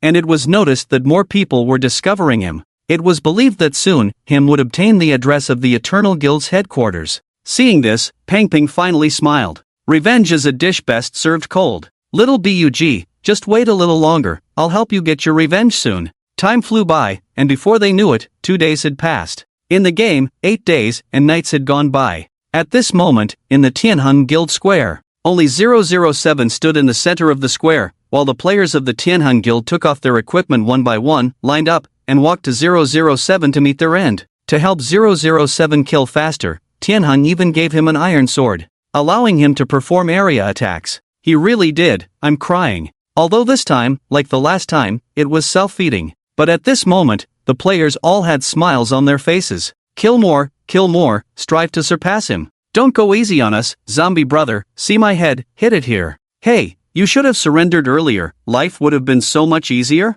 Fresh meat delivered to your door. On the side, Peng Peng, who was feeding the pigs, couldn't help but tremble as he watched the scene. The whole plan was going perfectly. Now they just had to wait for good news from his side. Shuchen had never given up on finding 007, although in recent days he had noticed that 007's health was not as it used to be, but he still didn't let his guard down. At this moment, regardless of 007's current situation, Shuchen wanted to find out the truth. Because not only had 007 awakened advanced consciousness, but he had also been continuously providing himself with kill points. Every day was the same. Up to now, after breaking through advanced consciousness in such a short time, his player kill count had reached over 40,000. This number was too abnormal. In recent days, Shuchen had also learned about the Eternal Guild. They were currently a level 2 guild with just over 20,000 members. Even if 007 escaped and slaughtered them all, it would only result in a kill count of just over 20,000. But for 007 to have killed so many in such a short time, and without losing any health, made Shuchen suspicious. Could he have been turned? After thinking about it, Shuchen immediately pictured a figure in his mind, that was the drowned corpse king. But upon further consideration, he found it somewhat impossible. Although Shuchen had always felt a sense of familiarity from 007 before, it definitely wasn't the drowned corpse king. Their personalities were nothing alike. 007 was calm and loyal. It was precisely this that made Shuchen curious about what 007 had experienced. Surely he must have had an exciting time these days. With this in mind, Shuchen intensified his search. On the vast grassland, several players were discussing the recent forum topics. Recently, it seems like him is causing trouble for the Eternal Brilliance Guild, right? Yeah, I heard from a reliable source that the Eternal Brilliance Guild has turned against him's underlings. What? Which one? The Diamond Set Zombie? Exactly, they are said to be training that zombie, and it seems quite powerful. What's the use of turning against them? With him's strength, they can wipe out over 20,000 people in a minute. As the players chatted, suddenly one of them spotted a figure floating in the sky in the distance. They immediately recognized him. What? Is that him? Upon seeing him, they quickly took off their equipment, dug a deep hole, placed their items in a chest, and buried it. Then, they shouted at him. Hello? Him. Can you hear us? Him. The location of the Eternal Brilliance Guild's base is 2417, 35, 1140. I heard your underling has been recruited. Hurry and go rescue him. If we risk telling you this location, how about considering taking us as your underlings? These players were solo players, and they were just curious bystanders. So upon seeing him, they became excited. They had learned from posts that him had been looking for the Eternal Brilliance Guild recently. Although there was an anonymous player commenting with coordinates under each post, the players didn't know the authenticity of the coordinates. Nevertheless, they still shared this information with him with a trial and error attitude. Him turned around and glanced at the group of players. The players were prepared to die at any moment, but they didn't expect him to just give them a deep look and then disappear in the next second. What? How did he suddenly disappear? Is he planning a surprise attack? Wake up, do you think him needs to resort to surprise attacks against us? He must have gone to that location. Looks like we're in for a show. Even if there's a show, we probably won't be able to see it, right? The Eternal Brilliance Guild probably won't livestream it, will they? Quick, make a post. We're the lucky ones who encountered him and didn't get killed. Tianheng had worked hard to train 007 for many days. Although 007's strength hadn't undergone a qualitative change, it had improved significantly compared to before. However, this strength was mainly reflected in his physical body. 007's physical fitness had improved a lot, and his entire physique had become much stronger. His health points had also increased significantly. Previously, even wolf cubs could injure him, but now their attacks felt like scratching an itch to him. During this time, Tianheng had players test his attack. A player wielding an iron sword only caused him a few points of damage. Although 007 no longer wore a diamond set, his body had become as strong as one. Moreover, his ability to control monsters had also greatly improved. He could now control over 1,000 monsters, and he was also able to tame those monsters. Tianheng was somewhat satisfied with this result, but still a bit puzzled. How come he didn't evolve into any skills? You should know that him has quite a few skills. Explosions, teleportation, invisibility, potion throwing, and so on. Besides physical enhancement and strengthening his own power, 007 had never evolved any skills. This was also a point of concern for Tianheng. Without skills, even if the body was powerful, it would still be manipulated by him. Seeing this, Tianheng could only increase the feeding efficiency. He could only hope that 007 would evolve skills soon. Tianheng was thinking about this when his thoughts were interrupted by a player rushing into the room. Boss, something bad happened. On the forum, many people are saying that him is asking around about our guild's location. Upon hearing the player's report, Tianheng immediately got up. What? Just as he stood up, Tianheng seemed to remember something and sat back down, relieved. Tianheng was indeed worried that him would come looking for them, but after hearing this news, he felt relieved. He had thought that there might be some connection between him and 007, but it turned out he was overthinking. Since him was asking about the guild's location everywhere, it meant he didn't know where 007 was. Thinking about this, Tianheng's emotions gradually calmed down. Why panic? Let him search as he pleases. No one knows the location of our guild headquarters. After saying this, Tianheng was ready to send the player away. However, the player's next words hit Tianheng like a thunderbolt. Someone anonymously posted the location of our guild headquarters. What? Tianheng hadn't even settled down yet when he jumped up again. Upon hearing this, Tianheng immediately opened the forum. At this moment, Tianheng didn't need to search deliberately. As soon as he opened it, all he saw were posts about him looking for the Eternal Guild's location. Clicking on any post, he could see the coordinates of the guild posted by an anonymous player in the comments. The more Tianheng read these posts, the more anxious he became. Although he knew that him wouldn't invade the network, he could still gather information from the players. Those solo players would definitely reveal the guild's location to save their lives. Thinking about this, Tianheng became extremely anxious. He immediately sent a message to Yonghui. Boss, him is looking for our guild's location. At this moment, Yonghui was at the Glorious Guild headquarters. After Tsanglong said he had obtained a dragon egg,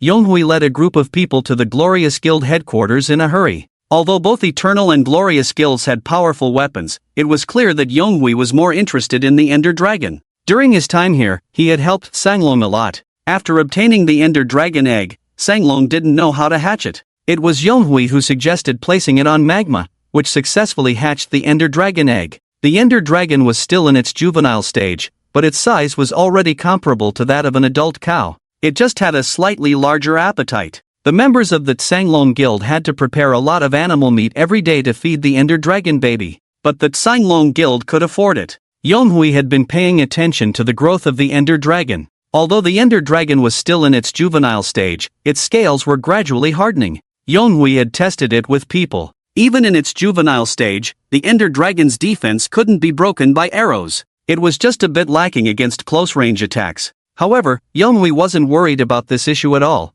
as he knew it would be fine once it reached adulthood. Furthermore, Yonghui had also experimented with letting other monsters attack the Ender Dragon. The experimental results gave Yonghui a sense of relief. Even though the Ender Dragon was still in its juvenile stage, no other monsters could harm it in the slightest. Despite the Ender Dragon's strength, Yonghui still had doubts. While monsters couldn't harm the Ender Dragon, Yonghui couldn't be sure if him could. Logically speaking, him should also be considered a monster.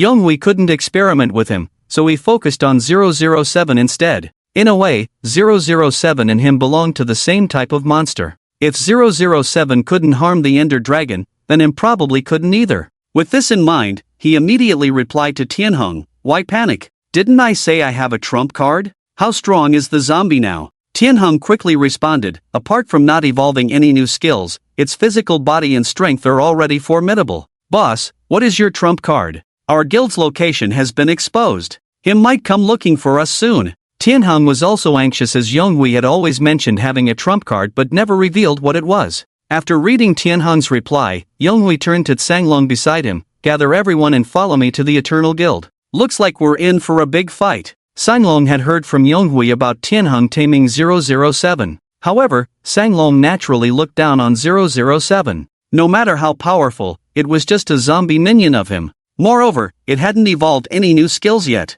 In contrast, the Ender Dragon bred by their guild was different. Tsanglong had fought the Ender Dragon for 48 hours before defeating it. Tsanglong was confident, the Ender Dragon's strength was definitely superior to him. Even though the Ender Dragon was in its juvenile form, if it could grow to adulthood, him would definitely not be a match. Although Tsanglong didn't want to get involved in the affairs of the Eternal Guild, Younghui had taken the initiative. He couldn't refuse, so he asked Younghui, "Boss, how many people should we bring over?" After some thought, Younghui replied, "Leave 1 to 2,000 low-level players to maintain the guild logistics, take the rest with us." Younghui had brought nearly 30,000 people this time, most of whom were from the guild. He had long been preparing for battle, especially since Tianheng's 007 was like a time bomb. Him could show up at any moment. Previously uncertain, Younghui didn't know what would happen after Tsanglong defeated the Ender Dragon. Even after knowing that the Ender Dragon would drop an Ender Dragon egg, Younghui still didn't want to fight this battle. He didn't want to provoke him.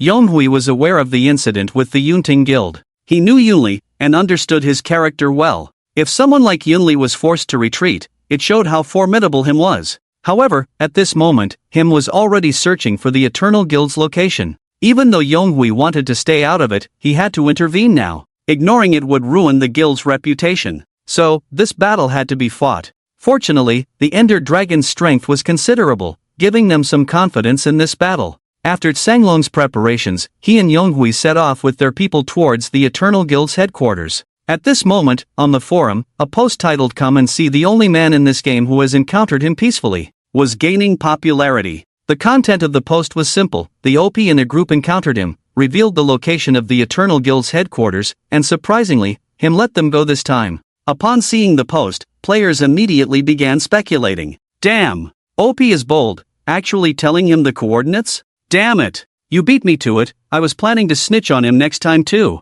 OP, you're really brave. If these coordinates are real, will the Eternal Guild spare you? They are known for their glory. What's there to fear? Him is after them, who cares about the Eternal Guild, Eternal Glory Guild, they'll all be slaughtered anyway." Not necessarily. Insider info: Eternal Glory is gathering forces to confront the Eternal Guild. Him is actually looking for his diamond-clad zombie underling, who seems to have been imprisoned by the Eternal Guild and reportedly tamed. What? Defected? No wonder him is so eager to find them. Feels like a big battle is brewing. Just not sure if they'll livestream it. Really want to watch. Most likely not. Big guilds like this won't livestream without full confidence. Look at what happened with Cloud Soaring Guild before. Players casually flipped through the forums and already knew about the grudge between the Eternal Guild and him. After all, there are no secrets in this world. Players were just watching from the sidelines, not getting involved. What's certain is that a battle is inevitable between the Eternal Guild and him. However, players were unsure if the Eternal Guild would livestream the battle.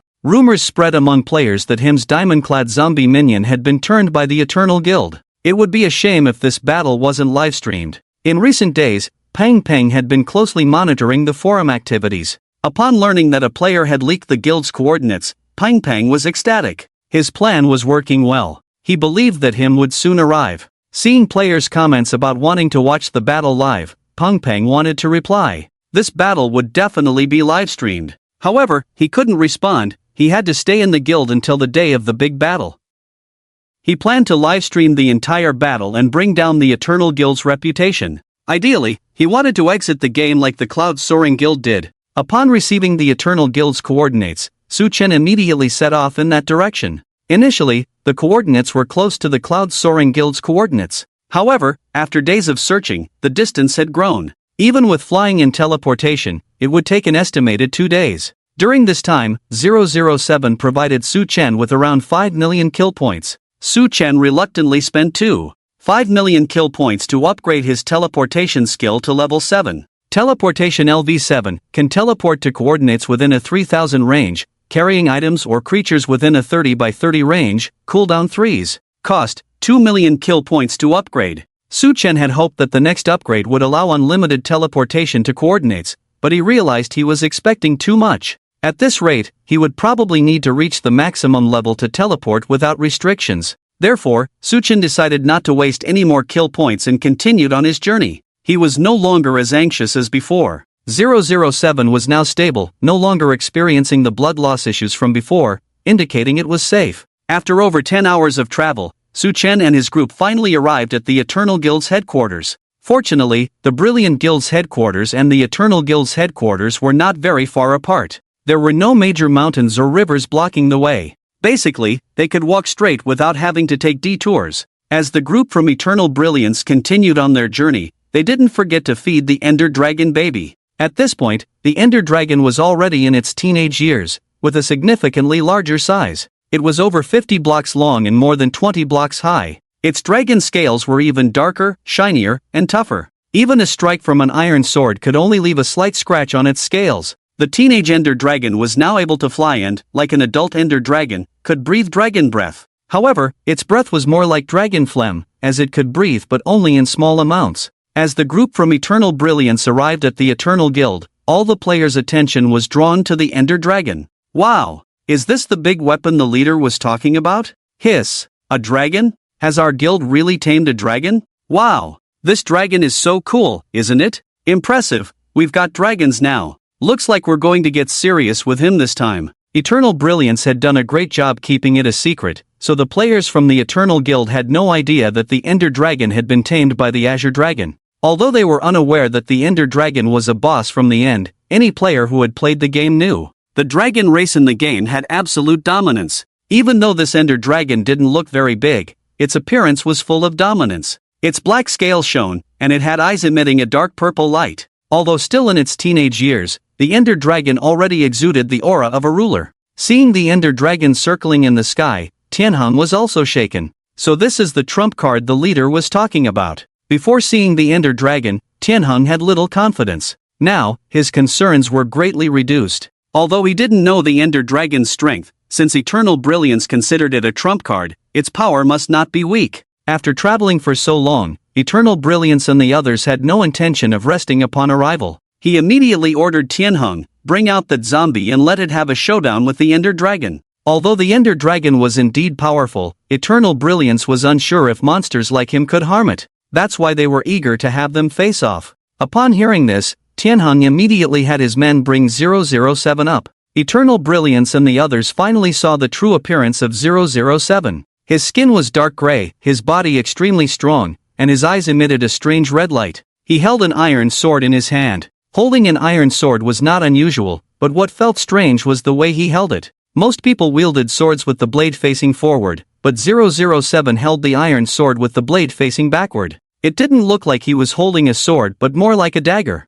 Although he wasn't very large, the aura he exuded was quite powerful. He already had a bit of a Demon King vibe. Seeing 007's appearance, Eternal Brilliance was very satisfied. Not bad. Without saying much, Eternal Brilliance had the Azure Dragon control the Ender Dragon to land on the ground. The Ender Dragon slowly descended, flapping its huge wings, creating a strong wind around it. The players around were pushed back a few steps by the gust of wind. After the Ender Dragon landed, 007 stood not far from it. He glanced at the Ender Dragon, showing no fear on his face. He looked up and down at the Ender Dragon, as if contemplating something. 007's reaction surprised Eternal Brilliance. Generally speaking, creatures like these should be afraid of the dragon race, and 007 was conscious, not showing any sign of retreat in the face of such a powerful being. Interesting. Yonghui had to admit that this conscious monster was indeed extraordinary. Yonghui was increasingly looking forward to the confrontation between 007 and the Ender Dragon.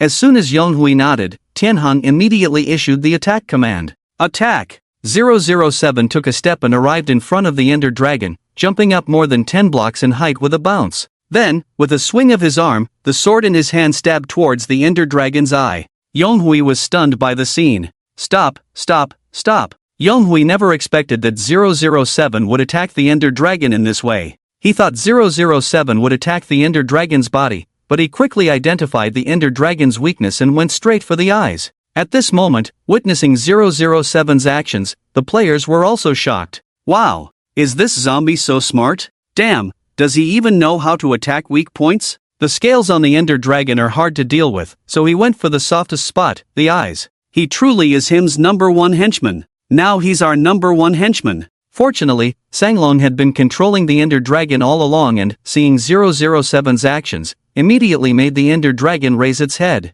The sword in 007's hand did not pierce the Ender Dragon's eyes but instead slashed down along its neck. With a sharp clang sound, a huge crack appeared in the scales on the Ender Dragon's neck. Players using iron swords could only leave a slight scratch on the Ender Dragon's scales, but 007 managed to split the scales, showing how terrifying his strength was. However, although 007 broke through the dragon's scales, the depth was not enough to injure the Ender Dragon. Seeing that the Ender Dragon was unharmed, Yonghui wiped his sweat and quickly commanded, "Don't let it grab a weapon. Try barehanded." Yonghui was also worried about any unexpected incidents. Tianheng, seeing this, immediately ordered 007 to drop his weapon. Despite Tianheng's repeated commands, 007 remained unmoved. Tianheng couldn't help but feel puzzled and afraid of losing face, so he raised his voice and repeated the command. At that moment, Pang Pang, who was hiding in the crowd, suddenly coughed a few times. Only then did 007 reluctantly drop his weapon. He then attacked the Ender Dragon barehanded.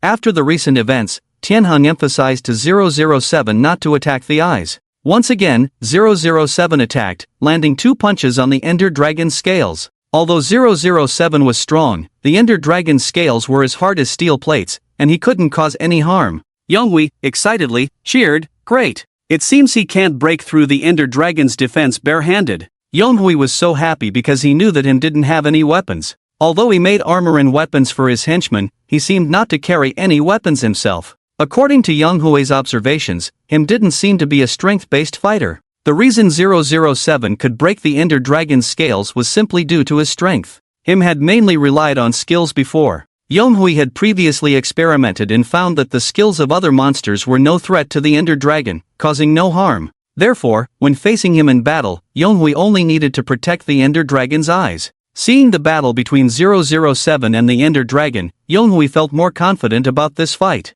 Although 007's recent actions had startled Yonghui, they undeniably helped him. Otherwise, if him were to attack the Ender Dragon's eyes like 007 did, it would be troublesome. Thinking of this, Yonghui immediately issued orders to the players. "Continue feeding the Ender Dragon and this zombie, let them grow quickly. We don't have much time left." Time flew by, and a day quickly passed. Under the Eternal Guild's feeding, the Ender Dragon had now grown into its adolescent stage, not far from adulthood. Its size and strength had significantly increased. The Ender Dragon's current size was almost as large as an adult Ender Dragon, over 100 blocks long and over 50 blocks high. Its scales had become exceptionally tough, dark and shiny, emitting a purple halo. Under the Eternal Guild's feeding, 007 was also rapidly growing. His physical body had become stronger, his strength terrifying. He could now dent the dragon's scales with a single punch. However, he had not yet evolved any skills. During Yonghui's presence, he had been training within the base.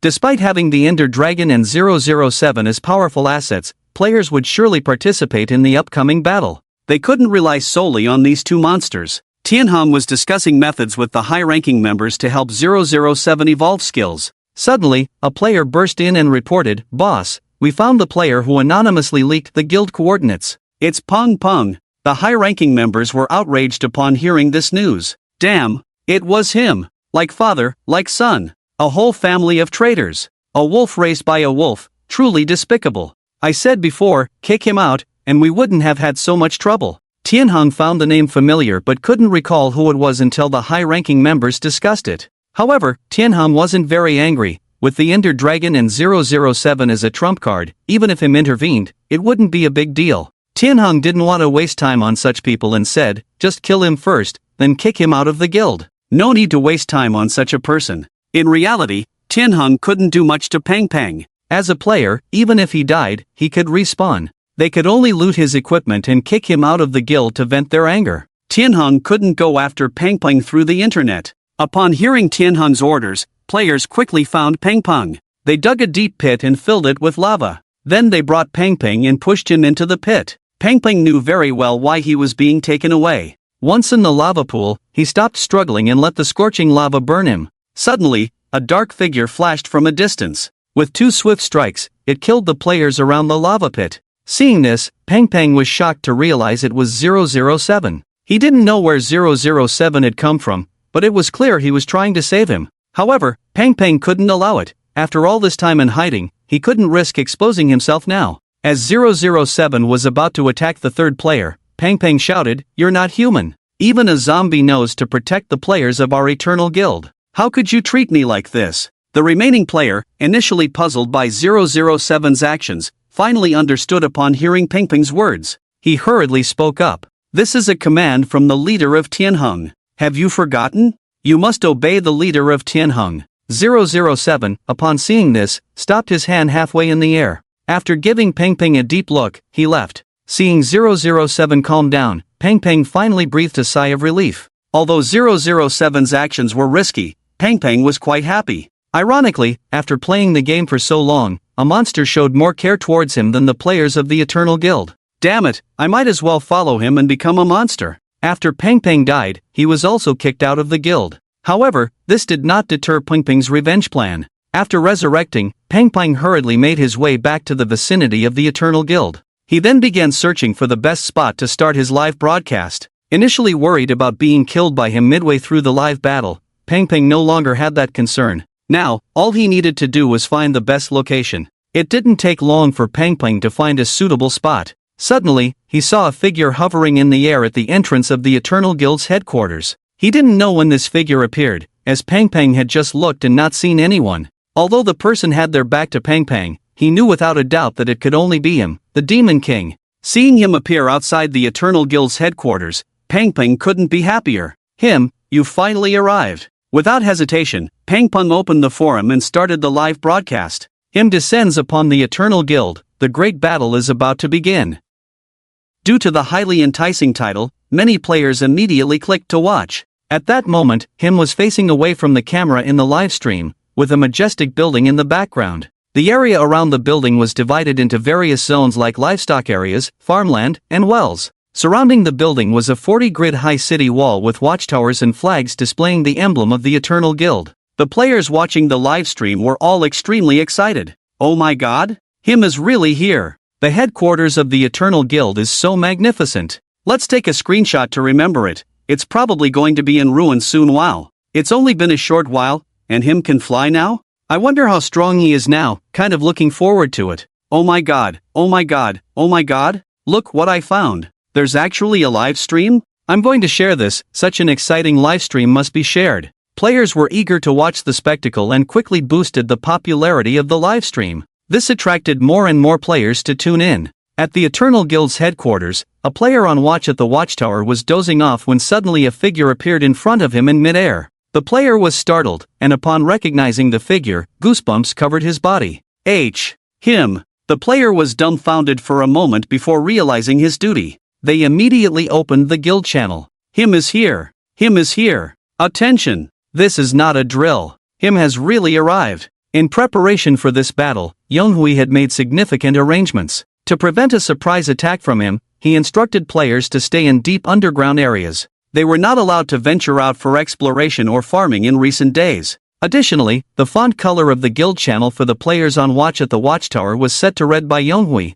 making their messages more prominent. As soon as the player on the watchtower posted a message, the guild channel exploded. "Damn, so fast?" Hiss. "Although there are 2 powerful monster backers, I'm still a bit scared of what's going on. Everyone, don't panic, listen to the leader's command." Yonghui had already anticipated that would come, but he didn't expect it to be so soon. He glanced at the young Ender Dragon beside him and couldn't help but feel a bit worried. If the Ender Dragon grew into an adult, Yonghui would have absolute confidence in this battle. But at the moment, it was still young, definitely not as powerful as an adult Ender Dragon. However, it was now a situation where they had to act. Seeing this, Yonghui could only grit his teeth and move forward. Yonghui immediately summoned all the players to the underground square. I, Yonghui, have founded Eternal Brilliance for 10 years, with countless games under our belt. I believe many old players have followed us all the way and witnessed our growth. In the past 5 years, no matter which game we entered, Eternal Brilliance called the shots. We acknowledge no second place. Who the hell dares to claim first? Players in the game are also known as the fourth catastrophe. No matter if you are a god descended to Earth or the supreme dragon race, as long as you have a health bar, I can kick your ass. I don't know much about him, I just want to know if he has a health bar. Ha! It had to be said that Yonghui, as the leader of the top guild, had a way of inspiring morale. In just a few words, he instilled confidence in the players, and they instantly became excited. Him? He has a health bar, probably not much shorter than the Ender Dragons. I guess his health bar is similar to mine? Ha ha, the leader is right. What is the fourth catastrophe? As long as you have a health bar, we are your daddy. So what if you have thoughts, even your little brother has thoughts, and he was still turned against us? Let's go. Let's show him who's in charge of this game. At this moment, the players were all pumped up, full of fighting spirit. Seeing the players' state, Yonghui was also very satisfied. Brothers, this battle is a battle of fame. Oh, I forgot, we don't need fame anymore.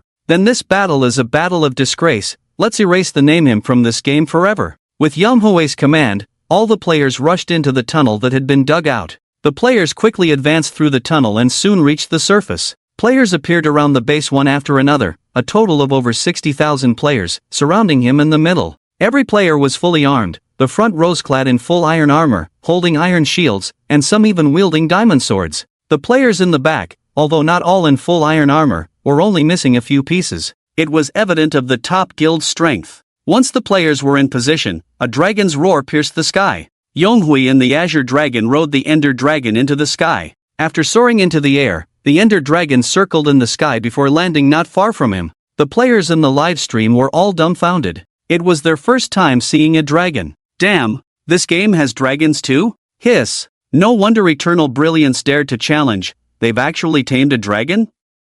This dragon looks so cool. Him looks so tiny in front of it. Truly the top guild, so awesome. They even got such a cool mount? So with this great equipment plus this dragon, the Eternal Glory's strength is truly well deserved. Could this be the battle of him's downfall? If players hadn't seen it with their own eyes, they wouldn't have known that dragons existed in this game. And players are well aware of the value of dragons. Moreover, the players on the battlefield all have excellent equipment. With over 60,000 people, almost everyone has a set of iron armor, so there's no need to elaborate on their strength. Just as the players were marveling, the camera in the live stream shifted downwards. There stood a monster with gray-black skin, eyes emitting red light, in front of the player team. Although the monster only held an iron sword in its hand, the way it held the sword was incredibly cool. The large sword in its hand looked like a dagger. Despite the monster's small size, the aura it exuded was no less than that of the Ender Dragon hovering in the sky. What the heck? Could that monster be him's diamond armor zombie's little brother?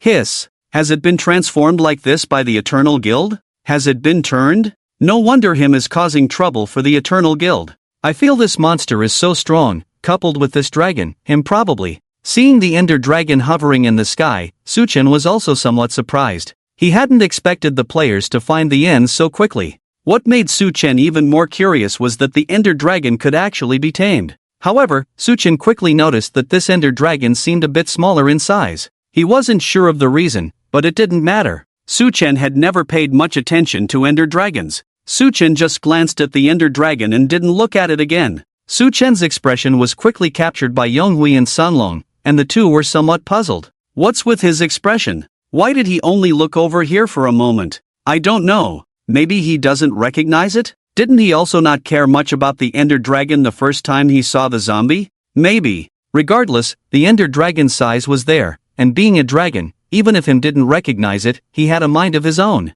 At least with this colossal creature present, he should feel a hint of threat. But he only glanced at the Ender Dragon and didn't look this way again. This also made Yonghui and Sanglong feel a bit uncertain. However, thinking back to when 007 encountered the Ender Dragon without much reaction, they also felt it seemed reasonable. They didn't think much more about it. At this moment, Suchen's attention was fully focused on 007 below. Although 007's appearance had completely changed, Suchen still recognized him at a glance. Seeing his eyes emitting red light, Suchen knew he was no longer 007. He might have become a more powerful being. Seeing this, Suchen slowly descended in front of 007. Although Suchen didn't do anything, this action scared the surrounding players into retreating one after another. They had just been as excited as if they were on fire, but the moment they saw him's true self, they were instantly overwhelmed by his aura. As soon as Suchen landed, he saw 007 raise the sword in his hand and suddenly rush towards him at high speed. Like a shadow, his speed was so fast that the naked eye could hardly catch it. Tianhong was dumbfounded when he saw 007's reaction. I haven't given any orders yet? He's attacking on his own? At this moment, the players on the battlefield were delighted to see 007's actions. What the heck? So fierce? He just charged in without a word? It seems like we brainwashed him very successfully, right? But, haven't we always brainwashed them to obey our eternal guild? How does he know him? You forgot, it's conscious, probably sensed that the opponent is an enemy, right? Just like when attacking the Ender Dragon's eyes before? At this moment, all the players' attention was focused on 007. Their spirits were also tense, eager to see if 007 could handle him. As 007 approached him, he immediately raised the sword in his hand and thrust it towards him. Just when the players thought he was going to attack him, the sword shifted position and plunged straight into the soil in front of him. Then, a scene that shocked everyone appeared. After inserting the sword into the soil, 007 knelt in front of him with a smack. His head was bowed low, he didn't even dare to make eye contact with him. He mumbled two words, my king. Seeing 007 swiftly approaching, then the sword was stuck in the ground, and even bowing to him, the whole crowd was baffled. Can someone tell me what's going on? Wasn't this zombie turned against us? What? Is he playing mind games with us again? Ha, ha, ha, ha. I don't understand, but I'm deeply shocked. At this moment, Tianhong's face was twisted with anger. He never expected things to turn out this way. After spending so much effort brainwashing and feeding the zombie, it actually turned against them in the blink of an eye? Or perhaps, he never truly intended to obey, it was all an act before. Tianhong couldn't help but recall the various deeds of him when he encountered the players before, and then he understood. Damn it! What kind of master deserves what kind of servant? He's really good at acting. The two guilds that were wiped out before were all deceived by him's acting. Tianhong also didn't expect that they had escaped him's deception but not his little brothers.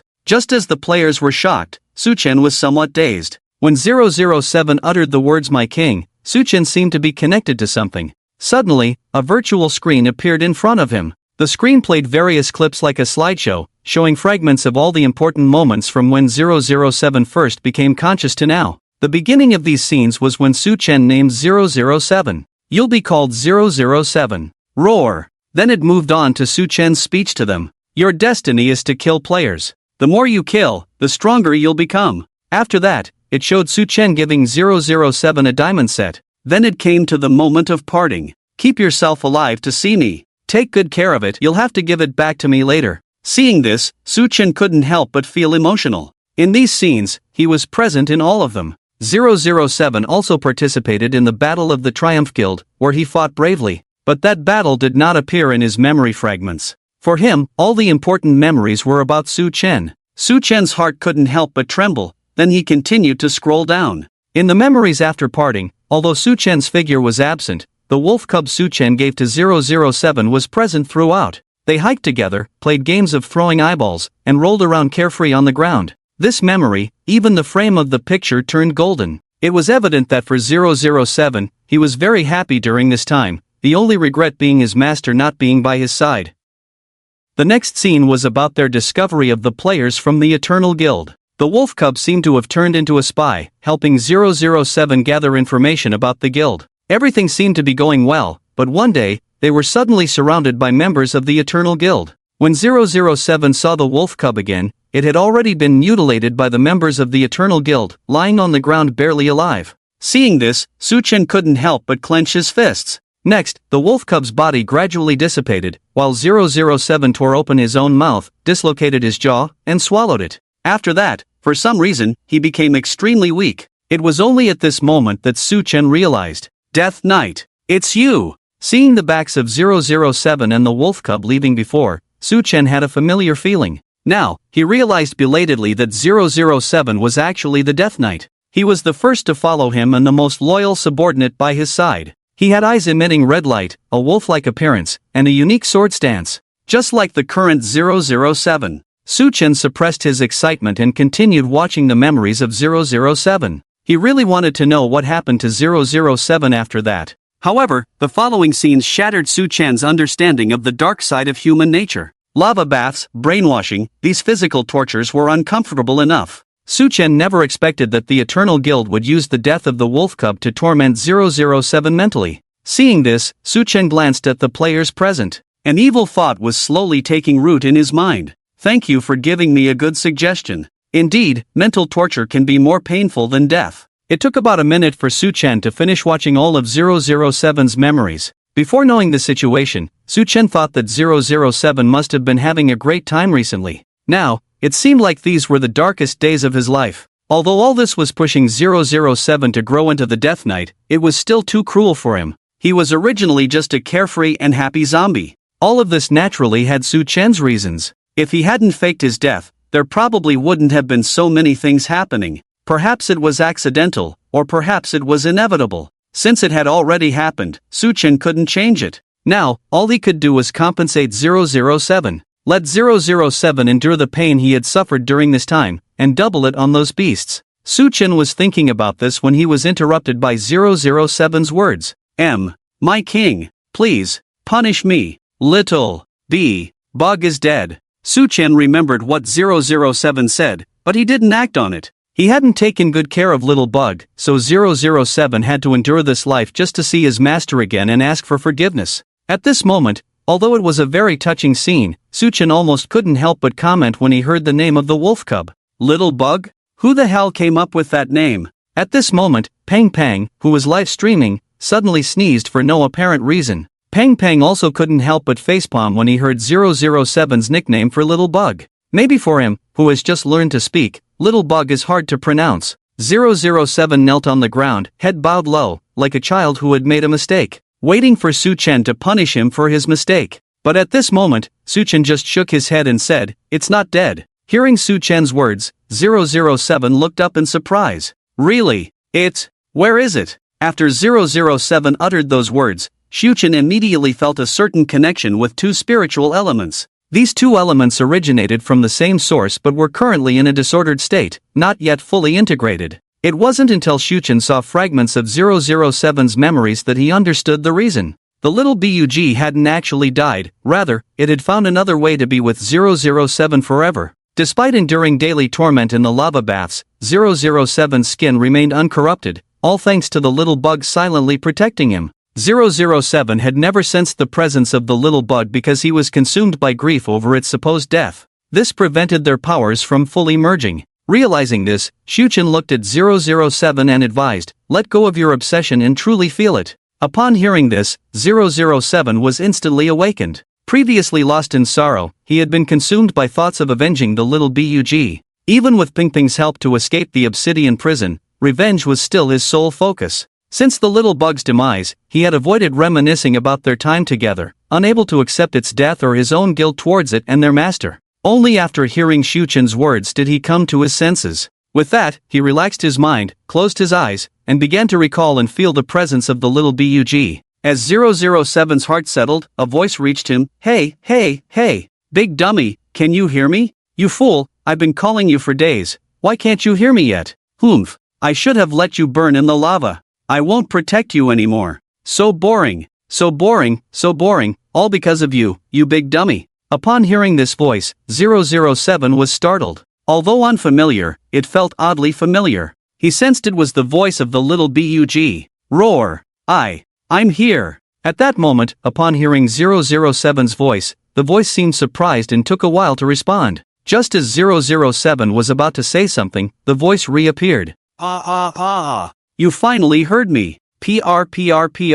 Cough. Do you know how I've been these days? Relieved to hear the excited voice of the little bug, 007 even felt its tail spiraling in joy. I'm sorry. I failed to protect you. 007 blamed himself for the fate of the little bug, so even though he knew it still existed, he felt the need to apologize. After a moment of silence following 007's apology, the little bug chuckled and said, I knew you didn't have that ability. I'm more capable, so now it's my turn to protect you. Before 007 could respond, he felt a gradual change within his body. Since awakening his advanced consciousness, he had felt two forces colliding within him. But now, these forces were slowly merging. His appearance began to transform. His fur grew rapidly, his ears receded, and a pair of erect ears emerged on his head. A fluffy tail sprouted from behind. His hands gradually transformed into sharp claws. The entire body slowly transformed into the form of a werewolf. Seeing the transformation of 007, Suchan understood.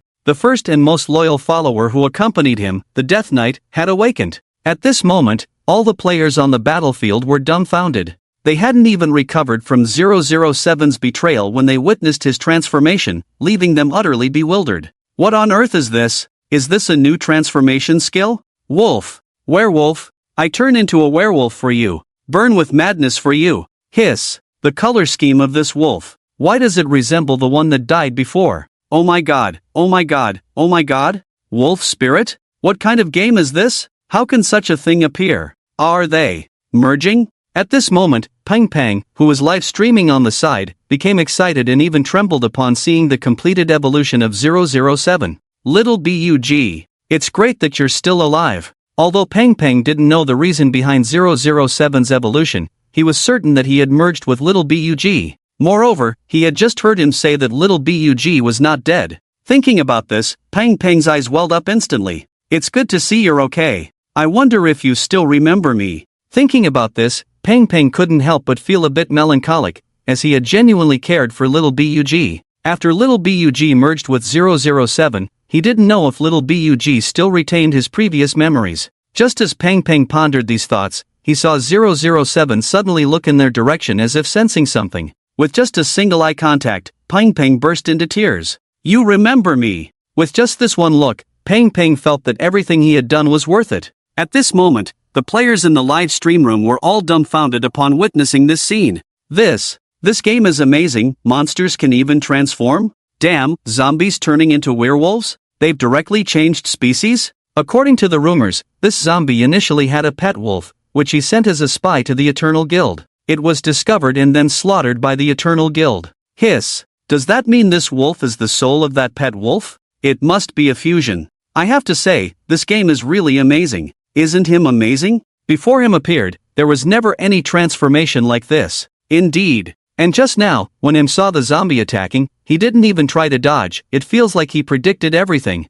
Did he predict it again? Alright, the monster tamed by the Eternal Guild has instantly turned traitor. Looks like this battle will be tough. Not necessarily. Isn't there still a dragon? At this moment, the players in the live stream room also shifted their focus to the Ender Dragon. After all, the Eternal Brilliance's trump card was only the Ender Dragon. After the fusion of 007 and Little Bug, although the suppressed power was released, the impact brought to the physical body was too great. 007 was momentarily unable to recover.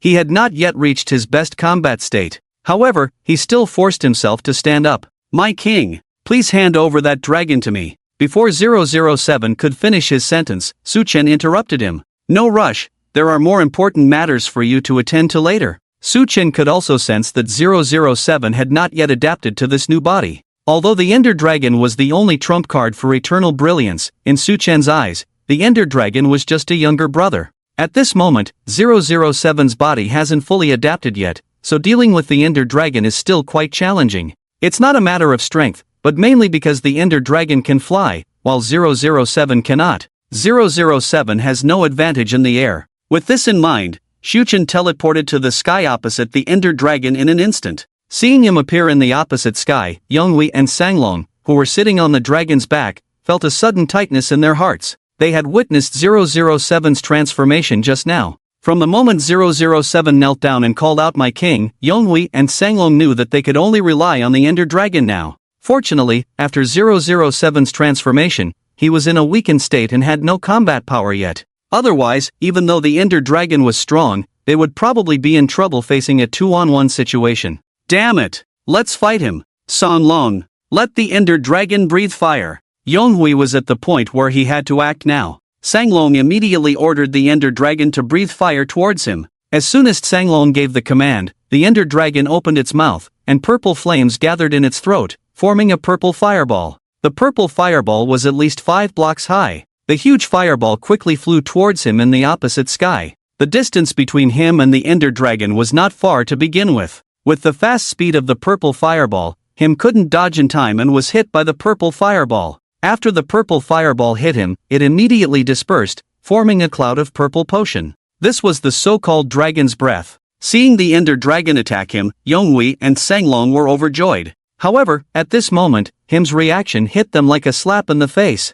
Him frowned, as if nothing had happened, and brushed off the remnants of the purple potion cloud on his shoulder as if the dragon's breath had dirted his clothes. He didn't seem to be injured at all. Seeing this, Yonghui and Sanglong were dumbfounded. Dragon's breath didn't hurt him? How? Is that possible? This is Dragon's Breath. Yonghui and Sanglong were confused because they had previously had 007 experience the power of Dragon's Breath, which could harm him. This gave them the confidence to defeat him. After all, him and 007 belong to the same species, so if 007 could be hurt, him should be too. They were just thinking too much. What they didn't know was that 007 and him were not at the same level at all. Although they were both monsters, 007 was created by him. How could the ingredients be the same? They also didn't know about the passive abilities that him possessed. Immunity to fire and potions. In the original Minecraft, Dragon's Breath was essentially like the Ender Dragon throwing a lingering instant damage 2 potion at you. There may have been some modifications in this game, possibly adding fire damage. But for Shuchen, it didn't matter at all, he was immune to everything.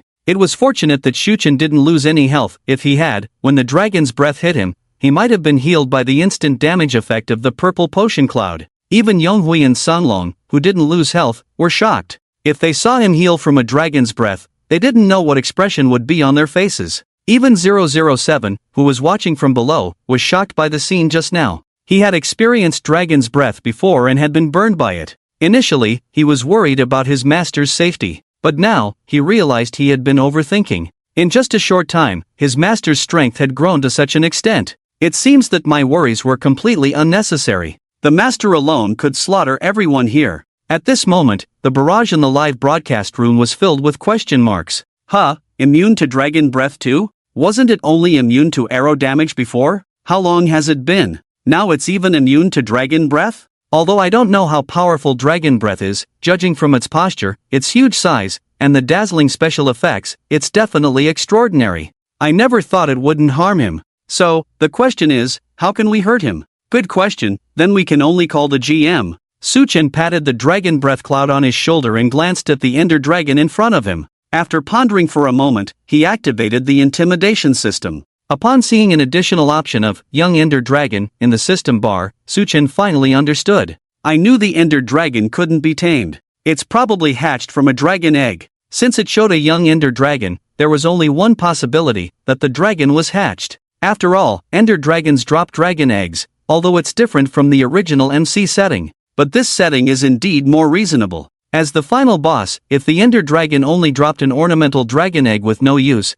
players would definitely complain to the officials after defeating it. Moreover, the Ender Dragon in this game world seems to be enhanced. It makes sense that the dropped dragon egg can hatch. Shuchen just didn't know if only the first kill would yield a hatchable dragon egg. After all, many games have a first kill mechanism. While Shuchen was pondering these thoughts, he glanced at the intimidation required to unlock control of the young Ender Dragon. Only 50 million? It's worth mentioning that unlocking control of an adult Ender Dragon requires 1 billion intimidation. Shuchen had complained about this before. This cheap deal must be taken advantage of. It's simple to deal with the Ender Dragon, just one fatal blow and it's done. But after killing this Ender Dragon, although you can gain skills, if Shuchen wants to tame another Ender Dragon, he would have to go back to the end, resurrect another one. And Shuchen is not sure if after unlocking control of the Ender Dragon, it can actually leave the end. After all, the Ender Dragon's status is to hover around the end crystal all year round. If it can't leave the end, Shuchen can only hope to hatch an Ender Dragon egg. This brings up the issue of the first kill mechanism again. So Shuchen speculated that the dragon egg probably needs to drop from the first kill to hatch. Otherwise, once players find a way to resurrect the Ender Dragon, wouldn't everyone have an Ender Dragon as a pet? With so many uncertainties and the Ender Dragon in front of him, Shuchen decided to keep this Ender Dragon in his pocket. Spend 50 million intimidation to unlock control of the young Ender Dragon? Yes. Unlock successful. The recent events undoubtedly shook Yonghui and Sanglong. Although they had a premonition that they might lose this battle, as leaders, they certainly couldn't give up easily. They had to fight to the end. Damn it! Let's fight him. If long-range attacks can't hurt him, then close combat. Sanglong, command the Ender Dragon to charge over. After Yonghui gave the order, Sanglong immediately commanded the Ender Dragon to dive towards him. The Ender Dragon's speed was extremely fast, coupled with its huge size. The force of this dive was definitely powerful. At this moment, him showed no intention of dodging at all. Just as the Ender Dragon was about to crash into him, he raised his palm upward, making a stopping gesture. The Ender Dragon, which had been diving at full speed just a second ago, immediately slammed on the brakes and stopped in front of him as soon as his gesture appeared. Yonghui and Sanglong were dumbfounded. What's going on? Why did it stop? Yonghui and Sanglong were at a loss. They looked up at him, who was within arm's reach. It was their first time observing him at such a close distance. Both of them dared not look directly at him after just one glance. The oppressive feeling at such a close distance was overwhelming. Even Yonghui, the guild leader of the first guild who was experienced in reading people and had seen a lot of the world, dared not meet him's gaze. His aura was too strong, making people tremble involuntarily. Yonghui glanced at him and felt a sinking feeling in his heart when he saw the look in his eyes. Just from that one glance, he knew that there was no possibility of winning this battle. Moreover, he saw endless darkness and evil in him's eyes. It's over. Yonghui was a bit slow to react. Before Sanglong could figure out what was happening, he felt the Ender Dragon beneath him start to tilt. At that moment, him's raised hand made a half turn in the air. As him's hand reversed, the Ender Dragon also flipped in mid-air. The entire Ender Dragon flapped its wings and hung upside down in the air. Yonghui and Sanglong sitting on the dragon's back were instantly thrown off.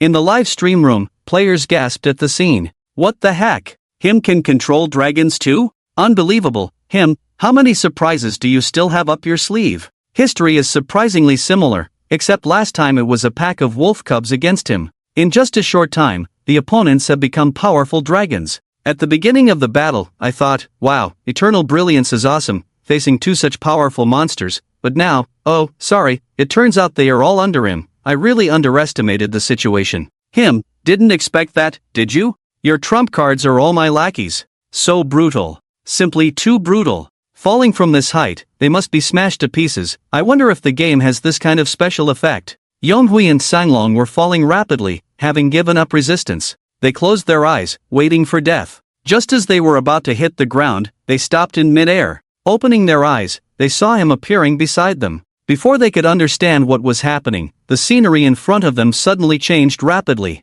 When they finally reacted, they landed safely among the group of players. Yonghui and Sanglong were instantly dumbfounded. If I'm not mistaken, him just saved us? Damn! What does he want to do? Although the two were saved by him, they didn't really believe that he would let them go. On the contrary, it was precisely because him saved them that they were even more terrified at this moment. The outcome they anticipated was nothing but death. But him didn't let them die. Although they were unsure of what him was up to, one thing was certain, him would never let them off easily. In the live stream room, players were equally shocked by this major turnaround. WTF? Him saved the two of them? Why do I feel that being saved might not be a good thing after all? Indeed. What him is best at is manipulating people's hearts. Death is not the greatest punishment for us players, it's just losing some items. We players are well aware of this, but how does he know? Damn! This is so suffocating. If I were Yonghui, I would immediately commit suicide. They must be confused too.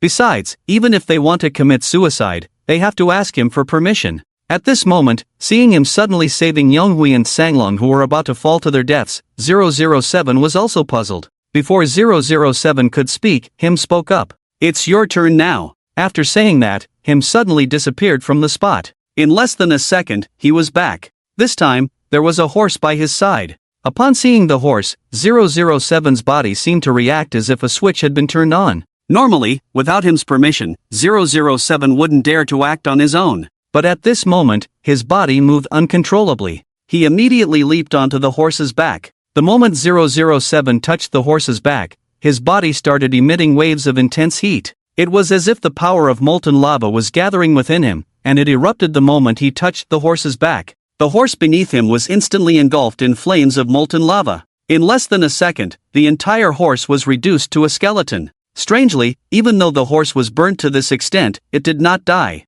Instead, it seemed to have gained even more vitality. It was as if it had been bestowed with a new life. At this moment, 007 on the horse's back was also bewildered, unsure of what was happening to his body. The power of flowing molten lava within him was constant. Finally, 007's body had returned to its peak state. It was only on the skeletal horse's back that he could finally control the immense energy within his body. Seeing this scene, the players in the live stream room were already numb. Alright, even if that zombie turns into a magical girl warrior, I probably wouldn't be surprised. This zombie. Oh no. It's not a zombie anymore. What should we call it? Wolf Demon King? Wolf Demon King works, but it's riding a horse, clearly a knight. Then Wolf Demon King Knight? That doesn't sound right at all. Call for a namer. Here comes the namer. I heard this zombie transformed into this after merging with a wolf. The wolf seems to have died, so let's call it Wolf Spirit Knight? Death Spirit Knight, cool as hell. No arguments accepted.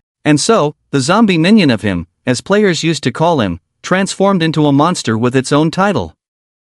Wolf Demon King, Death Spirit Knight. Su-Chen looked at 007, who had evolved into a complete form in front of him, feeling content. From the beginning, Su-Chen had found 007 special. He never expected him to grow into his first most loyal subordinate. Now that the Death Spirit Knight had appeared, Su-Chen believed that Zero Value Null, Entity 303, and the Fear Demon King's subordinates would gradually emerge as well. Su-Chen didn't dwell on it anymore. He glanced at 007, but before he could speak, 007 understood Su-Chen's intention. My king, I'll take care of these people. Su-Chen also noticed that after evolving into a complete form, 007 no longer hesitated in his speech. Upon hearing 007's words, Su-Chen nodded. However, he reminded 007, be gentle, leave them alive. Upon hearing this, 007 was puzzled. Seeing this, Su-Chen scanned the players present, a hint of darkness appearing in his eyes. For them, death is the best release. Killing them,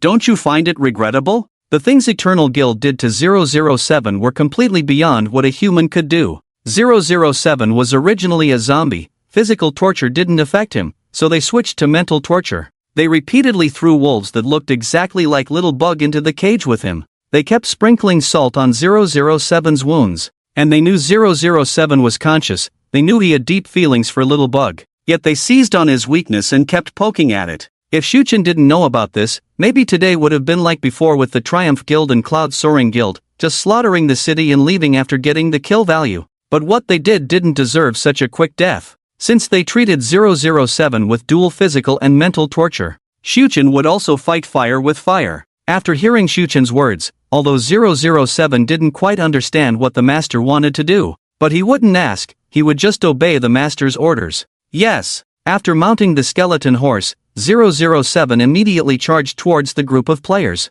At this moment, he exuded a hot breath all over, even the knife in his hand was glowing red from the heat. With a swing of his blade, sword energy mixed with rolling magma sprayed towards the players in front of him. Since the game was in holographic mode, for the gaming experience, the game had sensory settings. Pain, smell, taste, all felt very real. That's why the game had been in development for 10 years. So, for the players, the most merciful way to die was instant death. This way, there would be no pain. What players feared the most was the magma. The sensation felt so real, as if their skin had been burned through. At this moment, the players splashed with magma all started screaming. Ouch! It hurts so much. Damn! The magma got in my eyes. Quick, quick, quick! Who brought water? After being splashed with magma, flames immediately started rising from the players' bodies. Although some players were wearing iron armor, the game was designed that way. Even if you wore iron armor, you would still burn if it was meant to burn. In an instant, the air was filled with the aroma of roasting meat.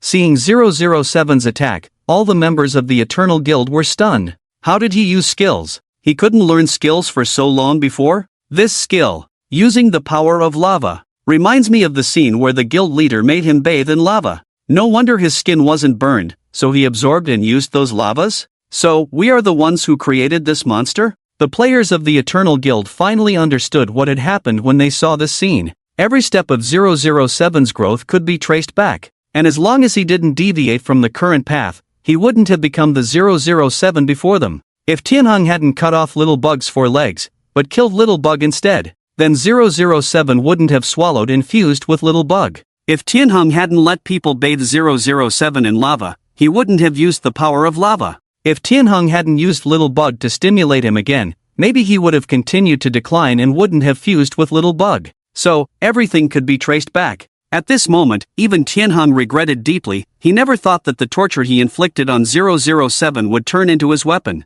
Riding the skeleton horse, 007 swiftly moved through the group of players. Every time he passed a player, the lava fire would spread to that area. Although most of the Eternal Guild players were wearing iron armor, under the scorching of the lava, even a full set of iron armor could only last about 5 seconds. And this is exactly what players are struggling with. Without armor, life can end in 5 seconds. With iron armor, you need to hold on for 5 seconds. In other words, having iron armor allows you to live longer, but also endure more suffering. This dilemma leaves players unsure of whether to take off the iron armor or not. After 007 started attacking, Suchen slowly floated up to the back of the Ender Dragon. The screams of the players below sounded strangely pleasant to Suchen's ears. He had previously emphasized that 007 should spare their lives. 007 also did well, otherwise, with 007's power, he could easily wipe out a large group of players. Seeing the progress of the battle below going well,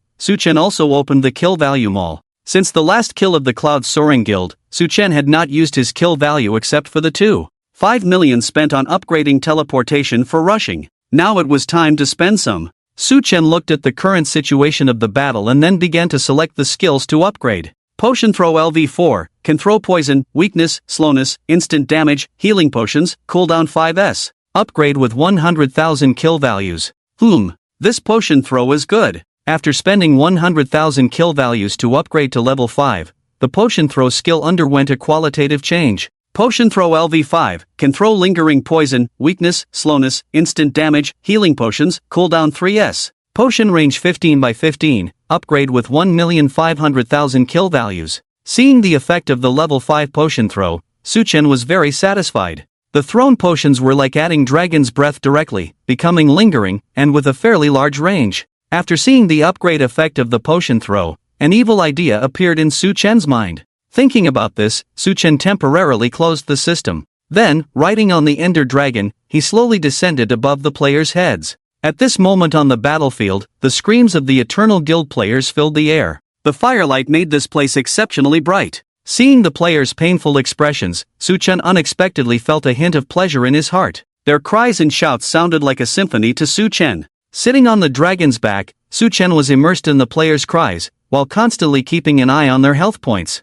Once he saw a player with low health, Suchen immediately flew over on the Ender Dragon. Then he threw a healing potion down. The players, who had endured torture and were on the brink of death, were suddenly saved by the potion falling from the sky. However, this potion could only increase their health points and not extinguish the scorching flames on their bodies. The players of the Eternal Guild initially thought it was reinforcements arriving, but when they looked up, they realized that the person throwing potions from above was him. At this moment, the players of the Eternal Guild finally understood what him was up to. He doesn't want us dead. He wants to torture us. Is he trying to use the methods we used against his minions on us? Have our rights to even die been taken away? At this moment, this scene on the battlefield was also being watched by players in the livestream. Seeing the pain and wails of the Eternal Guild players, they finally felt the oppression of what it meant to face a demon king. I don't know what to say. His power could easily kill them, but he chooses to slowly torture them. Has anyone been burned by lava? That feeling is unforgettable, especially since the pain sensitivity in this game is so high. The ones who have been scalded know. That's why this is the most desperate. They want to die but him won't allow it. Has he become so powerful as to control the life and death of the players? Looking at it this way, him was too kind to the Triumphant Guild before. Because he is good at reading minds, he knows that death is a relief for the Eternal Guild. Rumor has it that the Eternal Guild treats Death Knights like this, bathing them in magma, adding mental torture. Him is fighting fire with fire. At this moment, despair and screams filled the entire battlefield. The players of the Eternal Guild wished they could just die and be done with it. But they couldn't. At this moment, even the right to die was stripped away by him. The Death Knights fought on the battlefield, while him was behind, granting the players a new lease on life, keeping their pain and suffering going. Yonghui, Sanglong, and Tianhong were also struggling in the flames. The expressions of Sanglong and Tianhong had already turned into one of utter despair. They now realized how foolish they had been before. They actually thought they could contend with an existence like him. It wasn't until him had them in the palm of his hand, with no chance of resistance, that they truly understood they had provoked the wrong person. Seeing the expressions of Sanglong and Tianhong, Yonghui knew they were no longer of any use. although Yonghui knew he couldn't win this battle. At the very least, he couldn't lose so disgracefully. He couldn't be toyed with and have no means of resistance. In any case, as the leader of the guild, he had to step up. Everyone, don't panic. This is just a game. You're not actually being roasted. Everyone with a bucket, come over here. Despite enduring severe burns all over his body, Yonghui still managed to rally the players and give commands. Since the players had only recently entered the game, they were not fully aware of the importance of carrying a bucket of water. Only a few players had brought buckets of water. They had been confused by the series of events and even forgot they had brought buckets of water. After gathering the players with buckets, Yonghui immediately arranged a 2x2 square on the ground. Then he instructed 2 players to pour the water from the buckets at opposite corners.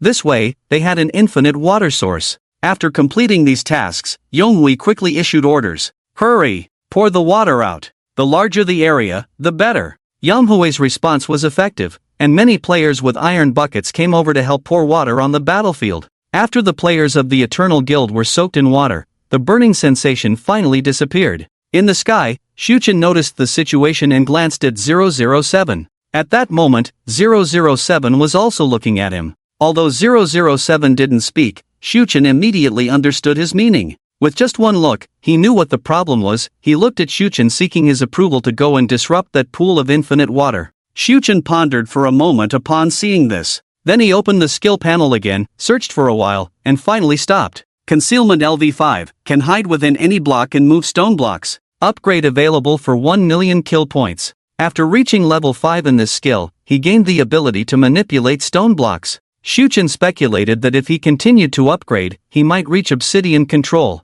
If he could upgrade to control obsidian, he would have a better way to deal with the Eternal Guild. Previously, he had tortured them physically, but with this skill, he would ascend to the mental level. Thinking of this, Shuchen immediately began to upgrade his stealth skill. Stealth LV8, can hide within any block and can move obsidian. Requires 3 million kill points to upgrade. Upgrading stealth to level 8 cost Shuchen 7 million kill points. Fortunately, Shuchen had a sufficient reserve. The kill points he had obtained before were of no use, otherwise, it would have been quite a burden. But even if all the kill points were used up, upgrading this skill was still profitable. Controlling obsidian could be considered one of his classic skills. Moreover, at this moment, this skill was very useful. After upgrading the skill, Shuchen gestured to 007 and then shook his head, indicating him not to act rashly, but to continue attacking the players. Since 007 did not destroy the infinite water, the players of the Eternal Guild were pouring out buckets of water at a rapid pace. At this moment, the entire battlefield was covered with water. Shuchen silently waited in the air for them to flatten the water. At this moment, although Yonghui had rescued the players from suffering, he was now in a panic seeing him calmly overlooking all beings in the sky. Damn, what is he thinking? To be honest, Yonghui was not really afraid of him suddenly coming to kill him. This speed was fast, there was no pain, and there was no need for various suspicions and schemes. The current behavior of him was what Yonghui feared the most. In those eyes emitting white light, there seemed to be endless evil. Although Yonghui knew that him would definitely do something, the painful part was that he didn't know what him would do. This was what made people most helpless. Yonghui couldn't figure out any of him's thoughts. His every move was beyond Eternal's expectations. Damn, can't you just make it quick? At this moment, the players in the live broadcast room, like Yonghui, couldn't fathom him's thoughts. Not afraid of him killing us, just afraid of him using his brain. This is really a psychological game. He clearly has the strength to kill you instantly, but he won't. I will make you suffer, torture you, make you unable to guess how you will die in the end. I feel like, maybe him won't let them die? Death would be the best relief for them. If he wanted them dead, he would have done it long ago. Could it be that him wants to keep them locked up? Can he keep them locked up? I don't know, no one knows how strong he really is. Did anyone notice, although it's not very clear due to the mosaic, I feel like him's eyes have changed. I want to say too, I feel like there's a bit more darkness and evil in him than before. Even the players in the live broadcast room, through the mosaic, could feel the strong darkness and evil in him's eyes. How could the players present not feel it? At this moment, they had completely lost their desire to fight, all they wanted was to die quickly. Every minute and every second on the battlefield was torture for them. Because every minute and every second, they had to guess what him would do next. What kind of torture they would endure next. And in this battle, there was not even a slight chance of victory. The only thing they could do was, while him brought them torment, they would find ways to slightly alleviate that torment on their own. Just like standing in the water now. Damn, it's too torturous. I don't even want to play anymore. I finally understand why the Cloud Soaring Guild disbanded. If only I hadn't provoked that wolf cub and zombie. In the end, it's still the fault of the Cloud Soaring Guild. Damn! As the players were discussing, him, riding on the dragon's back, finally made a move. He glanced at the Death Knight and nodded, although he didn't say anything. But the Death Knight seemed to understand everything. He leaped high on his skeletal horse and landed in the center of the players. After leaping from the horse to the ground was already covered with a layer of water. The Death Knight forcefully plunged his iron sword into the soil in front of him. As soon as the iron sword touched the water, a large amount of white mist emerged, indicating the high temperature of the sword. Roar! Then the Death Knight let out a loud roar. The ground around the sword began to crack. The cracks gradually spread, increasing in size. The entire ground trembled, as if a huge energy was about to surge from the depths. At that moment, molten lava began to gush out from the cracks in the ground. One of the Death Knight's skills, Lava Burst, able to use the power of intense lava, even causing a lava earthquake. Reference to fan fiction, the moment the lava touched the water, it fused into obsidian. With the magma from the depths continuously surging upwards, all the areas previously filled with water turned into interconnected obsidian blocks. As the players' feet were soaked in water, they realized they were stuck in the obsidian blocks and couldn't move. The players on the battlefield were all dumbfounded. What the heck is this? A glitch? Is this fair? Damn it! I can't get my feet out. What kind of power is this? Manipulating lava at will? Damn it! We shouldn't have let him soak in the lava. At this moment, the players at the edge of the battlefield saw the situation in the center and didn't want to stay there for another second. Seeing the obsidian hadn't spread to their side yet, they immediately ran away. Su-Chen had been observing the battle from the dragon's back. He was well aware of 007's abilities. He could control the power of lava, which is why Su-Chen had instructed Yonghui to cover the area below with water. This way, with 007's lava power combined with water, it turned into obsidian. Su-Chen could control obsidian, trapping them in it. Su-Chen glanced down and saw some players attempting to escape from the edge of the battlefield. With this in mind, Su-Chen opened the system again. After checking the skills, he quickly found a skill to prevent their escape. Strong Spider Silk LV5, shoot out a clump of spider silk with a hardness of 50 to trap creatures, slowing their movement speed by 150%. Upgrade available for 1 million kill points. Su-Chen spent 1 million kill points to upgrade the Strong Spider Silk. Strong Spider Silk LV6, shoot out a clump of 15 by 15 spider silk with a hardness of 100 to trap creatures, slowing their movement speed by 200%. That should do. Seeing the upgraded effect of the Strong Spider Silk, Su-Chen was satisfied. The upgrade not only increased the control range of the silk but also its hardness. Furthermore, the skill had no cooldown. With this skill, in today's battle, no one could escape without his permission. Even if he didn't want to kill them, Su-Chen wanted them to know the consequences of crossing him. After upgrading the skill, Su-Chen controlled the Ender Dragon to fly over the players who were about to flee. With a wave of his hand, a huge spider web fell down. The players were instantly stuck as soon as they touched the web. They reached out to pull these spider webs, only to find that these webs were harder than iron, cutting their hands with a single touch. They tried to escape,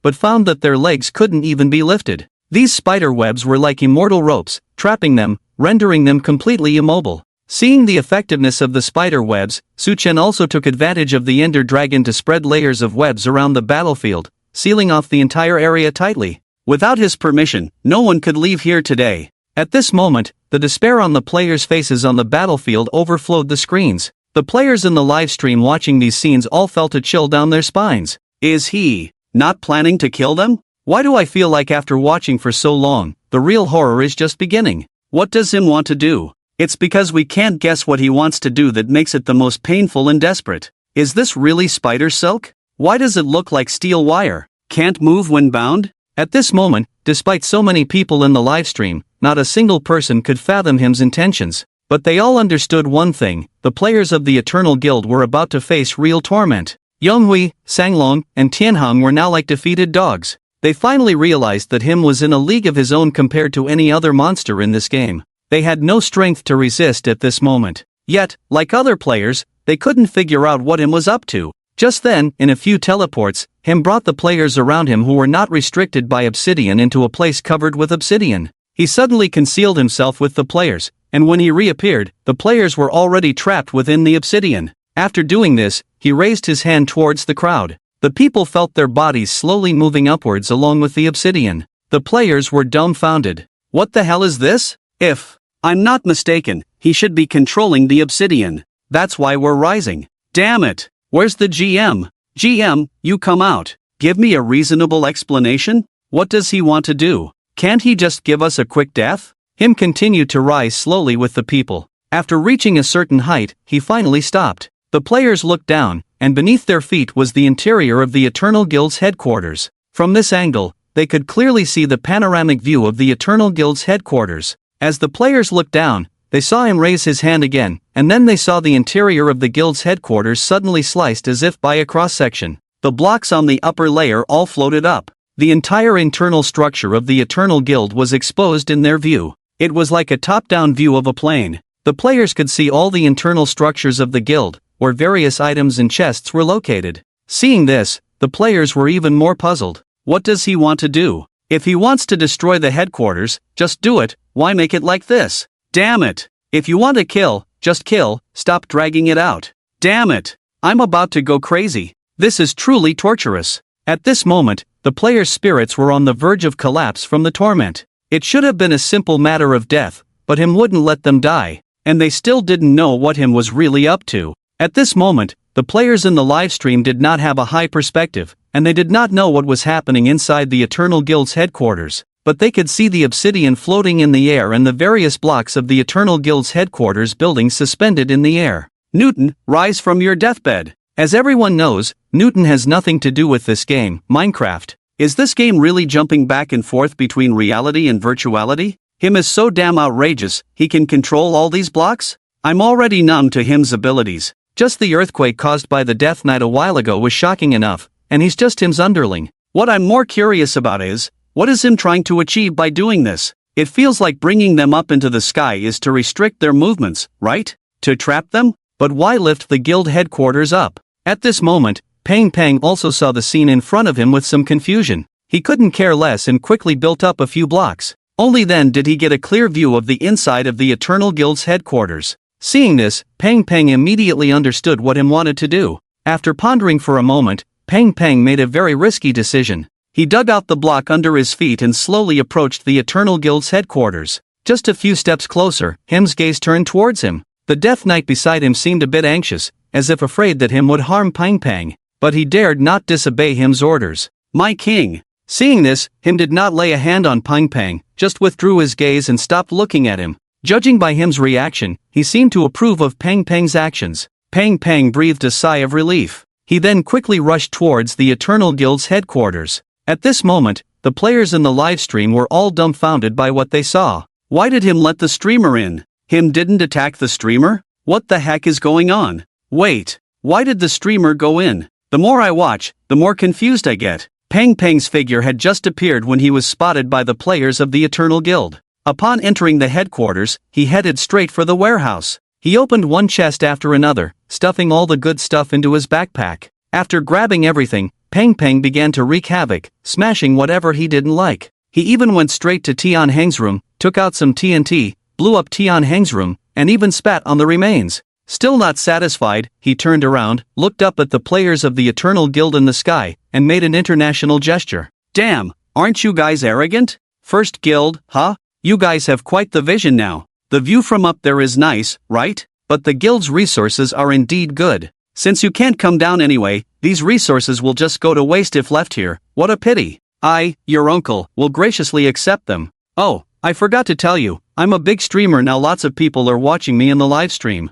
I believe more people will come here soon. You must welcome them properly. After saying this, Pang switched to third-person view and addressed the players in the live stream. Brothers, the streamer is giving you a treat today. I'll soon tell you the address of the guild headquarters. First come, first served for these resources. After shouting these words, Pang felt extremely satisfied. In that instant of seeing the inside of the guild headquarters, he immediately understood him's intentions. Him wants to keep everyone from the Eternal Guild trapped here, and he wants them to watch helplessly as the resources in their hard-earned guild base are looted clean, to witness the guild's downfall, to be trapped here, despised and looked down upon by all who come. Every time someone comes here, they will be humiliated by this memory, just like how they use a small bug to provoke 007. This is him's torment on their spirits. At this moment, the players of the Eternal Guild finally understand him's intentions after seeing Peng Peng's actions and hearing his words. He wants to keep us trapped here? Does he want us to watch as our guild's things are taken away by others? Damn it! Screw this. It's over. This is all the resources of 3 guilds. What will we do in the future if everything is taken away? Ha! Are you still thinking about the future? Do you think we can escape? At this moment, Eternal, Azure Dragon, and Sky Eternal see everything him has done. They can only feel their scalps tingling. Such actions undoubtedly inflict the greatest torment on their spirits. You see, Eternal Brilliance and Azure Dragon brought most of the guild's resources and manpower for this battle. If all of this was directly destroyed by him, they would accept it, as their abilities are lacking. But now, they have to watch those guilds they have always looked down upon, or those casual players, come to their territory to cause chaos, loot, and even mock them. And they are trapped here, watching all of this helplessly. It's more painful than being killed. Damn it! I'm done playing. Done playing. How do we explain to the higher-ups? Damn it! What do we do now? Trapped here forever, how can we explain? Eternal Brilliance and Cloud Soaring guilds are different. Eternal Brilliance has financial support behind them. They can't just stop playing as they wish. At this moment, the 3 of them are all plunged into despair. The players in the livestream understand Peng Peng's actions and are all taken aback. Hiss. Him is really ruthless. What's even more unbearable than death is watching their carefully built city being burned, killed, and looted. And every time a player goes over, it's a humiliation for them. Although they are controlled by obsidian, there is still half of their bodies exposed. Isn't him afraid that someone will come to kill them? Then they will come out, right? Who dares? Who dares to go kill them? Brother, do you dare? Yeah.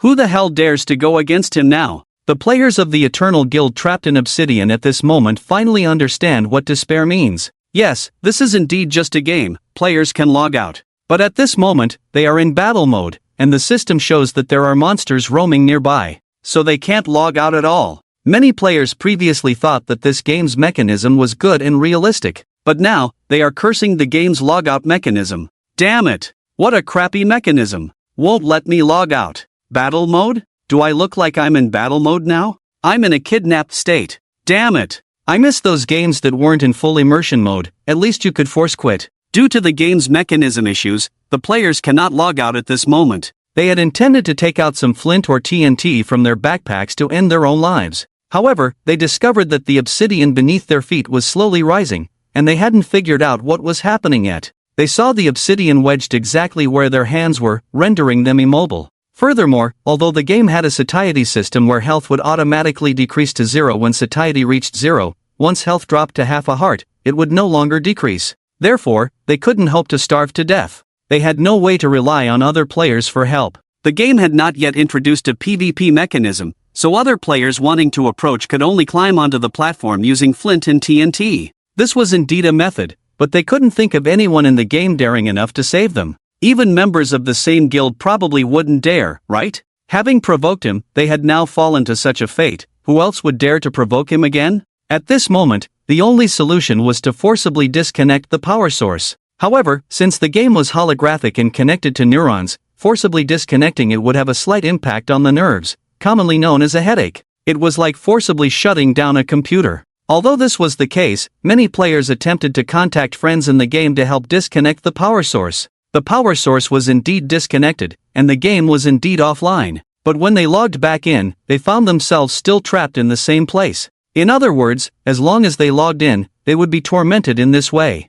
At this moment, the members of the Eternal Guild finally understood what true despair meant. They couldn't do anything and could only let him manipulate them. What frustrated them was that this was just a game, right? Wasn't it said that players were the masters of the game? Whose master was in such a miserable state? At this moment, trapped in obsidian, they suddenly felt an exceptional sense of irony. Initially, they had used obsidian to create a cage for 007. Unexpectedly, karma had come back to haunt them. Shuchen had been struggling with how to completely trap the players, but after hearing what the players said, his mind instantly cleared. Previously, Shuchen had been worried that the players would forcibly log out, which would render all his efforts in vain. But he hadn't expected that there were prerequisites for logging out in the game, and it couldn't be forced. Wasn't this simple? After arriving beneath the obsidian platform, Shuchen directly summoned a doppelganger and had it hide among nearby rocks. This way, he didn't have to worry about them logging out. After doing all this, Shuchen approached 007. Have you let go? Shuchen naturally asked about 007's hatred towards the Eternal Guild players. Upon hearing this, 007 shook his head. I will never let go. 007 wasn't afraid of physical pain, but this was the first time since becoming conscious that he had suffered a mental trauma. And for him, it was a pain that went deep into his bones. Although he knew that Little Bug was still with him, he could never forget what they had done to Little Bug. To himself, he could never let go. Satisfied with 007's response, Shuchen nodded. Only by remembering the wickedness of human nature would he become stronger in the future. Let's go. Shuchen teleported 007 and the skeletal horse away from the Eternal Guild headquarters. This was where 007 had grown up, where he had suffered. Shuchen also sensed that both 007 and the little bug inside him wanted to leave this place. Pang Pong, seeing him leave, finally dared to approach the obsidian platform. Although he knew him probably wouldn't kill him, facing him still brought an indescribable sense of oppression.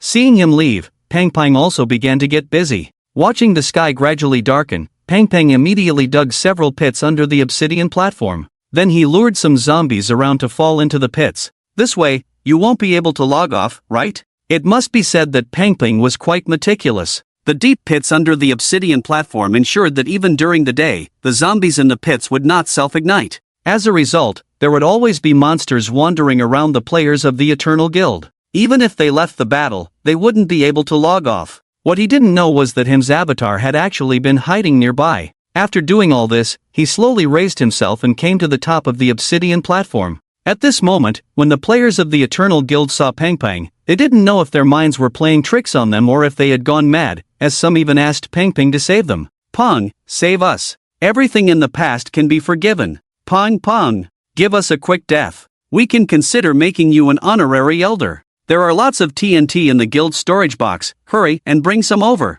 Or just bring a flint and steel. Pang Pang had been playing games for so long, but this was the first time he had heard such outrageous requests, someone actually asking him to kill them. Seeing the expressions of the Eternal Guild members, Pang Pang smiled and said, "How could I? You are all prominent figures of the top guild in the game. How could a mere solo player like me dare to do such a thing? I just noticed that the sky was getting dark, and I was afraid you big shots might be afraid of the dark, so I specifically came up to put up a few torches for you big shots." After hearing Pang Pang's words, the players of the Eternal Guild were stunned. When they reacted, they immediately started cursing loudly. Damn! If you put up torches, the monsters won't respawn. F***K. You're him's dog, aren't you? You at UN hashtag UN at hashtag UN percent at hashtag at UN. The only hope for the players of the Eternal Guild was to wait until nightfall when monsters would respawn on the platform. They thought him hadn't considered this. In fact, him had already hidden his avatar nearby, so even if monsters respawned, the avatar could control them. So there was no need to worry about such a thing happening. However, they didn't expect Pang Pang to come up and put up torches. The lit torches extinguished the last hope of the players of the Eternal Guild. If they could, they would have torn Pang Pang to shreds along the network cable by now. But at this moment, they could only seethe in impotent rage. After filling the obsidian platform with torches, Pang Pang nodded in satisfaction. Hey, now it's much brighter this way. I have to thank you all for teaching me what it means. Shrimp and pig hearts. Pang Pang had promised to avenge the little bug, but as an ordinary person, there was little he could do, so he could only do his best to fulfill this promise. What Pang Pang didn't know was that he was actually a crucial part of the entire revenge plan. Without his persuasion, 007 wouldn't have pretended to comply, perhaps still enduring mental torment. If he hadn't posted the coordinates on the forum, him wouldn't have found the Eternal Guild's base so quickly, so his contribution was not insignificant. They say good-hearted people will receive good rewards, and Pang Pang's reward was probably all these resources and equipment of the Eternal Guild. Initially, Pang Pang had only thought of taking some for himself and giving the rest away. But at this moment, Pang Pang had a change of heart. In the past, whether in life or in games, he had always been a nobody. Whenever he encountered any difficulties, Pang Pang's first thought was always to escape, because running away was the easiest option. Just like when he saw the Eternal Guild massacring the little bug before, although he wanted to stop it, he didn't dare. So Pang Pang had always felt useless, unable to do anything well. But after this incident, Pang Pang no longer thought that way. He discovered that as long as he had a firm belief in his heart, no matter how much effort he put in, he would find ways to achieve that belief. Just like when he wanted to avenge Little Bug before. In the past, he would have thought it impossible to go against the top guild in the game as an ordinary person. But through his efforts, he actually accomplished it, even though he relied on many external factors. But no matter what, he successfully avenged Little Bug. And he also gave a good lesson to those in the guild who bullied him. Let's set another goal then. The next goal is to meet Little Bug again. Just after 007 merged with Little Bug, he looked towards Pang Pang. Pang Pang knew then that Little Bug was still there. It was just a pity that Pang Pang didn't speak to him. But this became the driving force for Pang Pang to continue playing the game. He wanted to grow well and meet Little Bug again. Who knows, maybe at some point, he would be able to help Little Bug like he did in this incident. Thinking about this, Pang Pang also said in the live broadcast room, "Hey guys, I'm planning to establish a guild. The name is temporarily set as the Demon King Reserve Team, recruiting players who like him and Little Death Knights. As you can see, with the resources behind me, the guild will develop quickly. We don't even need to build a base, we can just fix this place up and use it. You can also enjoy the care of the top guild players all day long. Those who want to join, do it quickly." Pang Pang's move this time can be described as seizing an opportunity. It must be said that Pang Pang really understands the situation, and even knows how to make the most of it. The members of the Eternal Guild already despised Pang Pang. If they saw Pang Pang seizing the opportunity and using their resources to develop his own guild, they would probably be furious. And if Pang Pang became the guild leader, he would definitely come over every day to taunt them. Enduring him's torment was one thing, but how could the players of the Eternal Guild bear being taunted by a low-level player and traitor of the guild? After hearing Pang Pang's words, the players of the Eternal Guild kept cursing loudly. The louder they cursed, the happier Pang Pang became. This is what they call impotent rage. At this moment, some players in the live broadcast room also didn't quite understand Pang Pang's behavior. Why does it feel like this streamer has a deep hatred with the Eternal Guild? Demon King Reserve Team? First time encountering someone who licks monsters, really bold. What do you mean by licking monsters? Many people like him, isn't that normal? Please allow people who like villains to exist, thank you. Why do I feel like there's something more between Pang Pang, him, and the Death Knights? Indeed, he just rushed over so suddenly, and him didn't even move. Rumor has it, the streamer is the one who exposed the location of the Eternal Guild's base. Oh, I see. That makes sense. Streamer, wait for me. I'm coming to defect, ahem, join you. So you're saying him won't kill the streamer and his guild members? Damn.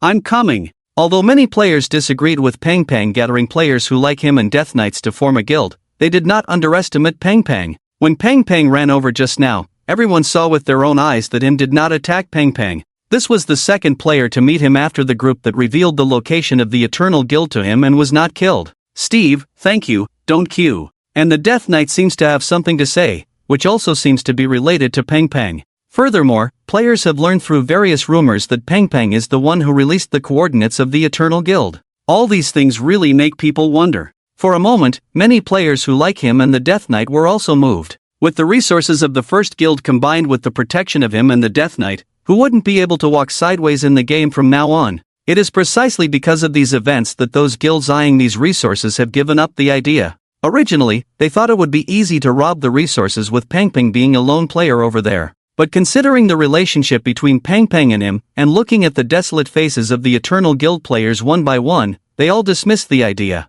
They can't afford to offend him, nor can they afford to offend those around him. The Eternal Guild is the best example. Offending him's underlings resulted in such an outcome. After Pang Pang ended the live broadcast, he began to busy himself repairing the guild's headquarters. 30 years east of the river, 30 years west of the river, unexpectedly, within a few days, this place had become his territory. In the jungle next to the Eternal headquarters. Master, Master, Master, missed you so much. PR.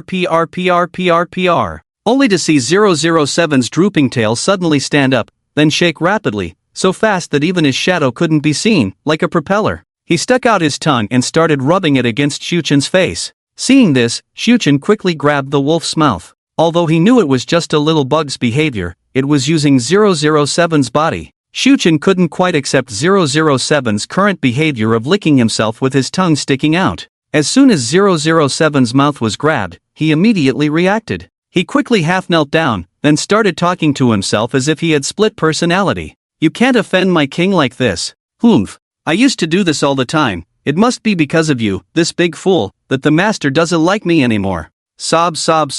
But now you are sharing a body with me. You can't do this anymore. Understand? I won't. I won't. I won't. I want to lick the master's face. PR. Seeing 007 wagging his tail one moment and then wildly the next, sometimes with a steady gaze and then watery eyes, Shuchen couldn't help but massage his temples. Won't this really lead to a split personality? Just then, a fierce voice suddenly appeared in his mind. They offended you, kill them. Hearing that voice, Shuchen's eyes instantly turned fierce. For a moment, he really wanted to kill the 007 in front of him, but that feeling quickly passed. What's wrong with me? The voice just now was clearly Shuchen's own voice, but that voice sounded even more sinister. In the moment that voice appeared, Shuchen seemed to have lost his mind. Fortunately, he quickly recovered. Otherwise, the 007 in front of him might really be in danger. It seemed that 007 had also noticed Shuchen's earlier abnormality. He immediately stopped arguing with the little bug. He lowered his head, afraid that his behavior had angered Shuchen. Seeing this, Shuchen slightly eased his mood and spoke. Get up. 007 looked up at Shuchen, seeing his expression soften, and then slowly stood up. The little bug was so scared that it didn't dare to make a sound. After 007 stood up, he looked at Shuchen, seeming to want to say something but hesitated to speak. Suchen also figured out 007's thoughts. Speak. After much contemplation, 007 finally spoke up. Your Majesty, can I always stay by your side in the future? 007 was afraid that Suchen would make him leave again. Many unpleasant things happened after leaving Suchen before. 007 wanted to follow Suchen regardless of when or where. After hearing 007's words, Suchen pondered for a moment. Then he opened the system panel. As soon as the system panel was opened, several messages popped up. Fear value plus 12, fear value plus 21, fear value plus 17 ding. Fear value reaches 1 million, fear value mall automatically opens. Fear value mall is now open. Faith value plus 11, faith value plus 5, faith value plus 2 ding. Faith value reaches 100,000, faith value mall automatically opens. Seeing these two malls open, Suchen couldn't help but be surprised. He immediately opened both malls. Fear value mall note, fear value can be exchanged for kill value, exchange rate 1:10 current fear value, 15247. There was only this one line of notes in the fear value mall, and it was still empty. Seeing this, Suchen opened the faith value mall. Faith value mall current faith value, 2403. Unexpectedly, there were no notes in the faith value mall either. But since the system provided these two values, they would definitely be useful in the future. Perhaps Suchen had not unlocked some abilities related to these values yet. However, fear value was quite useful. It could be exchanged for 10 times the kill value, and it seemed to accumulate quickly. Just by looking at the system at this moment, Suchen's fear value had increased by nearly 10,000. Suchen decided to research what could be obtained with these two new values. He then went to the kill value mall. After checking his current kill value, he still had over 4 million left after upgrading some skills. Suchen intended to open a mod with the remaining kill value. After all, he couldn't aimlessly search for players all the time. By opening a mod, the kills of monsters in the mod would also count towards Suchen. However, the first mod Suchen would open would not be the Twilight Forest. Although it was the cheapest, it was not a pure monster mod. While it did pose a certain level of difficulty for players and would bring Suchen some benefits, it would also increase the player's strength. The weapons in the Twilight Forest, such as the Diamond Minotaur Battle Axe, Dusk Scepter, Zombie Scepter, Vampire Scepter, Shield Scepter, Frost Sword, Triple Bow, Ender Bow, Tracking Bow, and so on, were all very powerful. After players obtained these weapons, the monsters in the main world posed almost no threat to them. Their kill count would rise rapidly, and they would open mods as well. Suchen would definitely not do anything that was detrimental to himself. If he were to open a mod, Suchen's first choice would definitely be a pure monster mod. With this in mind, Suchen scrolled down and soon found two desired mods, Rare Elite Monsters and Epic Siege. Both mods required almost the same amount of kill value, 10 million to open. If Suchen had to choose between these two mods, he would definitely lean towards Epic Siege. In Suchen's opinion, the intensity of Epic Siege was higher than that of Rare Elite Monsters. After opening the Epic Siege mod, Suchen was surprised to find that this mod was divided into 3 stages, Epic Siege I, Epic Siege II, and Epic Siege III. Each upgrade required an additional 5 million kill value. Upon seeing this, Suchen finally understood. No wonder it's so cheap, using Huabei installment to play with it. Whether it's installment or not, this mod is stronger than Rare Elite Monsters. Just the attribute of a monster that can dig and place blocks is much stronger than the buff attributes of Rare Elite Monsters. With this in mind, Su-chen made a decision. I'll choose this as the first mod. Although there is still a considerable gap in kill value at the moment, Su-chen is not in a hurry. With the growth rate of fear value, the monster tower, and the kill value provided by the batch of monsters released earlier, it should be possible to accumulate enough soon. Moreover, if there is still a shortage, Su-chen can completely take it from the players of the Eternal Guild. There are over 70,000 people in total, and each of them must provide a considerable amount of kill value. After all, it is the top guild. However, Su-chen will definitely not kill them now, he will wait a few days first. With a preliminary plan in mind, Su-chen also closed the system. He then agreed to 007's request. Well, you'll follow me from now on. 007 has indeed suffered, and 007 has also provided Su-chen with a considerable amount of kill value before. Giving him a break is not a problem. As Su-chen and 007 spoke, the sunlight shone down, casting a long shadow. Under the light, his shadow underwent some imperceptible changes. 0 Point Company's Customer Service Department. Minister, still no news from above? I'm going crazy with these players. Damn, I really want to turn into employee number 9527. My chat box is spammed by him. I don't even need to read a new message, it's all about reporting him's issues. These people are amazing, they can send me 30 messages in a minute, each with over 10 words, and not a single insult is repeated. After being bullied by Yonghui, they had no way to vent to him, so they had to vent their anger on the customer service representatives. After the recent battle, the customer service representatives were useless in trying to use the excuse of no bugs in the game to appease Yonghui. As the leader of the first guild, Yonghui still had some authority, so he naturally had to seek an explanation from the game company. At this moment, Minister Xiao Wan looked at the over 20 gigabytes folder on his desktop, lost in thought. It seems that I was too cautious in my previous estimates. Faced with the bombardment of players on the customer service representatives, Xiao Wang could no longer withstand the pressure. He immediately packaged the folder and sent it to the higher-ups and the technical department. And he added a note. Must see this folder. Must see. Must see. 0 Point Company usually conducts a weekly summary of player feedback. There is still 1 day left until the next player feedback summary. But Xiao Wang couldn't bear the players' criticism anymore. In just these 2 days, Xiao Wang and all the staff in the customer service department were individually cursed by the players, with their parents as the center, relatives as the radius, and ancestors as the goal.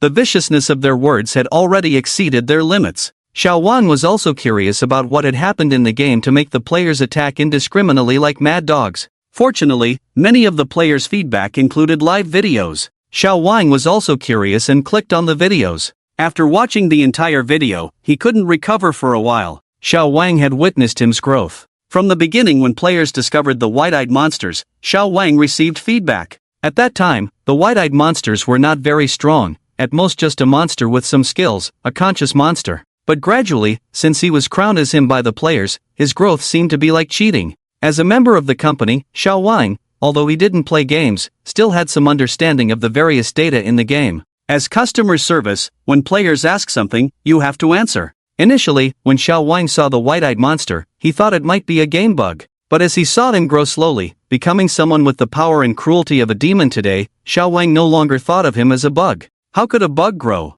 How could a bug understand human nature? So Xiao Wang didn't know what kind of existence him really was. This could only be left to the technical department to handle. Xiao Wang was certain that if this matter was not handled properly, it would probably face a large number of players quitting the game. Obviously, him had grown into an unbeatable existence for the players. After sending the folder to the senior management and technical department, Xiao Wang even made a phone call over there. He repeatedly emphasized that they must watch the folder about him. After receiving a positive response from there, Xiao Wang finally breathed a sigh of relief. Shortly after the file was transferred to the senior management and technical department, the senior management directly threw the problem to the technical department. After all, the senior management didn't understand these things, they had to find the technical department for matters within the game. 0 Point Company's technical department. Chief Lao Wu of the technical department was alone in the office smoking a cigarette. Thinking about the chaotic accusations from the senior management during the meeting just now, Lao Wu felt extremely wronged.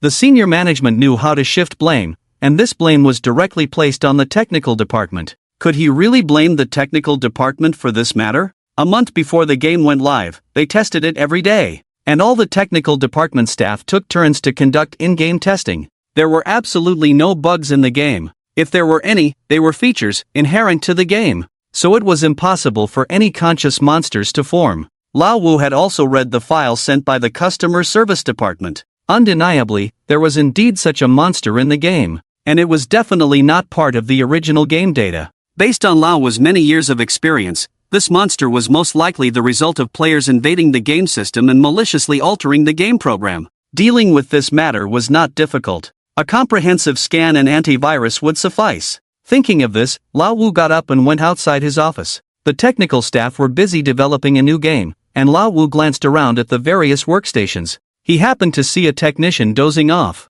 Lao Wu walked over to the technician's workstation and glanced at his ID badge. Employee number 303. Name Emojian Mojang. Lao Wu was already unhappy from being scolded by the senior management, and now seeing someone slacking off, his temper flared up instantly. Knock knock knock. Lao Wu knocked heavily on Emojian's desk. Emojian was startled awake, ready to curse, but upon seeing Lao Wu, he deflated instantly.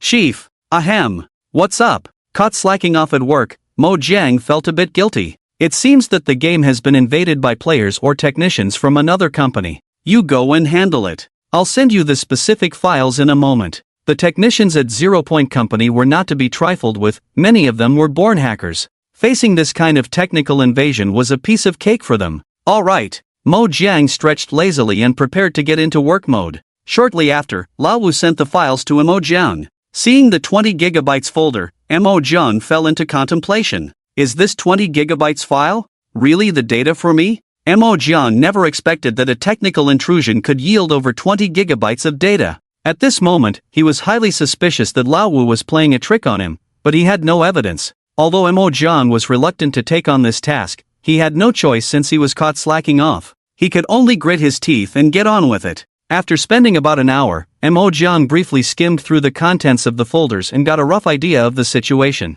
It seems like it's a case of malicious competition from another company, hiring hackers to do the dirty work. Clearly, him's behavior pattern was not typical of coding. His pattern of behavior resembled that of a human, logical and meticulous in thinking. This was in line with the characteristics of a hacker. Moreover, Emojian noticed that the skills used early on were mostly skills of in-game monsters. By replicating game data and modifying it, one could achieve such skills. These patterns of behavior indeed matched those of a hacker intrusion. With this in mind, Mojang requested access to the game database from Lao Wu and began his work. Usually, in such data intrusions, there would be obvious traces, making it relatively easy to find. It just required some time. After approximately 4 hours of searching through the data, Mojang was dumbfounded. Which hacker is so skilled? Invading the game without leaving a trace? Mojang was born a hacker and was considered one of the best among hackers. Even he couldn't infiltrate without leaving a trace because any intrusion would leave behind the IP address at the time.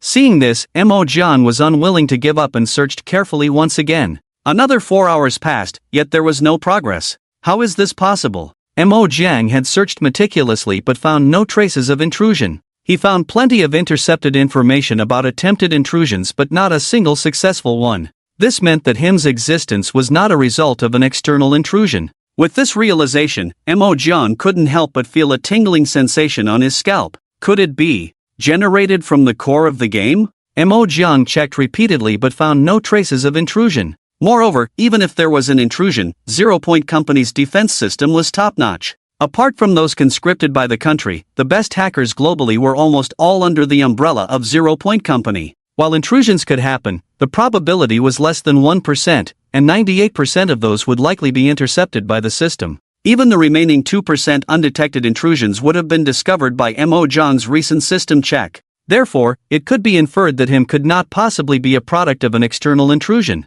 Although Mojang was absolutely certain that his deduction was correct, he dared not believe it entirely. Because if his deduction was correct, it meant that him was a product within the game itself. In other words, the game had generated monsters with human consciousness. This nature was equivalent to AI having thoughts. Thinking about this, Mojang felt goosebumps all over his body. Just as Mojang was pondering, his thoughts were interrupted by Lao Wu's voice. Is it done? It had been over 8 hours since Lao Wu assigned the task, and Mojang hadn't given any updates, making Lao Wu anxious. Seeing this, Mojang had no choice but to tell Lao Wu the truth. Upon hearing Mojang's words, Lao Wu felt absurd. He thought Mo-John was just beating around the bush and not willing to solve the problem. Can you even do it? We are all tech people. Why are you talking to me about some game generating consciousness internally? Why not say AI has thoughts? If our company could develop such a thing, would we still need to develop games? The database can't find the issue, so you go look for it in the game.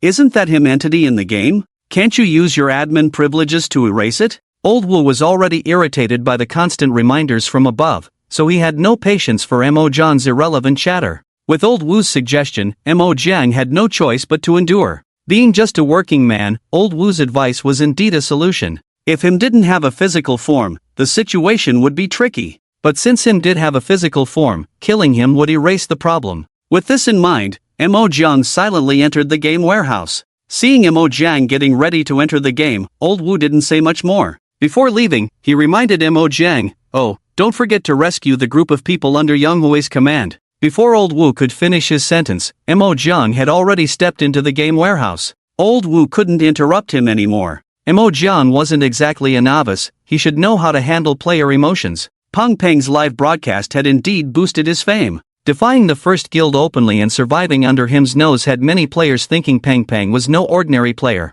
With control over the first guild's assets, players saw a promising future following Peng Peng. Most importantly, Peng Peng had connections, or rather, a god. Following Peng Peng meant no worries about him causing trouble. Hence, many players flocked to the old Eternal Guild headquarters, the new Demon King reserve base. Ding! Famous landmark check-in. Please watch in an orderly manner, do not touch the items, tenfold compensation for any damage, sarcastic. How were the terracotta warriors formed? After watching, write an 800-word reflection, fair, right? Let me go first, 800 words. Hey, why did you guys provoke him? How's the view up there, everyone? Anyone need some snacks? I have a few packs of spicy sticks. Although most members of the Eternal Guild were trying to find a way to pull the plug, they felt empty once they logged out. The game was a new experience for many, and they found it enjoyable, investing a lot of time in it. Suddenly being unable to play left them feeling lost. Without knowing why, shortly after logging out, they found themselves back in the game.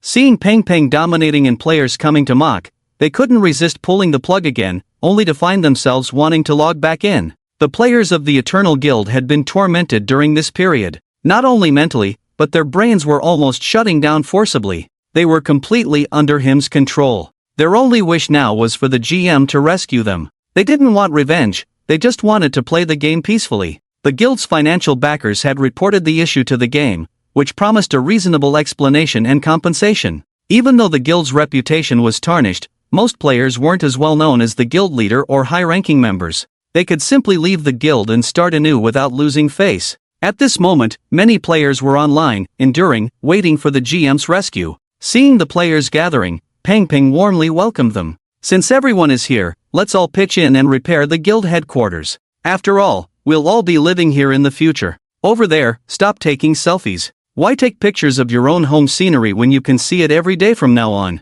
Peng Peng used to be an ordinary player before, even with all these resources at his disposal and him backing him up, he remained grounded. As soon as he appeared, he immediately bonded with the players. While everyone was chatting happily, a figure slowly emerged below the obsidian platform. The person's ID name was in red, with the ID being Administrator 303. It must be said that his appearance was quite handsome, with clear features, dressed in a white hoodie. The players were all dumbfounded at the sight. When they realized it was a GM descending, they all gathered around. Oh my god? A living GM? Let's take a group photo. We actually encountered a wild GM. Administrator 303. Are you here to give us benefits? The players were ecstatic upon seeing 303, but then they started to feel something was amiss. The game had been running for so long, and it was the first time they encountered a GM, especially near the obsidian landmark. This made the players suspicious about the GM's purpose in entering the game. Wow, the game has been running for so long, is it because of him?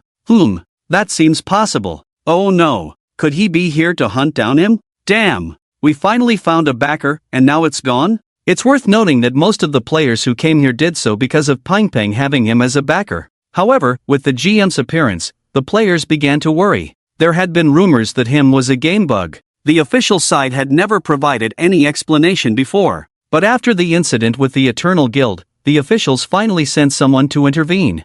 GMs have significant power in the game. They can use any in-game items and manipulate various data. If they wish, they can possess the skills of any in-game monster. And they are in invincible mode. Seeing the GM's arrival, the players felt a sinking feeling. Although M was powerful, he was still a product of the game. The GM, on the other hand, was the ruler of the game. If the GM found him and deleted his data, they would lose a powerful backer. And once him was deleted, the members of the Eternal Guild would also be saved. With their strength, it would be easy to reclaim the guild from Pang. Thinking about this, the players began to regret their actions. Damn, we shouldn't have come so early. My mom is calling me for dinner, I'll leave first. GM, why are you here? These people are just stuck in the obsidian, it's true, it's definitely not a bug. Pang couldn't remain calm upon seeing the GM's arrival. If the GM dealt with him, the Death Knight would also suffer. Then he wouldn't be able to see the little bug anymore. But in front of the GM,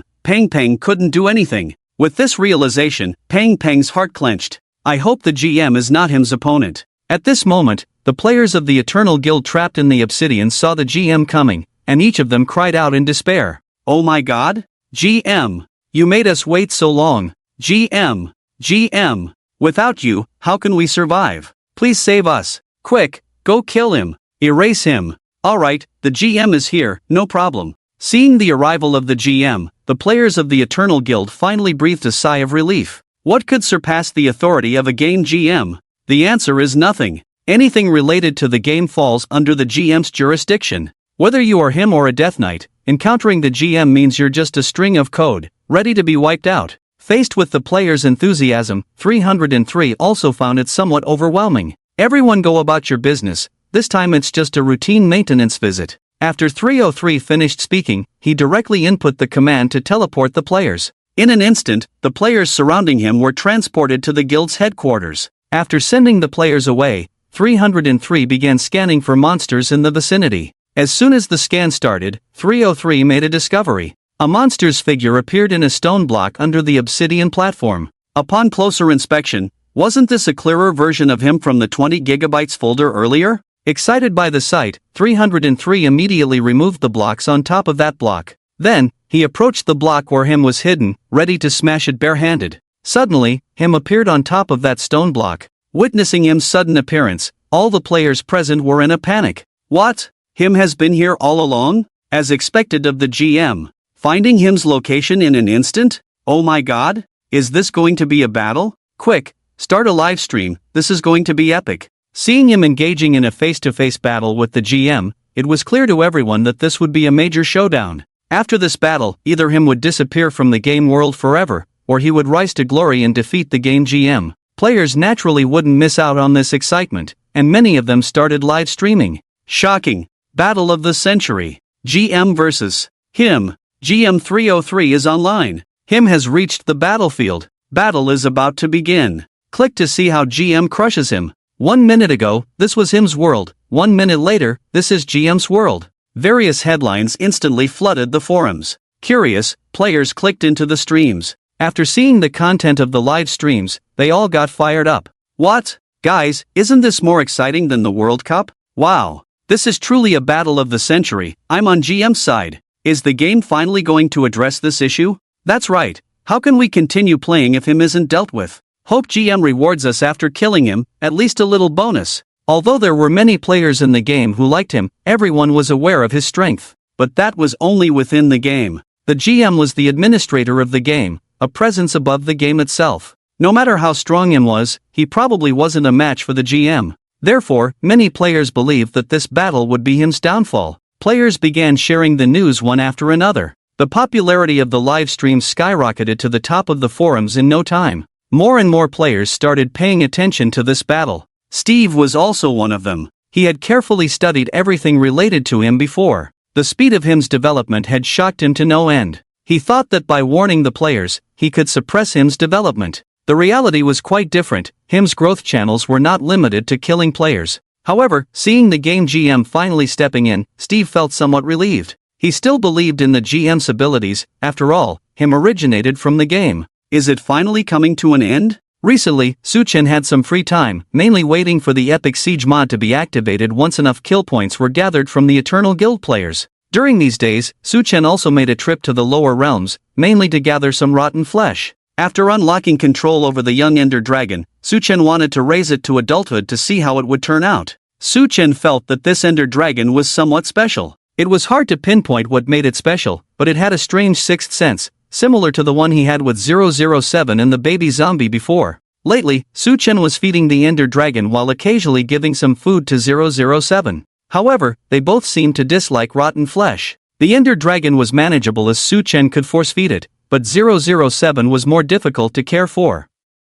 Sometimes it enjoyed eating, while other times it resisted. After stuffing some rotten flesh into the Ender Dragon's mouth, Su-chen felt a disturbance on the other side. When he saw the words Administrator 303 appear in front of him, he was stunned. Ha! 303 is actually a game administrator? Many Minecraft players were familiar with the name Entity 303. In fact, his real name was Entity_303, translated to Entity 303. His story was quite legendary within Minecraft. In a way, his appearance was somewhat similar to him. It was said that he originated from a programmer named Mojang who was fired by Notch due to a coding error. Fueled by resentment, he used his knowledge of Minecraft's code and exceptional IT skills to implant a creature named 303. He invaded players' worlds, continuously killing them or hacking into their computers. If players encountered him in the game, an error code 303 would immediately appear on the screen. However, this was officially debunked, similar to him's rumors. Since then, Entity 303 became one of the most popular legends after him.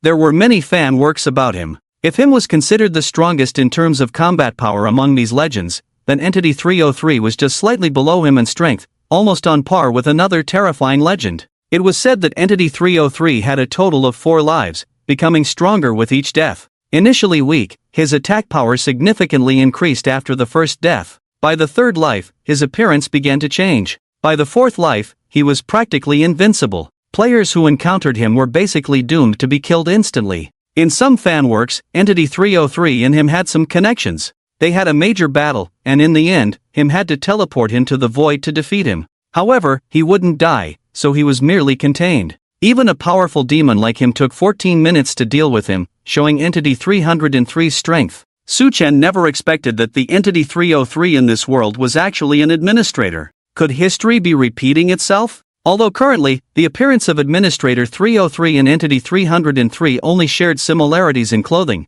Su-chen didn't believe it was just a coincidence. Since the Death Knight has appeared, the rest of these legends should slowly emerge as well. The probability that this Administrator 303 is Entity 303 is quite high. However, he needs to go through some things to become Entity 303. Just like the original 007, who went through various hardships to become the Death Knight. Thinking of this, Su-chen also breathed a sigh of relief. It's fortunate that it's just Administrator 303. Su-chen's current strength is already quite good, but facing Entity 303 in its fourth form would just be giving experience points to him. However, this Administrator 303 is not easy to deal with either. He's like being in creative mode. If he directly inputs the command/kill him, it wouldn't be fun. But this is also something Su-chen is currently not very clear about. Whether an administrator in creative mode can kill themselves. Su-chen hadn't considered this issue before, but now he had to. After all, this is a game, and there will definitely be official interventions in the future.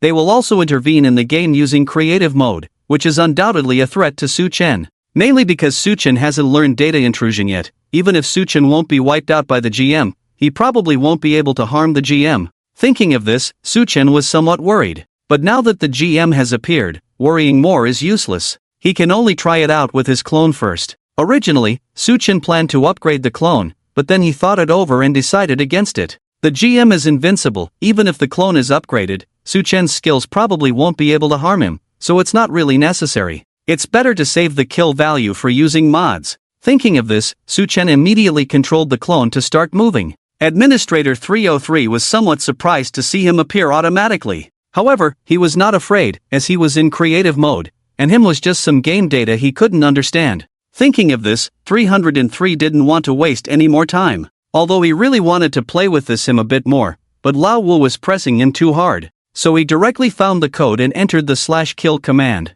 Thinking of this, 303 immediately opened the search engine and started searching for the source code of the him in front of him. Since it was a physical scan, 303 quickly found the code of him. But when he saw this code, 303 fell into contemplation. A 1/4 AENSE plus or minus 0.1, This code made 303 recognize that 01. 303 was suddenly puzzled. Is it gibberish? But why is it 01? As a programmer, he naturally knew that the code was gibberish. But what puzzled him was why there was a 01 after the gibberish. Forget it, never mind. Although he was a bit puzzled, 303 couldn't care less. He immediately started entering the command /kill a1 as a plus or minus 01. As soon as 303 entered the command, he saw him in front of him collapse. The bottom left corner of the screen also displayed the words, "You killed a1 as a plus or minus 01. So simple? Seeing the system prompt, 303 was also a bit dumbfounded. He didn't expect that the great demon him, who had over 20 gigabytes of feedback files,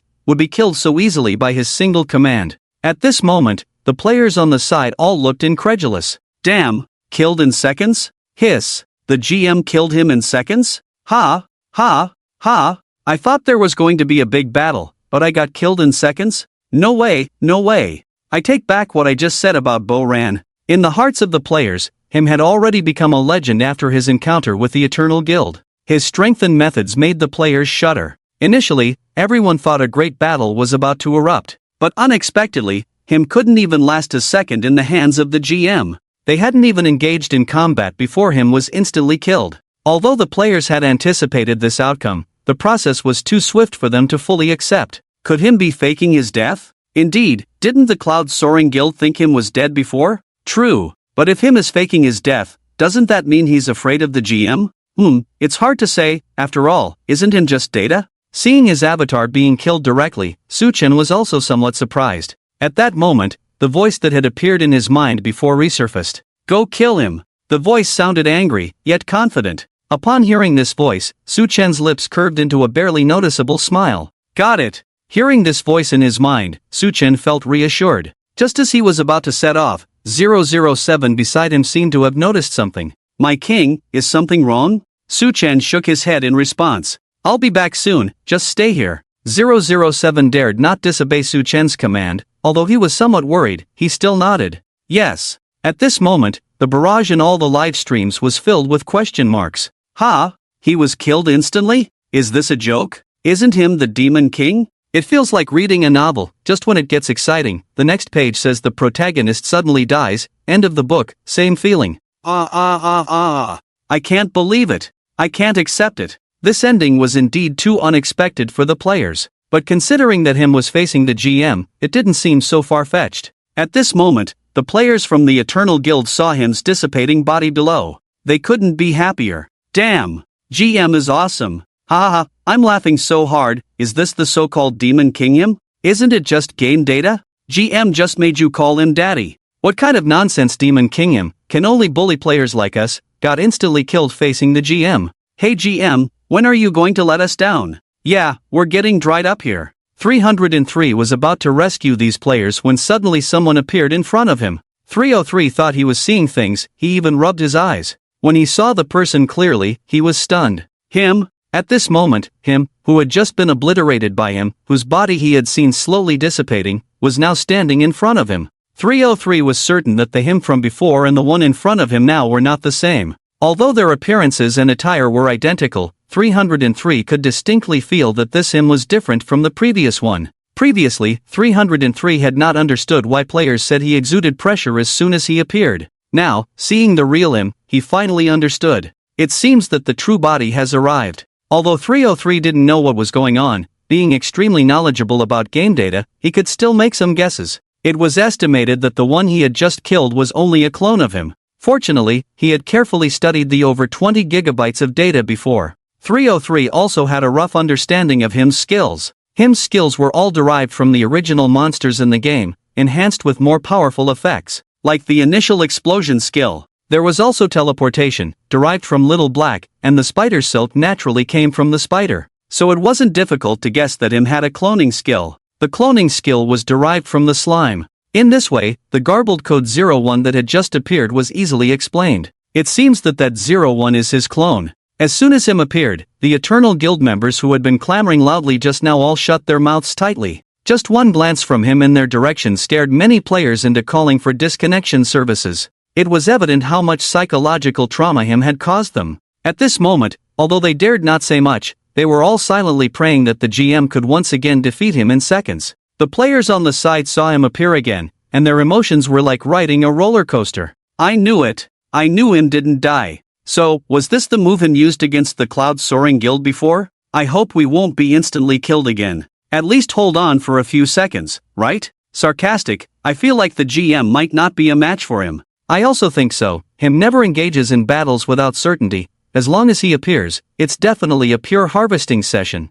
It could also be blind self-confidence, right? At this moment, players in the venue and the live broadcast were engaged in heated discussions. Most players felt that this battle was not suspenseful at all, and the GM would eliminate him. However, there were still a few players who believed that him would emerge victorious. Because from various incidents before, him had always been a very cautious person. He never engaged in battles without certainty. In the 3 wars that players were aware of, him had won every time. Whenever he appeared, the battle situation was definitely a crushing victory. That's why players had confidence in him. 303 saw him in front of him. Although he was a game administrator, for some reason, he still felt a heavy sense of oppression. Him's gaze was completely unlike something that could be conveyed by data. The more 303 looked, the more anxious he felt, and he began to reassure himself. It's just data, right? I've found all the codes, I can still eliminate him. 303 had intended to play with him's true body again, but the pressure was too suffocating, and after locking eyes with him, for some reason, he felt afraid. It was as if he could perceive the deepest fears in your soul. After avoiding him's gaze, 303 immediately began scanning him for data search. Soon, a minute passed. Seeing the constantly flashing "no data available" prompt at the bottom left of the screen, 303 panicked. He had clearly aimed at him's body for physical search, and he had clearly scanned him. But the search results kept showing no data available. 303 tried several times, his hands sweating, but the results continued to show no data available. Seeing this, 303 was at a loss. How could this happen? Clearly, he could search for the code of the clone just now, but now he couldn't find anything on the real body. At this moment, the entire battlefield fell silent. The players, seeing this, were also utterly confused. Hello? Did I get stuck? I thought it was my card glitching. What are they doing? Gazing into each other's eyes? Is this the war between the strong? Having a heart-to-heart before the battle? Can you guys share your inner thoughts with us? We're getting bored here. At this moment, 303 was clearly flustered. If him couldn't be erased, then he could only be killed in the game using skills or weapons. However, even in administrator mode, the chances of using skills or weapons to kill him were very low. Currently, it was known that him was immune to flame damage, dragon breath, and deflection damage. In other words, long-range attacks were ineffective against him. One could only engage in close combat, but was close combat ever that easy? Him could teleport, fly, and manipulate obsidian. It wasn't easy to get to him. As 303 brainstormed, him suddenly revealed a sinister smile. Can't find my data information? As soon as him spoke, 303 was shocked. How? How does he know? At this moment, 303 looked at him as if he had seen a ghost. He never imagined that he would be threatened by a monster generated in the game. Moreover, this monster seemed to be able to penetrate his thoughts. It even knew about data information. Wasn't this AI having thoughts? Due to the eerie silence on the battlefield, him's words were clearly heard by the players nearby. Hearing him's words and seeing 303's expression, the players felt a chill down their spines. Did I hear correctly? What did he just say about data information? You misheard. He didn't say data information, he said. Can't find my data information? Look at the GM's expression. It seems like he hit the mark? It seems so. When the GM saw the first him, he immediately took him out, but this one hesitated for a while. I guess the first one was him's clone. Then, was the GM searching for him's main data information? Wow. So, the GM eliminated the clone based on the data information from the clone itself, and now he wanted to do it again but couldn't find him's main data information? Wow, buddy, you nailed it. Although things happened quickly, with only a few words exchanged between him and 303, many players had already guessed the gist of the situation, and 303's expression clearly showed that him had hit the mark. At this moment, the players felt goosebumps rising. They never expected that with just a sentence, him could directly suppress the game's GM. This was the game GM, the game's administrator, the one in control of the game. Even he was left speechless by him. If even he couldn't handle him, then who could? Furthermore, the sentence him said, "Can't find my data information," carried a lot of information. It meant that him knew the way the GM could restrain him was by finding his data information to erase him. So, he had hidden it in advance, or rather, he knew that he didn't have such data information. If that was the case, what kind of existence was he, after all? Born from the game, possessing human consciousness, possessing great power, and no data information can be found about him in the game. When players thought of this, they suddenly felt a chill down their spines. What exactly is he? Born in the game but not data. This question is beyond my knowledge, I really can't answer it. Then there is only one possibility, he is a god. Although it sounds absurd, but ever since him was born, the word absurd has always surrounded him. At this moment, 303 felt immense pressure. As an administrator, he was being threatened by a monster born in a game. Where could he hide his face? Although 303 wanted to regain control, he couldn't. His only hope of winning at this moment was to find him's data information. But obviously, he couldn't find it. Who are you? Before 303 could finish his sentence, he saw him's eyes emitting white light scanning him from head to toe. Then, the entire screen went black. Only one line of information was displayed. System error null. Then the game console crashed directly. After leaving the game console, Mo Jiang sat inside for a long time, still unable to recover. How could this happen? The system error null prompt was not actually rare. However, 0 Point Company's administrator game console would never have such a basic system error. Mo Jiang naturally did not think that his game console was the problem. Looking back now, encountering this issue had only one possible explanation. It was that him forcibly invaded his system, causing a system error. Thinking of this, goosebumps rose on Mo Jiang's body. What exactly is this him? As a programmer, Mo Jiang was confident in his understanding of data. But at this moment, he began to doubt himself. Did he really understand data that well? Can data really develop consciousness? Or is it that him is not data at all, but rather an ideology? If it's the latter, then this would directly turn into a supernatural event. The more Mo Jiang thought about it, the more uneasy he felt, preparing to tell Lao Wu about this. Unexpectedly, he ran into him head-on, as if they were both heading towards each other. Seeing Mo Jiang coming out of the game console, Lao Wu asked, "Is it settled?" Mo Jiang vigorously shook his head. "He is not data at all. I can't delete him at all." Upon hearing this, Lao Wu was about to burst out in anger but was interrupted by Mo Jiang. Mo Jiang then revealed the whole story. If you don't believe me, you can watch the repair video. Usually, there would be repair videos for such tasks, and Mo Jiang wanted to prove he was not lying.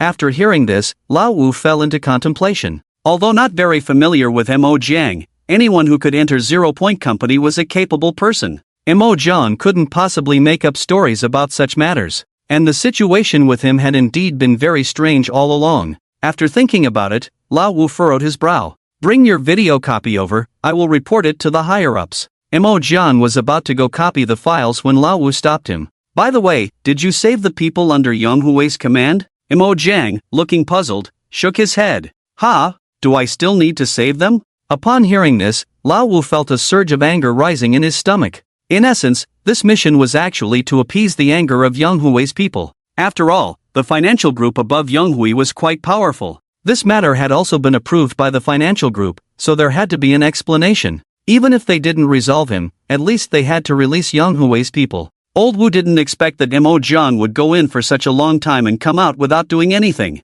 "You damn." Thinking of this, Old Wu immediately swallowed the curse words he was about to blurt out. Now is not the time to curse, solving the problem comes first. He took the video backup and walked towards the high-level office with heavy steps. GM 303 didn't even finish speaking, and he disappeared directly, while him stood here alive. At this moment, even a fool could figure out what was going on. The players, seeing this, suddenly felt their faces burning. So, him took out GM? What kind of high-level game is this? All about instant kills? GM is invincible, how could he be taken out? He probably wasn't taken out. Maybe he was kicked out of the game? At this moment, the players present and those in the livestream were all puzzled by the current situation. The plot changed too quickly, and for a moment, no one knew what was happening. All they knew was that GM appeared, then him disappeared, then suddenly him reappeared, and GM disappeared again. Players were expecting an unprecedented battle, but they didn't expect that the whole battle, when it really started, lasted only 1 second.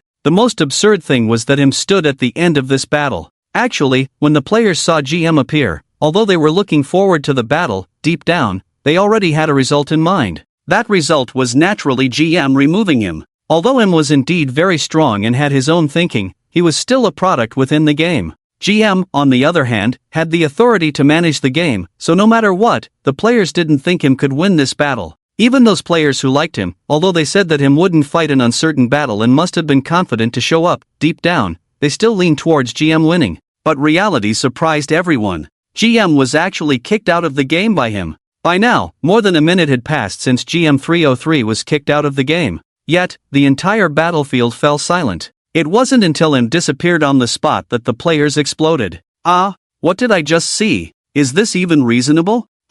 Even GM couldn't handle him. The game will be dominated by him from now on. Is there a possibility that GM didn't lose, but the game ran out of power? Are you suggesting that 0 Point Company had a power outage? Do you believe that yourself? No, the things about him before were already out of the ordinary, but today's events are beyond comprehension, right? Defect. I want to defect. Can't play without defecting. The players were all shocked by what they had just witnessed. It must be said that the players in my world had already accepted him to a high degree. From Steve encountering the Enderman to becoming him, and to what happened today. Although him had taken away batches of players, the rate of quitting due to him was not very high. Since the discovery of him, only the high-level members of the Cloud Soaring Guild had quit. Although many players would provide feedback to the official about the issue with him, their actions were more of a precaution. Even though they knew him existed, they had no intention of quitting the game. After all, the game world is so vast, how easy is it to encounter him? Furthermore, these players giving feedback are actually quite conflicted.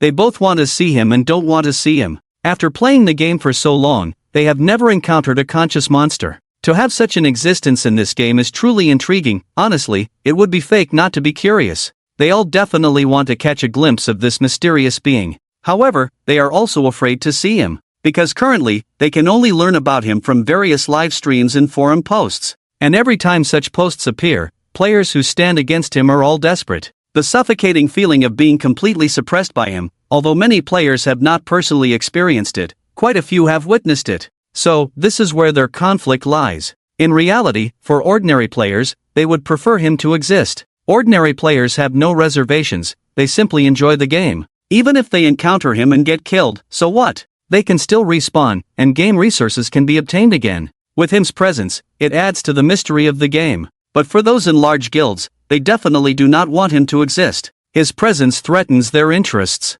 And players are well aware that him usually targets guilds with a large number of members. Once him strikes, the entire guild collapses in an instant. All previous efforts go to waste, as seen with the previous Cloud Soaring Guild and the current Eternal Brilliance Guild. Cloud Soaring was somewhat better off, at least they voluntarily quit the game. But for guilds like Eternal Brilliance, being trapped in the game, unable to survive or die, that is truly despairing. At this moment, witnessing the scene of the Eternal Brilliance Guild players just now, they are truly in despair. The GM is their last hope. They thought that by finding the GM, they could escape, but they didn't expect him to directly destroy even their last hope. At this moment, they finally empathize with the players from the Cloud Soaring Guild before. Each player from the Eternal Brilliance Guild is as dejected as wilted eggplants. Is there really no solution at all? After playing the game for so long, this is the first game that has broadened my horizon so much. Thank you, 0 Point Company. Is quitting the only way left? At this moment, Tianhan looked at the guild members, the hostility in his eyes completely worn away by him, leaving only helplessness and embarrassment.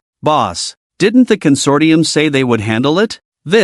The consortium above Eternal Brilliance is still quite powerful. This time, because of the consortium's intervention and the 20 gigabytes folder, 0 Point Company finally took notice. 0 Point Company will still save face for the consortium no matter what. It's just that Eternal Brilliance didn't expect even the game's official team couldn't resolve this issue. Thinking of this, Eternal Brilliance shook his head. I don't know, 0 Point Company is probably in chaos right now. Will this matter be resolved somehow? Eternal Brilliance naturally knew that this resolution couldn't possibly involve erasing him's existence. But with the consortium stepping in, 0 Point Company would definitely take some action. As for what kind of resolution they would provide, Eternal Brilliance was also unsure. After leaving the Eternal Brilliance Guild headquarters, Suchin did not go back to find 007 and Ender Dragon. Instead, he teleported to a nearby grassland. At this moment, the sun was setting in the west. Suchin stood with his back to the setting sun, casting a long black shadow on the ground. There was no wind around,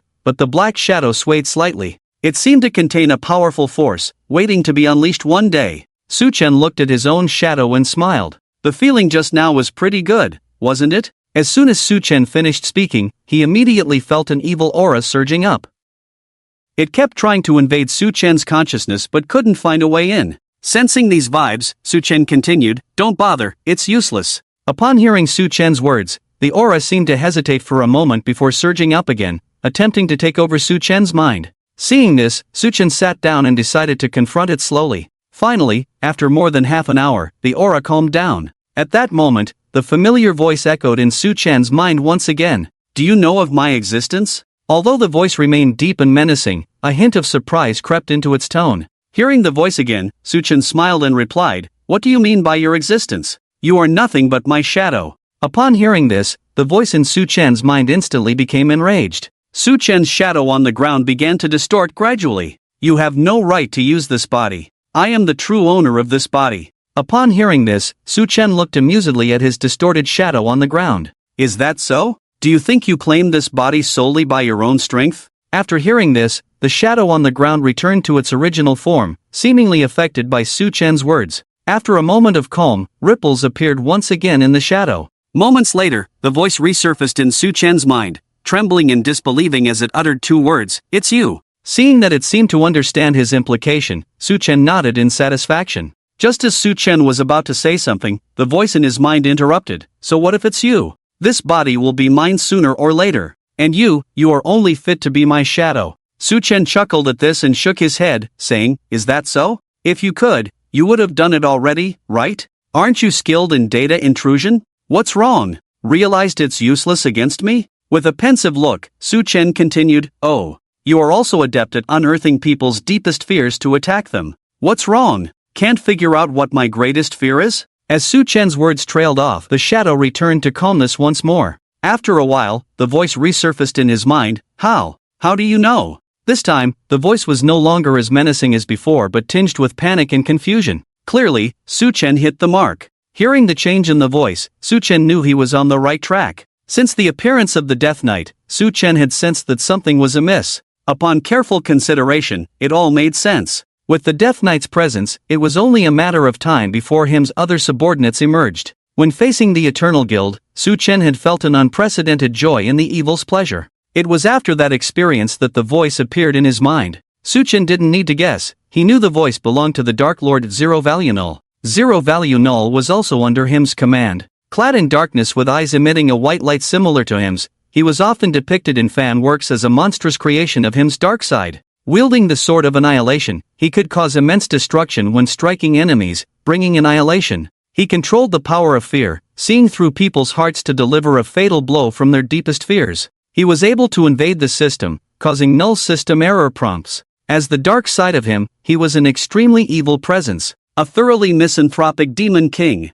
Faced with anything he found disagreeable, his response was always a single word, kill. After Su-chen discovered that the Zero Value Null had already formed, he was not clear on how to summon its entity. So Su-chen did not rush, he could only study slowly. But he did not expect that afterwards, he could feel a gradually rising dark aura every day, trying to take over his consciousness. However, due to its limited power, it had never succeeded in taking over. Su-chen knew without thinking that it was the Zero Value Null trying to take over his body. Just as he was thinking of ways to resolve this, he discovered GM303. After GM303 killed the clone, Su-chen was truly uncertain. Because Su-chen did not understand himself, he did not know if he belonged to game data, or if he would be erased by GM303. Just when Su-chen was puzzled, the voice of Zero Value Null rang in his mind again. Hearing the voice of Zero Value Null, Su-chen instantly felt reassured. Zero Value Null was originally created by Su-chen's evil thoughts. It could be said that they were of the same origin. Although he was sinister and fierce, he was not reckless. Like Su-chen, he would not engage in battles without certainty. Since he had spoken, Su-chen had confidence that Zero Value Null must have a way to deal with GM303. As Su-chen currently did not have the skills to invade data, he posed no threat to GM303 in battle. Therefore, when facing GM303, Su-chen let Zero Value Null directly take over his consciousness, allowing Zero Value Null to invade GM303's system and kick him out of the game. Then Su-chen regained control of his consciousness. Hearing the surprised voice of Zero Value Null just now, he probably thought he had successfully taken over Su-chen's consciousness. Also, after battling GM303, Su-Chen gained a deeper understanding of himself. Zero Value Null could see through people's hearts, so after taking over his consciousness, Su-Chen could understand GM303's thoughts at that time. Su-Chen did not exist in the form of data, so GM303 could not find his data information. But the clones should have data information that could be found. After all, the clones evolved from the monster skills data of slimes in the game. Although it was garbled, it could still find the data source, so it would be erased. But Su-Chen's main body would not be erased by GM303. It was precisely because of this information that Su-Chen obtained the leverage to tame Zero Value Null. Because he did not have data information, Zero Value Null could not control him by invading data. Furthermore, Zero Value Null was Su-Chen's dark side. How could it possibly see through Su-Chen's heart? And at this moment, it did not have a physical form. It was like Zero Value Null and Su-Chen facing off, with 3 skills directly nullifying 2, and 1 not yet upgraded. How could they continue to fight? They were completely suppressed. Therefore, after this incident, Su-Chen took the initiative to communicate with Zero Value Null. Because at this moment, Zero Value Null could no longer pose any threat to Su-Chen. Su-Chen's current task was how to make Zero Value Null obey him, and then figure out how to summon its entity. In this way, Su-Chen would have nothing to worry about. What currently troubled Su-Chen the most was how to obtain Zero Value Null's skills. Su-Chen thought that after killing GM303, it would trigger some kind of creative mode. But he had thought too much. Killing GM303 did not bring any benefits. Don't even mention skills, not even a kill value was given. But GM doesn't belong to the game product, so it's still reasonable. With a Zero Value Null, Su-Chen definitely couldn't kill him. After all, he is a member of the Undead Legion. The only way to obtain his skills is to wait to truly tame him and then study slowly. After pondering for a moment, Su-Chen decided to first find a way to deal with the rebellious Zero Value Null. Zero Value Null is his dark side, a clever guy. Although he can't see Su-Chen's inner thoughts now, it's uncertain once he evolves into a physical form. Thinking of this, Su-Chen bent down, preparing to touch the shadow above with his hand. The moment his hand touched the shadow, a system prompt appeared in front of him. Life signs detected. Consuming 10 million fear points can activate life signs. Seeing this information, Su-Chen suddenly realized. So fear points are used like this? In other words, he must gather 10 million fear points to activate the physical form of Zero Value Null. Since Zero Value Null is essentially summoned by Su-Chen, then, it is estimated that after summoning him, he will be able to obtain his skills. However, this is Su-Chen's speculation. The specifics will only be known once he summons him. Knowing the summoning method of Zero Value Null, Su-Chen now has a significant bargaining chip. The decision on whether Zero Value Null is born lies entirely with Su-Chen. Thinking of this, Su-Chen opened the Fear Points store. In just a short while, the Fear Points had already risen to over 1 million. The speed was quite fast. These Fear Points should be the player's fear level towards him. So even though Su-Chen hasn't done anything yet, the Fear Points are increasing rapidly. Currently, Su-Chen also has a goal. While the Fear Points increase, he also needs to temper the rebellious nature of Zero Value Null. Zero Value Null is clearly full of rebelliousness, always trying to take over Su-Chen's body. This problem is easily solved. Zero Value Null is born from Su-Chen's evil thoughts. Su-Chen just needs to remain calm, avoid killing, and suppress evil thoughts to inhibit his growth. Evil thoughts will gradually disappear, and Zero Value Null's power will diminish along with the evil thoughts. By then, Zero Value Null will understand who is the boss. Su-Chen's current priority is definitely to tame Zero Value Null first. After all, GM303 has already appeared, and if everything goes as expected, Entity 303 should also appear soon. Although Su-Chen knows what Entity 303 fears, this move can only be executed when he is on equal footing with him. Therefore, it is essential to subdue Zero Value Null and obtain its skills. Looks like I need to upgrade my skills comprehensively. Fortunately, Su-Chen, in a sense, is in a godlike perspective, able to prepare in advance when facing these monster minions.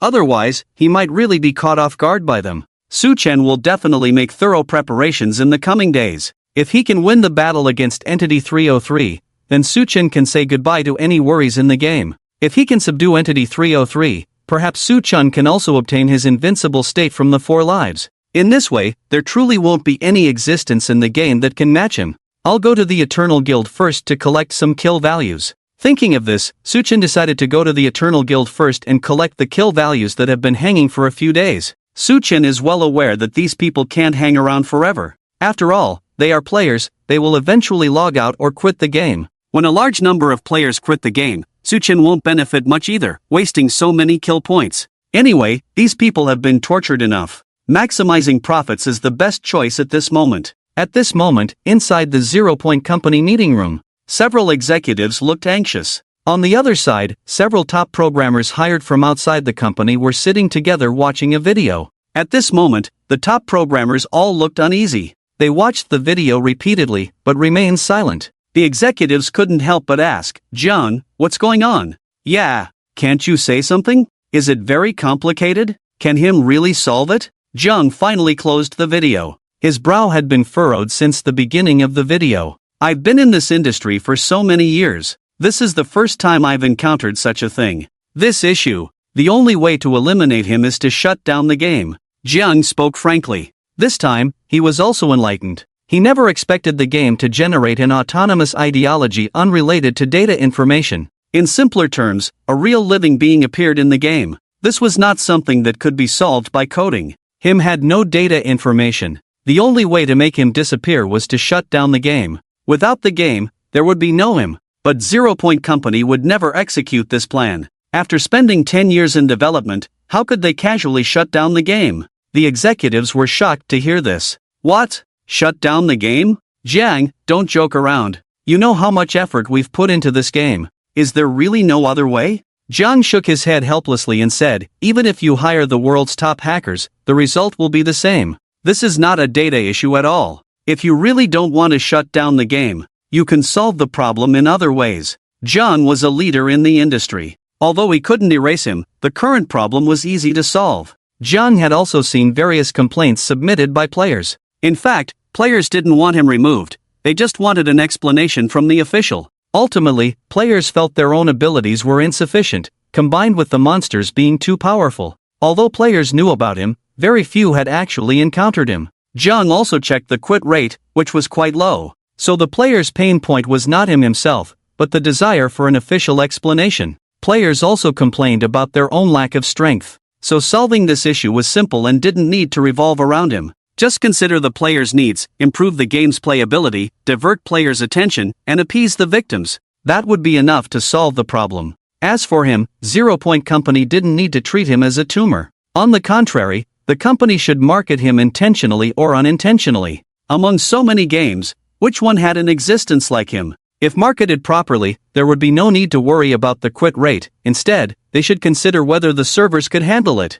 After hearing Zhang's words, the executives were somewhat puzzled. Zhang continued, so, first appease the emotions of the Everbright consortium above. Someone has to take the blame for this. They won't make a big fuss about it. They just want an explanation, give them a way out, and they'll just go along with it. Then shut down the game for a day to do an update. First, release an official strategy guide, with all the monster information and such included. Then implement the free battle mode you previously developed, and add a decent mod for players to improve their skills and shift their focus. Let them concentrate on studying the game. Then make an announcement that him has been removed.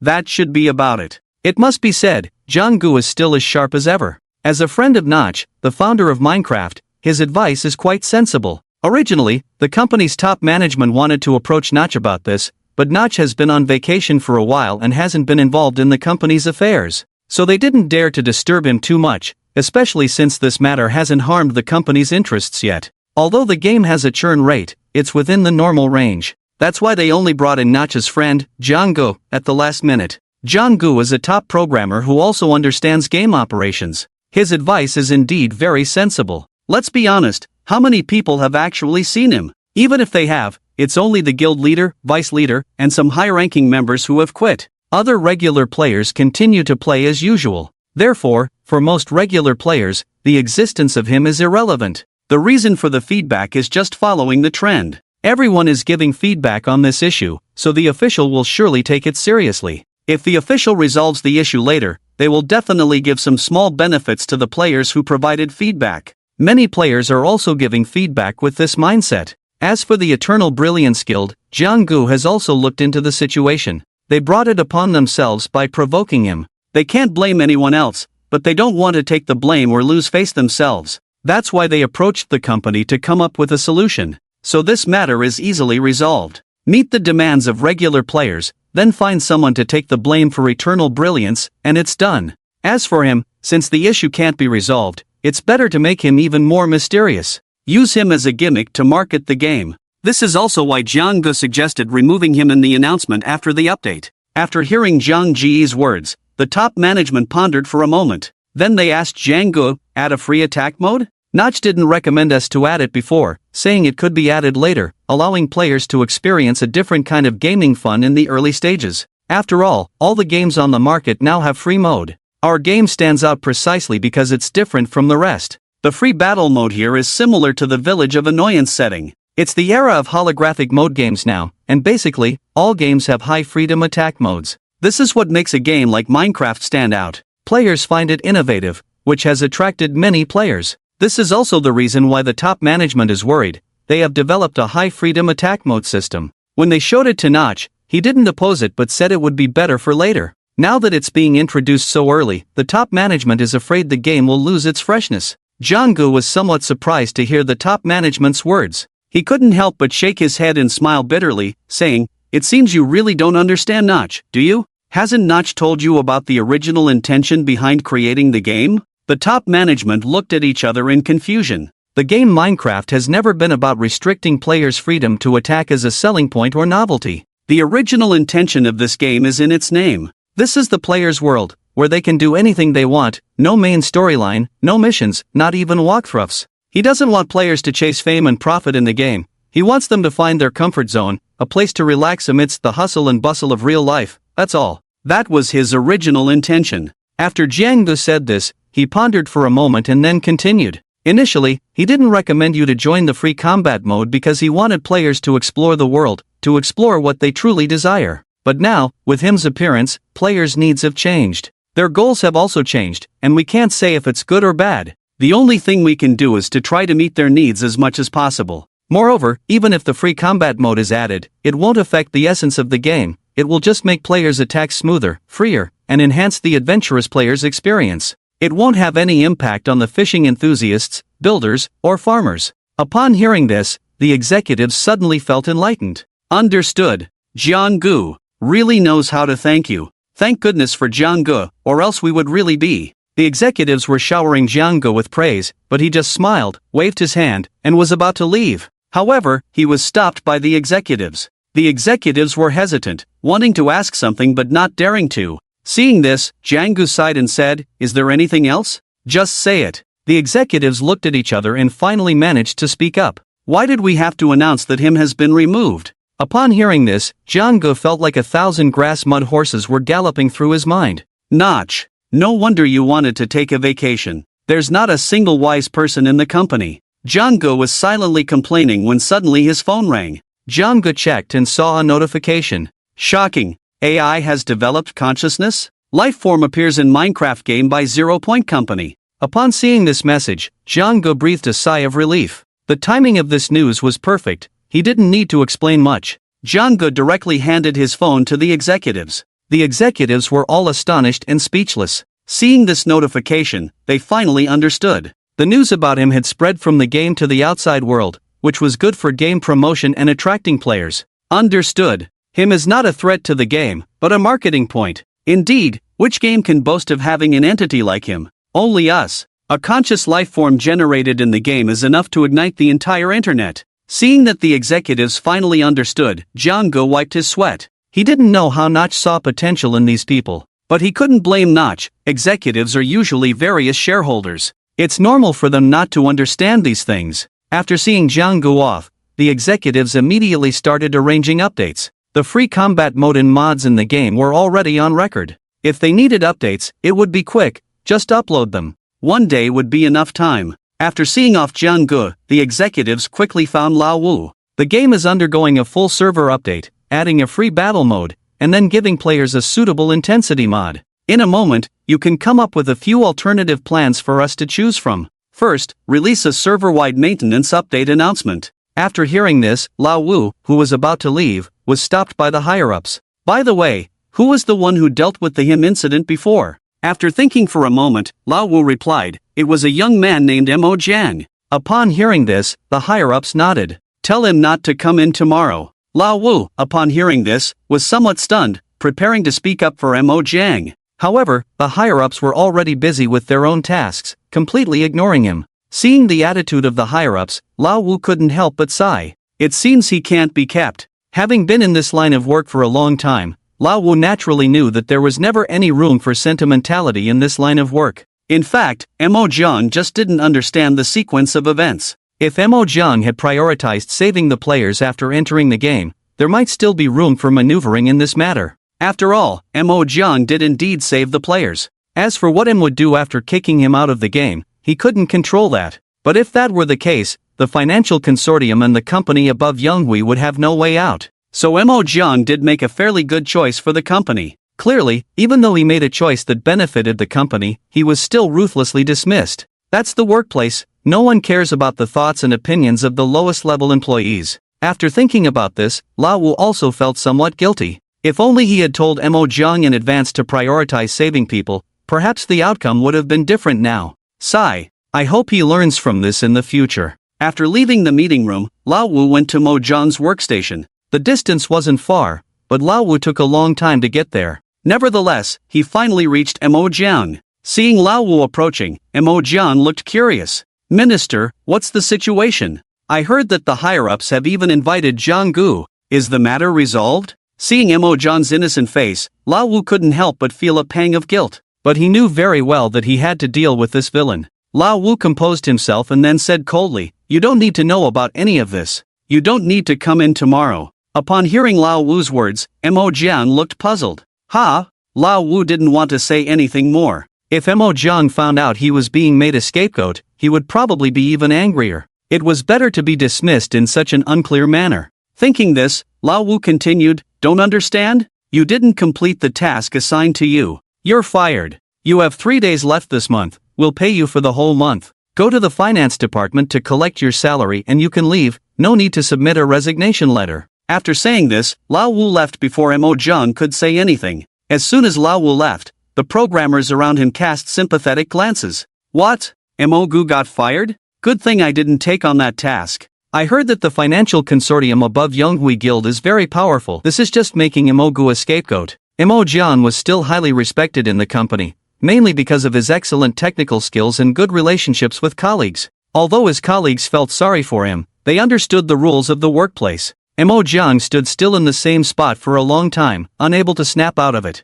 It wasn't until the finance department approached him, handed him his pay slip, and informed him that his salary had been transferred, which would be in his account within an hour, that he finally reacted. After the finance department left, Mo Jiang began quietly packing up his things. He didn't make a scene, trying to maintain some dignity for himself. However, the hatred towards the company was already buried deep in his heart. Damn it! What a ridiculous company! Don't let me live well? Then no one will live well. Su Chen had just teleported to the Eternal Guild's headquarters when he overheard the players of the guild engaged in a heated discussion. Did everyone see the recent announcement? The game will be shut down for updates in an hour. We are saved. Will we really be left behind after the update? Definitely, it's a server shutdown update. Does our guild have such influence? Will the game really shut down just for us? Don't be ridiculous, it's definitely not for us. Maybe they are updating a new combat mode? The players of the Eternal Guild were discussing animatedly when they caught sight of him.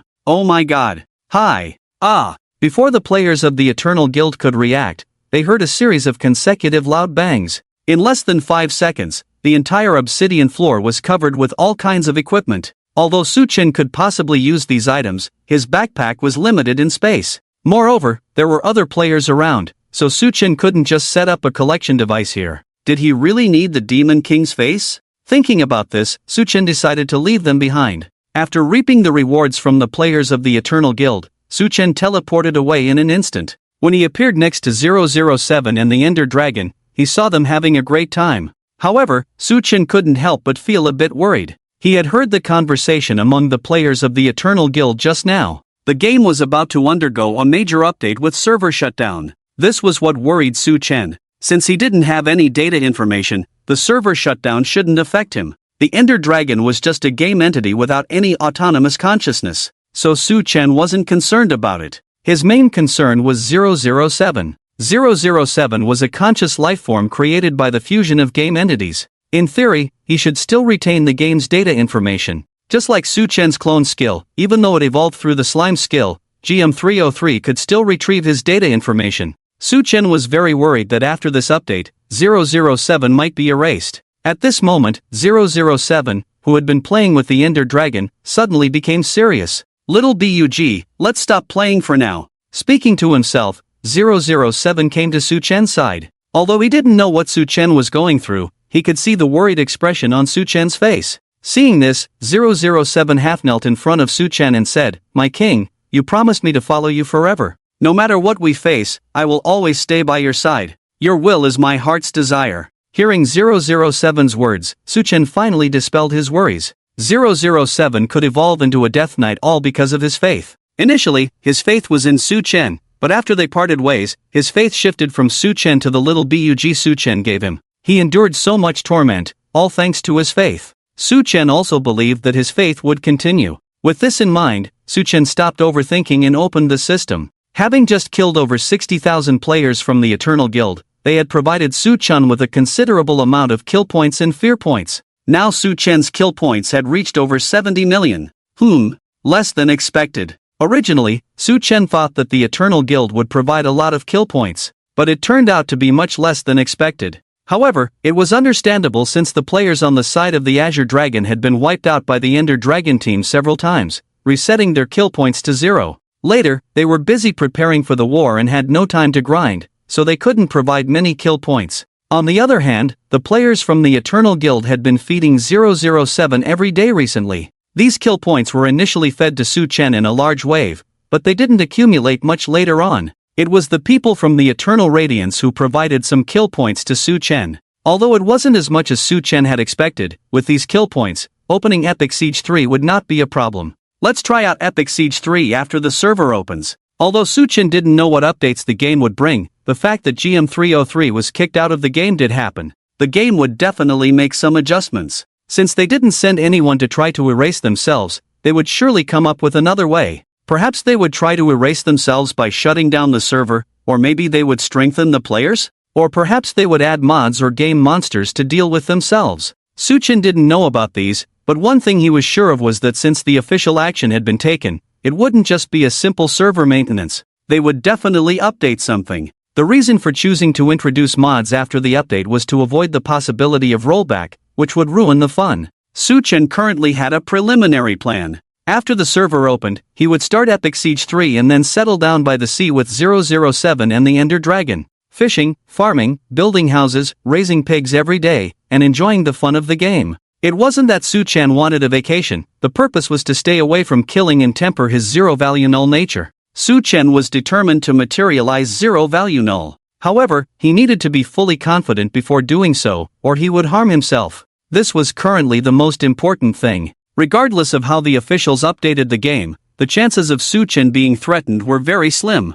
The only thing that could threaten Su Chen now was Entity 303. Su Chen also believed that he would soon meet him. Therefore, Su Chen had to be fully confident in defeating him before they met. Anyway, after opening Epic Siege, there should be no need to worry about obtaining kill points. As soon as the news of the official update was released, it sparked discussions among the players. At this moment, the forums were filled with speculations about this update. Surprise! Official server shut down for an update, is it to erase him? GM battles him, GM defeated, emergency server shut down for an update, quite intriguing. Game about to shut down, come discuss the issue about him. Folks, him is becoming popular all over the internet, even on external sites. Do you want him to be erased or continue in the game? Come vote. Although the topic was the game server shut down for an update, players were still discussing him one way or another. As soon as the GM was sanctioned by him, the officials announced an update? Are they trying to shut down the server to erase him? It's probably difficult, right?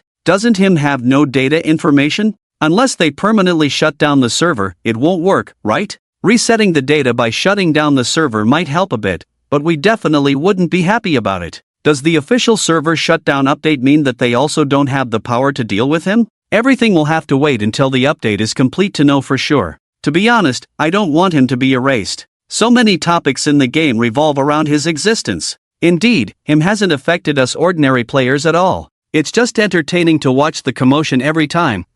Boycott the official removal of him. Players, although fearful of him, do not want him to be erased, because him has become a highlight of the game, a hot topic. Many players have also noticed that the discussions about him at this moment are not limited to the game anymore. Many other websites have started to feature information about him. The name him has slowly begun to spread throughout the entire network. An hour passed quickly. The game also initiated the countdown to shutdown. Shutdown countdown 003, shutdown countdown 002, shutdown countdown 001. As the countdown ended, the game world shut down completely. Suchin felt as if everything went dark, not knowing how much time had passed. He finally woke up. When he opened his eyes, he found himself in an infinite dark space. There was nothing here, just endless darkness. Is this the state after shutdown? Seeing the boundless darkness, Suchin couldn't help but ponder. What was his purpose in entering the game? With the blessing of the Demon Lord system, coupled with him's appearance, undoubtedly, the system was leading him towards becoming a Demon Lord.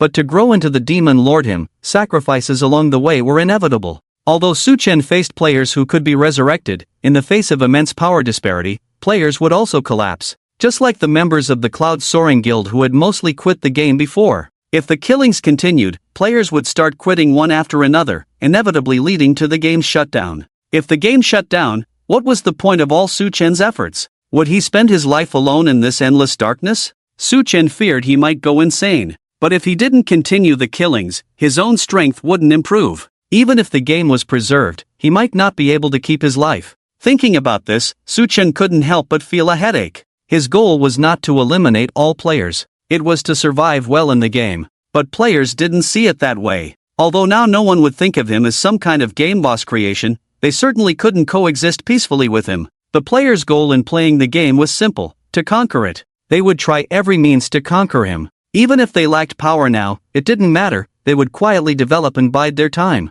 Suchin was pondering these issues when he caught a glimpse of a faint light in the distance. Could that be the way out? Seeing this, Suchin hurriedly flew in that direction. In the endless night, Suchin didn't know how long he had been flying. Finally, he was getting closer to the light. Upon reaching the vicinity, Suchin discovered that the source of the scattered light was not an exit. It was actually a shining white transparent block. As Suchin approached, he saw the block instantly shift positions. Seeing this, Suchin followed suit. Approaching again, the block shifted positions once more. After several consecutive attempts, Suchin finally discerned the pattern. Just before the block was about to move again, he preemptively predicted its next location and teleported directly there. He grabbed the block in his hand. At that moment, a system message popped up. Would you like to spend 100,000 faith points to activate block permissions? Something that requires faith points? Block permissions? What is this? Suchin was puzzled. Opening the system panel, he checked his faith points and saw that he had already accumulated 130,000,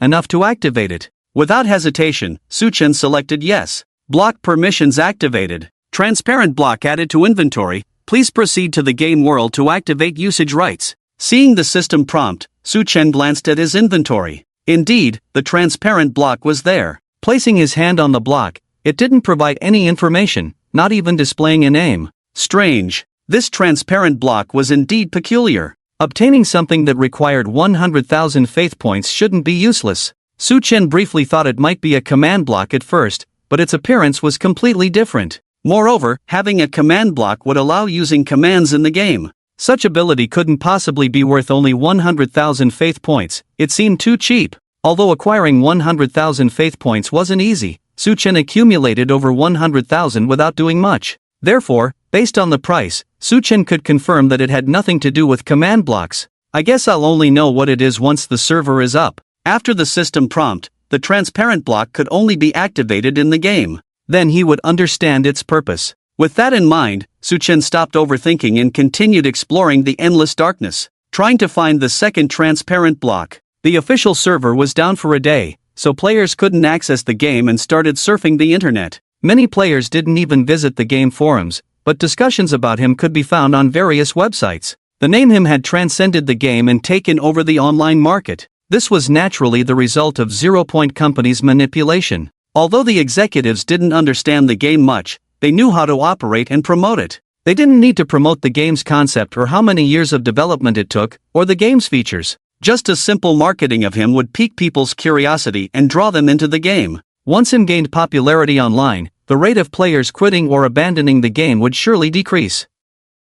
This was an era of chasing traffic. Once something became popular, those who didn't know about it would be considered out of touch. To have topics to discuss with others, you had to understand these trending products. 0 Point Company had found a unique way to attract attention. Moreover, they invested much more effort in this matter. After Janga left, the company executives immediately held a meeting to refine some details for the upcoming game launch. The first step was to establish a game strategy website named Minecraft Encyclopedia. This website categorized all game information into 10 major sections: items/blocks, creatures/entities, biomes/habitats, enchantments/curses, natural generation, world dimensions, buffs/debuffs, multi-block structures, game settings, and key bindings. These major categories were further divided into many subcategories, providing a comprehensive overview of all game data. Monster spawn conditions, attack patterns, strength, loot drops, and more were all meticulously detailed. This website is indeed like its name suggests, it can be considered as the encyclopedia of games. With this website, players essentially skip the beginner phase. However, although the content on the website is very detailed, it only provides some basic game data and does not offer actual strategies. Things like footwork, monster towers, redstone technology, and the like do not have strategies provided in the game. So, there is still plenty for players to explore. Just the playability of redstone alone offers a lot of variety. The officials are not worried that players will lose interest with the strategies. On the contrary, having basic strategies can further stimulate players' interest in the game. As for adding mods, after discussions between the higher-ups and Lao Wu, they decided to set the first added mod in the game as the sword drawing mod. However, upon Lao Wu's strong suggestion, the higher-ups decided to temporarily postpone the addition of mods. After all, with the significant game update, players can explore many places through the game encyclopedia. Furthermore, with the addition of the free attack mode, players also need to adapt to the new gameplay. If a completely new weapon mod is added, the amount of information would be overwhelming, and players would find it too complex. So, it's not too late to add it once players have adapted. Additionally, the officials have also added a PvP mode. This is to shift players' focus from him to other players, enriching the gameplay. Moreover, the officials have introduced a video incentive activity on the forum. Encouraging more players to post strategy videos can promote players' development more quickly. It must be said that these higher-ups do have some skills. This set of operations greatly satisfies the players' needs and makes the game more exploratory. A day quickly passed. An hour before the game's launch, the officials released the announcement of this update. Official announcement: Dear players, the game is scheduled for maintenance and update on March 2nd at 12 o'clock. The update is now complete and the client will reopen on March 3rd at 12 o'clock. Update items: 1. Added free attack mode. We have tried to replicate real-life behavior patterns in the game. Players can use a more free attack mode. The game can capture any of your actions. Holding any item in the game can cause a small amount of damage. Any item in the game can be thrown or tossed. More operations await players to explore on their own. 2. Added PvP mode. We have added a PvP zone in the game, where players can switch to PvP mode. 3. Removed him. This update has removed him. Please enjoy the game fun. As soon as the official announcement was made, players gathered around. After seeing the update items, they were all extremely excited. What? Free attack mode? Awesome! Fighting can be more diverse now. I've always complained that this attack mode is too limited, only slashing, not fun to play. This is much better. The holographic game is indeed more suitable for a free attack mode. Thank goodness, they finally added PvP. Removed him? Is it true? Ha? Really removed? Could it be that the server has been reset? Impossible, right? If the server is reset, some of our data will also be reset. If that's the case, the officials will definitely announce it. What's going on? I came from an external site just to see him specifically for this game. I just arrived too, just to see him. The official update notice specifically stated the removal of him. This has left players feeling uncertain. Players are well aware that this official update was actually to address the issue with him. Now, after the update is completed, an announcement was made about removing him, causing players to start questioning the truth of this matter. Could it be that him was really removed?